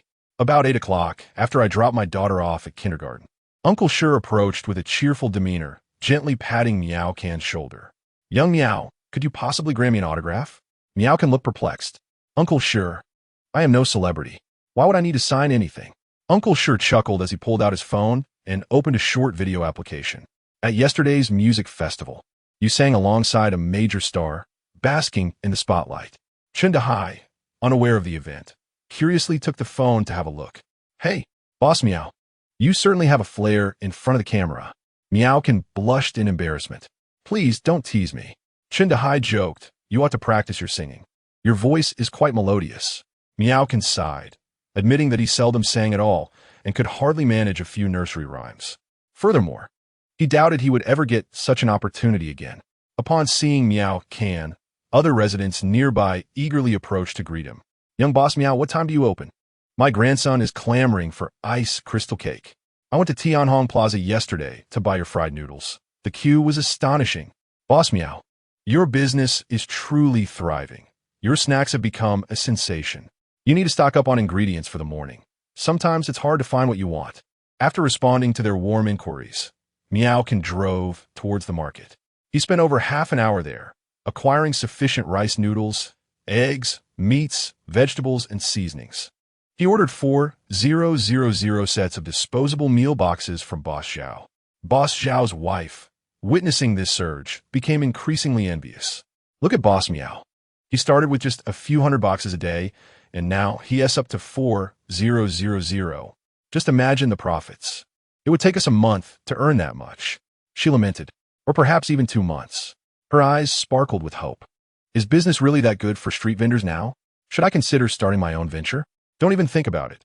Boss Miao's success is rooted in skill. It's not something you can achieve easily. Despite her jealousy, Boss Zhao acknowledged that he lacked Miao's level of expertise. After purchasing the meal boxes, Miao left the market.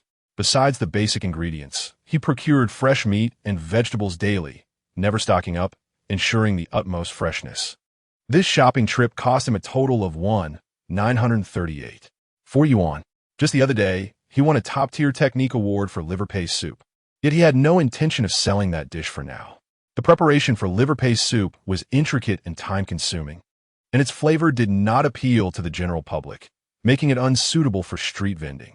He also had no plans to sell scrambled eggs with tomatoes, as a serving would not exceed 15 yuan, and making a large batch would compromise the taste. Producing smaller quantities would result in a higher time cost than the returns. In contrast, some more popular dishes yielded greater profits. Dad, I had a dream. I dreamt I was swimming in a gigantic strawberry ice cream tub. Miao Chai-zi exclaimed excitedly while slurping noodles. Wouldn't you freeze? Ice cream is quite cold. Miao laughed and asked. Dad, that's not the point. Don't you think it's wonderful to have such a large ice cream tub? I am uncertain about it. I only know that consuming excessive ice cream is detrimental to the stomach and can often lead to digestive issues. Can the stomach catch a cold? Is that true? Certainly. Henceforth, one should indulge less in excessively cold foods. I believe it's not a concern. If I truly feel unwell, my father can simply procure some medicine for me. Miao shook his head and smiled, as this girl always managed to concoct various justifications, impervious to his pleas to curtail her ice cream intake. Upon arriving at the entrance of Xuerong kindergarten, a throng of children immediately surrounded his vehicle upon its arrival. The children greeted this father-daughter duo with warmth, creating a lively scene that left even the parents and teachers momentarily speechless.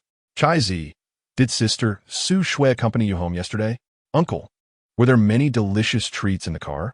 Chai-zi, you even got a ride in Sister Su Shui's car yesterday. How wonderful. Are you two close? Of course. She is my sister. We watched animated films together, and she even sang for me. The children were filled with envy. The parents, equally intrigued, couldn't help but inquire. Miao boss, is Su Shui a relative of yours? Could you get her to sign something for us? Our entire family is her fan. Will she visit the kindergarten again? I want a photo with her. While others might have exaggerated, Miao candidly responded, actually, she is a guest of mine, since Chai-zi wanted an autograph. I invited her to our home. I see. That is fantastic. Chai-zi's father, even the big star enjoys your cuisine. Chai-zi's father is truly remarkable. Even Su Shui loves your cooking. After exchanging a few pleasantries, Miao hopped onto his tricycle, ready to commence a day of market sales. Chai-zi, remember to behave well at school and listen to your teacher. The young girl waved goodbye, saying, got it. Don't tire yourself too much. I will worry. Goodbye, Uncle. Uncle, where's your stall? I want to ask my mother to buy something. Chapter 65. Have I truly developed feelings for her this time? Yes, my dad will drive. I want to drink mung bean soup. Undoubtedly, this father-daughter duo had become local celebrities at Xuerong kindergarten. Miao Chai's Z was enveloped by a group of children as they entered the school gates. Following Miao Can's tricycle were several luxury cars and electric vehicles. When Miao Can reached the entrance of Yangwang Primary School and had just set up his stall, over 30 customers were already lined up in anticipation. Such a bustling scene was unmatched, as only Miao Can's family could achieve this at the entire market. Not far away, a pancake vendor was so astonished that he burned his pancakes. The customers, however, were quite pleased. "Boss, the pancake is burnt. I want to buy it." With that, the individual promptly joined the queue at Miao Can's stall. Chen Dehai purchased 3 servings of stir-fried rice noodles, 5 cups of mung bean juice, and 2 boxes of chilled pastries, contentedly carrying his items away. Turning the corner, he entered a luxurious car. "Dad, why must I come and pick you up?" In the driver's seat, a beautifully dressed young woman appeared somewhat reluctant. "What's this? I'm picking you up, and you're upset? Truly, I've raised an ungrateful child." Chen Dehai shot her a glare and handed her a serving of stir-fried rice noodles and a cup of mung bean juice, saying, "Your mother mentioned you haven't been eating breakfast lately." Though his tone may be harsh, Chen Dehai holds a deep affection for his daughter, Chen Yu. It's just that he lacks an appetite. "Hey, is it possible that you find your mother's breakfast unpalatable?" Chen Yu teased, playfully sticking out her tongue. "Aren't you the same? Every day you concoct excuses to go out for exercise, avoiding breakfast." Chen Dehai sighed. "Your mother adores cooking. It's just us two who have to endure the hardship." "Dad, is this how you treat breakfast? How about I take you to try something more exquisite?" Chen Yu disdainfully set aside her plate of stir-fried rice noodles. "You have no idea. Do you know how many people line up for this? But I don't enjoy greasy food." "Well, your lack of taste is fortunate for me," she said, as Chen Dehai began to relish the stir-fried noodles. The aroma soon filled the car. "It smells delightful." Chen Yu couldn't help but swallow hard, observing her father sip on mung bean juice with evident satisfaction. "Let me give it a try." Driven by curiosity, she opened her own serving of noodles. Upon witnessing the scene, Chen Dehai wore a knowing smile. Who was it that claimed they wouldn't eat? Ignoring his remark, Chen Yu was entirely captivated by the food. After tasting, she found it utterly delicious. "Oh my, this is divine." She too began to eat heartily, ultimately succumbing to the allure of the dish. The father and daughter polished off all the stir-fried noodles and 4 cups of mung bean juice. "Well, a lavish breakfast, this is a first. Truly exquisite." Chen Yu had revised her initial opinion, never expecting such a unique take on stir-fried noodles. "I intended to bring your mother a portion home, but that plan is now thwarted. So what's in these 2 boxes? They contain chilled pastries. I bet you've never had them before." After opening one box for her to sample, she exclaimed, "Delicious. Sweet and refreshing. It's the epitome of dessert." Chen Dehai replied with pride, "Of course it's delectable. Where did you acquire these?" "From the snack street near the school." As the car slowly came to a stop in front of Sunshine Elementary, Chen Yu was taken aback. "Look at the crowd at this stall. It's astonishing. There must be 40 or 50 people in line. Even the most popular restaurants don't typically have such a throng waiting." Initially intending to buy several portions to take home, she now realized that was an impossible dream. Chen Dehai reminded her, "I mentioned it wouldn't be easy to procure." After they departed, Chen Dehai turned to Chen Yu and inquired, "What do you think?" "It was absolutely delightful, Dad. Let us come here for breakfast every day." He abruptly shifted the subject. "What do you think of that young man?" "Which young man?" "The one who prepares these snacks." The crowd was too dense for her to notice. "Take a look at this photo." At a red light, Chen Dehai pulled out his phone to show her a picture of Miao, Kansas. After viewing the photo, a glimmer of curiosity appeared in Chen Yu's eyes. "So, this is what he looks like." "Not bad." She nodded in agreement. "He is quite handsome." Then, realizing her father's implication, she questioned him, "What exactly do you mean?" "I hope you two can become a couple." The sound of brakes echoed as Chen Yu looked at Chen Dehai in astonishment. "Dad, must one sacrifice their happiness simply for the love of food?" Although the dishes crafted by that individual are indeed tantalizing, the joy of indulging in them daily would be immense. Yet, I hastily shook my head in refusal. After all, matters of the heart cannot be forced. I understand that love cannot be coerced, nor must an immediate decision be made. It can begin with understanding and gradually blossom. As if he could comprehend his daughter's sentiments, he reflected on how he had previously dismissed other commendable young men. Could it be that he is truly smitten this time? While pondering this, I noticed my father relishing the remaining chilled pastries, one piece after another. Dad, I wanted to intervene, only to realize there was but one piece left. After taking that last morsel, I promptly secured the vehicle at the roadside. We shall divide the remaining portion equally. Whoever paid is the boss. Why should I share with you? Chen Dahai clutched the ice cream tightly, as if it were a treasured possession. Clearly, my desire for a larger share was evident. Dad, you may only call me that when there's ice cream involved. He then added, however, you may want to ponder over what transpired earlier. What do you mean? Meet and converse to see if there is a connection. Is this akin to a blind date? I suppose it is. Very well. I shall consider making contact, but if it proves unsuitable, do not force it. Simply pass along his WeChat to me. After all, I too find myself in a single state, and this young man appears quite commendable, meeting my discerning palate's demands. More importantly, I feel no attraction towards other wealthy heirs. I don't have his WeChat ID. Surely you must possess his phone number? I do not. What is your intention, then? Chen Dahai chuckled. We are merely not well acquainted. On what basis do you deem him suitable? Because I believe he is a commendable choice. In other words, must one take the initiative? He nodded affirmatively. I must return to the company to address some matters now. Are you not going to eat the rest? Give it to me. No, go and ask your future partner for it. The vehicle made its way toward the entrance of Sunshine Primary School. My Xinghua pedaled a small tricycle over, accompanied by his 7- or 8-year-old grandson. Chapter 66. What are you looking for? Old Sure, you all arrived rather early. Perhaps it is you who are late, old my. Is this your grandson? He looks quite robust. My Xinghua held his grandson's hand as they queued. Who would have thought this former state banquet chef had now become a devoted fan of Miao Can? Customers flowed in continuously, seemingly an unending stream. Miao Can's fried rice noodles were growing increasingly popular, with new patrons arriving each day at an impressive rate. Grandpa, is the food here really better than what you make? The young boy questioned with skepticism, as his grandfather's various culinary delights had already spoiled his taste buds. You shall soon find out. It will not disappoint you. Miao Can worked swiftly and adeptly, each scoop executed with precision. The new customers around him offer their praises. The proprietor, your skill in flipping the wok is consistently remarkable. Truly a master of your craft. It's no wonder the dishes you create are so delectable.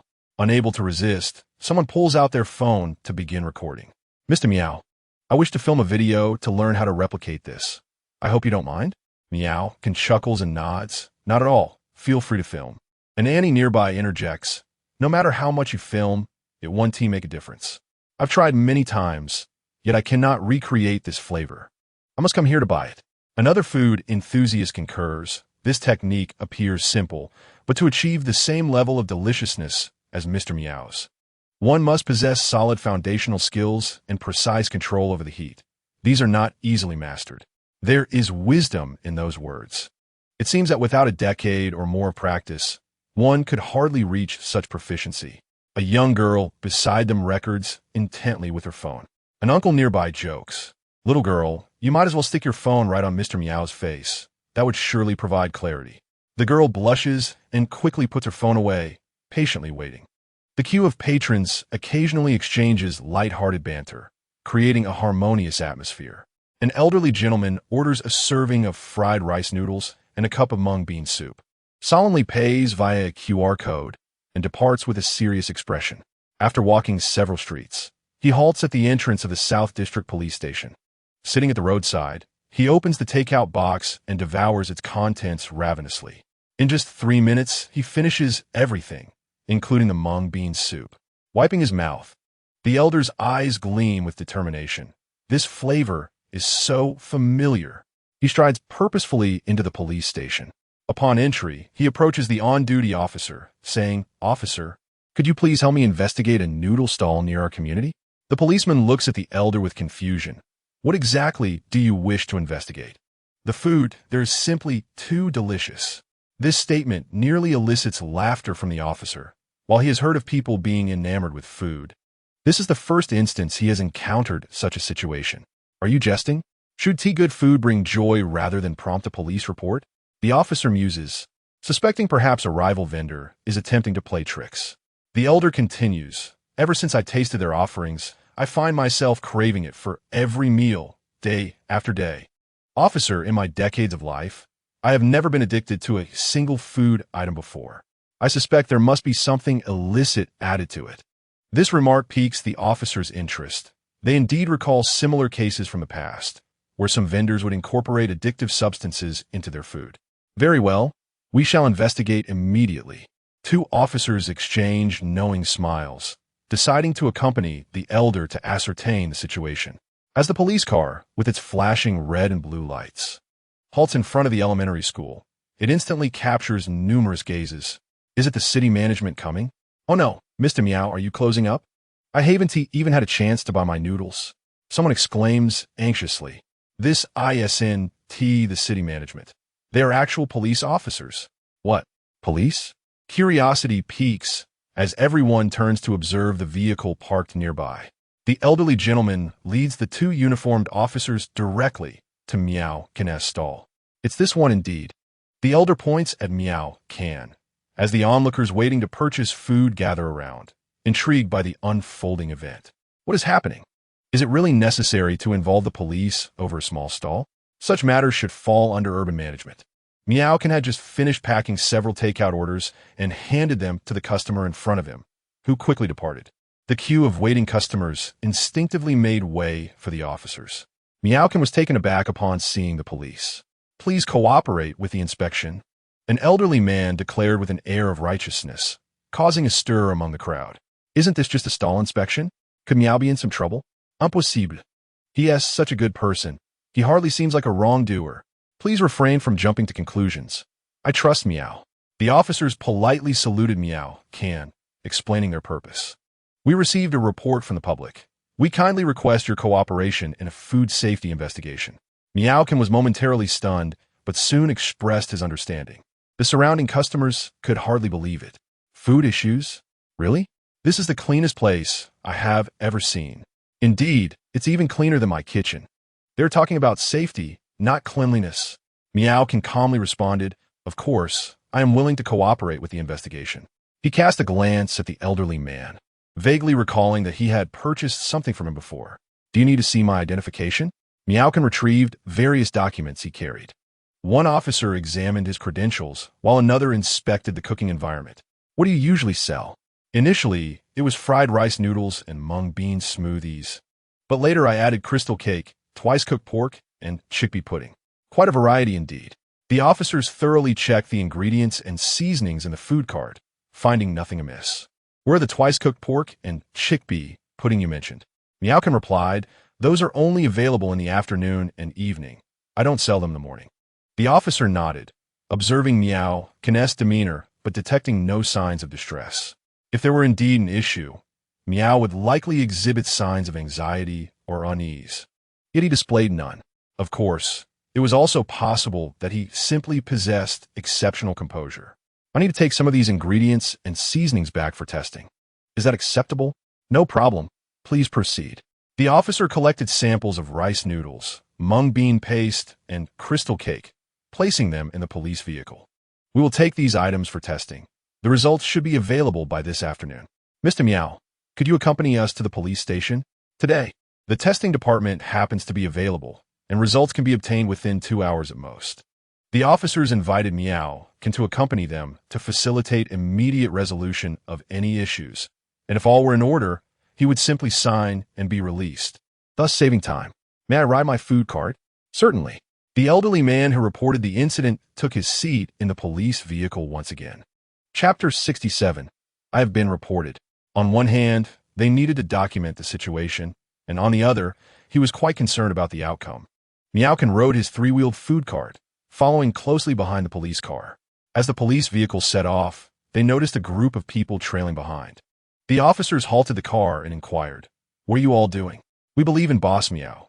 We've been eating here for several days, and there's definitely nothing wrong. We also trust him. You must have made a mistake. The police replied, Only the results will reveal whether there was an error. We must accompany you to witness the outcome. We stand in solidarity with Boss Miao. Officer, do not wrong an innocent person.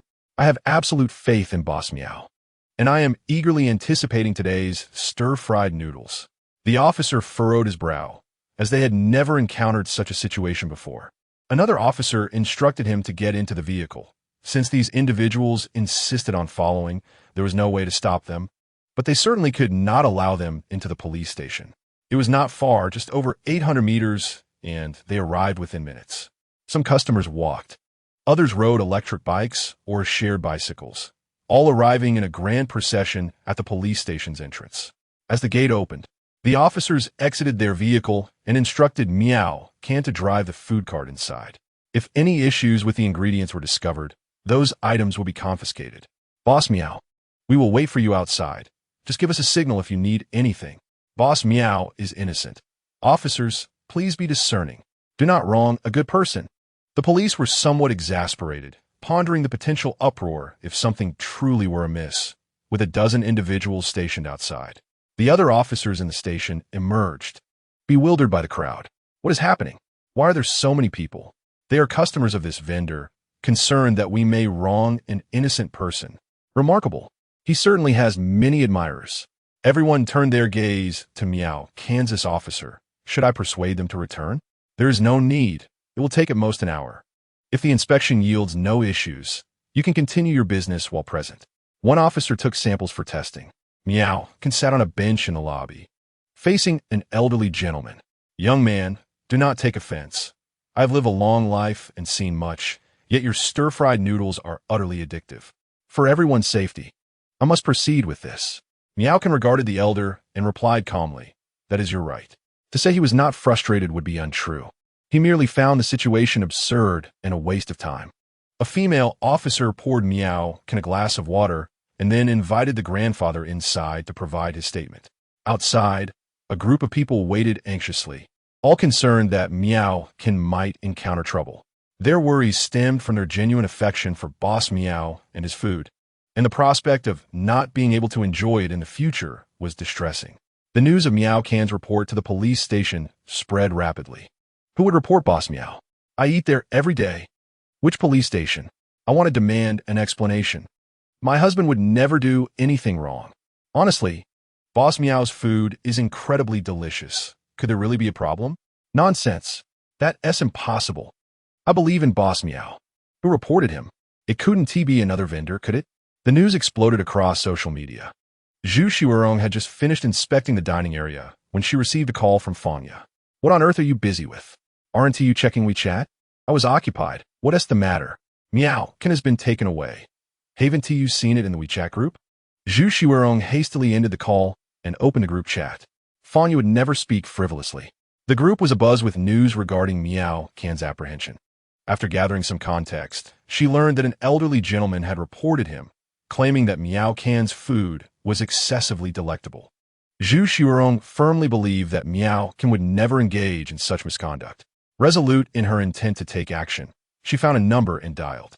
Hello, Uncle Chin. I have a matter to trouble you with. Meanwhile, Chen Dahai also noticed the messages on WeChat and immediately reached out to his acquaintances. Hey, Director Zhang. This is Chen Dahai. Mai Xinghua and Luo, she were similarly monitoring the WeChat developments, seeking avenues to assist Miao, Kansas. The Changnan police station had been rather tranquil lately, sometimes going more than half a month without receiving a single report. The station chief was leisurely washing his car. Once finished, he carried his teacup into the lobby, only to find Miao seated there, sipping water. The chief approached him and inquired, Young man, what brings you here? Miao looked up at the middle-aged man in uniform, adorned with 2 bars and 2 stars on his shoulders, presumably the station chief, and replied, I have been reported. They suspect I have added unclean substances to my food, which is why these 2 officers brought me here. The chief was momentarily taken aback. Food tampering? His mind immediately conjured thoughts of addictive substances. A few years prior, numerous incidents had occurred involving individuals contaminating hot pots or barbecues with such additives, rendering customers unable to stop once they had taste. Excessive amounts of these substances could be extremely detrimental to health, akin to drug abuse, and the implications were grave. The chief's demeanor shifted to one of seriousness, determined to address the matter with due diligence. However, he noted that Miao can remain remarkably composed, seemingly unperturbed. At that moment, a young officer approached. The chief promptly called him over. Xuerong, provide me with information regarding this individual. Yes, chief, the young officer replied earnestly. This morning, an elderly gentleman filed a report stating that Mr. Miao's snacks were astonishingly delicious, leading him to suspect the addition of addictive ingredients. Before he could finish, the chief's phone rang. Glancing at the caller ID, his expression became even more grave. Hello, Director Zhang. The voice on the other end cut straight to the point, inquiring whether they had brought in a young man named Miao Can that day, and if they had any evidence to support their claims. Please be cautious. Do not mistake the individuals involved. The concern in Director Zhang's voice indicated his protective stance towards Miao, Kansas. If they had erred in their identification, there would undoubtedly be consequences. The chief felt a wave of anxiety wash over him as he discreetly glanced at Miao, Kansas. How had this newcomer garnered such immediate attention? Could he have a substantial background, perhaps a relative of someone high-ranking? Yet, upon reflection, who among the elite would deign to operate a street stall? The chief dismissed further speculation and politely responded to the call. Director Zhang, we have merely brought him in temporarily to ascertain the situation. No formal action has been taken. He is currently enjoying tea in the lobby, completely at ease. He then signaled to the young officer to prepare a cup of tea for Miao, Kansas. The caller emphasized the urgency of resolving the matter and, should Miao can prove innocent, to facilitate his prompt return. The director, after promising, hung up the phone. The young officer brought in hot tea, puzzled. Who exactly is Miao Can? That even the higher-ups in the municipal bureau are paying attention? Chapter 68. Just a signature will suffice. The director glanced once more at Miao Can, who, putting down his cup, appeared utterly perplexed. Reflecting that he had no influential connections at all, the phone buzzed again. This time, it was a call from another significant official in the city, Captain Sheen, inquiring about the situation. The director, drenched in sweat, answered, only to find it was yet another query regarding Miao, Kansas. After clarifying the matter, he hung up and promptly summoned the two investigators working on the case. To what extent have you progressed? The two quickly reported. Xiao Zhang in the lab is analyzing the items, but it may take another half an hour. The director, visibly displeased, retorted, this isn't complicated. It should be resolved in 10 minutes. Urge them to deliver the results in 15. The two rushed off to relay the command, only to discover Xiao Zhang and his colleague relishing the very snacks in question. They were momentarily stunned. How can you eat these? They exclaimed. The pair, however, laughed and recommended the snacks, asserting that they were truly delectable and invited them to try. It was only under pressure to complete their tasks that they reluctantly set aside the delicious food, although the results had long been determined. The samples were entirely unproblematic. The delay was solely due to their enjoyment of the delightful treats. Ultimately, the testing report was delivered to the director with remarkable speed. Upon seeing the conclusive results, the director sighed with relief, approached Miao Can, and extended his hand in apology, expressing his regret for the inconvenience caused, assuring him that everything was normal. May I leave now? Miao Can inquired.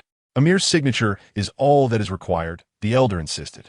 Officer, you must investigate thoroughly. How could anyone create such addictive delicacies? You must try that stir-fried rice noodle. It's absolutely scrumptious. The director smiled helplessly.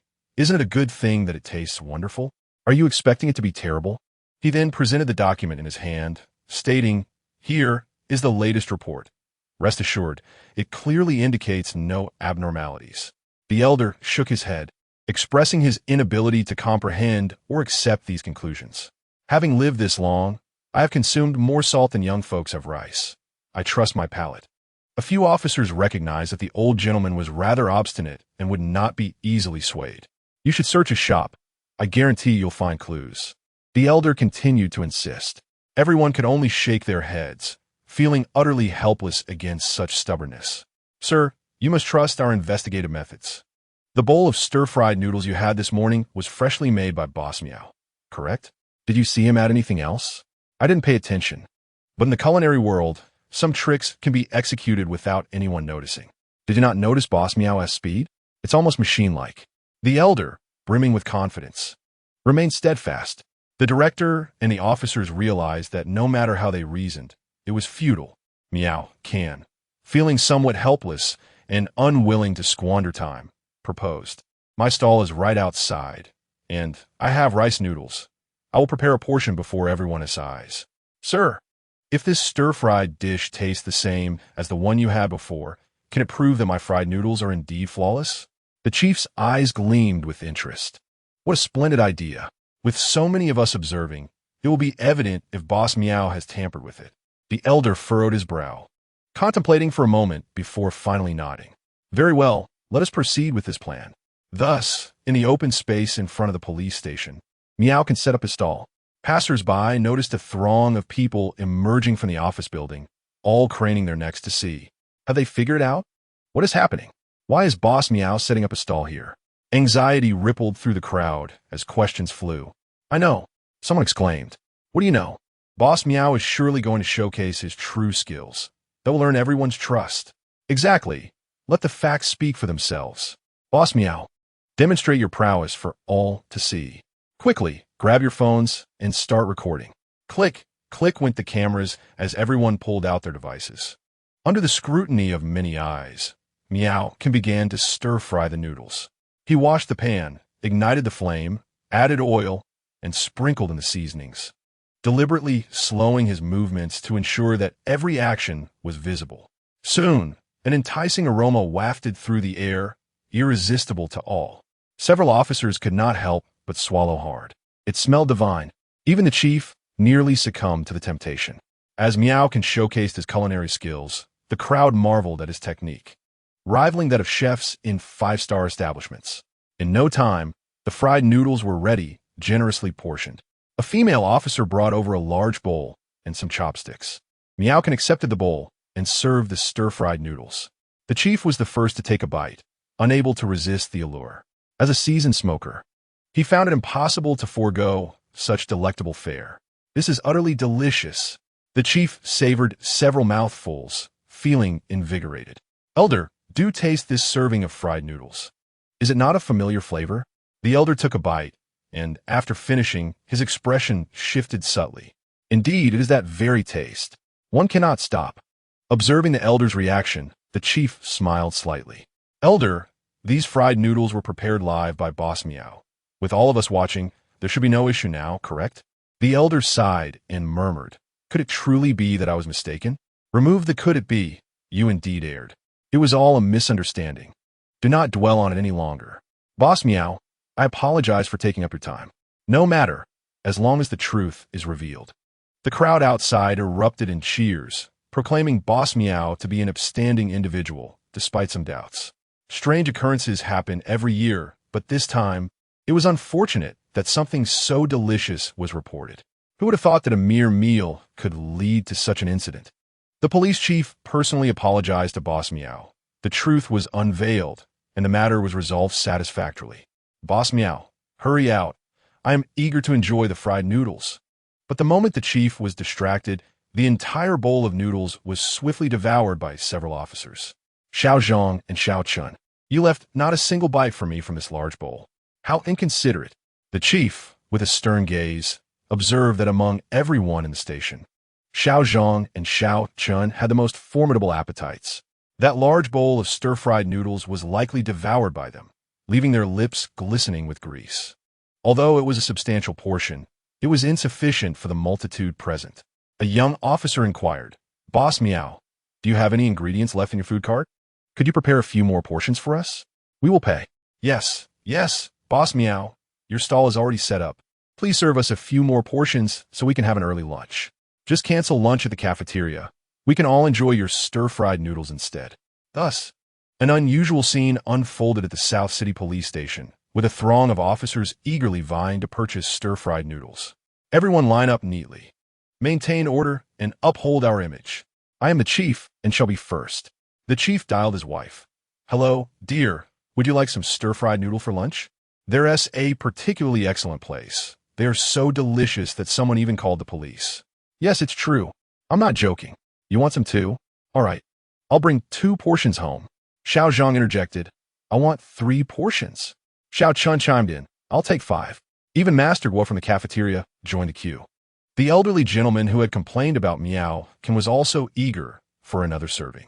Boss Miao, are you still selling stir-fried noodles? Yes. How many would you like?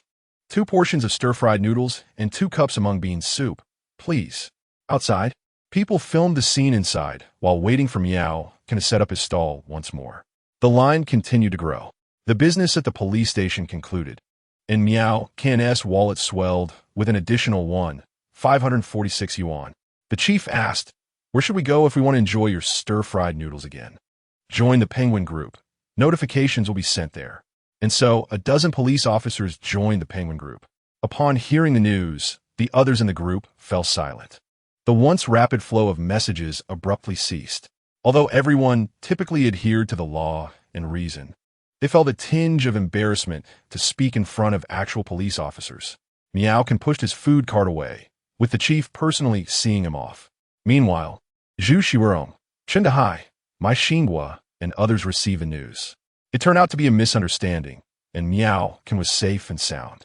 A collective sigh of relief swept through. Miao had spent less than 2 hours at the police station, hardly taking up much time, and he had inadvertently conducted some business there.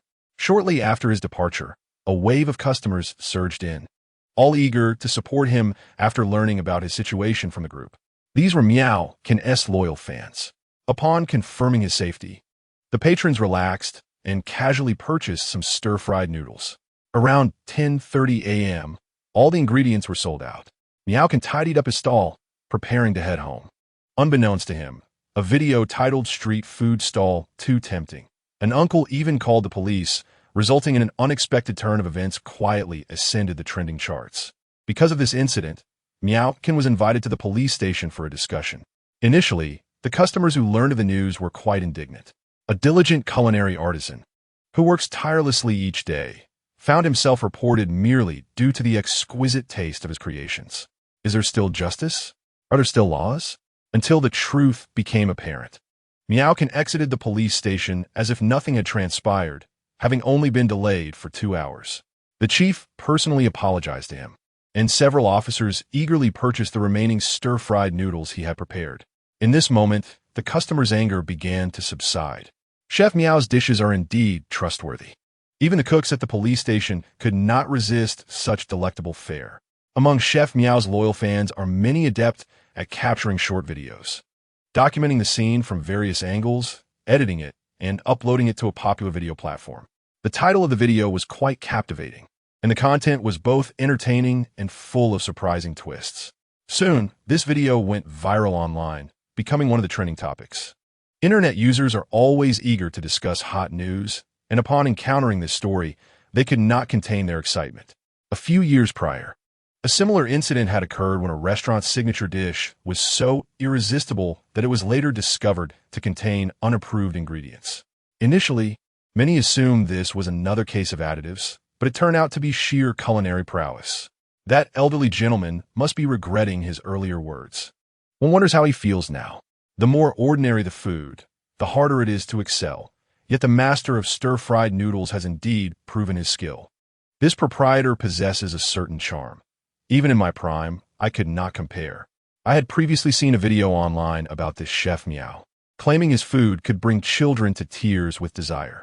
I thought it merely exaggerated promotion, but it turns out to be genuinely impressive.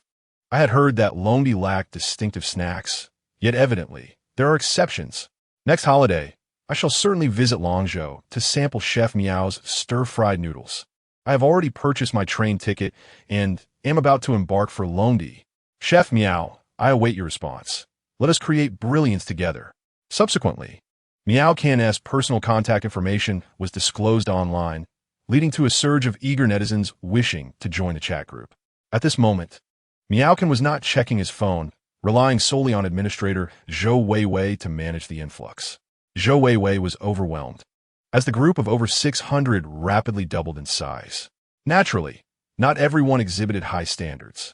Some unsavory individuals entered the group and began spamming with advertisements or promoting other groups, creating a chaotic atmosphere. Fortunately, someone intervened promptly. Attention, everyone.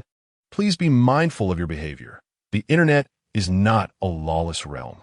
Immediately, someone provocatively retorted, "Oh, look, an official has emerged. I could claim to be the chief of police too." To validate their identity, the individual sent a 45-second video from within the office featuring several uniformed officers, with the national emblem and the words Longxi Public Security Bureau clearly visible in the background. Each frame of this video conveys a single truth, an authentic scene beyond doubt. Instantly, the chaotic barrage of messages dwindled, and within moments, a serene silence enveloped the group. Several troublemakers hastily exited. The milk powder advertiser has left the group. Exited chat. Foreign live stream has departed from this group. After a thorough cleanup, merely around 700 individuals remained, and tranquility was finally restored. The police officers stood resolute. Zhou Weiwei breathed a sigh of relief, vowing never to recklessly invite others again to avoid repeating past mistakes. Upon returning home that evening, Miao rode his tricycle, greeted warmly by neighbors awaiting his return. "Little Miao, we heard you were summoned to the police station for questioning. Although it has been clarified as a misunderstanding, it surely feels rather unfortunate, doesn't it? Stay here. We shall help you ward off evil and misfortune."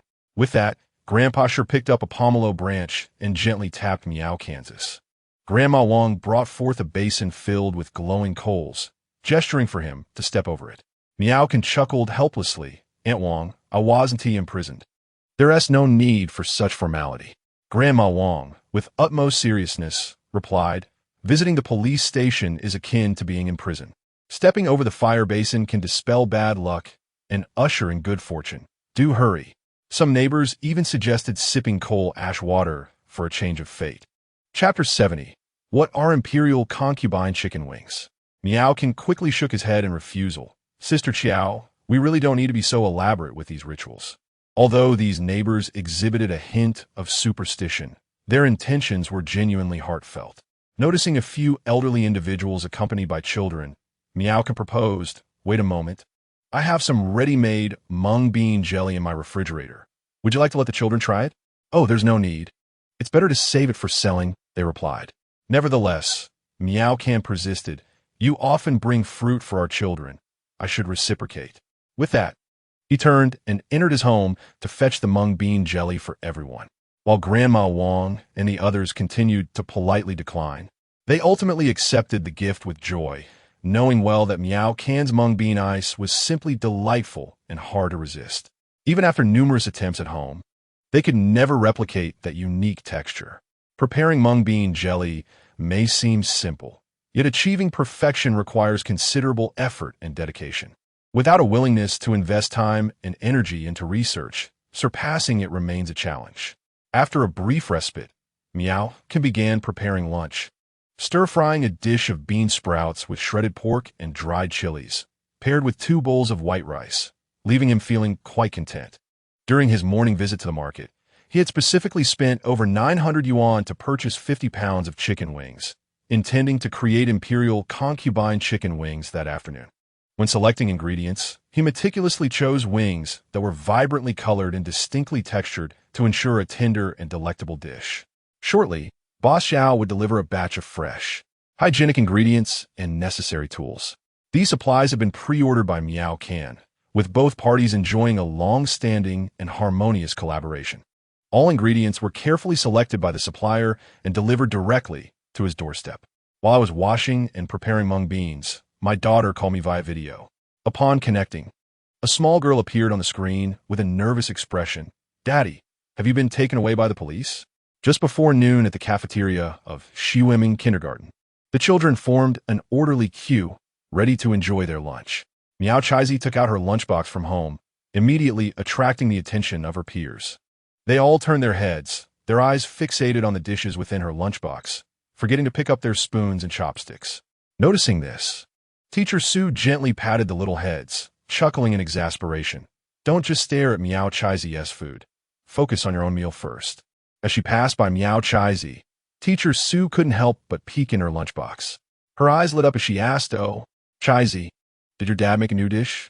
"Yes," Dad said. "This is Imperial chicken wings. That's super delicious." "Really?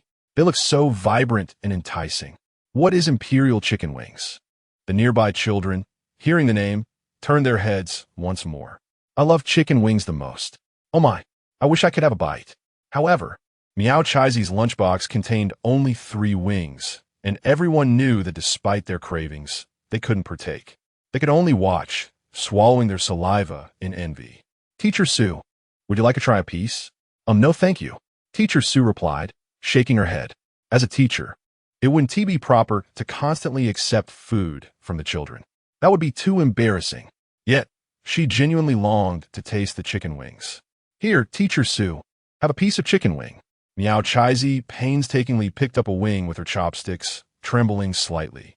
The wings were large, and the chopsticks felt long in her small hands, making it quite a challenge to lift. Some children nearby were only using spoons, while others clumsily attempted with chopsticks, dropping their food on the floor, creating a rather amusing scene. Teacher Sue quickly reached out to catch the chicken wing, fearing it would fall and go to waste. Well, I want to be polite then. Thank you, Chaizi. Teacher Sue carefully took a bite of the chicken wing and was instantly overwhelmed by its exquisite flavor. It's so fragrant, tender and juicy, with a hint of fruitiness. A perfect score. She nearly swallowed the bone in her excitement. The chicken wings were simply delicious. Zhong Shui leaned closer to Miao Chaizi and whispered, Chaizi, can I try your scrambled eggs with tomatoes? Miao Chaizi, who was focused on her meal and had rice grains stuck to her lips, looked up. But you have scrambled eggs with tomatoes too. Miao Chaizi glanced at Zhong Shui's lunchbox, which contained scrambled eggs with tomatoes, beef stew with potatoes, and stir-fried green peppers with dried tofu. I want to taste what your dad made. All right then, you can have a small bite. Wow. Zhong Shui took a small bite of Miao Chaizi's scrambled eggs with tomatoes. So delicious. Can I try yours too? Sure. Take as much as you want. Just a little bit. Miao Chaizi attempted to sample Zhong Shui's tomato and scrambled eggs, but her little brows quickly knitted together. It was utterly unpalatable. Zhong Shui shook her head, explaining, it's simply that your father's cooking is too exquisite. Well, it must be accepted as such. Miao Chaizi continued to finish her own meal, her small belly becoming round and plump. Oh, how delightful. Miao Chaizi tilted her head, a blissful expression adorning her face. The other little companions gazed at her enviously, wishing fervently for a father like Miao Chaizi's. Later, when Teacher Sue went to the restroom, she spent a moment on her phone and stumbled upon a trending topic.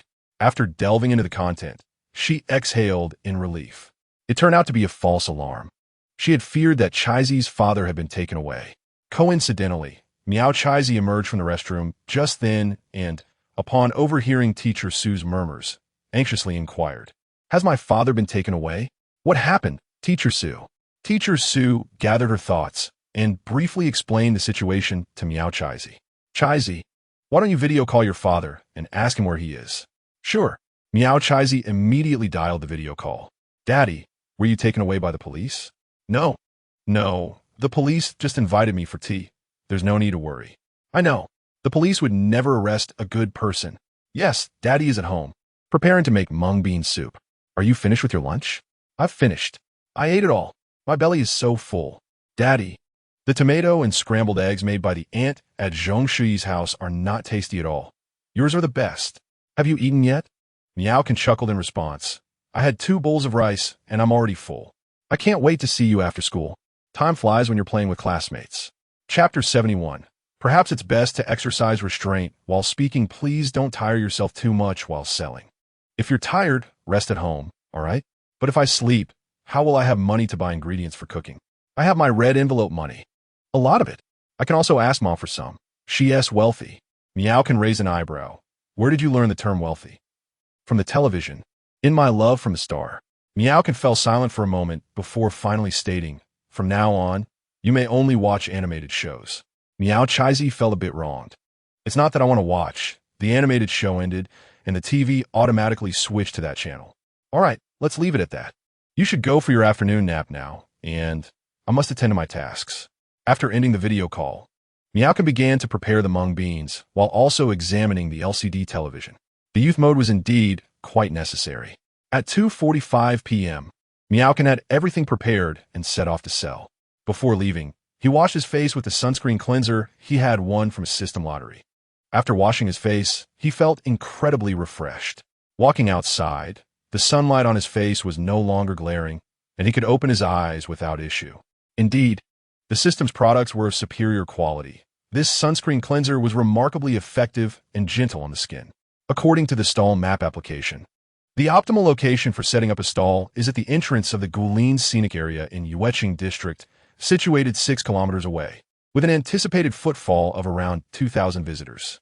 However, Miao opted for a slightly less crowded spot at the People's Square pedestrian street, which is only 27 kilometers away, ensuring he would not be late picking up his child from school. He preemptively shared the location in the WeChat group, noting that he would be offering a new dish, the Imperial Chicken Wings. As soon as the announcement was made, a flurry of food enthusiasts sprang into action. Drivers made U-turns to head towards the People's Square. Cyclists pedaled faster, and electric scooters surged forward at a brisk 50 kilometers per hour. A traffic officer attempted to halt the speeding vehicles, but after a high five, the cars sped past, leaving the officer bewildered. Some individuals, caught mid-activity in restrooms, hastily pulled up their trousers and dashed off upon seeing the message. Dog walkers glanced at the group notification and sprinted away, leaving their poor dogs stumbling along the way, some even sporting bumps on their heads. When Miao arrived at the People's Square, there was no need for him to search for a spot. Over 50 eager patrons had already formed a long queue, a sight to behold from afar. Many passers-by were left perplexed. What was happening over there? Why were so many people queuing, yet the front of the line was empty? It was a curious sight indeed. Even during supermarket sales, one rarely saw such a crowd. How astonishing! The moment Miao Can's tricycle food cart came into view, excitement erupted among the waiting customers. "Boss Miao, you finally arrived. If you had delayed any longer, I would have claimed I starved myself into a stomach ailment and demanded 20 bowls of your signature stir-fried pork. Hurry, Boss Miao. My wife is about to give birth. Please prepare 5 portions of fried noodles for me to take home."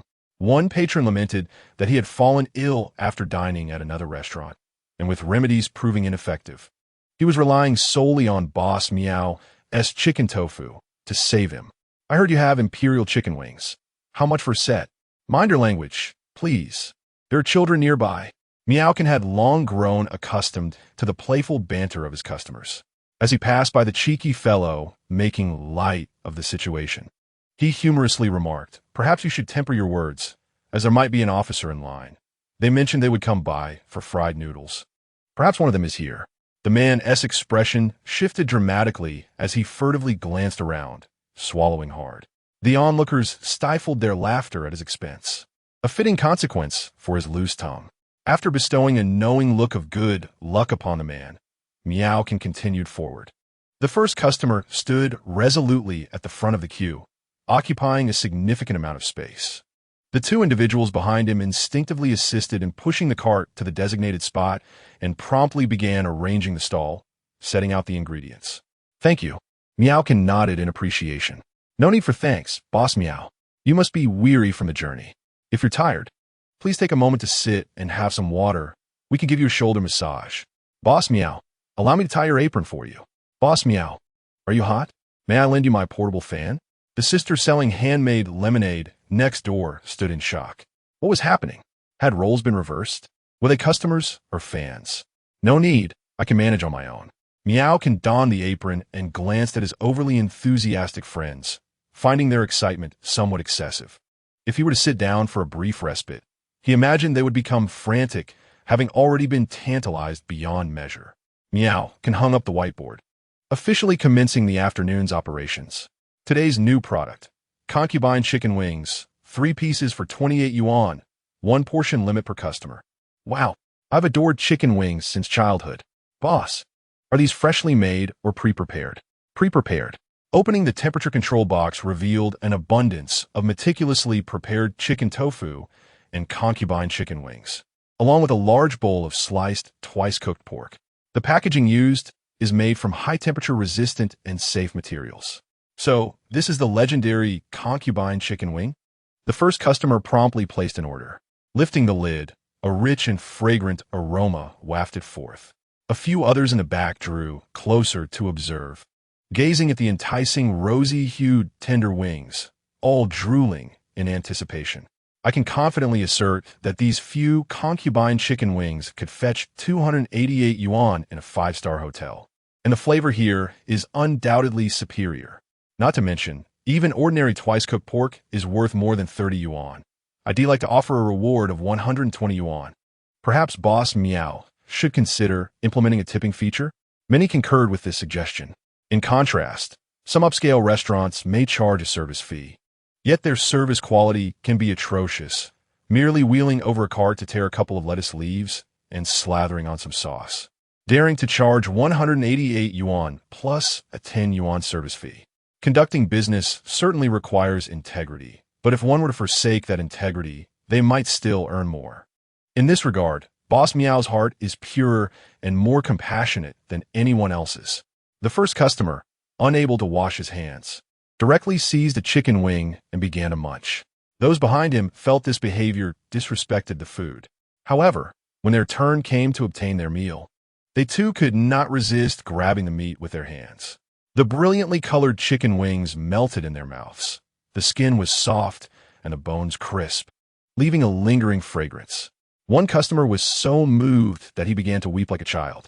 "Hey, brother, is it really necessary to be so dramatic? Are you actually crying?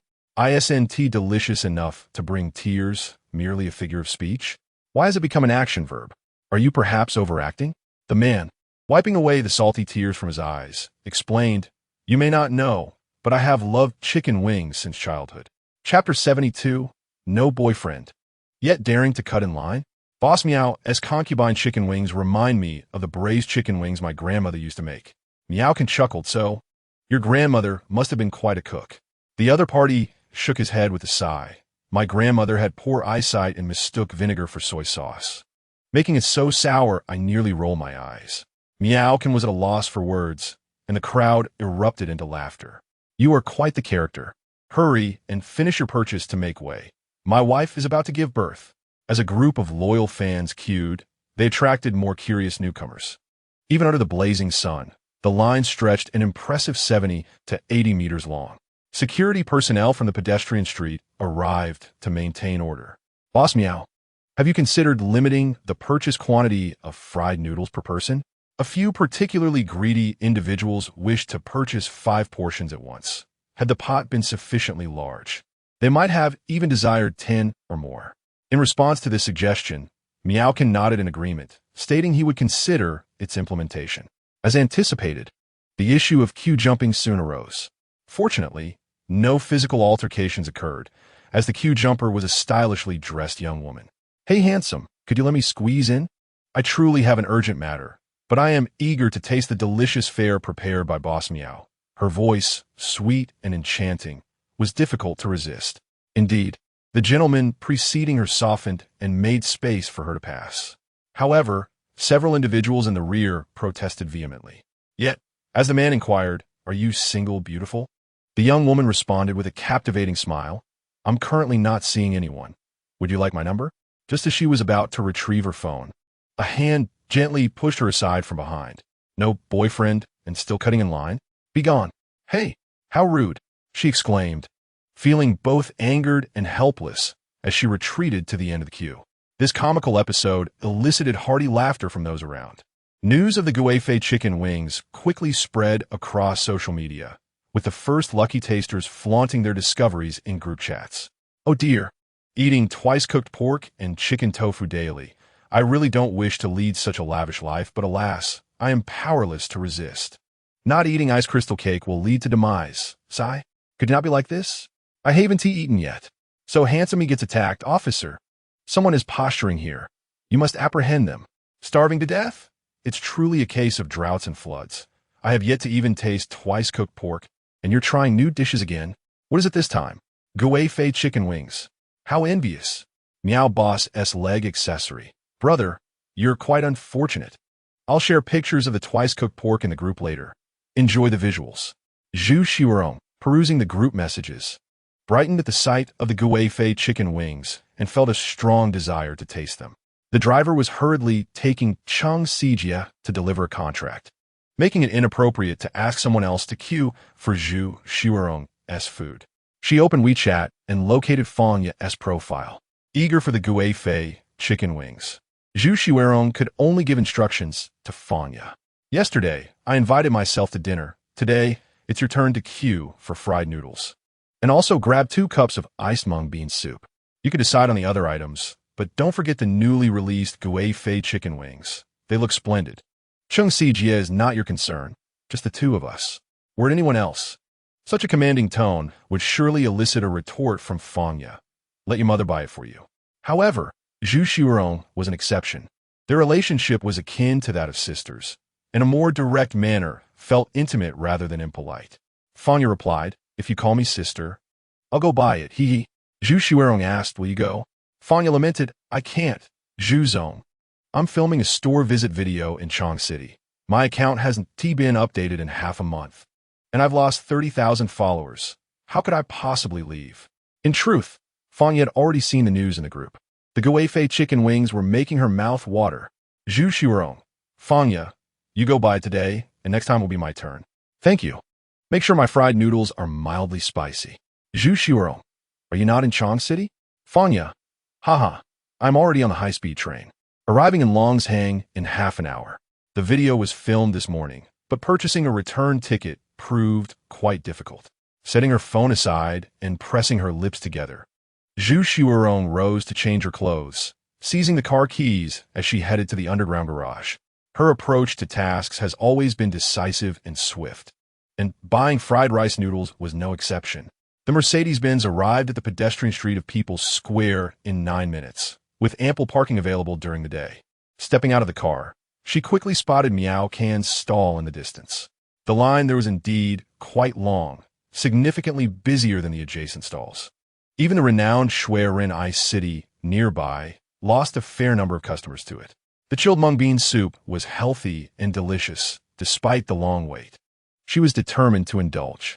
Zhu Xuerong strode confidently, her long legs carrying her past the patiently queued patrons. The gentlemen around her couldn't help but turn their heads as the beauty passed by. She was dressed simply in tight blue jeans, paired with a white t-shirt.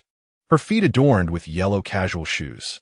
Although her attire was quite ordinary, her tall stature and perfect curves rendered her exceptionally captivating. While many girls in the square donned cool outfits, none could compare to Zhu Xuerong. As she drew nearer, one could glimpse her exquisite face beneath the baseball cap. Her features were striking, and her gaze exuded a unique charm, blending gentleness with a hint of cold allure that was utterly mesmerizing. The beauty, surpassing even that of movie stars, stood nearby, attracting the attention of several men who were momentarily spellbound, had it not been for her commanding presence. Some might have already taken out their phones to capture her likeness. "Miss, would you like to cut in line? I can help you," came an offer from the crowd.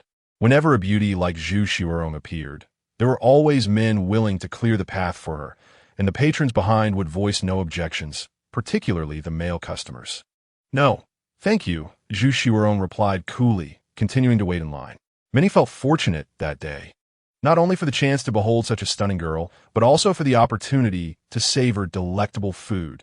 Life felt truly blissful. Zhu Xuerong slightly turned her body and looked up, spotting the industrious Miao, Kansas. The line was lengthy, and the distance was too far, even with her excellent eyesight. She could only discern his approximate appearance. Miao Can's skill in stir-frying was both proficient and fluid, and he worked with remarkable speed. It was only when Zhu Xuerong moved a few meters closer that she could fully see him. He appeared, just as she remembered, looking particularly handsome under the sunlight. His focused expression and the allure of his work were particularly captivating. "Boss Miao, I would like 3 servings of fried rice noodles, 4 cups of mung bean soup, plus the Gui Fei chicken wings and ice crystal cake. How much in total?" 124 yuan. Please scan to pay," Miao Can replied, calculating the price swiftly before returning to his tasks. This was Zhu Xuerong's first time witnessing him at a stall, stirring up a feeling she could not quite articulate. Chapter 73. They were all nearly starving. Finally, it was her turn. Zhu Xuerong lowered her hat, appearing a bit nervous. "What would you like?" Miao Can asked, glancing up. This was a woman with a hat who, with her head lowered, obscured her face. But he could discern her flowing black hair cascading over her shoulders and her smooth chin. Yet, the silhouette felt familiar. 3 portions of mildly spicy fried noodles, 4 cups of mung bean soup, and a serving of every limited edition item, please. The cold, tranquil voice made Miao can realize it was Xuerong. After a moment of surprise, Miao can regained his composure and treated her as an ordinary customer. Since she wished to remain unrecognized, he pretended not to know her. It seemed his culinary skills had indeed garnered her approval. Otherwise, the esteemed Zhou would not have personally come to make a purchase. Maintaining a cordial relationship post-divorce was essential, especially since they shared a child. In the presence of Xuerong, Miao can remain natural. Thus, he added extra vermicelli and ham to the fried noodles, along with 2 additional cups of mung bean soup and a set of exquisite chicken wings and crystal cake.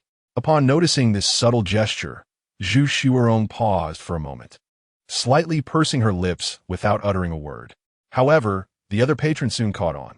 Hey, something seems off with Boss Miao. Why does this beautiful lady get such a generous serving? The box is almost bursting. Moreover, weren't the crystal cake and exquisite chicken wings limited edition? Why the special treatment for her? Boss Miao, you're so biased.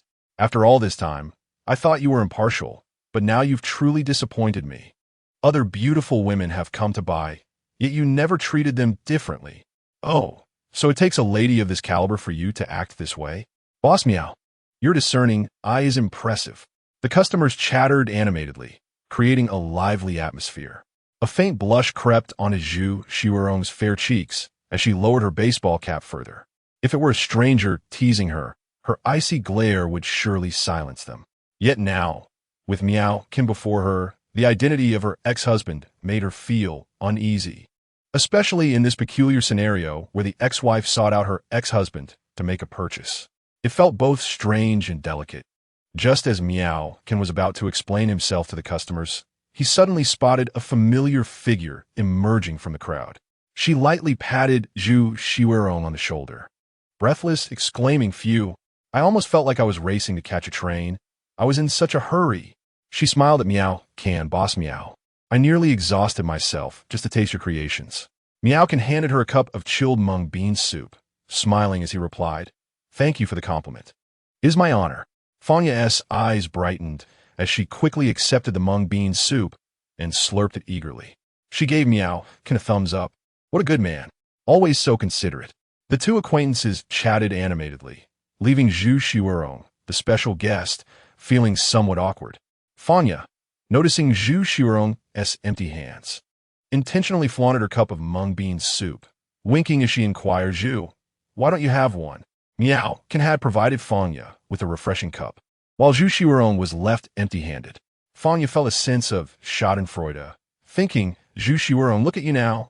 Who told you to get divorced? You let go of such a perfect husband. How foolish."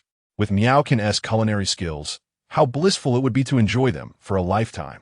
Fanya deliberately drank the mung bean soup with exaggerated slurping sounds, casting an odd glance at Xuerong. The latter feigned indifference, maintaining her aloof demeanor. Yet you could perceive the inner turmoil of Xuerong. As the president, she maintained a facade of composure, suppressing her emotions from surfacing. Fanya shook her head and then addressed Miao Kin. "Boss Miao, let us be counted as 2, and please provide us with 2 additional portions of ice crystal cake and concubine chicken wings." Alas, filming videos in Chong City has left me famished. I even visited the most renowned local restaurant for a taste. Yet nothing compares to your culinary delights, truly. Fanya's arrival delayed matters for a few minutes, and the already ravenous customers began to grow impatient. "Ladies in front, please hurry. We have been waiting for quite some time," exclaimed one woman. "How can you cut in line? That is quite improper." Another beautiful lady appeared, and it seemed Boss Miao was granting her special treatment once more. The 2 women purchased 5 boxes of ice crystal cake and 4 boxes of concubine chicken wings. "Isn't there a purchase limit? I want that many too." These 2 appear to be friends of Boss Miao. Let's grant them this favor this time. Miao Kin explained to the dissatisfied customers, "I apologize. These 2 are my friends, and I'm taking care of them. I appreciate your understanding." With Miao Can's words, the complaints diminished significantly. All right then, once you have completed your purchase, please leave quickly. Others are nearly starving. Miao Can said to Fangya and Zhu Xuerong, we shall converse later. A multitude is on the verge of hunger. Zhu Xuerong retrieved her phone to scan for payment. How much is it? Miao Can shook his head. No need to pay. Fangya disagreed. Why should it be free? Boss Miao, you work hard at your stall.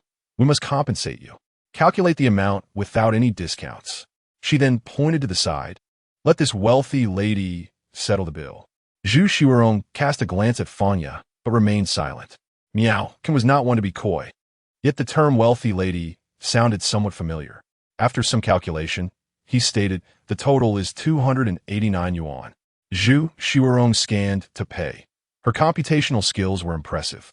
Miao Can had overlooked the additional charges for 2 cups of mung bean soup, 1 box of ice crystal cake, and 1 box of concubine chicken wings. Zhu Xuerong pursed her lips, feeling inexplicably pleased. Let us depart. We shall return another time. Fangya carried a large bag of delicacies, gently massaging Zhu Xuerong's shoulders as they walked back. Zhu Xuerong patted Fangya's hand, saying calmly, while waiting in line, I calculated that the average expenditure per customer exceeds 200 yuan. His food cart still has about half of its ingredients left.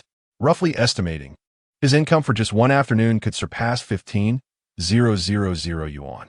He also operates at the morning and night markets, indicating that his daily earnings are at least 45,000 yuan, with a net profit of approximately 40,000 yuan. Zhu Xuerong spoke with a tranquil demeanor, yet her heart was tumultuous. Her perceptions had been entirely overturned. She had never imagined that street vending could yield such profits. Yet, this was merely an exception, for there exists only one Miao Can, a man endowed with such extraordinary culinary skills. What perplexed Zhu Xuerong further was that after years of marriage, she had never discovered this talent of Miao Can's. Had she never truly known her husband? Or had he concealed it too deeply? Contemplating these thoughts now seemed futile, as they were already divorced. This is a tale rife with irony. Fangya's mouth fell agape, her face a portrait of astonishment. Goodness, Miao Can earn 2 million yuan in a month. Previously, Miao Can's business flourished, and Fangya speculated that Miao Can could earn a substantial income from her stall. In Chapter 74, The Victim, Fangya informed Zhu Xuerong that Miao Can's earnings might surpass Zhu Xuerong's salary as a CEO. Of course, this was excluding hotel shares. Presently, Miao Can's monthly income nearly equaled the combined annual earnings of both herself and Zhu Xuerong. Just yesterday, Miao Can had even trended on social media, her fame ascending rapidly, which would undoubtedly attract more customers. Fangya clenched her fists. If only the wealthy lady had mentioned this earlier. Had we known, we wouldn't have had to pay. At this rate, Miao Can would soon become a millionaire. Damn it, soon I can come here daily for free food and drinks. Zhu Xuerong responded, no problem. With your thick skin, you can come every day. Just remember to bring me a portion. Fangya retorted playfully, damn. As the two walked along the queue. Fangya suddenly dijo, what is wrong? Zhu Xuerong inquired. Fangya turned her gaze, locking onto a woman in line. This woman had a round face, fair skin with a rosy hue, a petite and delicate figure, and exquisite makeup, a true beauty. The woman met Fangya's gaze, puzzled, and asked, what do you want from me? Fangya pulled out her phone, opened a food enthusiast group that Miao Can had started, and found a member. This individual used a real photo as her avatar, precisely that of the woman before them. Are you Chai Zi's stepmother? Zhu Xuerong glanced at the woman, her brow slightly furrowed. Curious eyes from surrounding customers turned toward the woman who claimed to be Chai Zi's stepmother. Oh, it really is her. She looks decent. But compared to Boss Miao, she falls short. Indeed, Boss Miao's daughter is far more beautiful. Being a stepmother is no easy task. I believe this stunning lady is worthy of being with Boss Miao. Someone pointed at Zhu Xuerong, but she paid no heed. Her focus remained on the woman. What a ridiculous nickname. Are you truly Chai Zi's stepmother? Have you even obtained a marriage certificate? Fangyari tortit coldly. Noticing Fangyasunkin ton. The woman felt somewhat aggrieved and replied, not having it now doesn't mean I won't have it in the future. I might just become the stepmother someday. What is wrong with that? Fang Yu scoffed. You might not even qualify in the future. Who are you to meddle in others' affairs? Your words carry no weight. Who am I? I am Chai Zi's godmother. As she spoke, Fang Yu displayed her phone, revealing intimate photos with Chai Zi, holding the screen almost directly in front of the woman.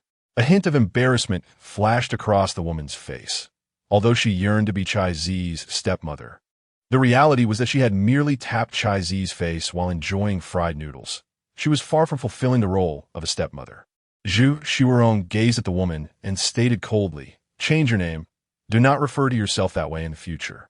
The woman looked at Xuerong's captivating and chilly visage beneath her hat and frowned, asking, "And who are you?" Xuerong articulated slowly, "I am Chai Zi's biological mother." As she uttered those words, coupled with her icy yet beautiful visage, it rendered the other party speechless and undeniably embarrassed. The patrons in line, initially bored, were unexpectedly treated to this spectacle. First, a surrogate mother appeared, followed by the biological one, making for a truly captivating scene. Oh my! Boss Miao is currently quite the sensation. With his handsome appearance and exquisite creations, which young lady would not be smitten? Just yesterday, over 20 women sought his contact information, and today, another dozen have followed suit. He is indeed the most sought after. This stunning beauty bears a striking resemblance to the biological mother of Chai Zi, sharing a notable likeness. Boss Miao possesses an astute eye, having chosen an exceptional wife, which explains why other women pale in comparison to the original. The biological mother's beauty is undeniable. Though her demeanor is somewhat frosty, communication between spouses is certainly beneficial. Just look at her imposing presence. She must be quite formidable. While the gentle boss Miao may often find himself overshadowed, should they part ways, he could easily find someone even better. The surrounding crowd buzzed with chatter, some remarks reaching Xuerong's ears, causing her discomfort. Fierce? Dominant? A pushover? Xuerong's expression turned serious as she fell into deep contemplation. Meanwhile, Fang Yu observed her friend's reaction with a sense of schadenfreude. The crowd's perceptions were indeed astute, their evaluations seemingly accurate. The food stall welcomed yet another beauty. Standing tall and captivating, this young lady sported a chic bob haircut, donned a vibrant floral shirt layered over a white top, and wore black denim shorts. Her overall style was both fashionable and refreshing. Her long, slender legs were exposed, showcasing a remarkable figure. My goodness, another stunning beauty has arrived. Is this a beauty pageant in progress? Boss Miao's charm is simply irresistible. My eyes can hardly keep up. Someone fetch me a bottle of eye drops. With delectable food and lovely ladies, I shall report here daily. Miao smiled at the newcomer and inquired, "May I take your order? I would like your contact information." Came a response. Chun Yu, with her bright and generous personality, had numerous admirers, and she herself had pursued her share of crushes. Although her father, Chun Dahai, was facilitating this encounter, she genuinely found Miao appealing. On one hand, his looks aligned with her aesthetic preferences. On the other, his culinary skills were simply exceptional. Even though this was their first meeting, she merely sought a phone number, with no ulterior motives. Oh wow, wow, whoa. The onlookers began to cheer in various ways. To boldly ask for contact details, Boss Miao truly has some skills. In drought-stricken areas, the desolation is severe, while those with an abundance of rain face flooding. If a beauty were to ask for my number, I would wake up laughing in my dreams. Boss Miao is impressive, despite being able to rely on his looks. He chooses to win hearts through his talent. There's no reasoning with that. Miao paused slightly, then shook his head, saying, "I'm sorry, but I cannot provide that." "Very well, then," replied Chun Yu, her demeanor still composed as she continued to place her order. "Boss Miao, I would like 3 portions of fried rice noodles without chili, each with added eggs, diced ham, and meat. I also want a twice-cooked pork, chickpea flour, and ice crystal cake. How much will that be in total?" 197 yuan. Miao immediately commenced his culinary endeavors. Chun Yu, having settled the payment, kept her gaze fixed on Miao, whose charm was accentuated as he worked diligently. A few minutes later, inside the Bentley, Chun Dahai eagerly tore open the plastic bag and sampled a piece of twice-cooked pork. Delicious. How did Miao can develop such skills? It's even more delectable than the finest restaurants. Chapter 75. Satiating hunger is paramount. Chinyu sipped on her mung bean soup and turned to Chundahai, saying, "Dad." He claimed he has no number. Chundahai, chewing on a chicken wing, nonchalantly replied, "This was to be expected. The son-in-law I have my eye on won't be easily won over. You must pursue him earnestly, understood? To be frank, the daughter in question is indeed more attractive than their own precious gem." So Chundahai was aware from the outset that challenges lay ahead. However, persistence often yields opportunities. Prepare for the long haul. Chinyu widened her eyes. Why must I endure this torment? This is only the first rejection, and you say I can't bear it? Tell me, is Miao truly an exceptional man? Indeed, he is quite impressive, Chinyu nodded. She had encountered many individuals, both nascent entrepreneurs and affluent second-generation heirs. But none had left as profound an impression on her as Miao Kansas. The excellence referred to here is not measured by wealth or economic power. Given the Chun family's standing in the locality, money is no longer the criterion. The excellence pertains to a person's overall qualities: appearance, demeanor, character, values, and talents. Undoubtedly, Miao is nearly impeccable. If his previous marriage and child are considered, they might even enhance his appeal. After all, divorced men typically possess a greater understanding of care and appreciation. As for the child, such a delightful surprise is indeed a treasure. What do you think of him? Chinyu replied, I cannot say I like him yet.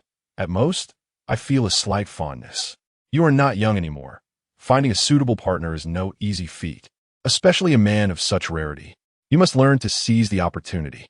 Chinyu fell silent, lost in contemplation. At that moment, Chundahai was engrossed in his fried noodles when the phone rang. The caller ID displayed Zhu Hongda, but he simply silenced the call and continued eating. Filling one's belly is paramount. The ringing brought Chinyu back to reality, and seeing her father reach for the last chicken wing, she quickly snatched the box away. Dad, I bought all this. Can't you leave the last wing for me?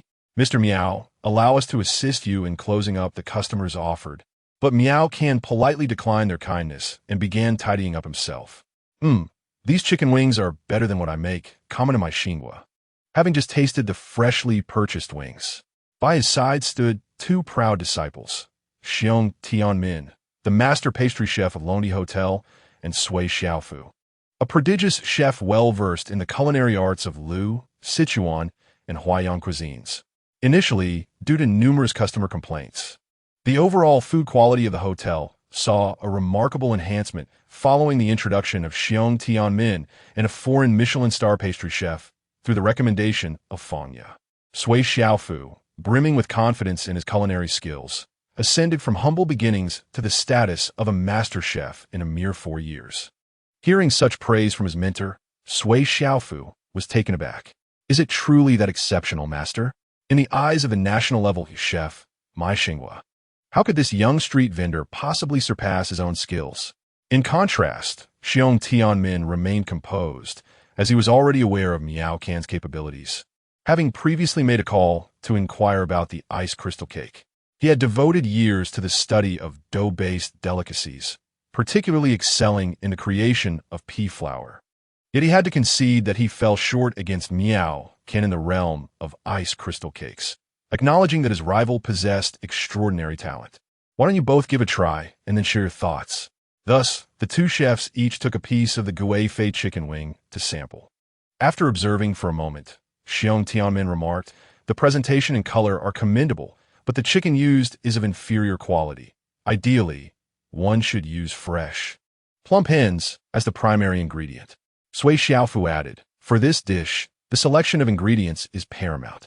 The ideal choice would be the 3-crowned, 5-toed Gui Fei chicken, or, at the very least, robust, fresh hen wings to achieve the optimal flavor profile. However, upon tasting, they suddenly realized that, despite the ordinary ingredients, the young man's culinary creation surpassed their expectations, with the meat being tender and perfectly seasoned, rich in fragrance. Imbued with both the essence of lychee and a lingering hint of wine, the taste exquisite and well-balanced. This experience left them incredulous, especially Sui Xiaofu. who had never encountered guifei chicken wings more delectable than those prepared by his master. Observing the astonished expressions of his disciples, my Xinghua chuckled. It seems there is no need for further words. Your expressions speak volumes. He then reminded everyone, great culinary skills depend not solely on the quality of ingredients, but crucially on technique and innovation. It is vital to maintain a mindset of perpetual learning. Faced with the daunting challenge of mimicking and surpassing each other's creations within a month, the two chefs felt an immense weight of pressure. Their culinary journeys appeared to stretch before them once more. At the entrance of Xuerong kindergarten, with approximately 20 minutes remaining until dismissal, many parents were already waiting outside. On the playground, a young female teacher was leading the children in a lively rendition of the rock-paper-scissors dance, the atmosphere buzzing with energy. Many fathers found their gazes drawn to this vibrant and beautiful young teacher, which was one of the reasons for their heightened enthusiasm in picking up their children today. Not only could they see their sons or daughters, but they could also encounter lovely, single mothers and spirited teachers. At that moment, Miao had also parked his tricycle and approached the fence, quietly observing the figure of his little daughter dancing. Despite the crowd surrounding her, her charm was outstanding. Her face, a splendid inheritance from her parents, coupled with her remarkable dancing skills, made her the focal point of the entire gathering. Upon the arrival of Miao, several single mothers brightened with delight and approached him. "Mr. Miao, are you here to pick up your daughter from school?" One remarked, "Chai Zi's dancing is truly impressive. Like a spirited little sprite." Miao smiled in response. "Thank you for the compliment. Your child dances remarkably well, too." Another mother chimed in, "Your daughter is simply charming. One can't help but feel envious. I wished for a daughter, but I ended up with a son who is a little rascal, causing mischief and mayhem. My household also has a son. A daughter would surely be preferable. Just look at how well-behaved and sensible Chai Zi is. She is like a warm, comforting quilt for the family. My little imp rummages through everything at home, akin to a playful husky. No matter how lovely others' daughters may be, there are always moments of discontent at home. Just look at my Dodo's dancing. It's utterly dreadful, like a little zombie. I sometimes wish to toss a handful of glutinous rice at her. Alas, she insists on performing again at home. What a trial it is." Laughter erupted among the group of young mothers as they surrounded Miao, their joyful chatter resounding. As the evening dance concluded with the music coming to a halt, one mother said, "Chai Zi, you performed splendidly today. How about leading the morning practice tomorrow?" "Sure." Chai Zi nodded, never one to shy away from the spotlight. As school ended, the parents congregated at the kindergarten entrance, preparing to swipe their cards for pickup. Upon spotting Miao, Chai Zi's eyes sparkled with excitement as she bounded over Daddy. Miao lifted the little girl into his arms and planted a kiss on her cheek. The little girl pouted, returning the affection with a kiss for her father. This tender scene between father and daughter stirred feelings of both envy and admiration among the other parents. "You danced wonderfully," Miao praised. Can I have an ice cream?" she eagerly asked. Of course, Miao replied, his spirits high. "Yay! I want mango yogurt ice cream." Miao purchased an ice cream cone at the entrance, unwrapped it, and handed it to her. "You must let Daddy have the first bite." The little girl raised the cone high, allowing Miao to take a bite. They happily returned home on a tricycle, their hearts light. Meanwhile, Su Shui had just finished a photo shoot for a magazine cover and was scrolling through videos in the dressing room. As she browsed, she stumbled upon Miao's video on Douyin. Ever since Miao became a trending topic, a plethora of food bloggers had emerged, creating videos centered around his stir-fried noodle stall. Some bloggers even produced a series showcasing various dishes such as stir-fried noodles, crystal cakes, and twice-cooked pork. These bloggers were astutely aware of how to attract views. Miao's culinary creations were visually exquisite, naturally appearing as if enhanced by filters, boasting a 5-star allure. Consequently, Miao's stall remained perpetually in the limelight, with traffic only increasing. As Su Shui watched a video featuring chicken wings, she swallowed hard, suddenly recalling that she had Miao's WeChat.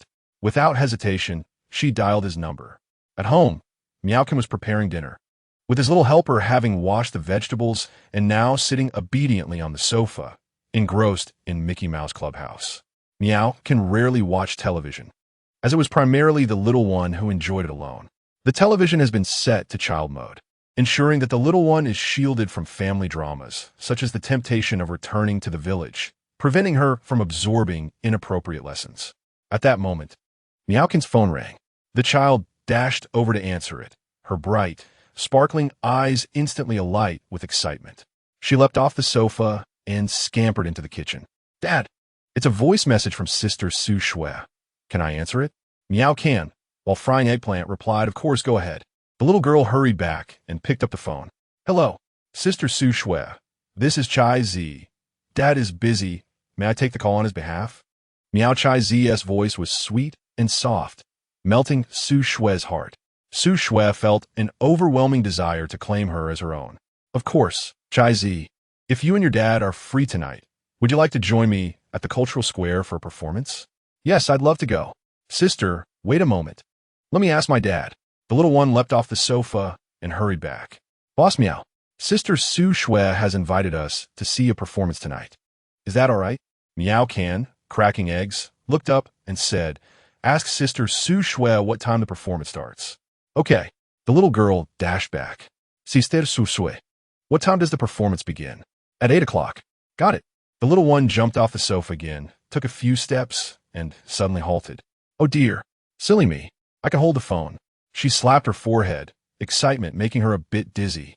Ha ha ha. Su Shui's laughter rang out from the other end. The little girl rushed to the kitchen door. Boss Miao, the performance is at 8. All right, no problem. She picked up the phone again. Sister Su Shui.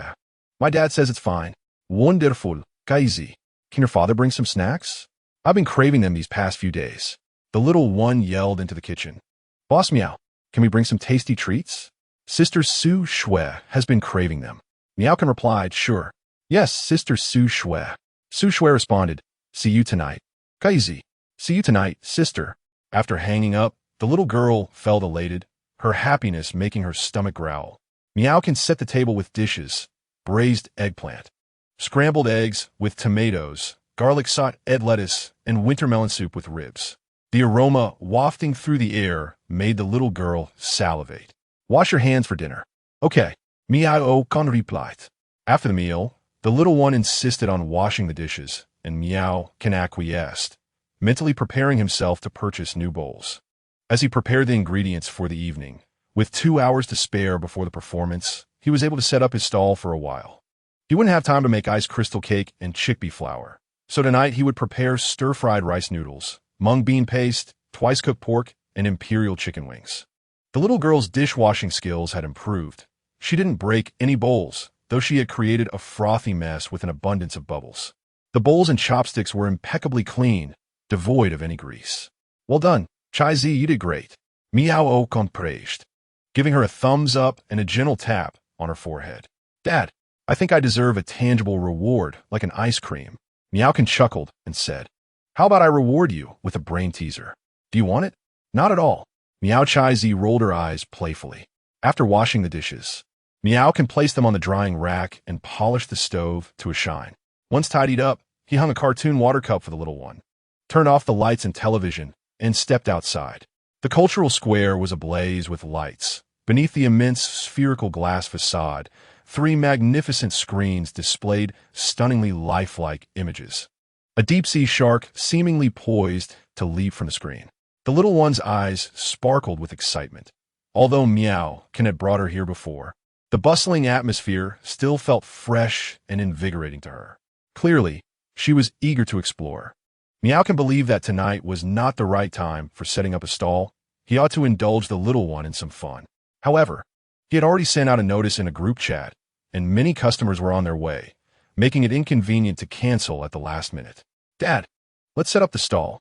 The giant shark on the screen vanished, and the little one withdrew her gaze, tugging at Miao Can's hand, ready to embark on their stall venture. Just then, Miao Can's phone buzzed.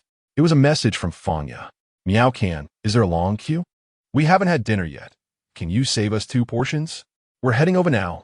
The we referred to Xuerong, now accustomed to the delicacies prepared by Miao Can. Their appetites had grown finicky, leaving them uninterested in anything else. Miaokin replied, sure, no need to pay. I'll treat you. The little one was keen to explore the cultural square, so he asked them to take her around while he remained at the stall. Wonderful. We'll be there shortly. After putting down his phone, Miao found a discreet spot to set up his stall with his tricycle. There weren't many vendors nearby, as the basement of the square was filled with numerous food stalls, and this was peak hour for foot traffic. The first 10 minutes passed without a single customer approaching his stall. Although the area was bustling with people, they were all hastily heading to the underground mall with a clear purpose. Nevertheless, the little one was unconcerned about the lack of business. For every time they set up a stall, the sales were invariably good. This was the prowess of Dad. The little one sat on a small stool, cradling a cup of chilled mung bean soup, sipping contentedly. Many passers-by slowed their pace, unable to resist glancing at the charming little girl. She is simply adorable. I wish I could take her home.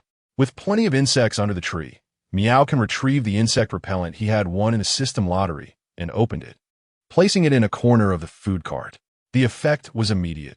Not a single insect dared to approach within 5 meters.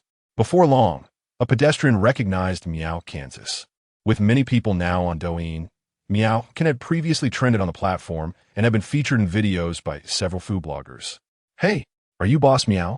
Wow, it's really the Boss Miao from Douyin. Yes, the one who makes kindergarten kids cry with cravings. I saw your video on Douyin. You even trended for how delicious it was. Suddenly, Miao Can's stall was surrounded by a crowd, and he was yet to realize he had become a renowned internet celebrity. At that moment, Miao Chai Z appeared. Dear customers, please form a line. One at a time, please. No pushing. Remember to scan the QR code to make the payment. Boss Miao, customers have arrived.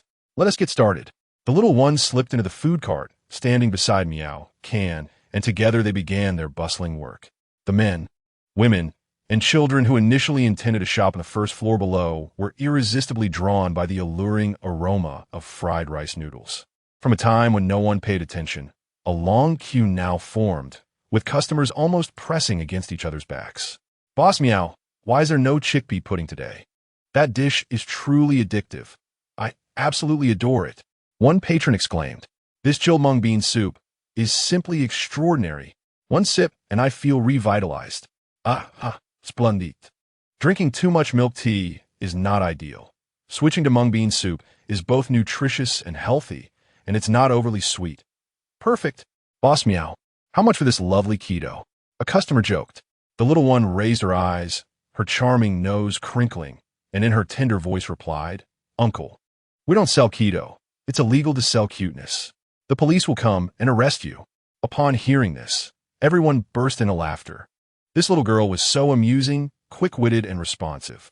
Uncle, your fried rice noodles and mung bean soup are ready. Would you like to add an order of the popular Guifei chicken wings? They're delicious. The customer paused, taken aback by the adorable little one who was also adept at sales. All right, I'll have another order of Guifei chicken wings. Uncle, the twice-cooked pork is also delectable. Would you like to try a portion? It would be a pity to miss out. I've already had dinner. I simply can't eat that much. All right then, please scan the code on the right to pay. How much is it? The little one lowered her head, counting on her fingers 5 for 5, 10 for 2. But I can't figure it out. Miao interjected, just in time, a total of 61 yuan. The customers praised, Boss Miao, your little darling is incredibly clever, and she knows how to do business so well. With such a soft and endearing voice, who could resist buying whatever she suggested? After witnessing Boss Miao's charming little one, I felt compelled to return home and educate my child. The disparity was too great.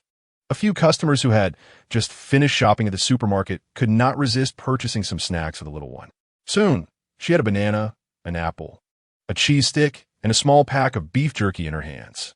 Xuerong and Fangya hurried over, just in time to see the little one earnestly conducting her business. The two were momentarily taken aback. Once they regained their senses, Fangya, with excitement, gently nudged Xuerong with her elbow, saying, Manager Zhu, this little one understands business better than you. Perhaps it's her father who taught her. Xuerong looked up and saw Miao diligently frying a portion of twice-cooked pork, completely focused and undistracted. Due to the crowd, he had not paused in his work. The stall was situated near a corner, with little breeze. Miao Can's forehead glistened with fine beads of sweat. Xuerong reached into her Chanel handbag, feeling for the small pack of tissues inside. However, she refrained from taking them out. After all, they were already divorced, and offering tissues seemed inappropriate. Meanwhile, the little one had already pulled out a tissue, her short arms raised high. "Daddy, let me wipe your sweat." Miao bent down, allowing her delicate little hand to gently pat his forehead with the tissue. After wiping away the sweat, the little one raised her half-finished bowl of mung bean soup. "Daddy, come have some mung bean soup to soothe your throat." Miao took a sip, savoring its sweetness, especially since it was offered by his beloved daughter. Xuerong gazed at this heartwarming scene, a swirl of complex emotions flooding her heart. "Oh my," Fanya exclaimed enviously, "the bond between you two is truly lovely." Click, click. The warmth of the moment compelled someone to capture this sweet instant on their phone. Both father and daughter were quite handsome, with a slight touch-up.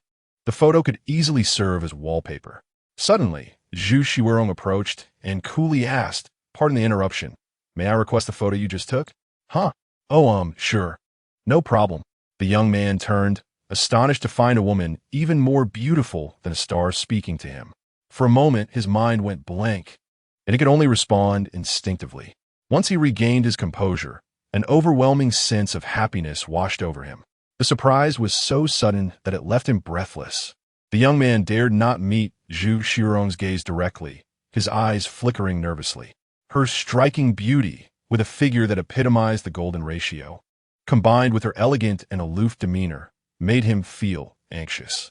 Cautiously, he took out his phone, only to find Xuerong had already opened the QR code, waiting. His heart raced. Was this enchanting woman eager to add him on WeChat? Gathering his courage, he stole a glance at her exquisite face, only to find her expression still cold. He quickly averted his gaze. Her eyes were so frigid, devoid of warmth. Perhaps it was simply her nature. "Never mind. Let us add her on WeChat first." The young man displayed his QR code, watching her swiftly scan and confirm. He hastened to approve her request. "Please send me the original photo." "Oh, certainly." After receiving the image, Xuerong turned and left without a backward glance. Chapter 78. The Arrival of the Aristocrat. The young man stared at her profile picture on his phone, still feeling it was surreal, as though he were dreaming, clutching the device tightly. "Beautiful lady, my name is..." He wished to engage her in further conversation, yet upon looking up, he discovered she had already walked away. "No matter, we still have WeChat. Even if the monk runs away, the temple remains. Perhaps she had urgent matters to attend to. There would be opportunities to converse further in the future." He attempted to send a sticker, only to be met with a red exclamation mark. "Qianshan Mushiwe has enabled friend verification. You are not her friend. Please send a friend request. You can only chat once she accepts." He was left dumbfounded, frozen in place. Have I been blocked? So, I was merely a tool for her. That beauty only wanted a photo. Passing by, Fanya shook her head, clicking her tongue in sympathy. How cruel. The two then arrived at Miao Kin's stall. The little one was bustling with energy, packaging a serving of fried rice noodles while enthusiastically recommending his family's twice-cooked pork to an aunt nearby. "Auntie, do try our freshly stir-fried twice-cooked pork. It's absolutely delicious. I could eat 2 bowls of rice myself." The melodic voice of the young girl brings a sense of joy, complemented by her fair and adorable visage, adorned with sparkling, expressive eyes. Who could possibly resist such charm? A sale is assured. The little girl has successfully sold another portion of twice-cooked pork, her sense of achievement soaring. Regular patrons, eager to purchase in abundance, delight in her enthusiastic sales pitch, intentionally buying just a tad less. Miao permits the child to express herself freely, believing that such experiences may nurture a future businesswoman. The little one finds great amusement in accompanying her father at the stall, reveling in the joy it brings her. Xuerong arrives beside the stall, donned in a polka dot chiffon blouse paired with a sleek black pencil skirt, featuring a tasteful slit that elongates her legs. The onlookers are captivated, mesmerized by her stunning beauty. Her refined features, cool demeanor, and unparalleled figure are striking. Notably, she wears minimal makeup, merely a hint of rose-tinted lipstick. If perfection were rated on a scale of 100, she would undoubtedly score a remarkable 98. Recognizing her, some old customers exclaim, "Isn't that the mother of Chai Zi, Miao boss's former wife?" Xuerong strides over, her expression softening considerably upon encountering Miao Can and his daughter. The little girl, spotting the familiar figure, instinctively exclaims, "Daddy." The noblewoman is here. The moment the words leave her lips, Miao Chai Zi realizes her blunder. She had truly intended to call her mommy, but in her excitement, the term noblewoman slipped out instead. Upon hearing this, Zhu Xuerong's brow furrows, instantly transitioning into a stern maternal mode. "What did you just call me?" "Feng Ya." After a moment of surprise, nearly bursts into laughter, playfully responding, "I called you a noblewoman, didn't you hear?" Zhu Xuerong shoots a glare at Feng Ya. The little girl, noticing Feng Ya's mischievous reinforcement, grows increasingly flustered. No, I meant to call you mommy." Despite her awareness of the awkwardness, she insists on clarifying. Miao Can gently flicks Miao Chai Zi's forehead. "Ouch." The little girl covers her forehead, wincing from the slight pain. "I learned that from television. I've set it to child protection mode, so I won't see such content again," Miao Can adds, hoping to prevent any misunderstandings. In truth, Zhu Xuerong knows he would not act in such a manner. She understands his character well. However, children do indeed learn quickly, especially the things they ought not to. "Chai Zi, dear, may I give you a kiss, Aunt Fanya?" Fanya pinches the child's cheeks, lifting her soft, cuddly form, her spirits lifted.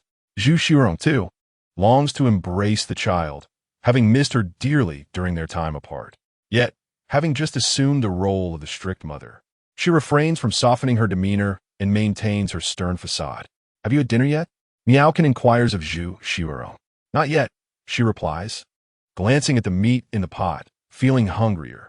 Miao Can packages the twice-cooked pork and hands it to a customer.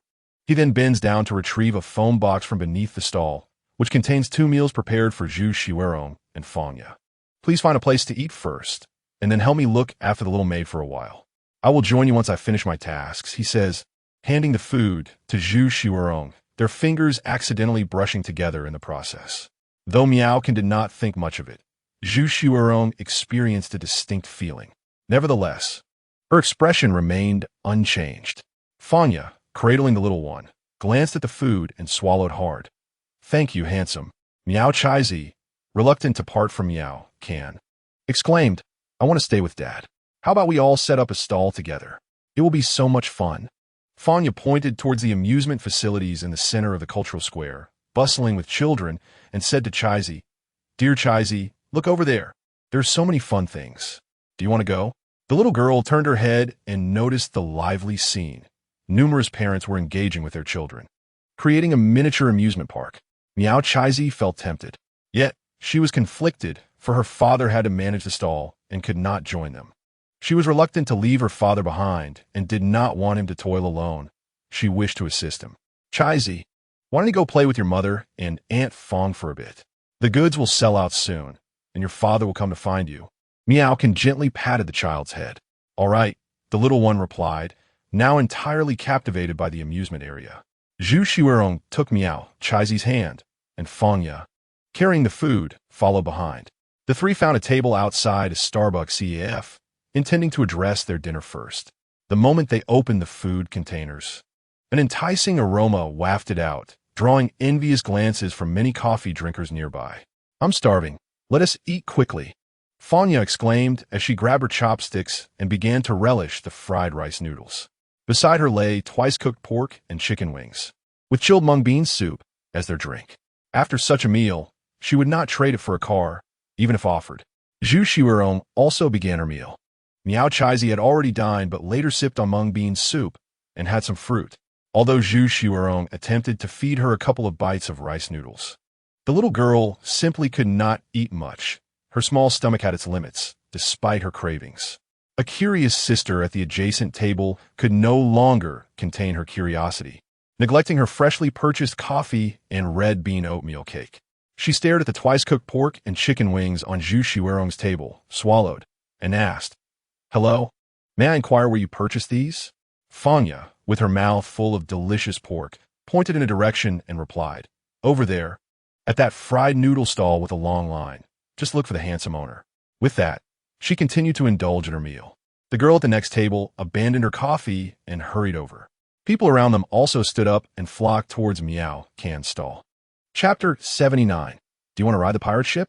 Within seconds, those who had been seated and resting had all departed, leaving only Zhu Xuerong's table. The patrons inside the coffee shop, peering through the glass, wore expressions of astonishment at the scene outside. After finishing their meal, both Zhu Xuerong and Fanya burped, appearing rather unrefined. The food had been devoured completely, and the mung bean soup was gone as well. Oh, that was truly delicious. I always eat until I'm stuffed. Fanya patted her round belly, wearing a look of satisfaction. Zhu Xuerong felt equally pleased. Mom, can I go play now? Miao Chaizi pointed towards the nearby cultural square, where a myriad of intriguing entertainment options awaited. Sounds good, said Zhu Xuerong, taking her daughter's hand as they made their way to their destination. I'm feeling a bit tired. I just want to sleep after we eat, replied Fanya somewhat reluctantly as she got up. Zhu Xuerong, seizing the rare opportunity to spend time with her daughter, pointed at a miniature train weaving through the crowd and asked, Chaizi, shall we ride that little train? Inside the train's carriages, adults and children were enjoying themselves harmoniously. Miao Chaizi blinked her big eyes and, in a surprisingly mature tone, declared, Mom, I'm not a 3-year-old anymore. That seems a bit juvenile. Fanya chimed in. Indeed, our little Chaizi has grown up. Zhu, can't you find something more suitable? Zhu Xuerong smiled as she gently pinched the soft cheek of the little girl and suggested, how about a bounce house? You can swim in the ball pit and their essay slide too. Miao Chaizi waved a finger in the air, shaking it dismissively, indicating her lack of interest. Fanya burst into laughter, walking over to ruffle her hair. Zhu Xuerong handed the decision to Miao Chaizi, asking, what would you like to play? The little girl pointed upwards, her eyes sparkling with excitement. Zhu Xuerong followed her gaze, frowning slightly. You want to ride the pirate ship? It was a mini pirate ship designed for children, currently filled with several parents and their children joyfully playing together. Due to safety regulations, the children's pirate ship required adult supervision, and Miao Chaizi was eager to take her turn. Why not the carousel? Look how beautiful it is. Zhu Xuerong suggested. I want to ride the pirate ship. I haven't experienced it in ages. Since Chaizi wished to ride the pirate ship, Zhu Xuerong decided to indulge her. You're not afraid of this, are you? Fanya provocatively glanced at Zhu Xuerong. Afraid? Absolutely not. With that, Zhu Xuerong went to purchase tickets. 2 will suffice. I'll get ice cream and use the restroom. Chaizi, what flavor do you want? Vanilla, came the reply. All right then. Fanya made her swift exit, not wishing to feel uncomfortable after a recent meal. Zhu Xuerong shot a stern glare in the direction Fanya had departed, gritting her teeth as she bought 2 tickets. She was soon pulled onto the children's pirate ship. For Miao Chaizi, stepping onto the deck signified the commencement of an exhilarating adventure. As the ship slowly ascended, everything around them seemed to drift away, leaving only the sound of the rushing wind and the distant amusement park below. Miao Chaizi shouted with delight. However, Zhu Xuerong, positioned behind her, wore a pale expression. Although she harbored a fear of heights, she concealed it, tightly closing her eyes and enduring the moment. Reflecting on it, she realized it had been quite some time since she had accompanied her daughter like this. Childhood is fleeting and precious. Once these moments are missed, they can never be reclaimed. When the pirate ship reached its peak and suddenly plunged downward, the intense sensation of weightlessness quickened their heartbeats.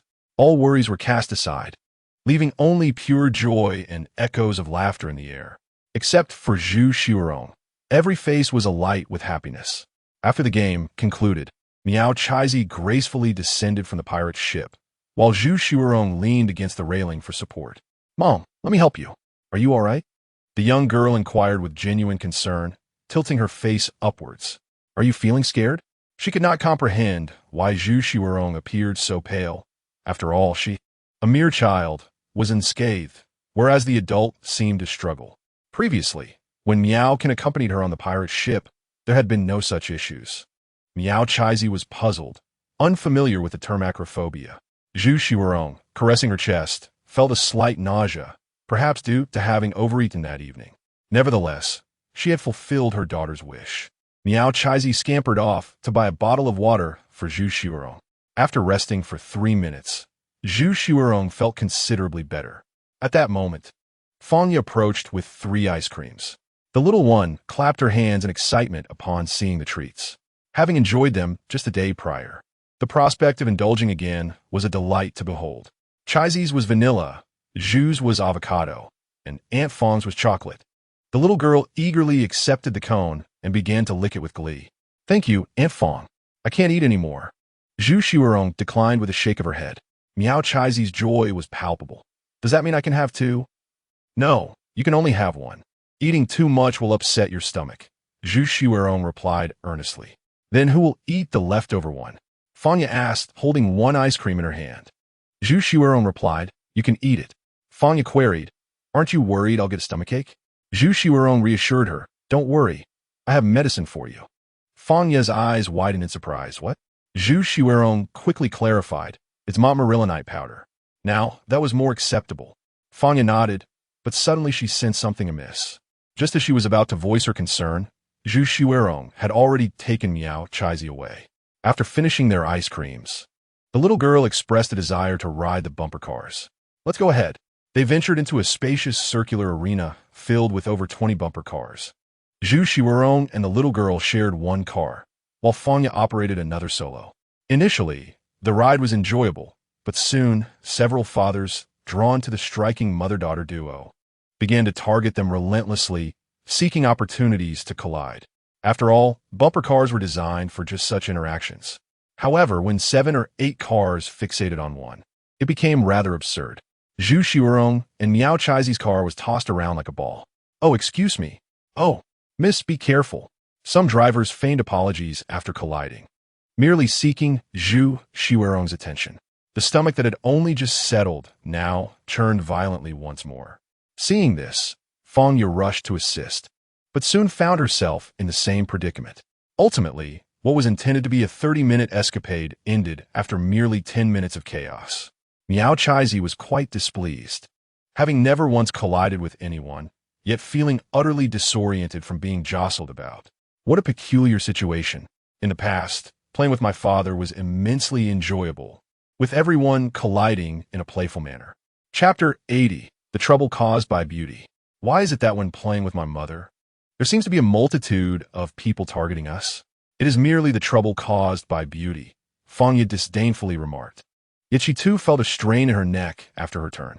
The little one tilted her head, perplexed by the meaning. Xuerong pinched Fanya's arm, scolding her for speaking nonsense in front of the child. Subsequently, the little one tugged at Xuerong, leading her to the experience zone. Xuerong found it puzzling why a young girl would be so fond of adventurous and thrilling games. Fanya, uninterested in participating, sat aside, engrossed in her phone. The mother and daughter entered the pod, donned their helmets, and first experienced 10 minutes of flying on a UFO, followed by 15 minutes on a Dark War vehicle.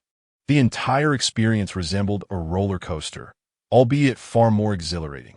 Upon completion, the little one remained composed, while Xuerong felt a constriction in her throat, utterly uncomfortable, wishing to vomit but finding herself unable. She was now more convinced than ever that allowing Miao to take care of the child was indeed the right decision. Earning a living was her forte. Child-rearing was clearly not her strong suit. Around 7:40 p.m., Miao concluded his stall operations, apologizing to the 20 or so customers who had been unable to purchase the stir-fried noodles. They had acutely experienced the torment of smelling the food, yet not being able to taste it. That sensation was truly unbearable, akin to the beginning of a diet, where one only consumes a cucumber for dinner, then encounters a barbecue stall while jogging, only to realize one has neither wallet nor phone, ultimately having to return home in resignation. A temperamental gentleman, visibly displeased, shouted in a manner reminiscent of movie characters, "Is this a joke? If old Wong next door finds out, he'll think I can't afford a meal. Such a meager portion of stir-fried noodles is hardly sufficient. Bring a whole basket, one for each of us." The surrounding crowd looked on curiously, unsure of who he was directing his ire towards. Miao approached him calmly. "We have a customer group that notifies members of our stall location daily. You can join and arrive earlier next time. Would you like to join?" "Yes. Anyone who doesn't is foolish." The irritable gentleman immediately nodded. Boss, will there be twice-cooked pork tomorrow? Yes. Haha, splendid. Miao provided him with the group number, instructing him to apply for membership before seeking out Xuerong and the others. The tricycle was parked in a roadside space, keys removed, with cameras everywhere. Theft was highly unlikely. On the way, Miao received a message from Su Shui, who sent him the seating numbers for the performance. Miao inquired if he could request 2 additional seats, to which Su Shui replied affirmatively. Upon finding Xuerong and the others, the 3 were engrossed in a claw machine game at the mall. Xuerong appeared somewhat unwell, standing in the back, clutching an Ultraman toy. Fanya and Miao Chai Z were at a claw machine, manipulating the joystick. Clawing for toys? Upon seeing the claw machine, Miao recalled that one of the rewards from the system lottery was a technique for the claw machine, purported to enhance the success rate by 80. He had drawn numerous rewards, yet had overlooked this particular skill. Are you all right? Miao approached Xuerong and inquired about her well-being. Noticing her pallor, he expressed his concern. Fanya interjected, she just had your fried noodles and then was dragged by the little one to ride the pirate ship, play bumper cars, and experience 3 roller coasters. It's no wonder her complexion is less than favorable. It's quite remarkable she hasn't tea thrown up yet. Xuerong, stubbornly retorting, insisted, I am perfectly fine. Miao frowned and said to Fanya, Chai Z, your mother is afraid of heights and prone to motion sickness. Please refrain from taking her on such rides in the future, understood? Xuerong shot a glance at Miao, silently thinking how the little one could possibly take her on such adventures. Surely he had it backward. Got it, Daddy, the child replied innocently, pondering what rides could possibly be left if the pirate ship, the giant swing, and the flying trapeze were all off limits.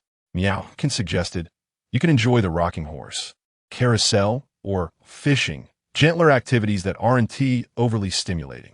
The child sighed, resigned, fine, I'm rather tired of those since I was 3, but since you say so, I'll indulge in a nostalgic trip down memory lane. Xuerong wore a peculiar expression, feeling as though she were the subject of ridicule, yet found no evidence to substantiate her suspicion. Fanya struggled to stifle her laughter. Are you all ready?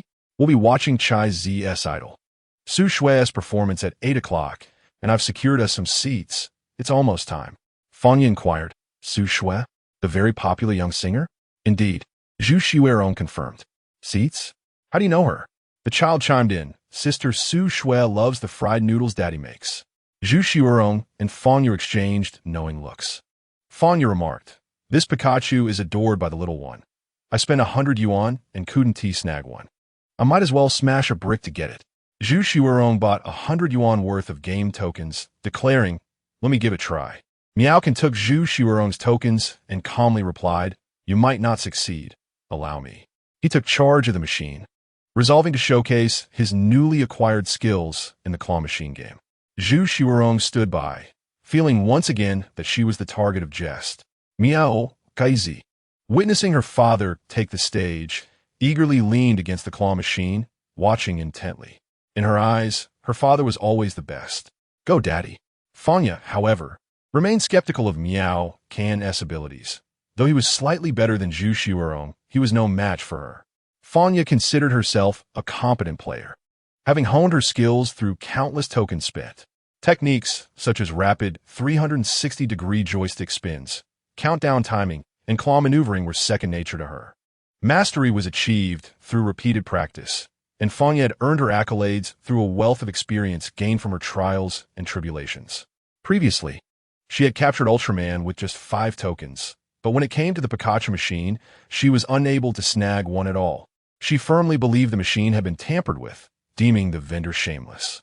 Need me to teach you a few tricks? Fanya teased, crossing her arms with a smile. Miao remain silent, having already inserted a token, aligning the joystick, feigning aim, waiting for the opportune moment, and finally pressing the grab button. The techniques provided by the claw machine system are, in fact, quite straightforward. There is no need for any particular methods. Simply grasping will suffice, enhancing the success rate to an impressive 80%. With such odds, any attempt is bound to succeed. Nevertheless, Miao still opted to put on a show. Otherwise, It would seem too contrived. Fanya observed Miao, Can's movements from the side, and couldn't he help but laugh. Ah, Miao, your actions clearly indicate you're a novice. You couldn't he possibly snag a single toy with 200 yuan. Merchants adore players like you, easy money. No sooner had she spoken than she was met with a swift rebuttal. The claw, swaying unsteadily, descended and, seemingly precarious, successfully grasped Pikachu by one leg, tightening its grip before wobbling back up. Seasoned players of the claw machine are well aware that the claw is rather loose. It either fails to grasp or, if it does, the prize often slips away. Chapter 81. So many plush toys. Fanya watched as the claw held onto Pikachu's leg, swaying back and forth. Drawing upon her years of experience, she estimated there was a 90% chance it would fall. It would undoubtedly drop.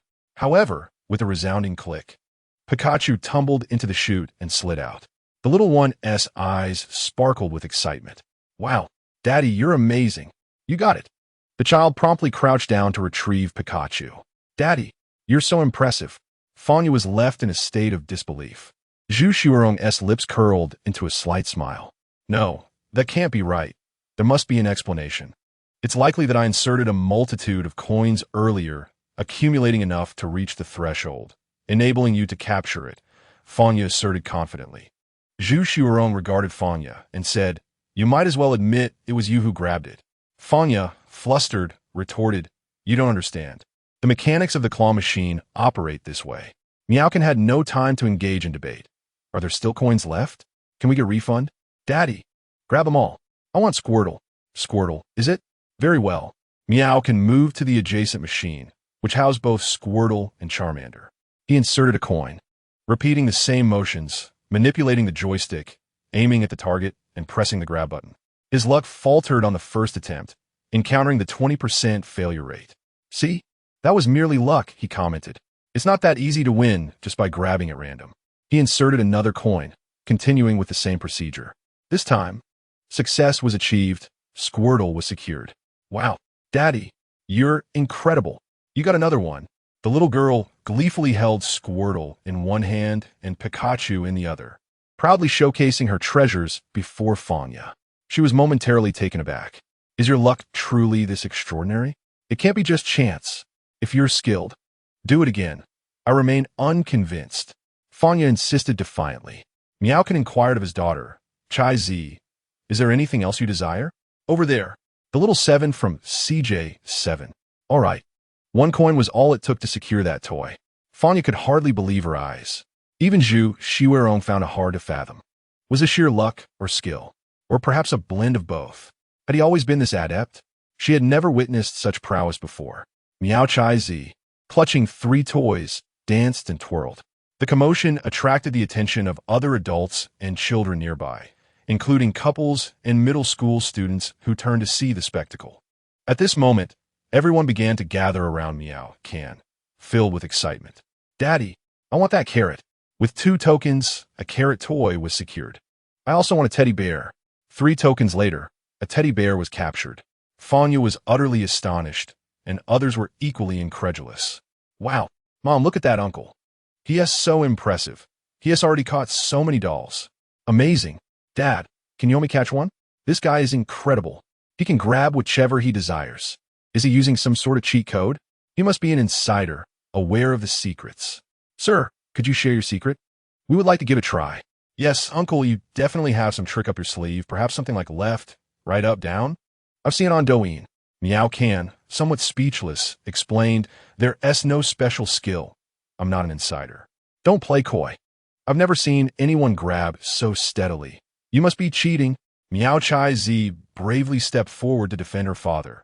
My dad is just a vendor. He is not an insider. Children rarely lie. Could it be that this person truly relies solely on luck? Miao can touch his nose. An 80 success rate was indeed somewhat exaggerated, and if this continued, he might deplete others' game tokens. In the future, when bringing children, he would have to limit them to 3 attempts to avoid excess. All right, Chai Zi, the performance is about to start. Let us hurry. Okay. The little one handed the carrot and teddy bear to Xuerong, then took Squirtle and Cheese Eye from Miao Can, clutching Pikachu tightly. and pulled Miao-Can's hand as they dashed off. Miao-Can returned the excess doll tokens, having spent a total of 8 tokens and collected 5 dolls. He returned 92 yuan to Zhu Xuerong. Although they were relatives, it was essential to keep accounts clear. They had long been divorced, and one could not pocket the other's money. Nowadays, everyone used mobile payments, and Zhu Xuerong had not handled cash in a long time. She glanced at Miao-Can, accepted the money, and placed it in her bag. Fanya followed behind, pondering the earlier situation, filled with confusion. Was Miao au contrôle fortunat? Or did he possess some secret technique? She simply could not comprehend. In the cultural square stood a theater resembling a glass orb, named the Time Theater. Tonight marked Su Shue's final performance in this city. Audience members were queuing at the entrance to have their tickets checked. Although Miao-Can had not purchased a ticket, Su Shui had previously sent him a name and contact information via WeChat. He dialed the number. Hello, is this Manager Wang? Indeed, Mr. Miao. I'm right beside you. Hearing the accent, Miao-Can looked up to see a well-dressed gentleman with a name tag waving at him from the side of the aisle. Manager Wang led Miao-Can and his companions through a side entrance directly to the VIP seats. Miao-Can and his group presented a fine appearance, especially Zhu Xuerong, who nearly reached goddess status, attracting considerable attention from onlookers. They took their designated seats, and Su Shue's manager, Amy, sat beside them. Hello, Amy. It's good to see you again. Hello, Sister Amy. The little one had a sweet tongue. Although Amy and Zhu Xuerong were of similar age, she addressed her as sister, which made her feel significantly younger. Amy smiled joyfully, gently ruffling the little girl's hair. So many dolls, all caught by Daddy. Isn't that impressive? Amy nodded in agreement. Miao is truly remarkable. Not only is he an excellent cook, but he also excels at catching dolls. It's purely due to luck. This is my ex-wife, Zhu Xuerong, and this is my friend, Fanya.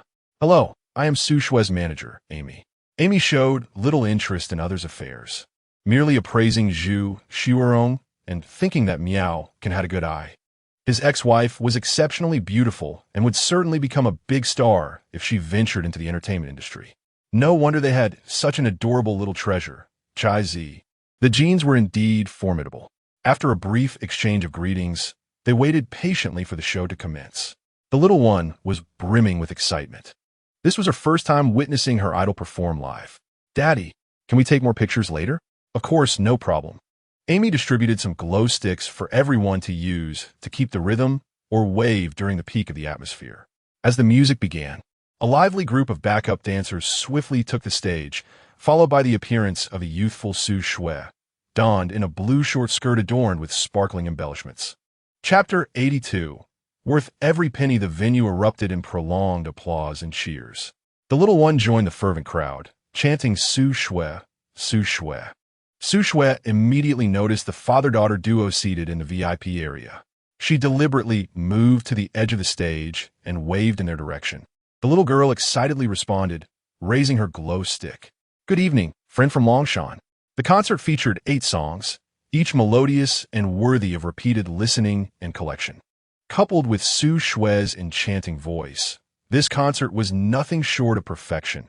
It was indeed worth every penny spent.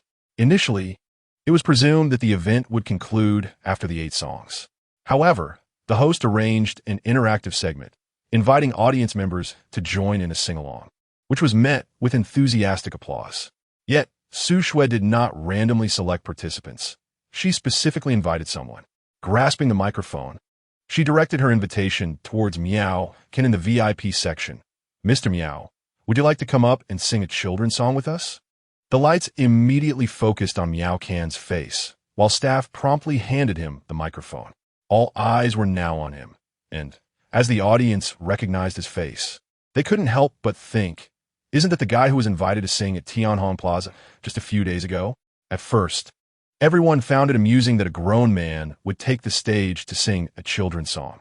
To their surprise, the song turned out to be quite pleasant. However, such a surprise was enough for one occasion. Repeating it would diminish its novelty. A grown man singing a children's song on stage was indeed a rather peculiar sight. The first time was out of necessity, as Su Shui had insisted he perform, and the audience had encouraged him. This time, It was evident that Su Shui had intentionally invited him up, but Miao Can waved his hand in refusal. Beside her, Miao Chaizi displayed remarkable courage as she took the microphone and, in a gentle voice, asked, "My father doesn't sing nursery rhymes as beautifully as I do. May I sing with you, miss?" Su Shui was taken aback by the little one's boldness and quickly descended from the stage to guide the child up. Miaokin did not intervene. Indeed, the child's rendition was far superior to his own. Among the kindergarten children, she excelled in both singing and dancing, showcasing an abundance of talent in various aspects. One could truly say she was a prodigious child. The song they performed was Little Jumping Frog. The last time Miaokin sang this nursery rhyme, it was met with favorable responses, primarily due to its novelty. However, in truth, Miaokin's singing barely managed to stay in tune. He candidly admitted that his vocal skills were lacking. The little one frequently sang nursery rhymes at kindergarten. While she may not yet reach a professional level, her proficiency was commendable. Coupled with her soft, dulcet voice, her performance was utterly delightful. On stage, Su Shui's voice resonated with depth, while Miao Chaizi's was bright and crisp. Their harmonies reverberated throughout the grand theater. Xuerong, capturing every moment on her phone in video mode, was determined to immortalize this shining moment for the child. "Your daughter is truly remarkable, Xuerong. Fang yeti marktembiosli." With the right training, she could undoubtedly become a singer. She thought to herself that she would never dare have another child, given the stark contrast in talent. As Xuerong recorded the video, Miao Can took photographs, and they exchanged their captures afterward. At that moment, both parents beamed with pride. Their child had brought them honor. Even Fangya, the godmother, felt an overwhelming sense of pride as she noticed the envious gazes from the audience. She longed to stand and proclaim, "I am Miao Chaizi's godmother." The performance was streamed live on Douyin. When Miao Can and Miao Chaizi appeared on screen, numerous netizens recognized the father-daughter duo. "Isn't that Boss Miao from the noodle stall? How did they end up on television?" they exclaimed. Boss Miao's daughter is absolutely adorable, showing no fear on stage. "This child is truly exceptional. Ha ha ha." Boss Miao's rendition of nursery rhymes pales in comparison to his daughter's. The recognition of Boss Miao was growing daily, and the next day, the queue at his noodle stall would surely be longer, making it impossible to purchase the twice-cooked pork. After the performance, in the theater's lounge, the agent Amy stroked her chin as she regarded the little girl. "Boss Miao, Chaizi is genuinely talented. You might consider nurturing her into a singer. She could potentially become a star like Su Shui." Miao Chaizi looked up, her eyes wide with curiosity, and asked, "Really?" Amy assured her, "Indeed, trust me. I'm a professional." This was evident from her successful discovery of Su Shui. The child appeared very interested, eager to try her hand at it. While she had little interest in becoming a superstar, she relished the idea of standing on stage and singing. Su Shui gently patted the little one's head, sharing in her excitement. "Chaizi is truly a remarkable talent. Not only is she naturally beautiful, but her voice is pleasing, and she possesses a commendable stage presence. Most importantly, she shows no signs of nervousness on stage, making her exceptionally suited for singing and performance," Su Shui analyzed. "Boss Miao, you truly ought to consider it. In the future, you need not worry about resources. We shall assist you." Little Chai Z is still young and does not contemplate the future, only wishing to relish a joyful childhood. Miaokin shook his head and replied. Just as Zhu Xuerong was about to speak, she closed her mouth, satisfied with Miaokin's response, for she shared the same sentiment. Amy interjected, "You should inquire about Chai Z's opinion. I believe she's quite interested." The little one glanced at Miao Can and then at Amy, nodding affirmatively. "Indeed, I am very interested." Miao Can asked the little one, "How about joining your father in setting up a stall and becoming a little businesswoman when you grow up?" The child's eyes sparkled with excitement. "A little businesswoman? Can I really be a businesswoman?" "Of course," he assured her. "Wonderful. I want to set up a stall with Daddy. I shall be a little businesswoman." "Does Chai Z also wish to be a claw machine attendant?" "A claw machine attendant? What is that?" "You manage the claw machine. You can catch plush toys every day, as many as you like." "That sounds amazing. I want to be a claw machine attendant." Miaokin looked up at Su Shui and Amy and said, "You see, she is not just interested in singing, but in everything." Su Shui, Amy, Fanya leaned in to whisper to Zhu Xuerong. "The daughter truly loves whatever she does." Zhu Xuerong shot a glare at Fanya. In the old town, a Mercedes-Benz van and a Porsche Cayenne were parked at the entrance of Miao Can's rented courtyard. Miao Can treated everyone to a late-night snack. This was Zhu Xuerong's first visit to Miao Can's rental, a 3-bedroom unit with a small courtyard. The decor was somewhat dated, yet was meticulously clean and tidy. Zhu Xuerong peeked into the little one's room, filled with pink cartoon elements, a blue moon-shaped lamp, and bedding adorned with teddy bears, with a few crayon drawings of the little one on the walls. Chapter 83. A considerate man. The room was only half the size of the previous villa, yet for some inexplicable reason, Zhu Xuerong felt that the little one slept more soundly in this room. It seemed that the hope of securing custody of Chai Zi was dim. The father and daughter were inseparable. If she were to take her with her, Zhu Xuerong could not guarantee that she could be with the little one at all times. Thus, she resolved to cease contemplating the matter of custody. Miao Can busied himself in the kitchen. The little one, resembling a hostess, served water to the guests, fetched fruits and yogurt, and turned on the television for their viewing pleasure. The television can only show cartoons. Daddy set it to youth mode. I haven't finished watching the overbearing CEO's unforgettable love. Fanya was taken aback and asked the little one, "Do you know what an overbearing CEO is?" "Of course. Just like Daddy, handsome and wealthy." Fanya chuckled, her expression slightly peculiar. Zhu Xuerong mused that Miao Can's decision to set the television to youth mode was indeed wise. It was hard to fathom how this child would interpret such dramas after watching them. "Sister Su Shui, are you leaving here tomorrow?" "Yes. We are heading to Hunan for a performance, and afterward, we must go to Shenzhen."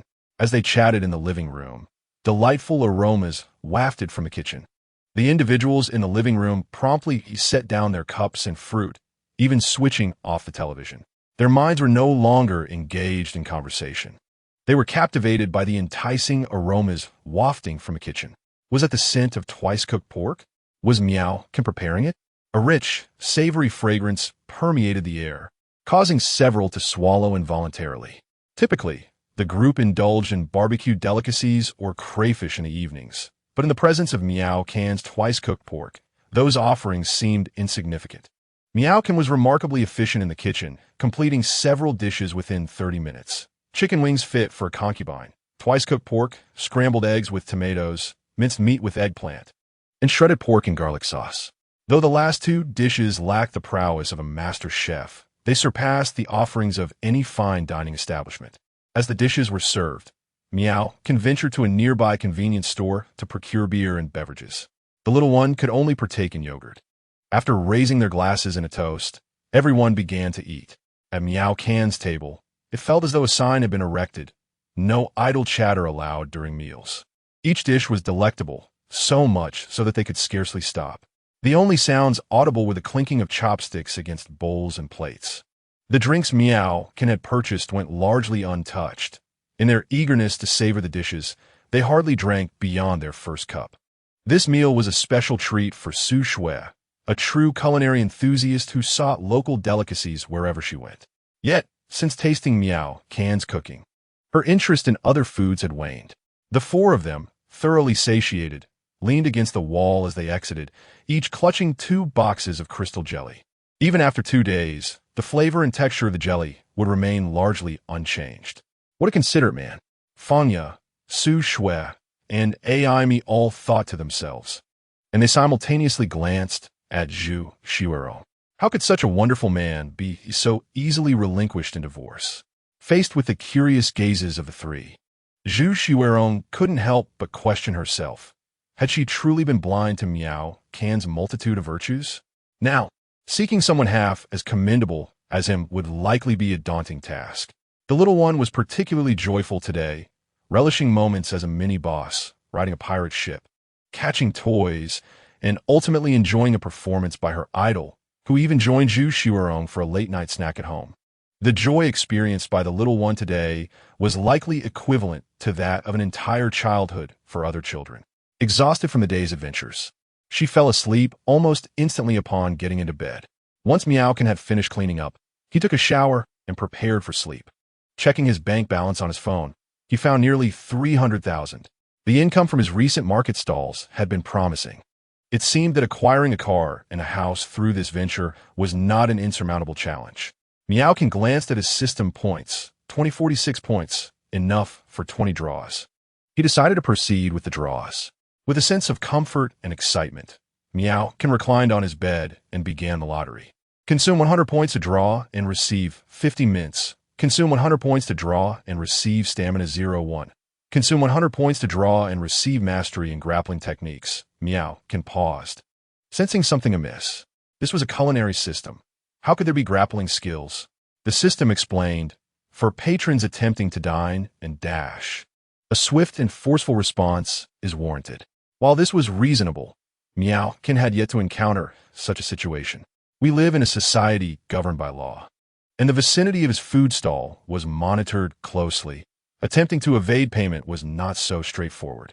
Moreover, his stir-fried noodle stall was currently bustling with patrons, and anyone daring to skip out on their bill would soon find themselves restrained by the line of waiting customers. Nevertheless, possessing some degree of combat prowess was advantageous. Should anyone dare to bully Miao Chai-zi, he would be prepared to intervene at a moment's notice. Continuing with the lottery. Consume 100 points to draw and receive a portable solar-powered fan. He retrieved it from the system space and placed it on the nightstand.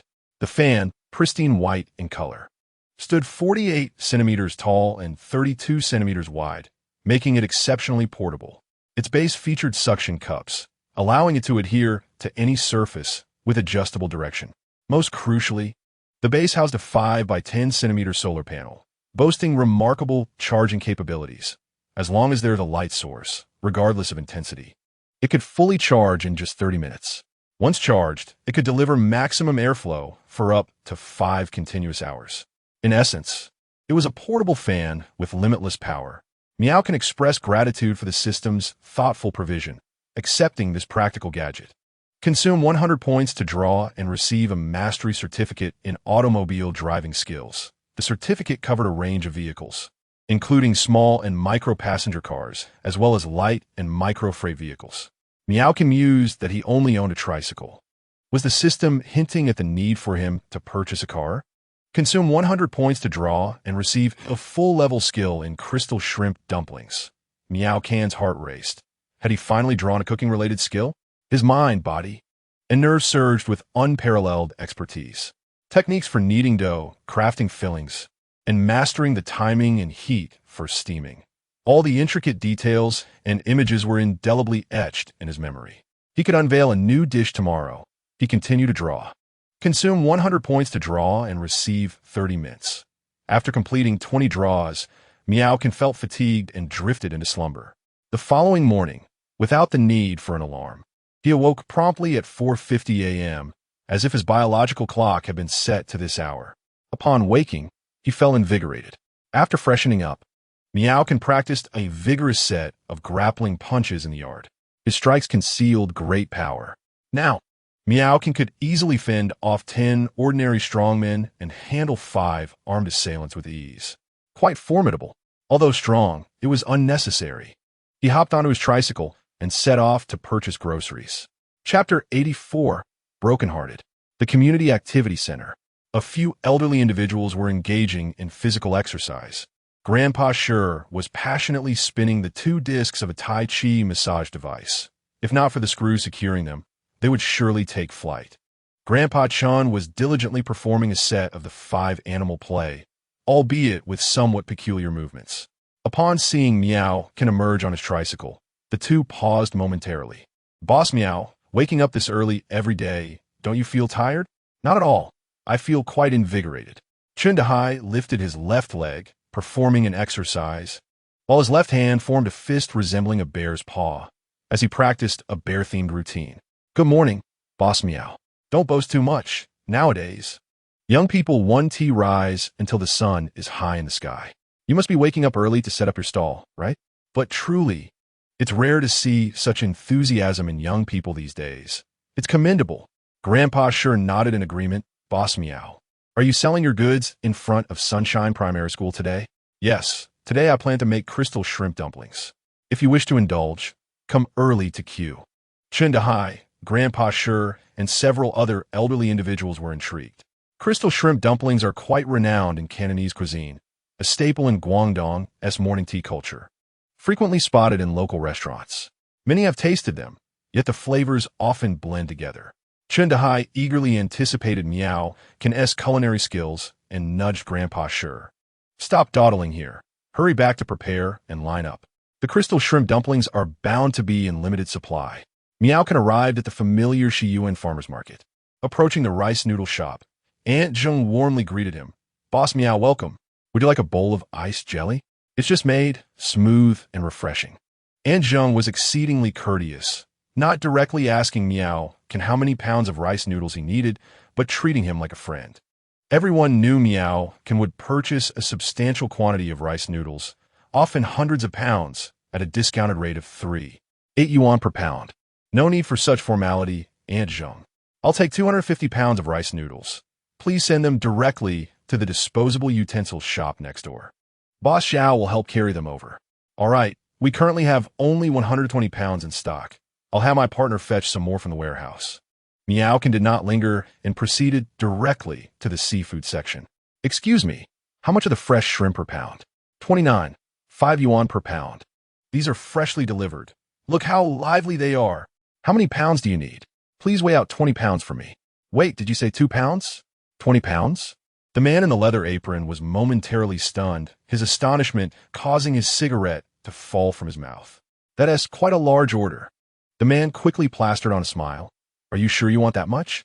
I can offer you a discount of 1 yuan, making it 28. 5 yuan. Miao-Can replied nonchalantly. How about 26? 5 yuan? The man feigned surprise. Dear customer, such pricing is difficult to negotiate. Reducing by 2 yuan at once is quite a blow to my heart. My price at 28. 5 yuan is very reasonable. You can check other shops. The same shrimp sells for 33 yuan at Darren. Miao-Can smiled and responded. The shrimp at the Southern Farmers Market are only 26 yuan per pound. Feel free to compare for yourself. The man's expression shifted abruptly as he glanced at Miao-Can. This fellow has indeed done his homework. My previous act was in vain. Chapter 85.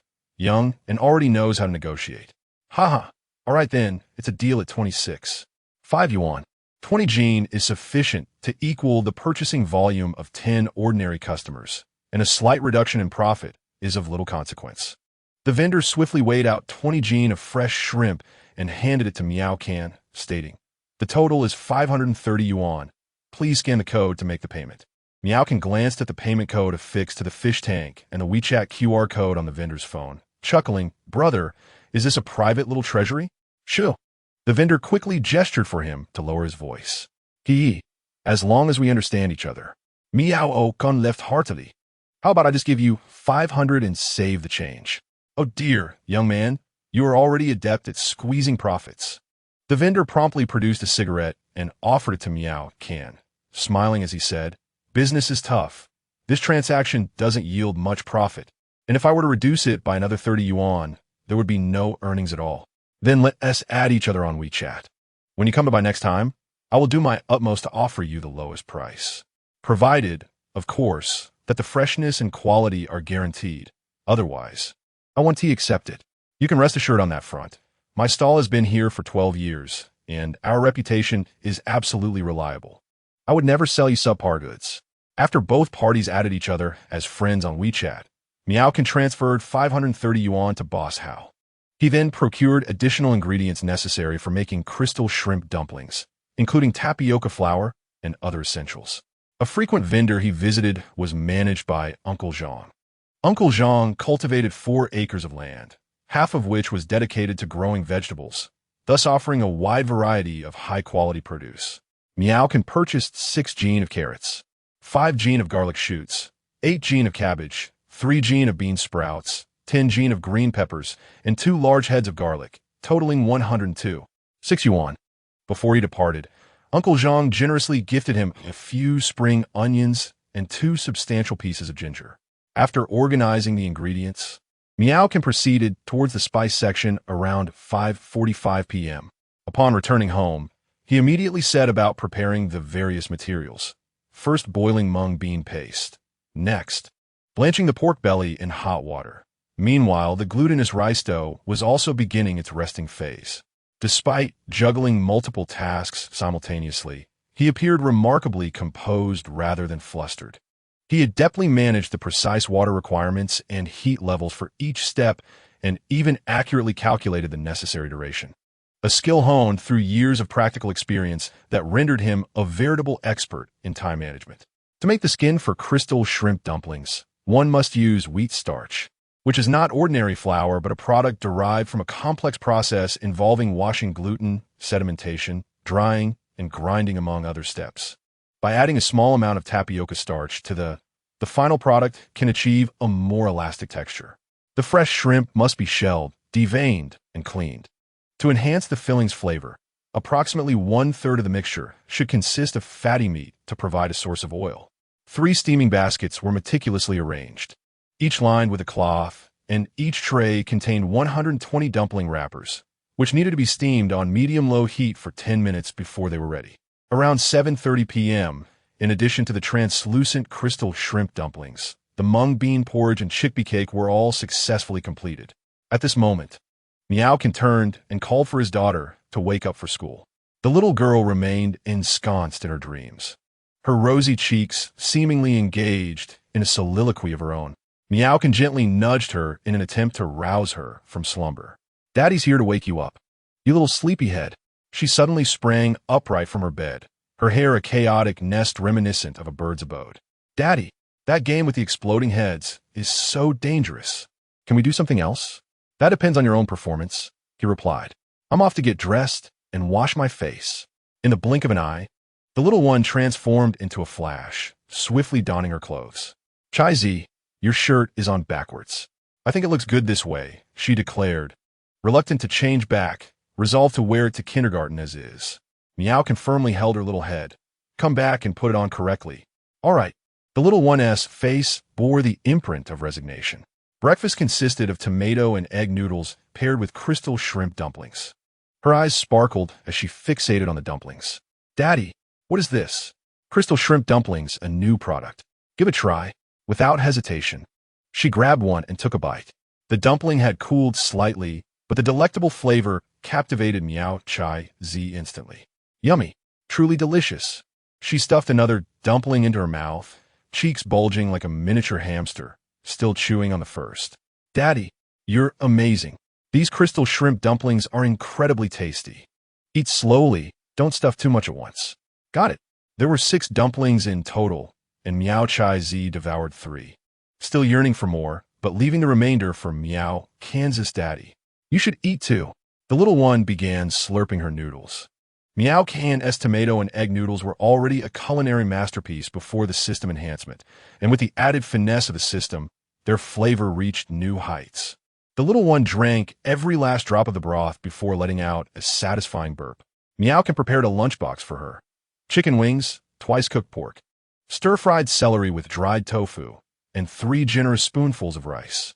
While she could only manage a small portion at kindergarten, at home she easily polished off 3 servings. He also tucked 2 boxes of crystal jelly into her canvas bag for her afternoon hunger pangs. Before setting off, Miao took out his phone and sent a notification to the group. "We'll be opening in 20 minutes at the usual spot in front of Sunshine Primary School. And today's new item is crystal shrimp dumplings." Upon hearing about the new offering, excitement surged through the group. Miao added that from today onward, fried noodles and mung bean paste would also be available in limited quantities, with a cap of 3 servings per person. The group erupted in enthusiasm. Some voiced their discontent, while others supported the decision. The dissenters were often those with larger families. For a household of 5 or 6, they would need to purchase 5 or 6 servings of fried noodles. There were also the big eaters, who had ever witnessed someone consume 8 servings of fried noodles in one sitting. Once, a competitive eater bought 8 servings from Miao Can's stall, devoured them on the spot, and washed it down with 3 cups of mung bean paste, leaving onlookers in awe. That very competitive eater claimed he was only 8/10 full before rejoining the line for 2 more boxes of crystal jelly. The limited support comes from those guests who often arrive late, only to find a few servings of fried rice noodles remaining, and sometimes they cannot purchase any at all. Occasionally, they arrive at what seems to be a reasonable hour, Yet there are always a few individuals who buy dozens of servings, causing great anxiety among the last few in line, fearing they may miss out. There was an instance when someone bought 50 servings of fried rice noodles and mung bean soup, claiming that the company cafeteria does not provide meals, and the employees are fond of Miao cans fried noodles. Chapter 85. A bite can consume 10. While it is undoubtedly a positive thing to be recognized by customers, in order to ensure that everyone has an opportunity to partake, Miao can decided that limiting purchases would be prudent. Given the substantial customer base, they could only prepare 200 to 300 servings at a time, necessitating restriction on sales. Miao can delivered Miao Chai Zi to the entrance of Xuerong kindergarten, where teacher Su welcomed her inside. It was only after the little one waved goodbye to Miao Ken at the classroom door that he mounted his electric tricycle and headed to Sunshine Primary School. Hurry up. Handsome, are you trying to star the baby? You, weighing 180 pounds and being 300 months old, would not perish even after half a month without food. It's not starvation, it's cravings. Boss Miao, I am eagerly anticipating your crystal shrimp dumplings. I adore dumplings. I can consume 10 at a time. Fried noodles are also limited? Goodness, I'm glad I brought my wife. This way, we can buy a couple more boxes of ice crystal cakes. How delightful. I brought my child as well. Can that count as a quota? Your child is not even 1.20 meters. That does not count. Miao can set up his stall, and customers had already formed a long queue, eagerly peering in his direction. The teachers from Sunshine Primary School also came to purchase Miao cans fried noodles, leading to a significant reduction in the number of patrons at the school cafeteria in the morning. At the Longdi International Hotel, in the president's office, Chung Sijia was summoned by Zhu Xuerong. Has General Manager Ouyang from Shenyang Group arrived yet? Not yet. The appointment is at 9, and it is already 8:30. Zhu Xuerong furrowed her brow slightly. I heard that General Manager Ouyang despises tardiness. He must have arrived early. Please check with the front desk to see if he has been received. Just as Chung Sijia was about to exit, Manager Wang from the catering department rushed in, nearly colliding with her. Wiping the sweat from his forehead and disregarding formalities, Manager Wang quickly approached Zhu Xuerong with an anxious report. General Zhu, General Manager Ouyang arrived 20 minutes ago. Arrived? Where is he? In the third-floor Zijing restaurant. He ordered a liver soup, and the kitchen is currently preparing it. Liver soup? Zhu Xuerong frowned. What kind of dish is that? It's a Sichuan dish on the last page of the menu, which is rarely ordered. Can Chef Hu handle it? He said he would do his best. The liver soup requires complex techniques and is quite challenging for the chef. As they spoke, Zhu Xuerong had already entered the elevator, heading to the Zijing restaurant. Inside the private room of the Zijing restaurant, a sharply dressed young man with neatly combed hair and exquisite glasses sat at the table, while others stood waiting. Before long, Hu Qiliang entered, nervously carrying a bowl of liver soup. Although Hu Qiliang is proficient in Sichuan and Hunan cuisine, the preparation of this particular liver soup is highly demanding. He knows how to make it, but is not particularly skilled at it. Generally speaking, among 10 chefs specializing in Sichuan cuisine, finding even one capable of preparing this dish is a daunting task. Furthermore, the quality of their execution remains a separate matter altogether. Only a true master of Sichuan cuisine can concoct an authentic liver paste soup. A bowl of this delicacy was presented before the stoic young man. At that moment, a knock resounded from the door. Zhu Xuerong arrived, accompanied by Chung Yuan and Manager Wang from the catering department. Upon entering, Zhu Xuerong sensed an unusual atmosphere in the room and chose to remain silent. She cast a glance at the liver paste soup on the table and then at Ouyang Lin, awaiting his tasting. Zhu Xuerong was acutely aware that Ouyang Lin's unexpected visit to the Zijing restaurant was to evaluate the culinary standards at Longdi Hotel. Chapter 86. Subpar Soup. Longdi was in dire need of financial support from Shenyang Group. Thus, it was entirely reasonable for them to send representatives for inspection. Initially, Zhu Xuerong presumed that Ouyang Lin would focus on the hotel's service quality, such as hygiene, room comfort, and staff competence. However, he opted to scrutinize the dining aspect directly, without granting Longdi any time for preparation. It remained a mystery why Ouyang Lin specifically chose this relatively rare Sichuan dish. Liver paste soup. Hu Qiliang, an experienced chef in Sichuan cuisine and also proficient in Hunan cuisine, expressed a lack of confidence based on Manager Wang's feedback, stating he would do his utmost.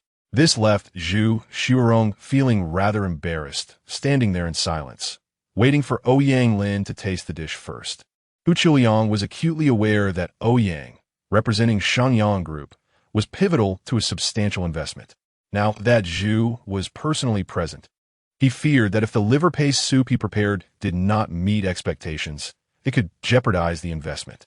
With this thought, Hu Qiliang felt his heart race. Please no. He was merely a chef, and the sudden surge of pressure weighed heavily on him. What if the guest was dissatisfied? Hu Qiliang forced himself to remain calm, discreetly swallowing hard as sweat formed in his palms.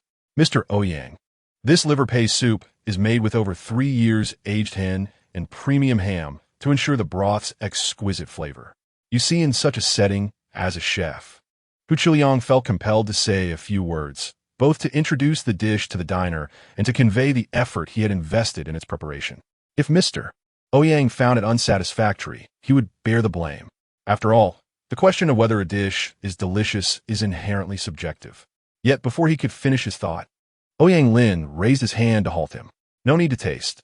This liver paste soup is unqualified. Huh.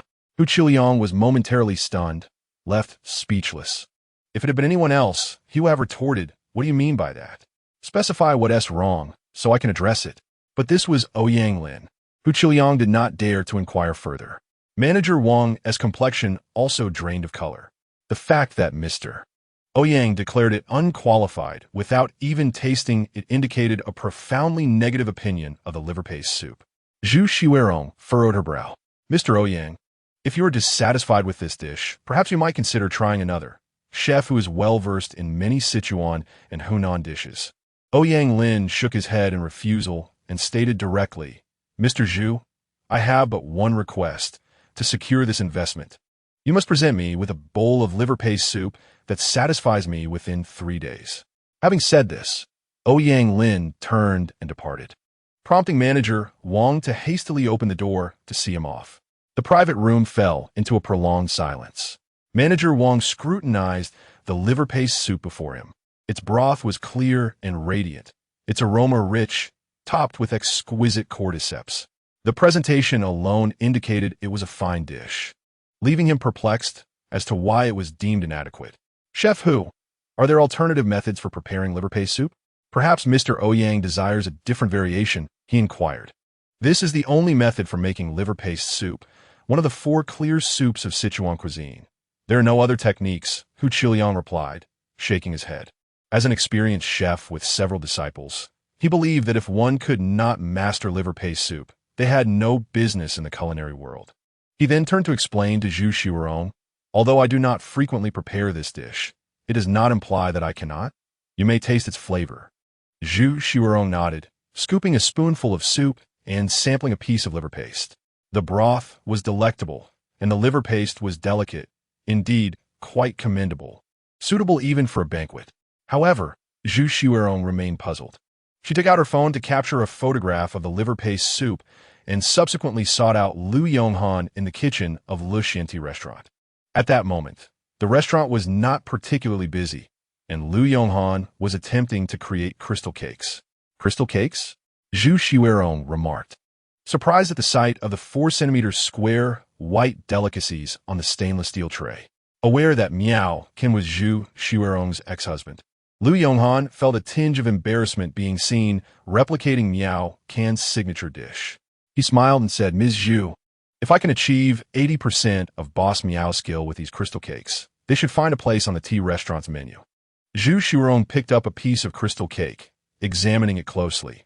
Its appearance bore some resemblance to Miao Can's creation, and she took a bite. Lu Yonghan, who had not yet tasted it, watched her with anticipation. How is it, Ms. Zhu? He asked. 30, Zhu Xuerong replied flatly. Lu Yonghan felt a wave of disappointment. The gap was quite significant. He took a piece for himself and sampled it. 30 seems a bit exaggerated. It should at least be 35. To avoid waste. Zhu Xuerong finished the piece she held, realizing that in comparison to Miao Can's, both texture and flavor fell markedly short. At that moment, She gained a deeper appreciation for Miao Can's culinary prowess. Lu Yonghan was already an exceptional pastry chef, a disciple of the renowned national banquet chef, Mai Xinghua. Nevertheless, even he could only achieve a mere 30 with the crystal cakes. It was well known that many pastry techniques were interconnected, and it should have exceeded 30. This is absurd. Ms. Zhu, is there something you need? Lu Yonghan inquired as he packaged the crystal cakes, intending to return and continue his research for improvements. I would like to trouble Master Xuerong to contact Chef Mai, Zhu Xuerong replied, showing Lu Yonghan the photograph of the liver paste soup and succinctly outlining the situation. Lu Yonghan immediately dialed Mai Xinghua's number. Mai Xinghua resided in the Tianqing community, a high-rise residential area with excellent amenities, not far from the city center. He is now enjoying a leisurely retirement at home, buying groceries, cooking, and taking care of his grandson. A Mercedes is parked at the entrance of the community. Zhu Xuerong has come to visit with Fanya, as they may require teacher Mai's assistance regarding the pig liver soup. The more hands, the more strength. Fanya wears a displeased expression, as she typically takes this time to catch up on sleep. Zhu Xuerong's unexpected visit has disrupted her peaceful slumber, a situation no one would relish. Later, she intends to have Miao can treat her to stir-fried rice noodles, frozen cake, chicken flowers, and royal chicken wings. Zhu Xuerong did not respond. Miaocan is no longer relevant to her. Carrying fruits, the two entered the community, proceeded through unit door, and pressed the elevator button. Mai Xinghua was not at home. It was his wife who opened the door. Old Mai had taken his grandson for a walk. Please sit down and have some tea while I call him. Auntie, no need to rush, they replied. Approximately 15 minutes later, Mai Xinghua returned, holding his little grandson. The pig liver soup. After understanding the situation, Mai Xinghua donned his glasses and scrutinized the photos on Zhu Xuerong's phone. You see, the surface of the pig liver is pockmarked. This is the most glaring issue. Nowadays, electric steamers are commonly used instead of traditional bamboo steamers. Chapter 87 presents 3 issues. While electric steamers are swift, their sealed nature prevents steam from escaping, causing condensation to drip onto the pig liver, resulting in this phenomenon. Zhu Xuerong suddenly realized. So Ouyang Lin didn't even taste it before declaring this soup subpar? Mai Xinghua nodded in agreement. A true gourmet holds the color, aroma, and flavor of a dish to the highest standards. If any one aspect falls short, they will not endorse it. Zhu Xuerong then inquired, Master Mai, would switching to a traditional steamer resolve this issue? Mai Xinghua smiled faintly and shook his head. It's not that simple. Fanya, gnawing on watermelon, interjected, Grandpa Mai. It would be wonderful if you could lend a hand in making the pig liver soup for Xuerong. Zhu Xuerong quickly added, Master Mai, we are willing to pay for your help. We would never let you work for free. Mai Xinghua handed his grandson a grape, chuckling, I am already retired. I can hardly wield a knife anymore. Now, my wife is the one who cooks at home. Uncle Mai, your skills are still sharp. Please help us. Fanya earnestly pleaded. He was not unwilling to assist, but the pig liver soup tests as chef skills, and his hands were not as steady as they once were. If the result were subpar, it would not only waste time, but also tarnish his reputation, a loss too great to bear. To be honest, pig liver soup is not my forte. Even if I could still make it, it would likely not meet Ouyang Lin standards. Zhu Xuerong frowned.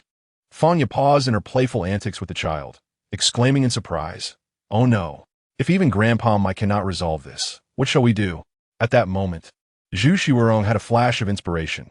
Master Mai, I heard you have a particularly skilled apprentice in Haiqing named Sui. Are you referring to Xiaofu? He cannot help either. Everything he learned came from me, and he later transitioned to business. He might manage ordinary Sichuan cuisine, but this specific dish is beyond him. Upon hearing this, disappointment washed over Zhu Xuerong's face. But do not lose heart. There is someone in Longshan who might be able to assist. Both were curiously eager to know. Mai Xinghua took out his phone and opened a short video. Look, it's this person. He is said to be quite popular in Longshan, not only selling fried noodles. The video showcased Miao in the process of stir-frying noodles, followed by a close-up of a steaming bowl fresh from the pan. The screen read, Everyone, if you come to Longshan, you must try this fried noodle. You'll regret it if you don't. It's absolutely the pinnacle of deliciousness. Miao can. Fanya was taken aback. Do you know him? Not just know him. He is Zhu Xuerong's ex-husband. My Xingguo was equally astonished, slapping his thigh. Oh, then why are you two looking for this old man? Just go find him. Hey, wait, my Xingguo asked in confusion. Xuerong, you two were clearly a couple. Didn't you know how high your husband's culinary skills are? He.S. even better than me. Fanya grew more puzzled. Is he truly better than you, Uncle Mai? Of course, I'm still one of his fans. For the past few days, I've been having his fried noodles for breakfast. Especially little Tiger loves the ice cream he makes. Frankly, I cannot cook as well as he does. The two exchanged a glance, their eyes filled with astonishment. It's worth noting that my Xingguo was once a national banquet master, yet Miao was supposedly even more skilled. Zhu Xuerong tentatively asked, can he make pig liver soup? If he can master several Sichuan dishes to that level, it indicates that his control over heat and techniques is exceptionally sophisticated. Oddly enough, as his wife, you should be aware of these matters, right? Faced with this question, Zhu Xuerong momentarily found herself at a loss for words, not wishing to delve into the subject of their divorce. At this moment, Fanya stepped in to diffuse the tension. In terms of work, they maintained their independence. Ma Xingguo thought no further. If you're uncertain, why not just give him a call? On the other side, after finishing his early market shift, Miao rode his tricycle home. He stopped by Wanda Plaza, recalling that a boutique shop downstairs had some hair accessories suitable for his daughter. After purchasing a few items and stepping out of the store, a car salesperson approached him, insisting that he check out the latest electric vehicle. Handsome, come in and experience this new model, just arrived yesterday. A 5-seater configuration, complete with a refrigerator, color TV, and large sofa, plus the most advanced driving and intelligent operating systems. You can come in and feel it out. Initially intending to decline due to a lack of time, he was swayed by the striking appearance and appealing interior. So he consented to take a look. Not long after he sat down, his phone rang. It was Zhu Xuerong calling. Pig liver soup? I can make it. Miao Okon replied calmly. On the other end, Zhu Xuerong felt a surge of excitement. Ma Xingguo wore an expression of as expected. Zhu Xuerong then sent Miao a picture of the pig liver soup made by Hu Qiliang. Look at this picture. Can you spot any issues? Despite knowing he could cook it, she still needed to ascertain the quality of his skills. After all, being able to cook and cooking deliciously are two different matters. Even a master like Ma Xingguo might not earn Ouyang Lin's approval. Illustrating that this dish was no simple feat, Miao quickly replied. There are 3 issues. First, when the speaker was activated, Ma Xingguo and Fanya leaned in to listen. According to the image, Miao immediately pointed out 3 issues with the dish, leaving the 3 individuals astonished. Even Ma Xingguo could identify only one problem, while Miao effortlessly discovered 3. The first issue was the rough and uneven surface, likely a result of using an electric steamer, a view that coincided with Ma Xingguo's opinion. The second problem pertained to the pig liver. For such a soup, fine sand pig liver should be utilized. Ma Xingguo was taken aback, questioning how one could discern any flaws when the liver had been minced to such a degree. He himself, despite wearing glasses and scrutinizing it for a while, could not fathom how Miao made his observation. Zhu Xuerong inquired about the fine sand pig liver, to which Miao explain that it is also known as yellow sand liver or powder liver, a special type of pig liver with an exceptionally delicate texture, ideal for this type of soup. The third issue was the broth's color, which appeared somewhat yellow and oily, possibly due to the use of older chickens or ducks. Or perhaps the pork was not from the right cut, resulting in an overly rich broth that detracted from the overall flavor of the dish.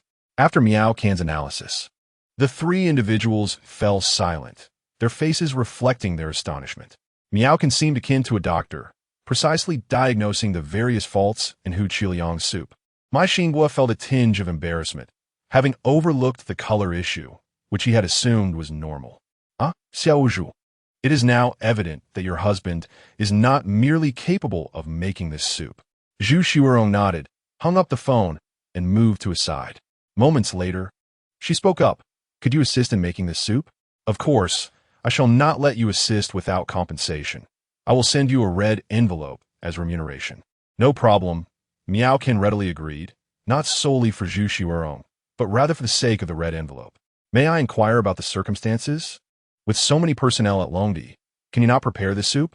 Zhu Xuerong briefly explained the situation. Is the investment amount substantial? Why do you ask? It pertains to the size of the red envelope I might receive. Zhu Xuerong frowned slightly, pondering whether this man was excessively avaricious. How much do you desire? Miao can turn to the side and inquired, what is the price for the new 7 with the top configuration? Sir, our new 7 comes in 4 versions. Just inform me of the price for the highest configuration. Sir, the price for the top-tier intelligent driving version is 32.98 million yuan. If you purchase this month, you can enjoy additional discounts. Miao can return the phone to his ear. Zhu Zong, did you hear that? Zhu Xuerong's eyes widened further. You want a car? Worth over 300,000. If it can secure a significant investment, it is worth it. After taking a deep breath, Zhu Xuerong recalled her previous mention of offering my Xinhua 100,000 yuan as a reward, and he was a national-level chef. Yet this individual was demanding 330,000 yuan outright. It was an overtly exorbitant request. How can you ensure the liver paste soup will satisfy the client? I cannot guarantee absolute satisfaction, but if my skills are unacceptable, you shall find no one else suitable for this task. Miao confidently replied, primarily to reassure Zhu Xuerong and assist himself in purchasing the vehicle. Moreover, he spoke the truth. How could the techniques learned from the system possibly be criticized? Even if there were flaws, they would surely be the result of deliberate nitpicking. Well then, it's settled. Are you available to come over now? At any time? Let us do it right now. Very well. Please head to Longdi immediately. I still need to buy some materials. We have supplies in the kitchen. But as Zhu Xuerong recalled the special pig liver that Miao Can mentioned, she realized they indeed lacked it. Miao Can inquired, can these expenses be reimbursed? Although Zhu Xuerong was reluctant, she nonetheless transferred 1,000 yuan. That should suffice. I will reimburse the remaining amount after I purchase the ingredients. Once I am done, I shall go to Longdi to find you. The soup will take approximately 2 hours to prepare, so please arrange your schedule accordingly. After the call ended, Miao Can promptly paid a deposit of 5,000 yuan. Meanwhile, Zhu Xuerong quickly instructed Cheng Sijia to contact Ouyang Lin's assistant. Fanya approached and asked, is it resolved? Has he agreed to assist us? Yes. Fanya clapped her hands joyfully. See, as long as you need him, he will certainly help. It shows he still cares for you. Zhu Xuerong cast her a glance. The remuneration is 330,000, which is precisely the price of a car. Fanya was taken aback. What? The secretary, receiving the notification, hurriedly informed Ouyang Lin. Just this morning, a request had been made, and, unexpectedly, a solution had emerged so swiftly. He lightly tapped the table and instructed the secretary to respond. Miao Can deliberately traveled to the Eastern market, where ingredients were expensive but of excellent quality and variety. After gathering all the necessary items, he set off again for Longdi Hotel. Manager Wang of the catering department personally awaited him at the entrance and immediately took the items from Miao Can's hands upon his arrival. Mr. Miao, please follow me. General Manager Zhu and the others are already in the kitchen waiting for you. Very well. Miao Can, youthful and handsome, did not quite resemble a chef. Yet this did not raise any doubts for Manager Wang. Upon entering the kitchen, it was bustling with people, including Zhu Xuerong, Fanya, Mai Xinhua, Lu Yonghan, Cheng Sijia, and a group of chefs accompanying Hu Qiliang. Some claimed to be there to learn, but many were merely there to observe. As Miao Can entered alongside Manager Wang, all eyes in the room turned towards them. Many were astonished that such a young man had been invited to cook, particularly Hu Qiliang, who had never anticipated that even Mai Xinhua would be involved in this matter. Zhu Xuerong stepped forward and introduced, if you have any requests, please feel free to communicate directly with Master Hu. Placing the items on the countertop, Miao Can glanced around and calmly stated, I ask that unrelated personnel kindly leave this area. Hu Qiliang promptly organized his team and the other onlookers to temporarily retreat outside, causing the hallway to become particularly crowded. Fanya, holding a professional camera, inquired, may I document your entire process, Boss Miao? Feel free. Do as you see fit, Miao Can replied, then turned to Mai Xinhua. Mr. Mai, you are here as well? Many were taken aback, pondering how this young man recognized Mr. Mai's identity, clearly indicating he was no ordinary individual. Hu Qiliang immediately retracted his dismissive demeanor and began to regard the seemingly unremarkable young man with newfound respect. However, in truth, Miao was not well acquainted with the background of my Xinhua. He only knew that he met him through a friend with the surname Shi. What Miao did know about my Xinhua was that he was a retired elder who often rode his tricycle to the market to buy vegetables for his grandson. Afterwards, enjoying a bite at a small stall, Xuerong glanced at the ingredients Miao had purchased. "Is this the fine sand pig liver you mentioned?" Hu Qiliang was taken aback. Fine sand pig liver? A flicker of realization crossed his mind, as if he had stumbled upon a crucial clue for preparing liver paste soup. Xuerong scrutinized the fine sand pig liver, also known as Xuerong. Its hue was a vibrant pink with a hint of yellow, markedly different from ordinary pig liver. Observing Xuerong's curiosity, Miao explained, "Fine sand pig liver is as delicate and smooth as fine sand. Such liver can only be produced by healthy pigs that have been raised for over a year. If pigs are fed hormones for rapid growth, they will never yield such superior liver. In addition to its unique texture, Xuerong possesses greater nutritional value than regular pig liver. The extended growth cycle and absence of hormones ensure the health of the organs. Fine sand pig liver is considered one of the finest types, often referred to as fatty liver, making it the ideal choice for crafting liver paste soup. The bowl of liver paste soup you showed me in the photo was made with ordinary pig liver, which makes it difficult to eliminate the liver's inherent taste. And achieving a smooth surface is challenging." Photo? Hu Qiliang suddenly recalled that Zhu had taken a snapshot of the soup he prepared that morning. A flush crept onto his face as he felt a tinge of embarrassment. Yet he recognized the importance of the skills he had learned. Miao Can's words illuminated the understanding among everyone present. Chapter 89. This is true skill. No wonder Zhu had invited him to resolve the issue. This exemplifies true skill. At this moment, Fanya interjected, "Miao, should we steam in a bamboo basket?" Miao shot her a glance. "You can simply call me by my name. No need for the brother title. An electric steamer will suffice. Just remember to leave a gap for steam to escape during the steaming process. This ensures that the liver paste has a smooth appearance. Otherwise, even if it tastes good, it won't look appealing." With that, he began to prepare, and the others promptly cleared the space. Miao laid the pig liver on the cutting board and gently struck it with the back of his knife.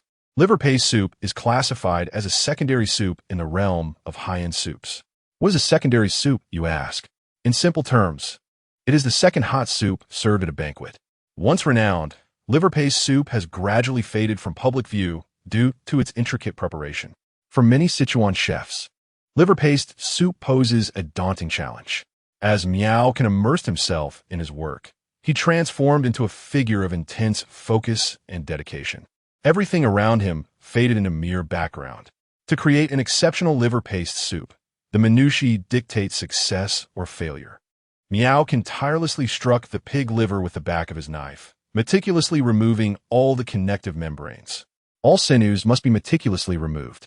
Once the pig liver is transformed into a paste, Miao procured a large basin, adding cooking wine, segments of scallions, and slices of ginger to eliminate the odor and enhance the flavor. This step took him a mere 15 minutes, leaving both my Xinhua and Hu Qiliang utterly astonished. It is noteworthy that Hu Qiliang had spent an hour and a half on the same process earlier that morning. The finesse of this individual's culinary skills is truly remarkable.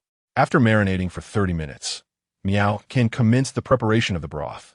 To create a delectable liver paste soup, not only must the liver juice be impeccable, but the broth itself also demands careful consideration. Crafting the base broth is a formidable task that beautifully showcases a chef's prowess. The ingredients include chicken, duck, ham, and pork hocks. As the saying goes, without ham, the soup lacks flavor. Without chicken, it is not fresh enough. Lacking duck, it loses its aroma. And without pork hock, the soup is not rich. The base broth necessitates the harmonization of various flavors, requiring 2 to 3 hours of simmering while attentively monitoring its evolution. Throughout this process, Xuerong was completely absorbed in observing Miao, so engrossed that she did not even realize how captivated she had become. Meanwhile, Fanya was recording the entire scene with a camera, occasionally capturing close-up shots. Staff members gathered at the entrance, craning their necks to catch a glimpse. As the broth approached boiling, Miao blended the filtered pig liver paste, incorporating egg whites, white pepper, and salt, along with a touch of cornstarch to enhance the tenderness of the final product. Adding cornstarch? My goodness! Hu Qiliang silently marveled, repeating the addition of cornstarch in his mind several times. Miao prepared 3 bowls, greased them with a thin layer of oil, and poured in the liver mixture before placing them in the steamer. Simultaneously, he sliced some pure lean meat and added it to the suna boil pot, allowing the meat's aroma to infuse the soup. He then filtered the broth 3 times using cloth until it became clear and transparent. The resulting soup, tinted a light tea color due to the addition of ham, exuded a rich and enticing aroma that permeated the entire kitchen. Wow, it smells divine. Ultimately, the 3 servings of liver paste soup were successfully completed. Miao set aside his work, wiped his hands clean, and removed his apron. That is it, he declared. Mai Xinghua, who had been silently observing, remarked with heartfelt appreciation, "Magnificent!" Outside, someone could not contain their astonishment, exclaiming, "Wow, this is truly the precursor to molecular gastronomy. Is this the pinnacle of Sichuan cuisine's liver paste soup?" Notice that not a hint of MSG is used. It relies solely on the freshness of the ingredients. Impressive. One can savor the essence of authentic Sichuan cuisine without the spiciness. Why is Cantonese soup renowned far and wide? Because every household prepares it. In contrast, Sichuan's superior broth appears exceedingly rare and sought after. Inside the private dining room, a bowl of liver paste soup was presented at the table. Ouyang Lin cast a glance and nodded. After tasting a spoonful, his eyes flickered with surprise, indicating that this dish had indeed exceeded his expectations. Observing this, Zhu Xuerong finally felt a weight lift from her heart, realizing that this endeavor had been successfully accomplished. Indeed, it was so. After savoring the dish, Ouyang Lin nodded in satisfaction and exclaimed, "The texture is exquisitely delicate, allowing one to relish the unique flavor of pig liver without any of the unpleasant fishy taste. It truly melts in the mouth. As the saying goes, the liver is unseen in the food. How marvelous. Miss Zhu, I intend to increase my investment by another 20 million. Zhu Xuerong, her heart brimming with joy yet maintaining an elegant smile, replied. Manager Wang, standing nearby, was nearly bursting with excitement, almost ready to dance. A single dish had not only facilitated their collaboration, but also secured additional financial backing. Thank you for your support, Mr. Ouyang. We shall certainly strive together. Such delightful collaborative experiences always beckon further possibilities.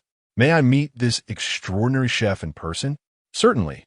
Zhu Xuerong signaled to Manager Wang, who promptly dashed into the kitchen to locate him.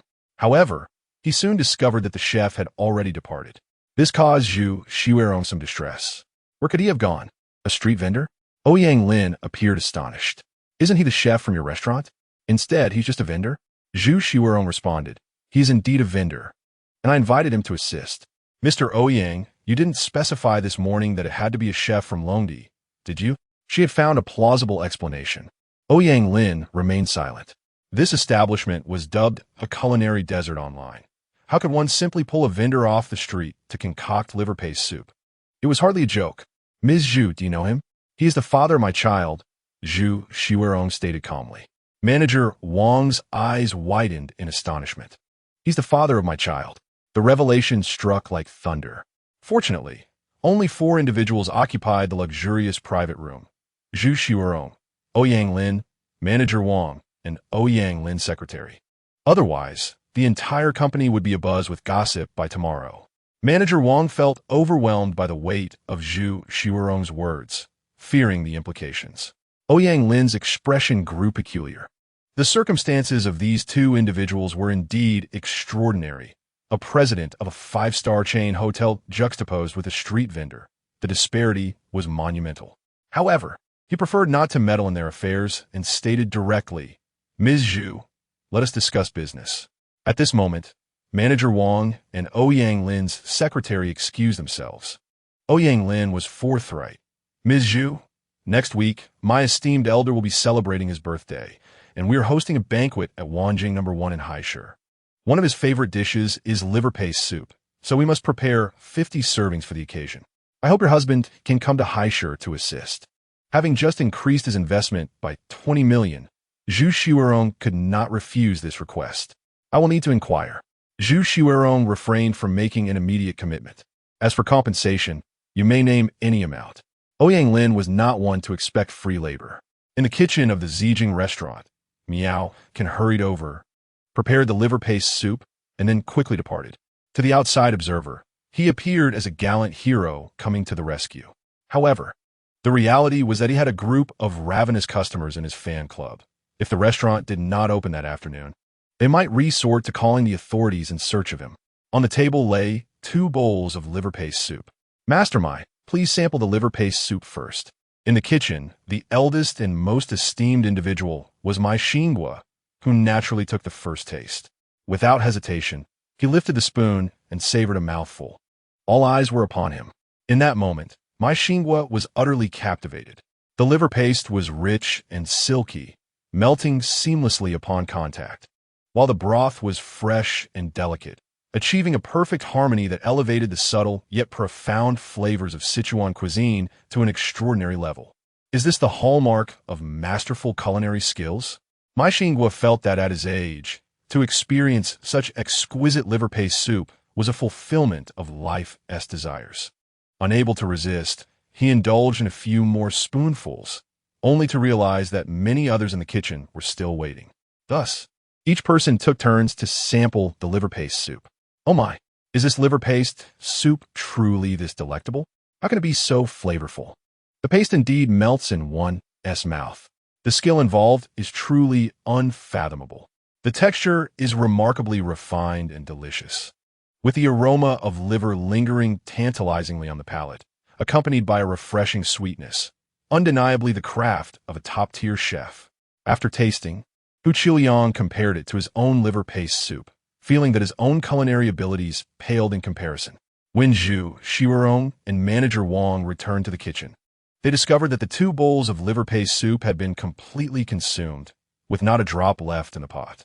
Zhu Xuerong felt a pang of regret, for each bowl was valued at 110,000, and she had not tasted a single spoonful. Miao rode his tricycle home, beginning to prepare the ingredients for his afternoon stall as dusk approached. He lifted the ban on chatter in the fan group and announced his outing. The location was at the pedestrian street of People's Square. The group immediately erupted with excitement, posting numerous images depicting emaciated figures.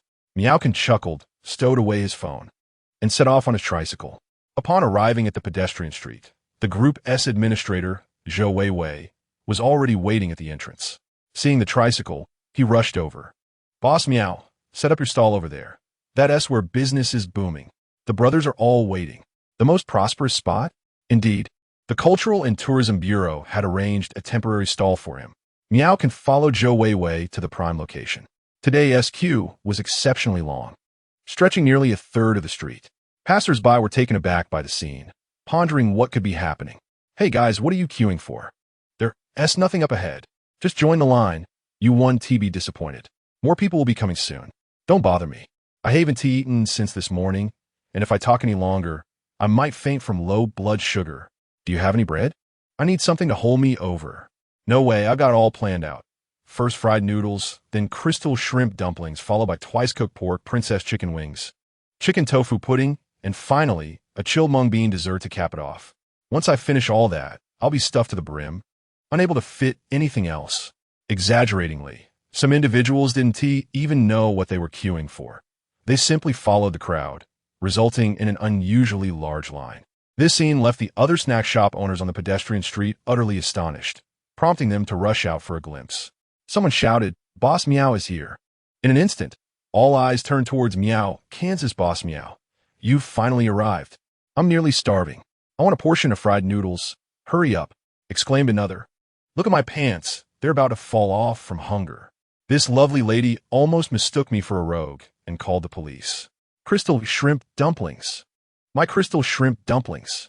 Imperial chicken wings, hold the chicken. Amidst a chorus of complaints and urgent requests, Miao commenced his business. What? Fried noodles are in limited supply? The first customer exclaimed in surprise after glancing at the small blackboard. What do you wish to order? Don't call me handsome. You are the one who's stunning. Limited supply doesn't matter. I'll have one of everything. No problem, Miao replied as he set about preparing the fried noodles and twice-cooked pork. A pot of rice noodles could yield 5 servings, while a pot of twice-cooked pork could produce 3. The customers scanned and paid for their orders, even using calculators to verify the amounts, keen not to disrupt Miao Can's work. After the first customer departed, the second was poised to place an order. But Miao Can first took a moment to enjoy a portion of fried noodles himself. I haven't had lunch yet. I need a little something to tide me over. Initially, each customer was anxious, but upon hearing that Miao Can had not even taken time to eat, they all began to feel a pang of sympathy. Boss Miao, you came out to set up stall without having eaten. How touching. Take your time eating, fill your belly, and rest a bit. Don't tire yourself too much. If anyone dares to rush you, I'll use my unique skills to handle them. Boss Miao truly has it tough, preparing so many ingredients for every stall. And after the morning market, he must continue to prepare for the afternoon. It's as if he works harder than a mule. Hey, aren't you being a bit harsh? How can you compare Boss Miao to a mule? On the contrary, a mule pales in comparison to him. Boss Miao is truly a good man, raising a child and earning a living on his own. If it's too difficult, perhaps you could raise your prices a bit, so he wouldn't feel so guilty. Many brought snacks and fruits, initially intended for their little ones. But now they all piled into the empty basket in front of Miao, Kansas. A considerate girl even helped by peeling apples. Seeing this, other girls couldn't sit still either. One began peeling oranges, while another started dicing dragon fruit. The scene resembled a court vying for favor. After finishing a portion of fried noodles and sipping a glass of chilled mung bean soup, Miao Can felt utterly at ease. As for the enthusiastic attentions from the female customers, he didn't touch a single piece of fruit they offered, instead reminding them, "Aren't you all in line?" Several girls turned around only to realize they had strayed too far from the queue, uncertain of where to stand now. "I was in line here. Could you please let me through, kind sir?" "Ridiculous. When were you in line here? I've been watching, and it's been all gentlemen ahead and behind you.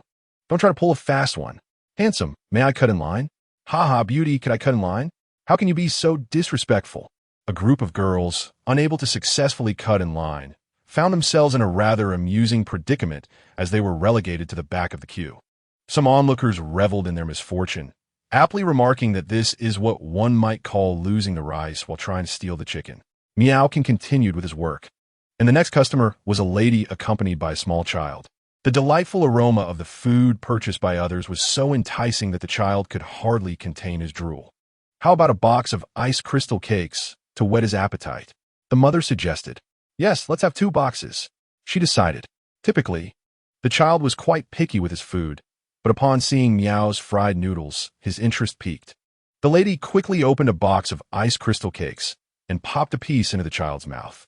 Though the line was lengthy, it progressed at a brisk pace, with each patron departing in satisfaction, laden with delectable treats. However, the length of the queue remained constant as a steady stream of new customers continued to arrive, even surpassing the number of those who had left. On this bustling pedestrian street, such a phenomenon was unprecedented. It was still early in the evening, and the popularity was astonishing.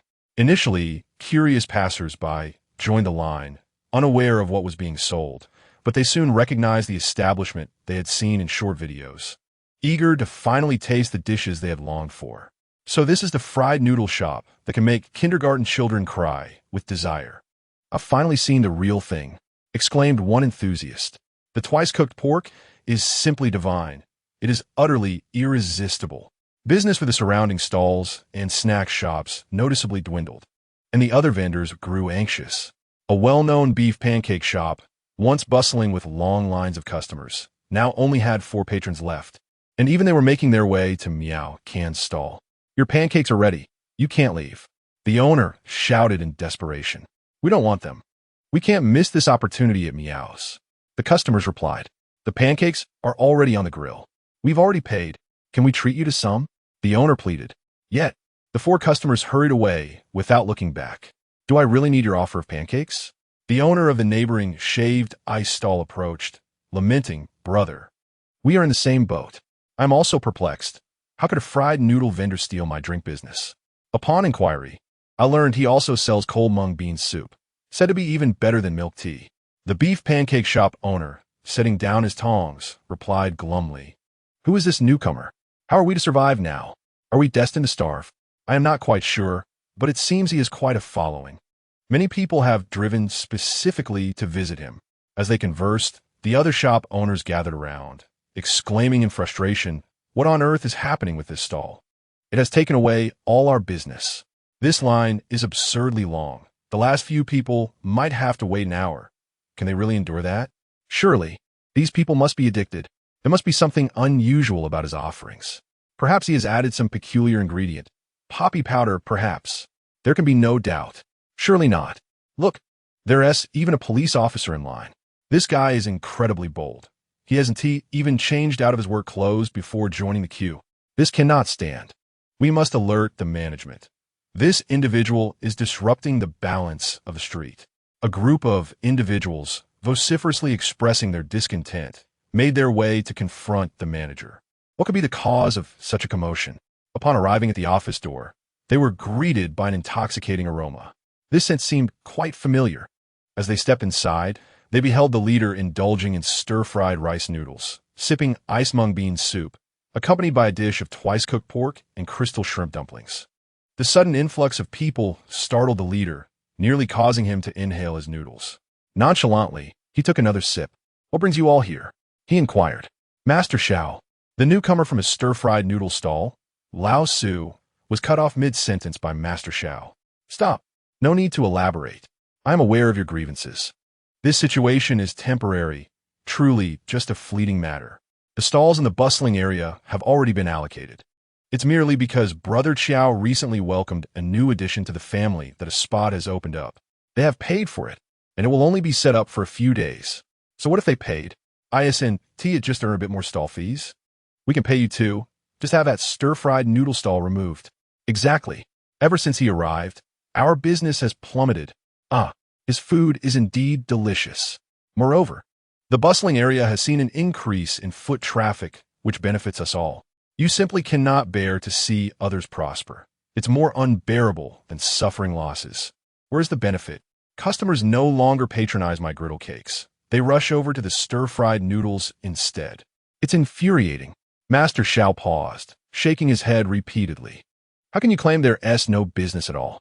Chef Miao, when I returned from purchasing stir-fried noodles, I saw your shop had 7 or 8 people in line. Don't speak nonsense." Nonsense. Those people were drawn to the aroma of the stir-fried noodles, running over to line up, nearly losing their shoes in the process. Go take a look for yourself. Aside from the fruit stall, there's hardly any activity at the other shops in the bustling area. Skeptical, Master Xiao approached the window to peer outside. The sight startled him. In front of Miao Can's stir-fried noodle stall, a serpentine line snaked across the entire pedestrian street. If stretched out, it could surely reach the road. My goodness, this is utterly exaggerated. Now do you believe it? He is nothing short of a devil. Oh, what sort of talk is that? Is it wrong for someone to make delectable food? You ought to reflect on why you cannot compete with others when you lose. You chase them away. Such pettiness. Fair competition is acceptable, but he is cheating, employing technological means. Stop your baseless conjectures. Do you have any evidence? And you, bossy, you sell pastries. How do you clash with stir-fried noodles? He also sells those icy crystal cakes, which are exceptionally refreshing, causing no one to buy my green grape mousse. Master Xiao's eyes brightened. Icy crystal cakes? I didn't notice them while I was queuing. The line was too long, and I hastily purchased a few items. I should have missed out. I must try them next time. Master Xiao, given our years of camaraderie, can you find a way to resolve this? Make him leave. Yes. Have him vacate immediately. Cough, cough, all right. The stir-fried noodle stall is indeed astonishingly popular. I will address the matter. Attend to it now, don't delay. I'll finish the remaining stir-fried noodles and crystal shrimp dumplings first. They won't taste as good when cold. In truth, Master Xiao harbored no desire to oust Miao Can's stir-fried noodle stall. Chapter 92. How can one discuss matters when even the stir-fried noodle stall is invisible? The culinary delights crafted by this proprietor are undeniably exquisite, whether it be the stir-fried noodles, twice-cooked pork, or crystal shrimp dumplings. Previously, he believed he had a comprehensive understanding of life. However, this time, his perceptions have been utterly upended. Recently, Brother Chiao's family has welcomed a new addition. And if the stir-fried noodle stall were to operate here daily, he would relish the opportunity to indulge in it every day. What a joy that would be. Moreover, the stall has duly paid its fees, which amusingly enough were covered by the patrons. How absurd is that? Yet, there is no remedy, as this disruptor has had a profound impact, nearly rendering the other small stalls incapable of survival. The situation can escalate or de-escalate. It is best to restore the area to its former bustling state. Master Xiao took the lead, followed closely by a group of irate snack vendors. As they marched toward Miao Can's stir-fried noodle stall, they had scarcely taken a few steps when they were obstructed by the queue. Hey, what are you trying to do? Attempting to cut in line? Go to the back. We are not here to purchase anything. Master Xiao was taken aback. Do we truly appear to be queue jumpers? For heaven's sake, come up with a better excuse. Those who cut in line before had been dealt with so harshly, their legs broken. Boss Miao, how could 2 legs result in 3 breaks? Master Xiao, we are here to discuss matters with Boss Miao at the stir-fried noodle stall. You still need to queue. Here to discuss with Boss Miao? Surely you do not know him personally and are trying to use backdoor methods? Oh no. With so many cutting in, will I ever get my turn? Everyone stood in their way, preventing them from advancing. Upon hearing the commotion, the patrons in line turned to glance back. How outrageous that these individuals would attempt to cut in line, displaying such poor manners. Master Xiao, we are not cutting in line. There is no way. Maintain your queue. I have been waiting for half an hour. If anyone dares to cut, I will confront them. I will not hesitate to retaliate against anyone who jumps the queue.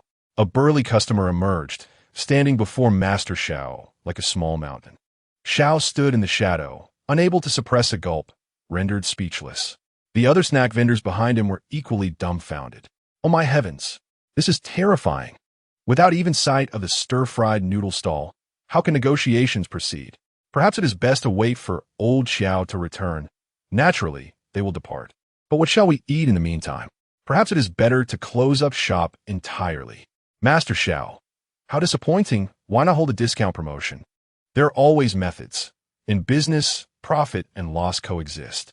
It does not bode well to drive others away simply because their business is thriving. A moment of silence enveloped the group before they suddenly stood tall and resolute. Yes, we have all conducted business on this street for many years.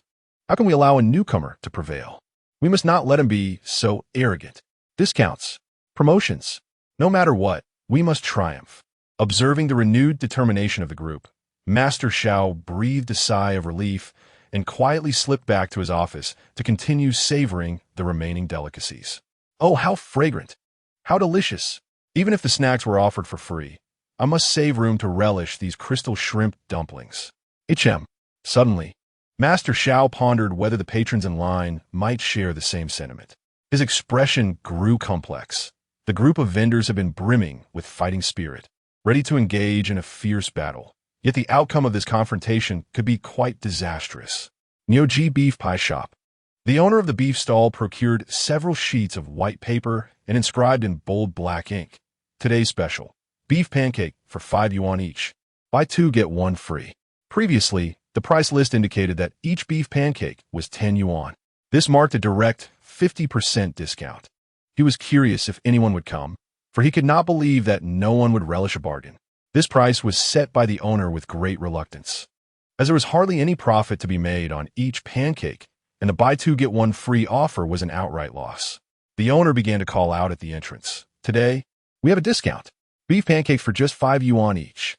At that moment, a chubby lad carrying a box of fried noodles paused in front of the pancake stall. The owner's eyes lit up. "Young man, would you care to try our pancakes?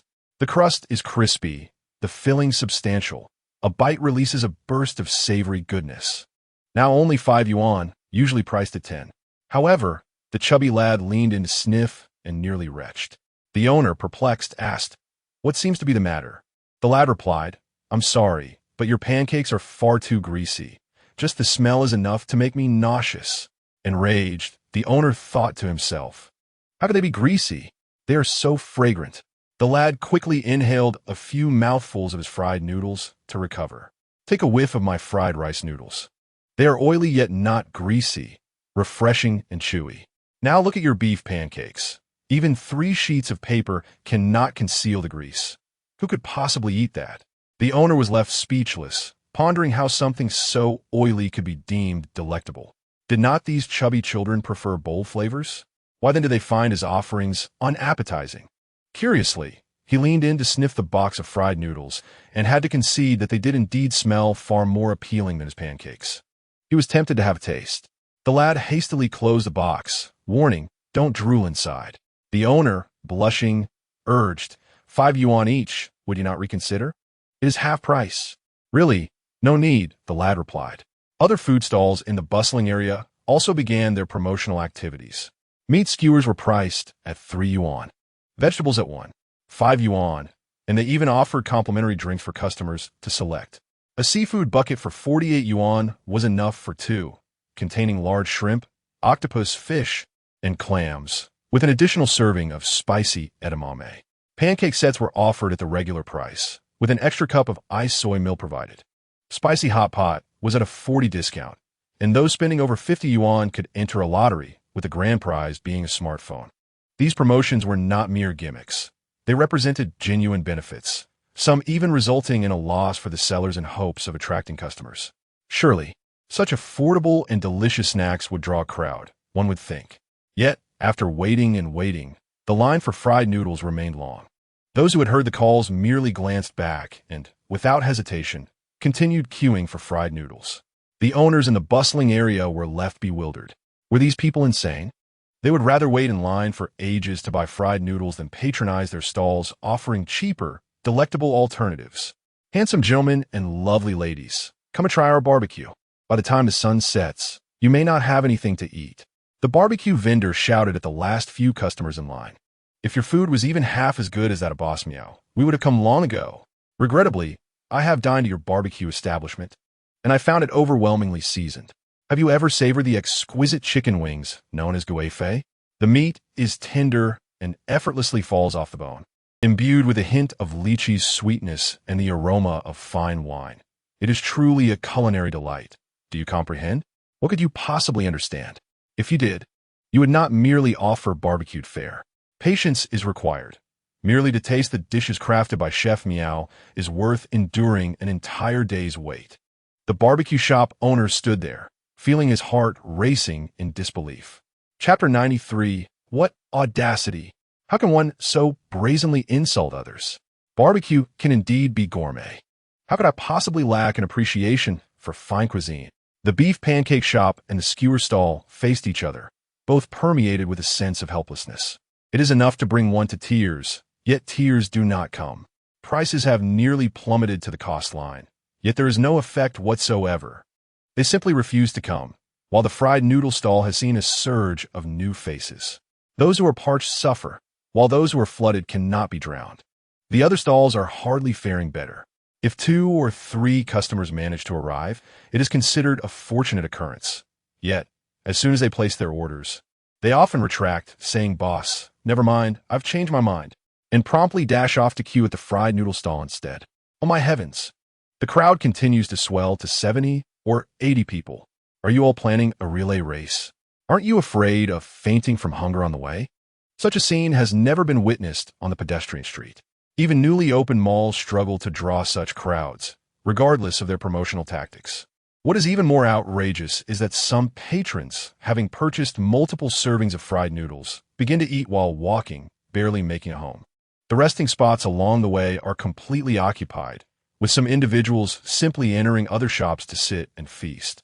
This is truly a deliberate provocation, and one cannot even ask them to leave. Isn't that frustrating? Just borrowing a place to eat, and they leave once finished. "Excuse me, sir. Would you mind if we sat here for a moment?" "Thank you." 2 individuals entered the establishment, found a spot, and opened their boxes of fried rice noodles, instantly filling the air with a delectable aroma. Indeed, it is quite fragrant, but could we possibly have a bottle of water? The owner of the spicy hot pot, initially eager to shoo them away, saw them purchase 2 yuan's worth of bottled water and decided against further conflict. He mused that these patrons were astutely savvy. Spending a mere 2 yuan to enjoy air conditioning while eating, it was akin to taking advantage of a situation. Nonetheless, he could only allow them to relish their leisurely moment. Later, when another box containing twice-cooked pork was opened, even the hot pot owner found himself irresistibly tempted. He quickly took out his phone to scroll through short videos for distraction. To his dismay, the video featured the fried noodle stall, showcasing the twice-cooked pork and gui-fei chicken wings. This is unbearable. The two young patrons devoured their meal voraciously before departing, leaving a trail of empty boxes in their wake. Snap! The hot pot owner stood agape for a moment, his phone accidentally slipping from his grasp and shattering upon impact. This is outrageous. Furiously, the hot pot owner rose and exited. Meanwhile, the situation at several other shops was similarly dismal, with everyone increasingly vexed. Let us depart and seek out Xuerong. This stall must be relocated. How infuriating! If this continues, I shall surely be exasperated. If the fried noodle stall does not relocate, we shall withdraw entirely and see how Manager Xiao will respond. I cannot leave just yet, as a few students have arrived at the shop after enjoying their fried noodles. They are now leisurely sipping mung bean soup, treating it like milk tea. It seems they will dawdle for quite some time, with some even engrossed in mobile games. Oh, someone come to my rescue. Really? As for you, Boss Su, please remain here to oversee the shop while we rush once again to the pedestrian street management office. To our dismay, we found the office door locked. Peering through the crack, we observed that the lights were off and no one appeared to be present. Boss Miao hastily made a phone call to inquire, only to be informed that they had already closed for the day. How frustrating. Manager Xiao left early. He must be deliberately hiding. What a cunning fellow. What shall we do now? Should we allow that fried noodle stall to continue operating there? How can we face people again? Or shall we hide our faces? Indeed, Old Zhong, do you not also sell cold noodles and fried noodles? He is your fiercest competitor. Do share your thoughts. After a moment of contemplation, Boss Zhong concluded that to know oneself and one's adversary, he must first sample their fried noodles to devise a strategy. This is a splendid idea. Why ponder further? Let us proceed as follows. Each person shall buy one to taste, and afterward we will proclaim it unpalatable. Are we to speak such nonsense? With so many people queuing, the quality is assuredly not lacking. Delicious indeed. As the saying goes, 1,000 people have 1,000 tastes. That is akin to saying 1,000 readers interpret Hamlet in 1,000 different ways. How uneducated. Having made our decision, the group of bosses hurriedly lined up at the fried noodle stall. Alas, so many people. Until when must we wait? The line seems endless. We can hardly even see the stall anymore. My friend, you purchased 3 portions of fried noodles? Sell me one at double the price. I might as well give it to you for free, no charge. Is this for real, or are you jesting? You were the one who first jested with me. Earlier, a gentleman offered 500, and I did not sell. What? 500 for a portion of fried noodles? Are you out of your mind? And you? Are you insane? Not making a profit of 500? You wouldn't understand. I'm leaving. I can't be bothered with you. The group of bosses exchanged glances, knowing that some days their shops barely earned over 500. There was no choice but to patiently await their turn. Finally, it was our moment. It was no easy feat, akin to a pilgrimage to the West. The young proprietor of the fried noodle stall appeared quite charming, almost the same age as my daughter. The lad is single. Oh, have you come here for matchmaking? I shall have 5 portions of fried noodles and 2 portions of twice-cooked pork. Was chicken tofu flour? Never mind, let us just get 3 portions of that as well. The bosses began to place their orders frantically. Miao glanced at them and pointed to a small whiteboard nearby. Dear guests, items are limited in quantity. Please refrain from excessive purchases. Limited purchase? What is this nonsense? I cannot comprehend. How can business thrive under such constraints? Wanting to buy more and being met with arrogance. What is that all about? The people in line behind, witnessing the boss's dawdling, began to urge. What is taking so long? Could you hasten your pace? Are you unaware that many others are waiting behind?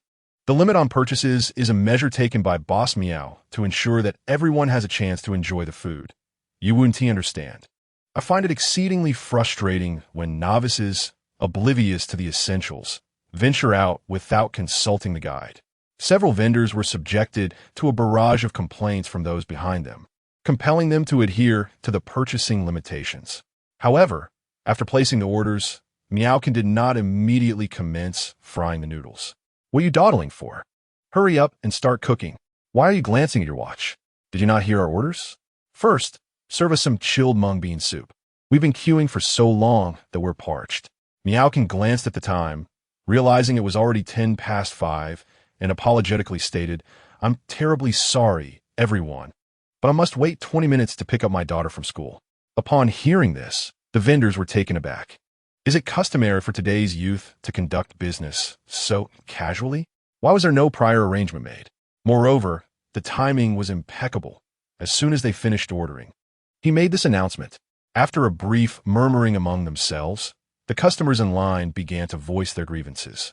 Listen up. Did you all hear that? This proprietor claims he must leave for half an hour to fetch his daughter. Isn't that a bit excessive? We ought to let him have it. Yet, to their surprise, no one expressed dissatisfaction. Instead, they urged Miao to tend to his daughter, encouraging him to go. Miao boss, picking up your daughter is paramount. Go swiftly. We miss her already. Sighing, one lamented, my own daughter has turned into a wild child. I can only envy Miao's good fortune. Hurry and fetch your little princess.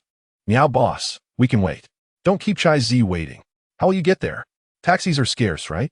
Allow me to drive you. Just save me a spot.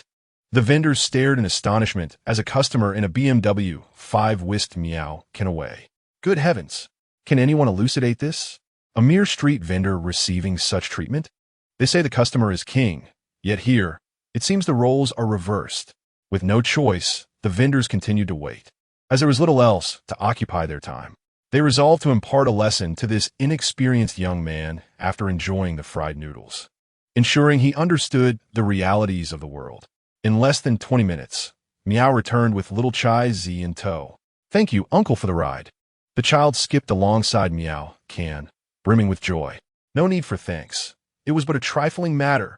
Upon noticing the long queue, the little one exclaimed, Wow, Daddy. So many customers are waiting. You're amazing. Everyone adored the charming child. Look who was back from school. Was kindergarten fun? Chai Z, eat an apple to grow tall. Annie has beef jerky. Enjoy a few packs. Little beauty, come here. Uncle has some white rabbit candy just for you. The child's eyes sparkled. It had been ages since she last tasted white rabbit candy, as Miao had been quite strict about her diet to prevent cavities. Thank you, uncle.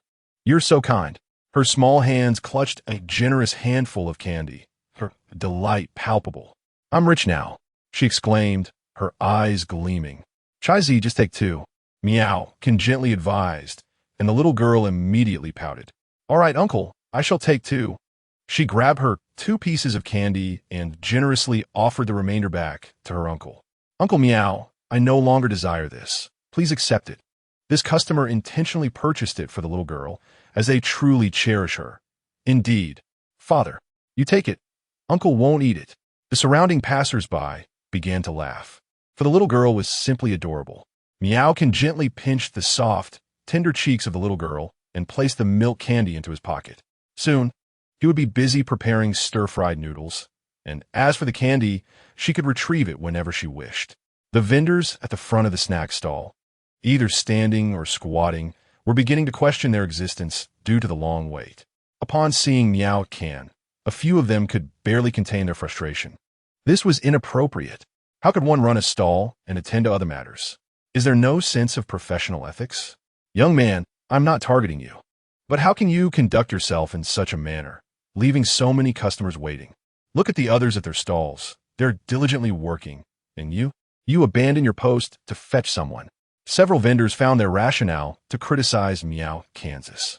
Just as Boss Miao was preparing to lecture him extensively, he caught sight of the sweet little girl trailing behind.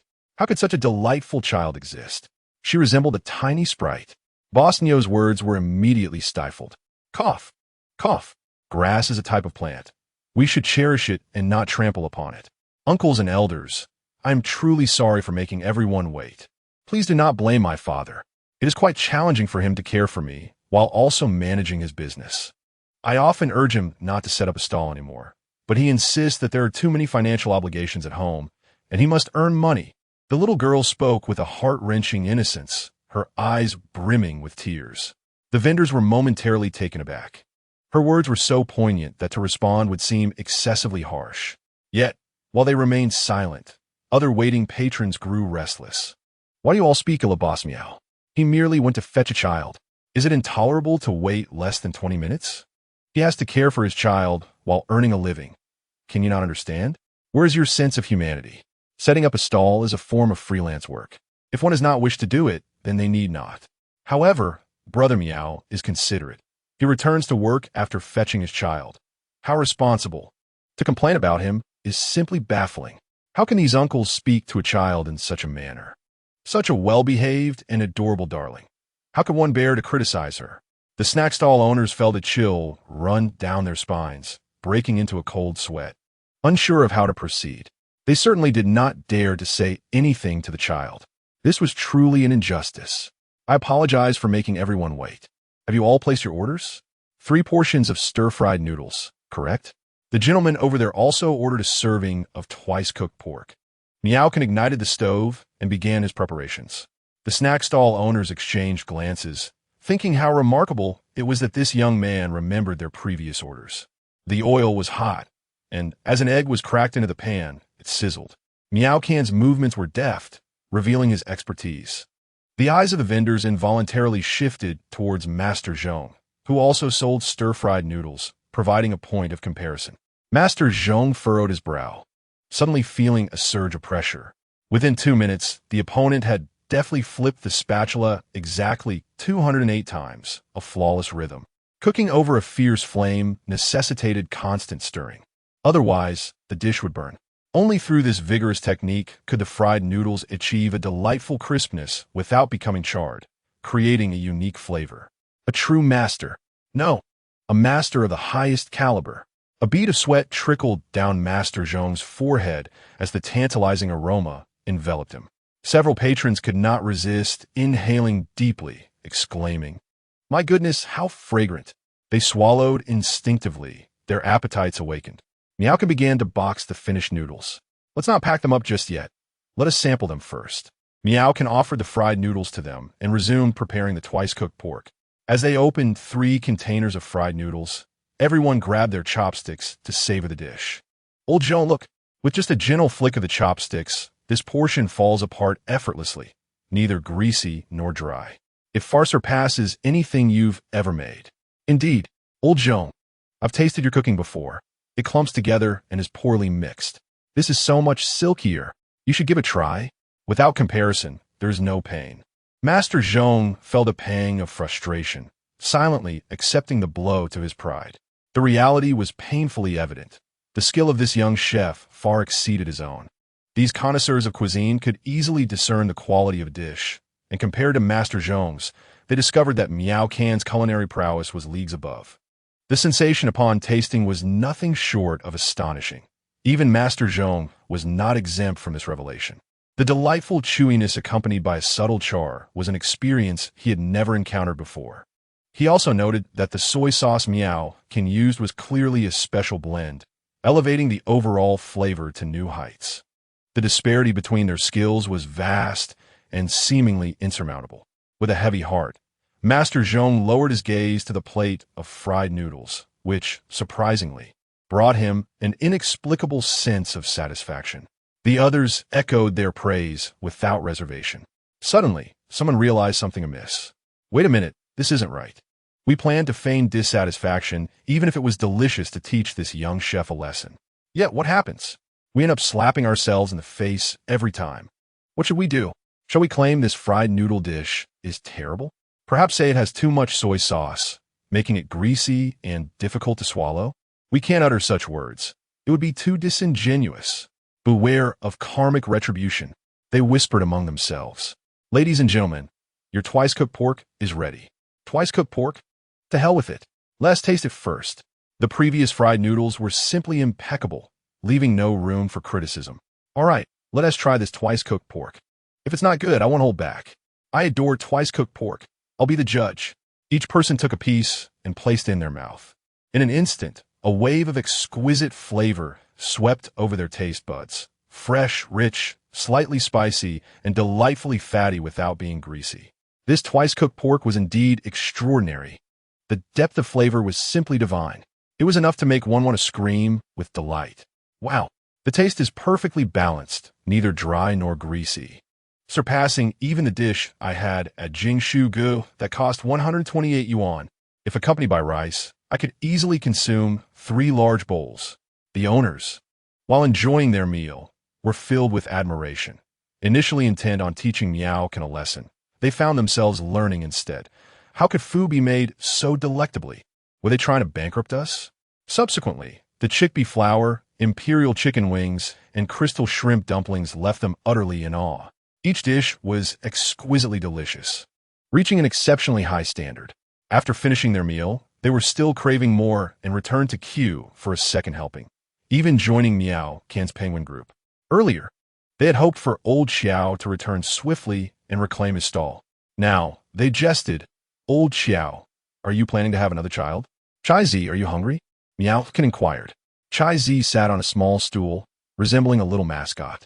The weather was somewhat warm, prompting Miao Can to activate the electric fan drawn from the system, directing it towards himself and the little one. The breeze was refreshingly pleasant, akin to a gentle natural wind. Having already devoured 2 packets of beef jerky and a pack of hawthorn candy, Chai Zi lifted her head, blinking her large eyes. "Hungry? How can you claim to be hungry with your eyes wide open?" Miao Can chuckled, shaking his head. The little one had been eating nonstop since arriving, first consuming 5 crystal shrimp dumplings, followed by an apple and a banana, and then some sweets. She continued snacking on various treats, her belly already quite full. How could she possibly be hungry? Hee hee. The little one stuck out her tongue. She initially wished to indulge in some twice-cooked pork, but alas, her mouth craved more than her stomach could accommodate. At 7:30 in the evening, Miao Can began to pack up the stall. Having operated both in the afternoon and evening, he had prepared enough food for 300 servings. Nevertheless, many customers still left empty-handed. This bustling pedestrian street saw a significant flow of foot traffic, with the queue being about 50% longer than usual. His earnings amounted to approximately 37,000, with system points at 2824. Miao Can was just about to take the little one home for a bath and sleep, as she had kindergarten the next day. Remembering that tomorrow was Friday, with a parent-child activity scheduled, he thought of Xuerong. He needed to remind her, as she was the type to forget everything when busy. Taking out his phone, he opened WeChat. He noticed a red dot notification in the group chat with Teacher Sue. Parents are requested to bring their children dressed in parent-child outfits for tomorrow's activity. No other requirements. This message had been sent yesterday evening, which he had forgotten to check. Parent-child outfits? Miao Can open the chat window with Xuerong and send a message. There's a parent-child activity at kindergarten tomorrow. Don't forget. The response was swift, likely because she was on her phone. Got it. What do we need to prepare? Teacher Sue said we need to wear matching outfits. Have you bought them? Not yet. Where are you? Hurry and go buy them. Miao Can rode his food cart back home. Just as father and daughter finished washing their faces, they spotted a lipstick-red Porsche parked at their doorstep. Xuerong donned a form-fitting crimson dress, her waist delicately slender, the fabric swaying gracefully in the breeze, revealing a pair of long, fair legs elegantly adorned with red-soled high heels that accentuated the contours of her calves. Her hair was styled in a high ponytail, and despite her bare face, her complexion resembled that of fine jade, her features exquisitely enchanting. Miao Can was momentarily taken aback, while Miao Chai Zi excitedly rushed forward. "Mom, you look truly beautiful today. Does that imply I don't look good on other days?" Xuerong playfully teased, a rare display of humor.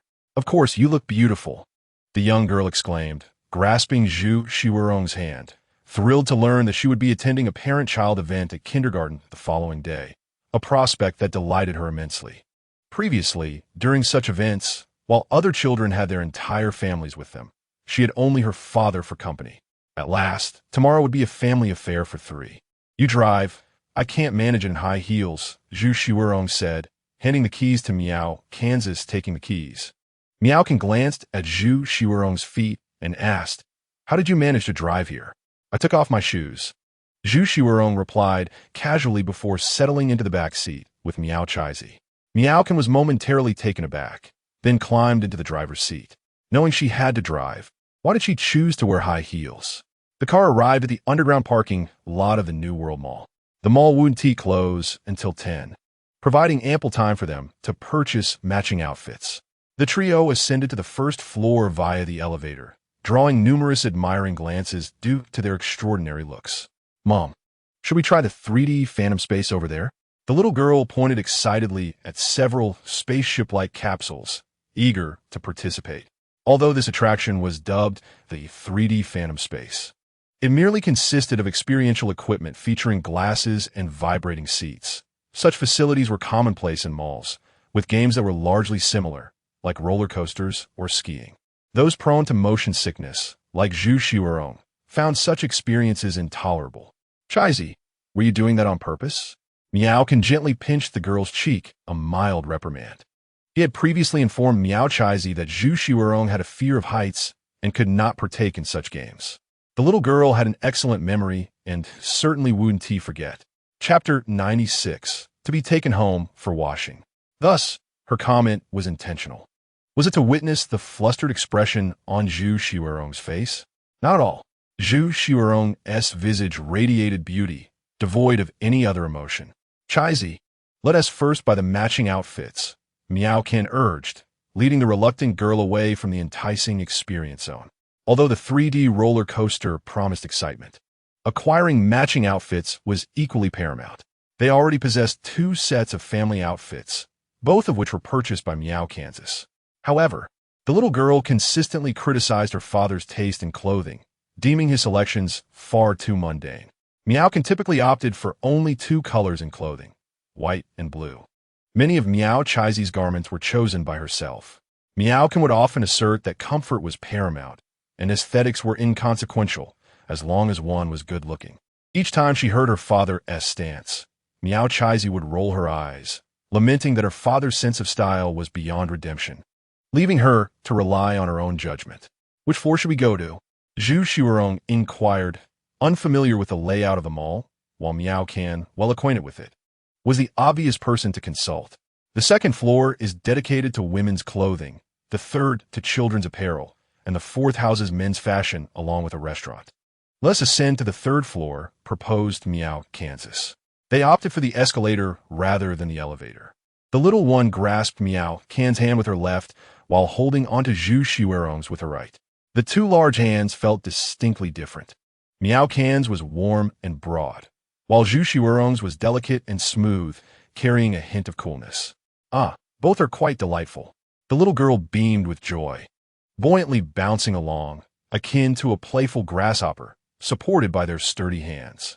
Upon arriving at a clothing store on the 3rd floor, they peered through the glass to see the family outfit section within. The matching outfits displayed on the mannequins were exceptionally eye-catching. Their striking appearance attracted the attention of a female shop assistant, who promptly approached with courteous enthusiasm. How may I assist you? Sister, we wish to purchase matching outfits. The little girl chirped sweetly, her large, grape-like eyes sparkling. The shop assistant felt her heart melt. This little girl was simply adorable, with such attractive parents. How could she resist? The little one even addressed her as sister, despite the fact that she was slightly older than the girl's parents. Her words dripped with sweetness. The assistant immediately led them to the family outfit section, offering 3 glasses of lemonade with warmth. Given their high attractiveness and fine figures, any style they chose would suit them splendidly. They merely needed to select what they liked. Miao Kan, a man of few preferences, was quite indifferent about clothing. When asked which piece he favored, he merely replied, whatever. In essence, he lacked a sense of style. When shopping, even for his child, he focused solely on size, quality, and price, often overlooking crucial elements such as style and color. The entire process from entering the store to checking out rarely exceeded 10 minutes. Xuerong and Miao Chaizi paid little heed to Miao Kan, as the mother and daughter chose outfits together, leaving him in the resting area. Miao Kan was quite content, seated on the sofa, sipping lemonade. He felt no obligation to voice opinions on their selections. If queried, his responses would be limited to, "This one looks nice," Or, that one is also good, offering no real guidance. The little girl selected a cotton short-sleeved outfit adorned with a bear design on the hat. Crafted from soft and comfortable fabric, stylishly versatile for both sweet and salty looks. Xuerong tossed a men's suit to Miao Can, and the trio proceeded to their respective fitting rooms to try on the garments. Miao Can and Miao Chaizi donned complementary black and yellow outfits, while Xuerong wore a combination of cream and yellow.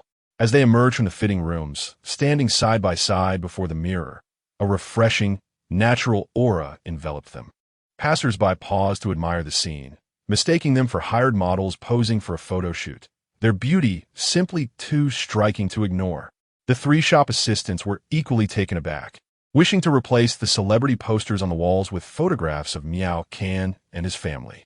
The bear-themed matching outfit chosen by Miao Chaizi was a particular favorite of hers, and she decided to purchase it on the spot. One set was certainly insufficient, prompting Xuerong to select 2 additional sets, one of which was a white suspender skirt ensemble featuring a cool print of a little bull wearing sunglasses. Another ensemble consisted of a lightweight chiffon dress, adorned with a pattern of turquoise butterflies on a white fabric, exuding a beachy vibe, perfect for a holiday. Both mother and daughter tried on these outfits, standing before the mirror with an ethereal grace, radiating a beauty that seemed untouched by the mundane world. Miao Can set down his water cup and took out his phone, capturing a few snapshots, though his photography skills were rather rudimentary, relying solely on the phone's beauty filter. "Daddy, can I wear this dress all the time?" The little girl adored these outfits so much that she wished to keep them on indefinitely. Miao Can shook his head, saying, "We need to take them home to wash. They must be clean and dried before you can wear them again. Then let's take a few pictures together," the little girl suggested. "Sure," Miao Can nodded in agreement.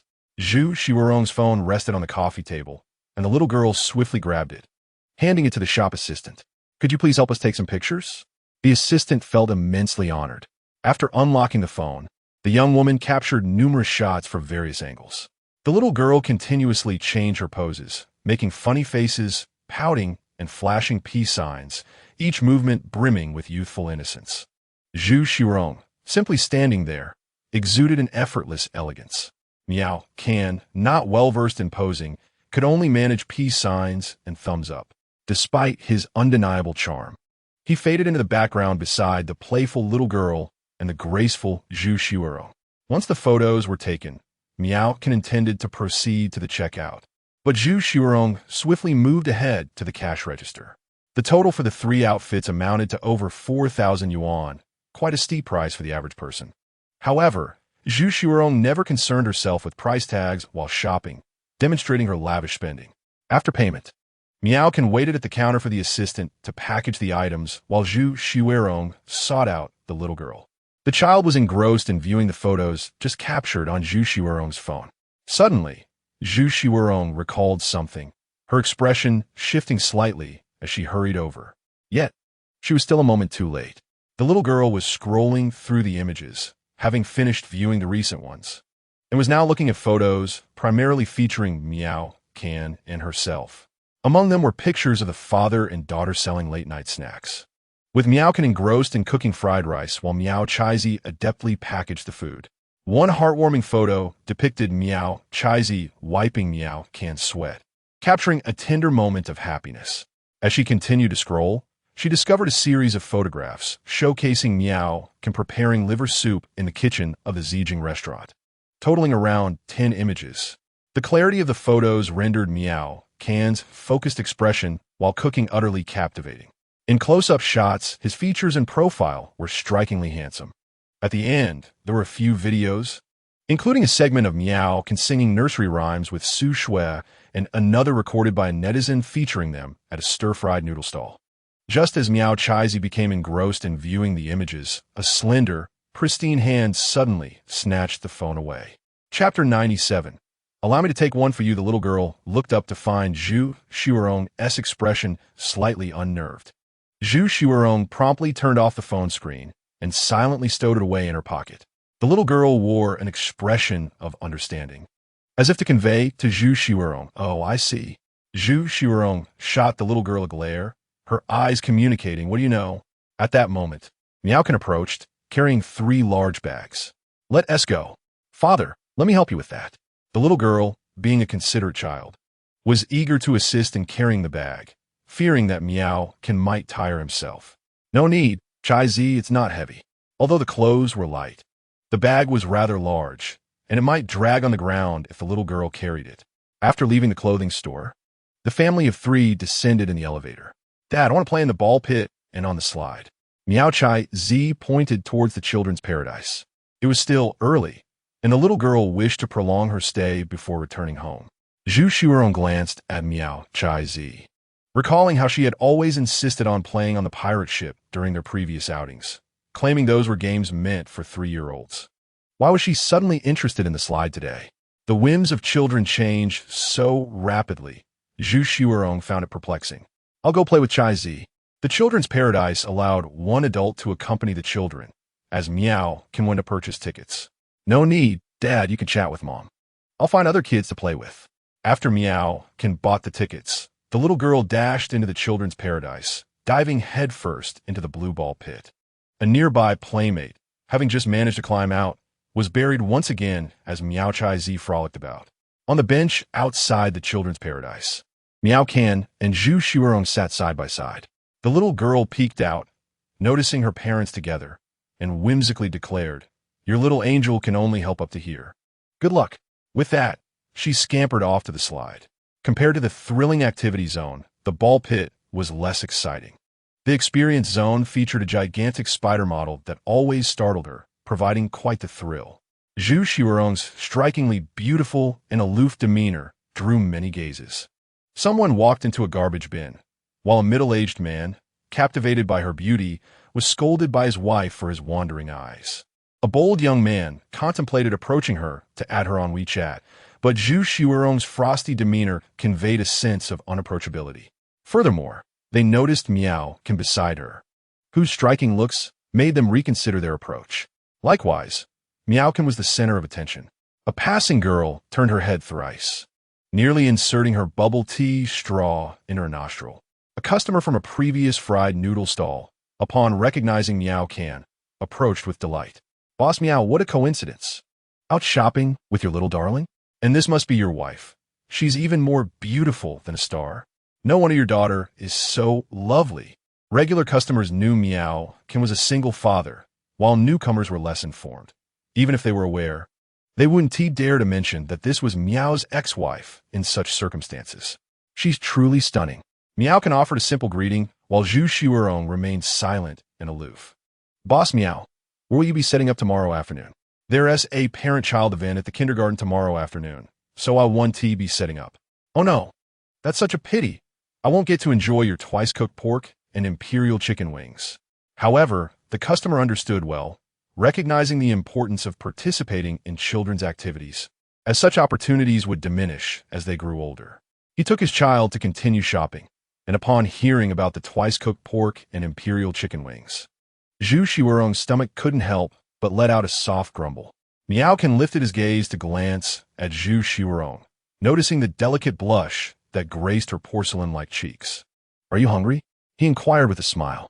I haven't had dinner, Xuerong replied softly, her voice imbued with a hint of mild reproach.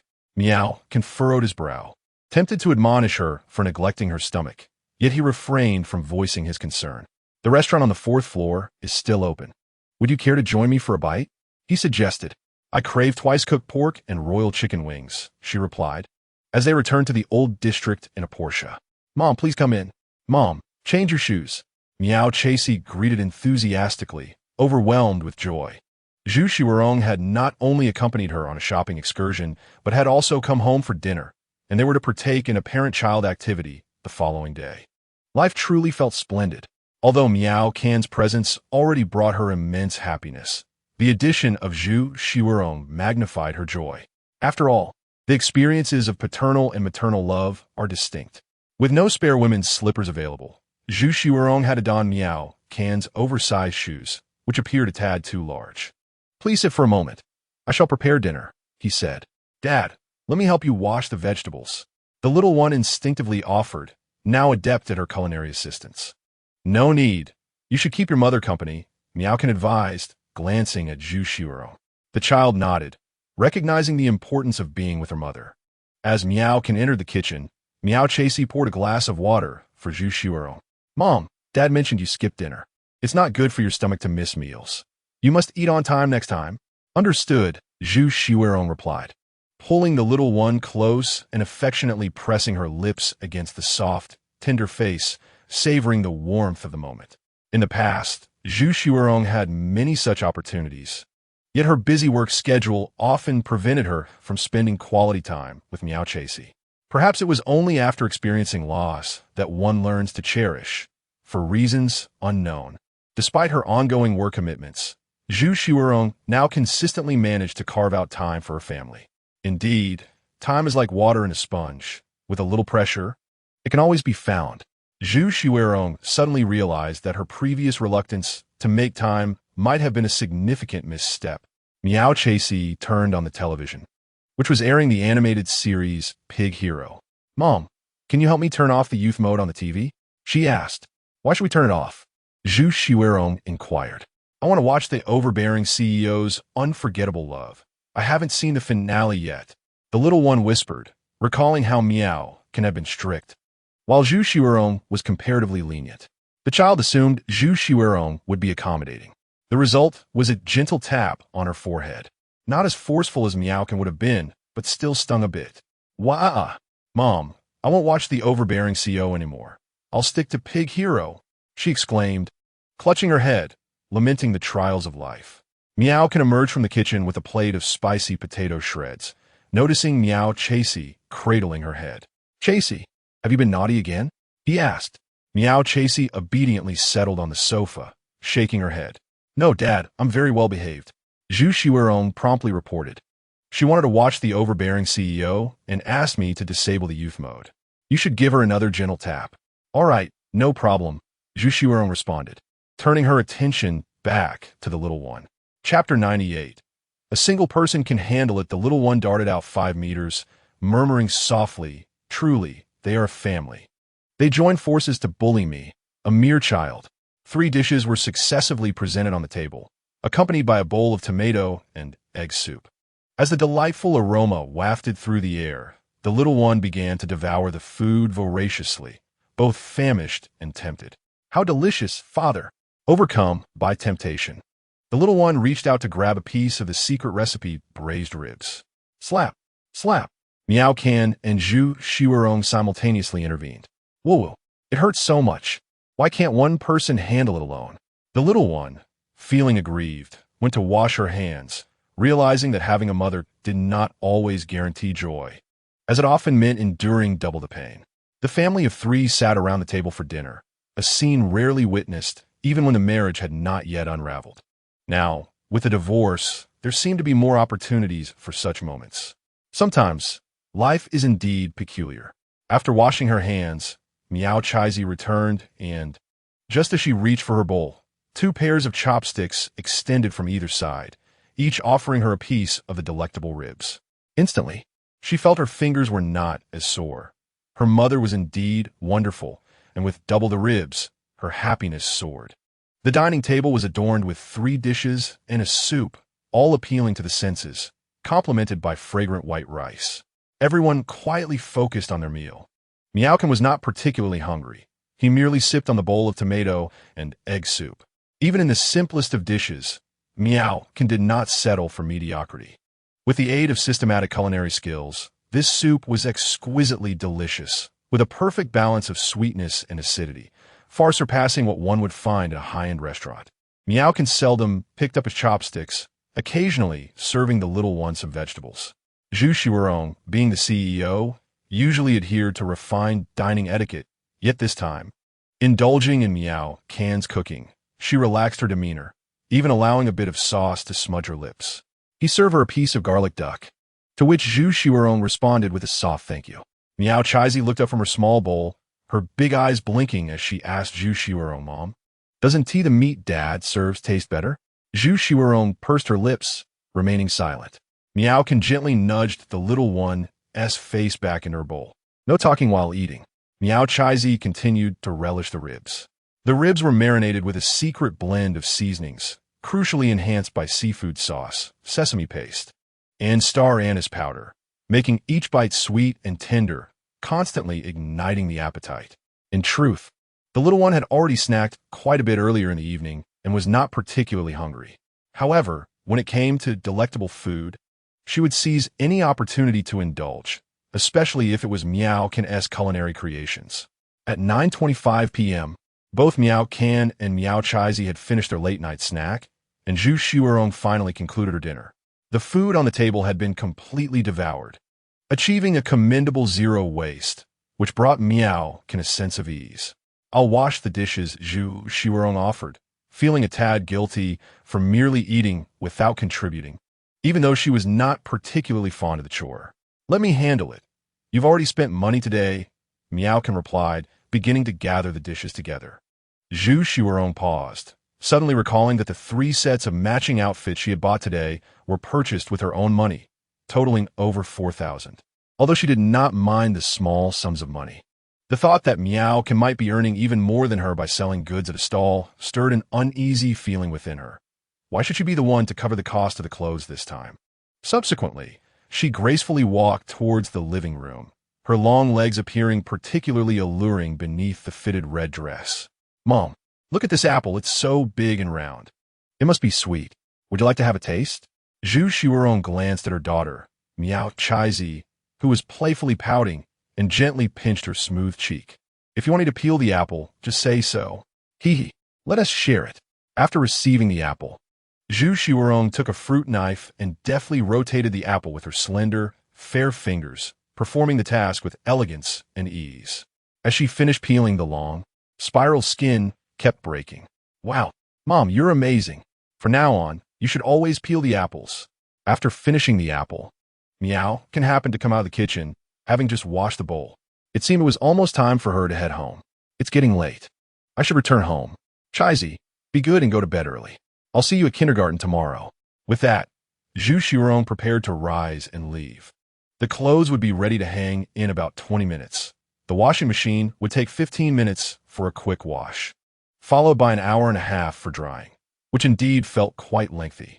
Miao Can glanced toward the balcony, where the drum washing machine was operating with a flickering yellow light.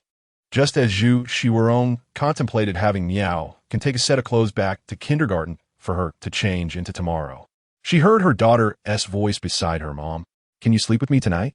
It's been so long since we slept together." The little girl tugged at her mother's hand, her dark eyes filled with anticipation and longing. Both women found themselves at a loss for words. After all, before the divorce, the occasions when Zhu Xuerong had accompanied her daughter to sleep were few and far between, and now they were living apart. Faced with such a request from her daughter, Zhu Xuerong hesitated. However, she and Miao Can were no longer spouses, and staying over at her ex-husband's home felt complicated. Raising her eyes to seek Miao Can's opinion, he gently said, "You should stay. The little one really misses you." With a final nod of agreement, Zhu Xuerong replied, "All right then. Yay, that's wonderful." The little girl jumped up in excitement. Truth be told, Zhu Xuerong felt a bit weary herself, and this was a perfect opportunity to rest early. "I didn't tea-bring my pajamas." Upon hearing this, Miao Chaizi immediately suggested, "Mom, you can wear mine. I have so many sets of pajamas." "Well, those would be too small for me. Not suitable at all." "Then wear Dad's." As she spoke, Miao Can retrieved a new set of undergarments from the wardrobe, which included a white Mickey Mouse shirt and a pair of gray shorts, all freshly bought and unworn. He handed the clothes to the little girl. At that moment, the little girl's eyes lit up as she proposed, "Dad, Mom, let's take a bath together, and then we can go to sleep." In the bathroom, Miao Chaizi held a children's toothbrush in one hand while the other touched her forehead, tearfully crying out, "It hurts, it hurts." Zhu Xuerong lowered her head and noticed a new toothbrush and toothpaste neatly arranged on the wash basin, with the toothpaste already squeezed out and water poured in. At that moment, a gentle warmth enveloped her heart, and a sense of happiness arose within her. This old apartment, though modest and small, felt far more welcoming and cozy than a cold, spacious house. Using the lemon-scented shower gel meant for children, the fragrance was quite refreshing and delightful. After finishing her grooming, She stepped out of the bathroom clad in loose-fitting pajamas and shorts, her demeanor shifting from serious to playful. Meanwhile, the exuberant little girl had already dashed back to her room, eagerly jumping onto the bed, awaiting her parents' arrival. Miao, having finished a quick rinse in the master bathroom, coincidentally encountered Xuerong just as she was about to enter the bedroom. Her damp black hair, paired with light gray loungewear, accentuated her well-toned physique developed through years of exercise. The neckline revealing subtle muscle definition drew the eye. Upon noticing this, a faint blush crept onto Xuerong's cheeks. Even during their marriage, their interactions had been rather formal, lacking in intimate moments. As a full-time housewife, Miao was perpetually busy, and Xuerong, with her career-driven lifestyle, was equally occupied. Thus, their opportunities to meet throughout the week were quite rare. Now, they had evolved into two independent individuals. When both became aware of this reality, an unusual atmosphere permeated the air. After a brief silence of several seconds, Miao cleared his throat, breaking the silence. "You should rest early." "Good night." "Good night," Xuerong replied, then entered the child's room, a space filled with a princess theme in pink, impeccably clean and comfortable. In the corner, a glass display case held numerous toys, including the cherished Pikachu plush won by Miao during the last competition. Before lying down, Xuerong took out her phone, opened WeChat, and found her close friend Fanya to express her inner turmoil. "What if we hadn't divorced? Perhaps we would have been quite happy now. I do feel a bit regretful." However, after composing the message, she ultimately deleted it without sending. "Mommy, come cuddle with me." A small head peeked out from under the covers, yawning widely as it spoke. Xuerong complied, snuggling beside her. "Mommy, you smell so nice. Holding you is so comfortable." The little girl pressed against her mother, her soft body resembling a fluffy cloud. Caressing the smooth face of her little treasure, Xuerong leaned against the pillow, gently patting her to lull her to sleep. "Let us tell a story. It makes it easier to fall asleep." "I'm not very good at telling stories," the little girl murmured, expressing her discontent. "Never mind, I'll make one up for myself." "All right," Xuerong agreed with a smile. Once upon a time, there was a little girl who sold fireworks. She didn't sell a single one all day, and when night fell, feeling lonely and desolate, she remembered her beloved grandmother. So, she lit a firework. In an instant, the entire village saw the magnificent night sky, as if they could glimpse the figure of her grandmother in their memories. "How was that, Mommy? Was my story nice?" Xuerong's smile momentarily faltered. "What do you think? Is this an Andersen fairy tale?" Miao tilted her head. "If you think the story is uninteresting, I can sing you a nursery rhyme instead." "Then sing," Xuerong replied. Miao cleared her throat. "Little white rabbit, white as snow, with two ears standing tall. After finishing here and there, lying there is truly adorable. Skin it, chop it into pieces, place it in the pot to cook. Add some water, cover it up, sprinkle a bit of green onion before serving. Grab a bowl, use chopsticks. Open your mouth and take a bite. Not enough salt, just right in flavor, truly delicious to accompany a drink." Xuerong, Miao Chai's mom. "I'm hungry after singing that. Who taught you this song?" "Yuan Haojia. The one who sits behind me in kindergarten. You should play with him less." "Oh, he always follows me around, sticking to me like a plaster. Time to sleep." "Huff." Xuerong admired the little one's ability to fall asleep instantly. The room was air-conditioned, and the humidifier was on, yet Xuerong still felt a dryness in her throat and yearned for a sip of water. Suddenly, she noticed a cup of lemon water on the bedside table, covered with a paper towel, placed there at some unknown time. On the other side, Miao Chai's bedside table also held her cartoon water cup, filled with hot water. Xuerong gazed at the blue moonlight ceiling lamp, her thoughts swirling for a moment. Then she picked up her phone. She re-edited the message that hadn't been sent earlier and clicked send. Fanya was staying up late gaming, embroiled in a battle in Sword Hero World. The computer screen displayed a flurry of blades and skills, the action fervent and intense. At that moment, her phone vibrated beside the mousepad. "Use the locust stone to break his defenses. Focus fire on that deputy leader. He just killed me." Fanya shouted through her headset, glancing at her phone before setting it aside to continue the fight. "Switching tactics, you fool." Fanya's commanding voice suddenly ceased. Stunned for a moment, then she excitedly tossed aside her mouse and keyboard and hurriedly grabbed her phone to check the message. What had Xuerong sent? Perhaps I shouldn't have divorced initially. I feel a bit regretful now. What should I do? Fanya's eyes widened, her face alight with excitement.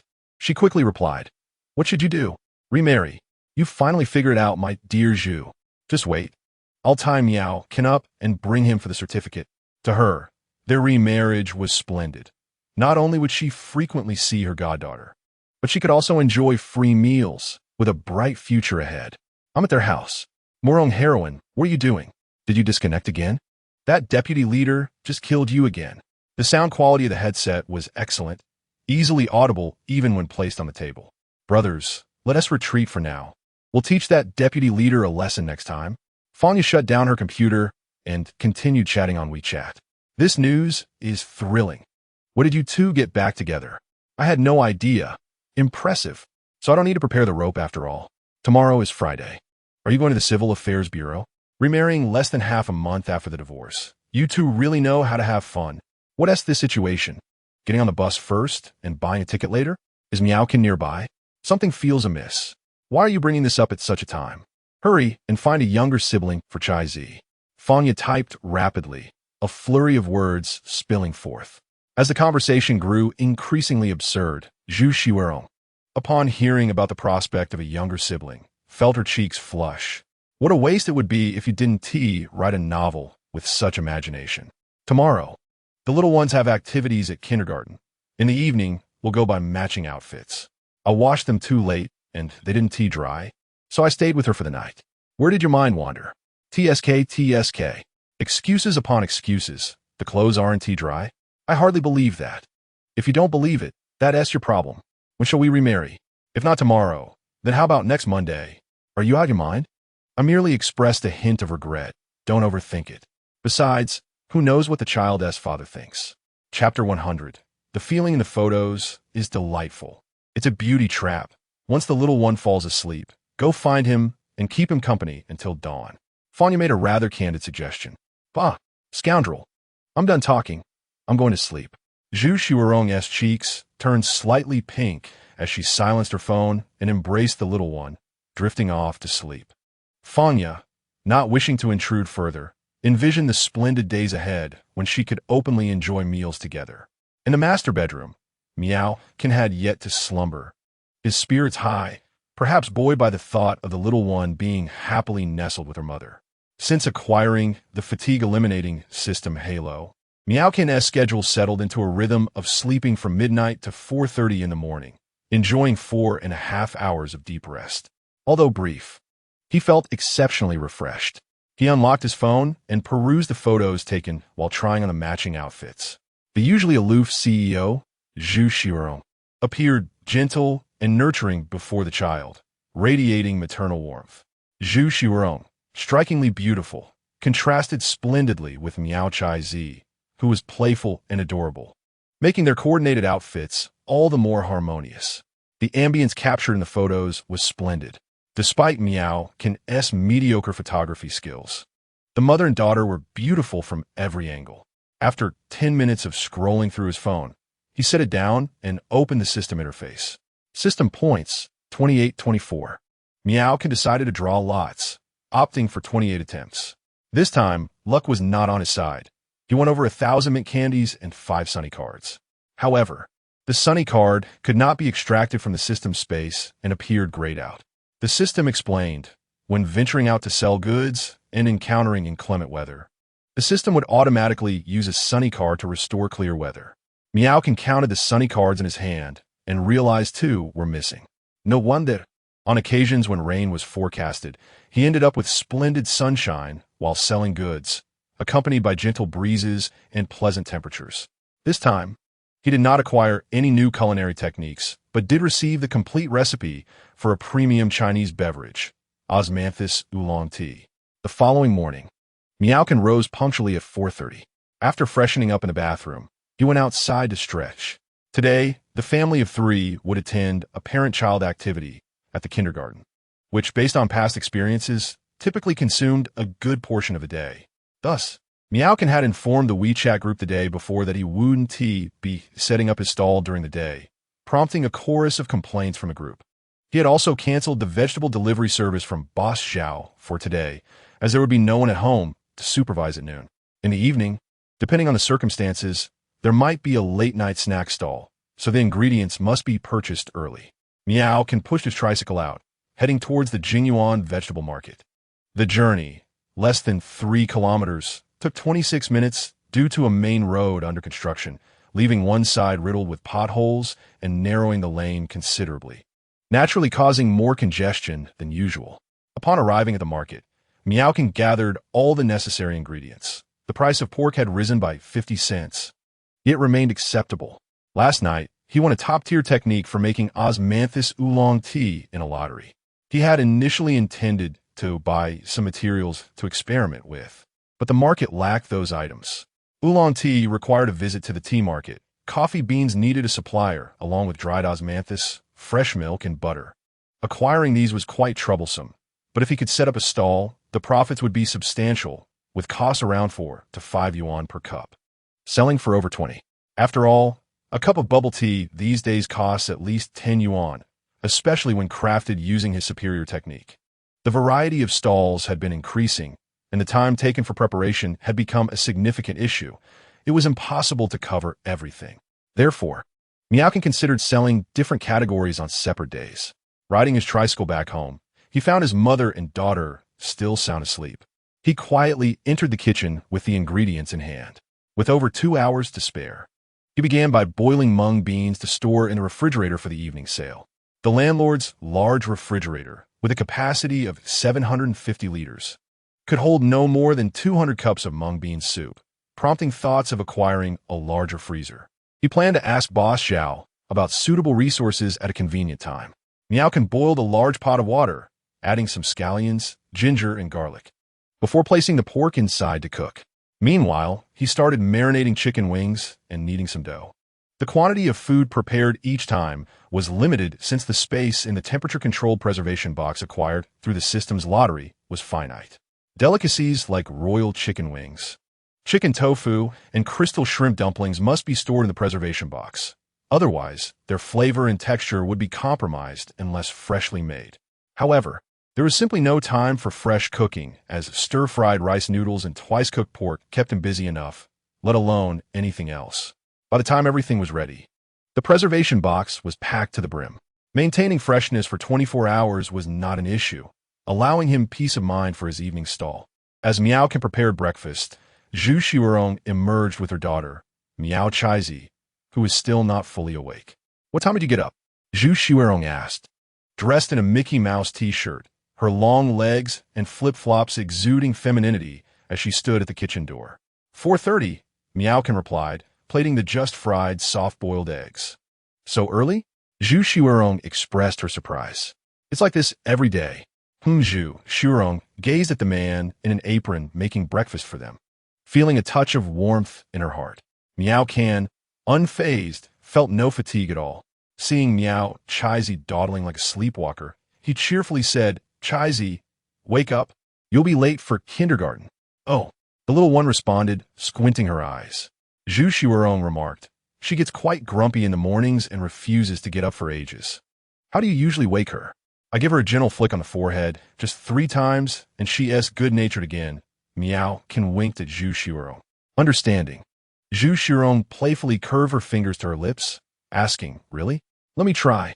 With a sudden flutter, Miao Chaizi opened her eyes, her lashes trembling slightly. "Whoa, Mom and Dad, I am awake." Miao Chaizi was fully alert now. Zhu Xuerong chuckled. "I believe she's not entirely awake yet. I must try a little brain teasing." "Whoa, Mom, I am truly awake. I will wash my face and brush my teeth right away." The little one clutched her head and dashed into the bathroom.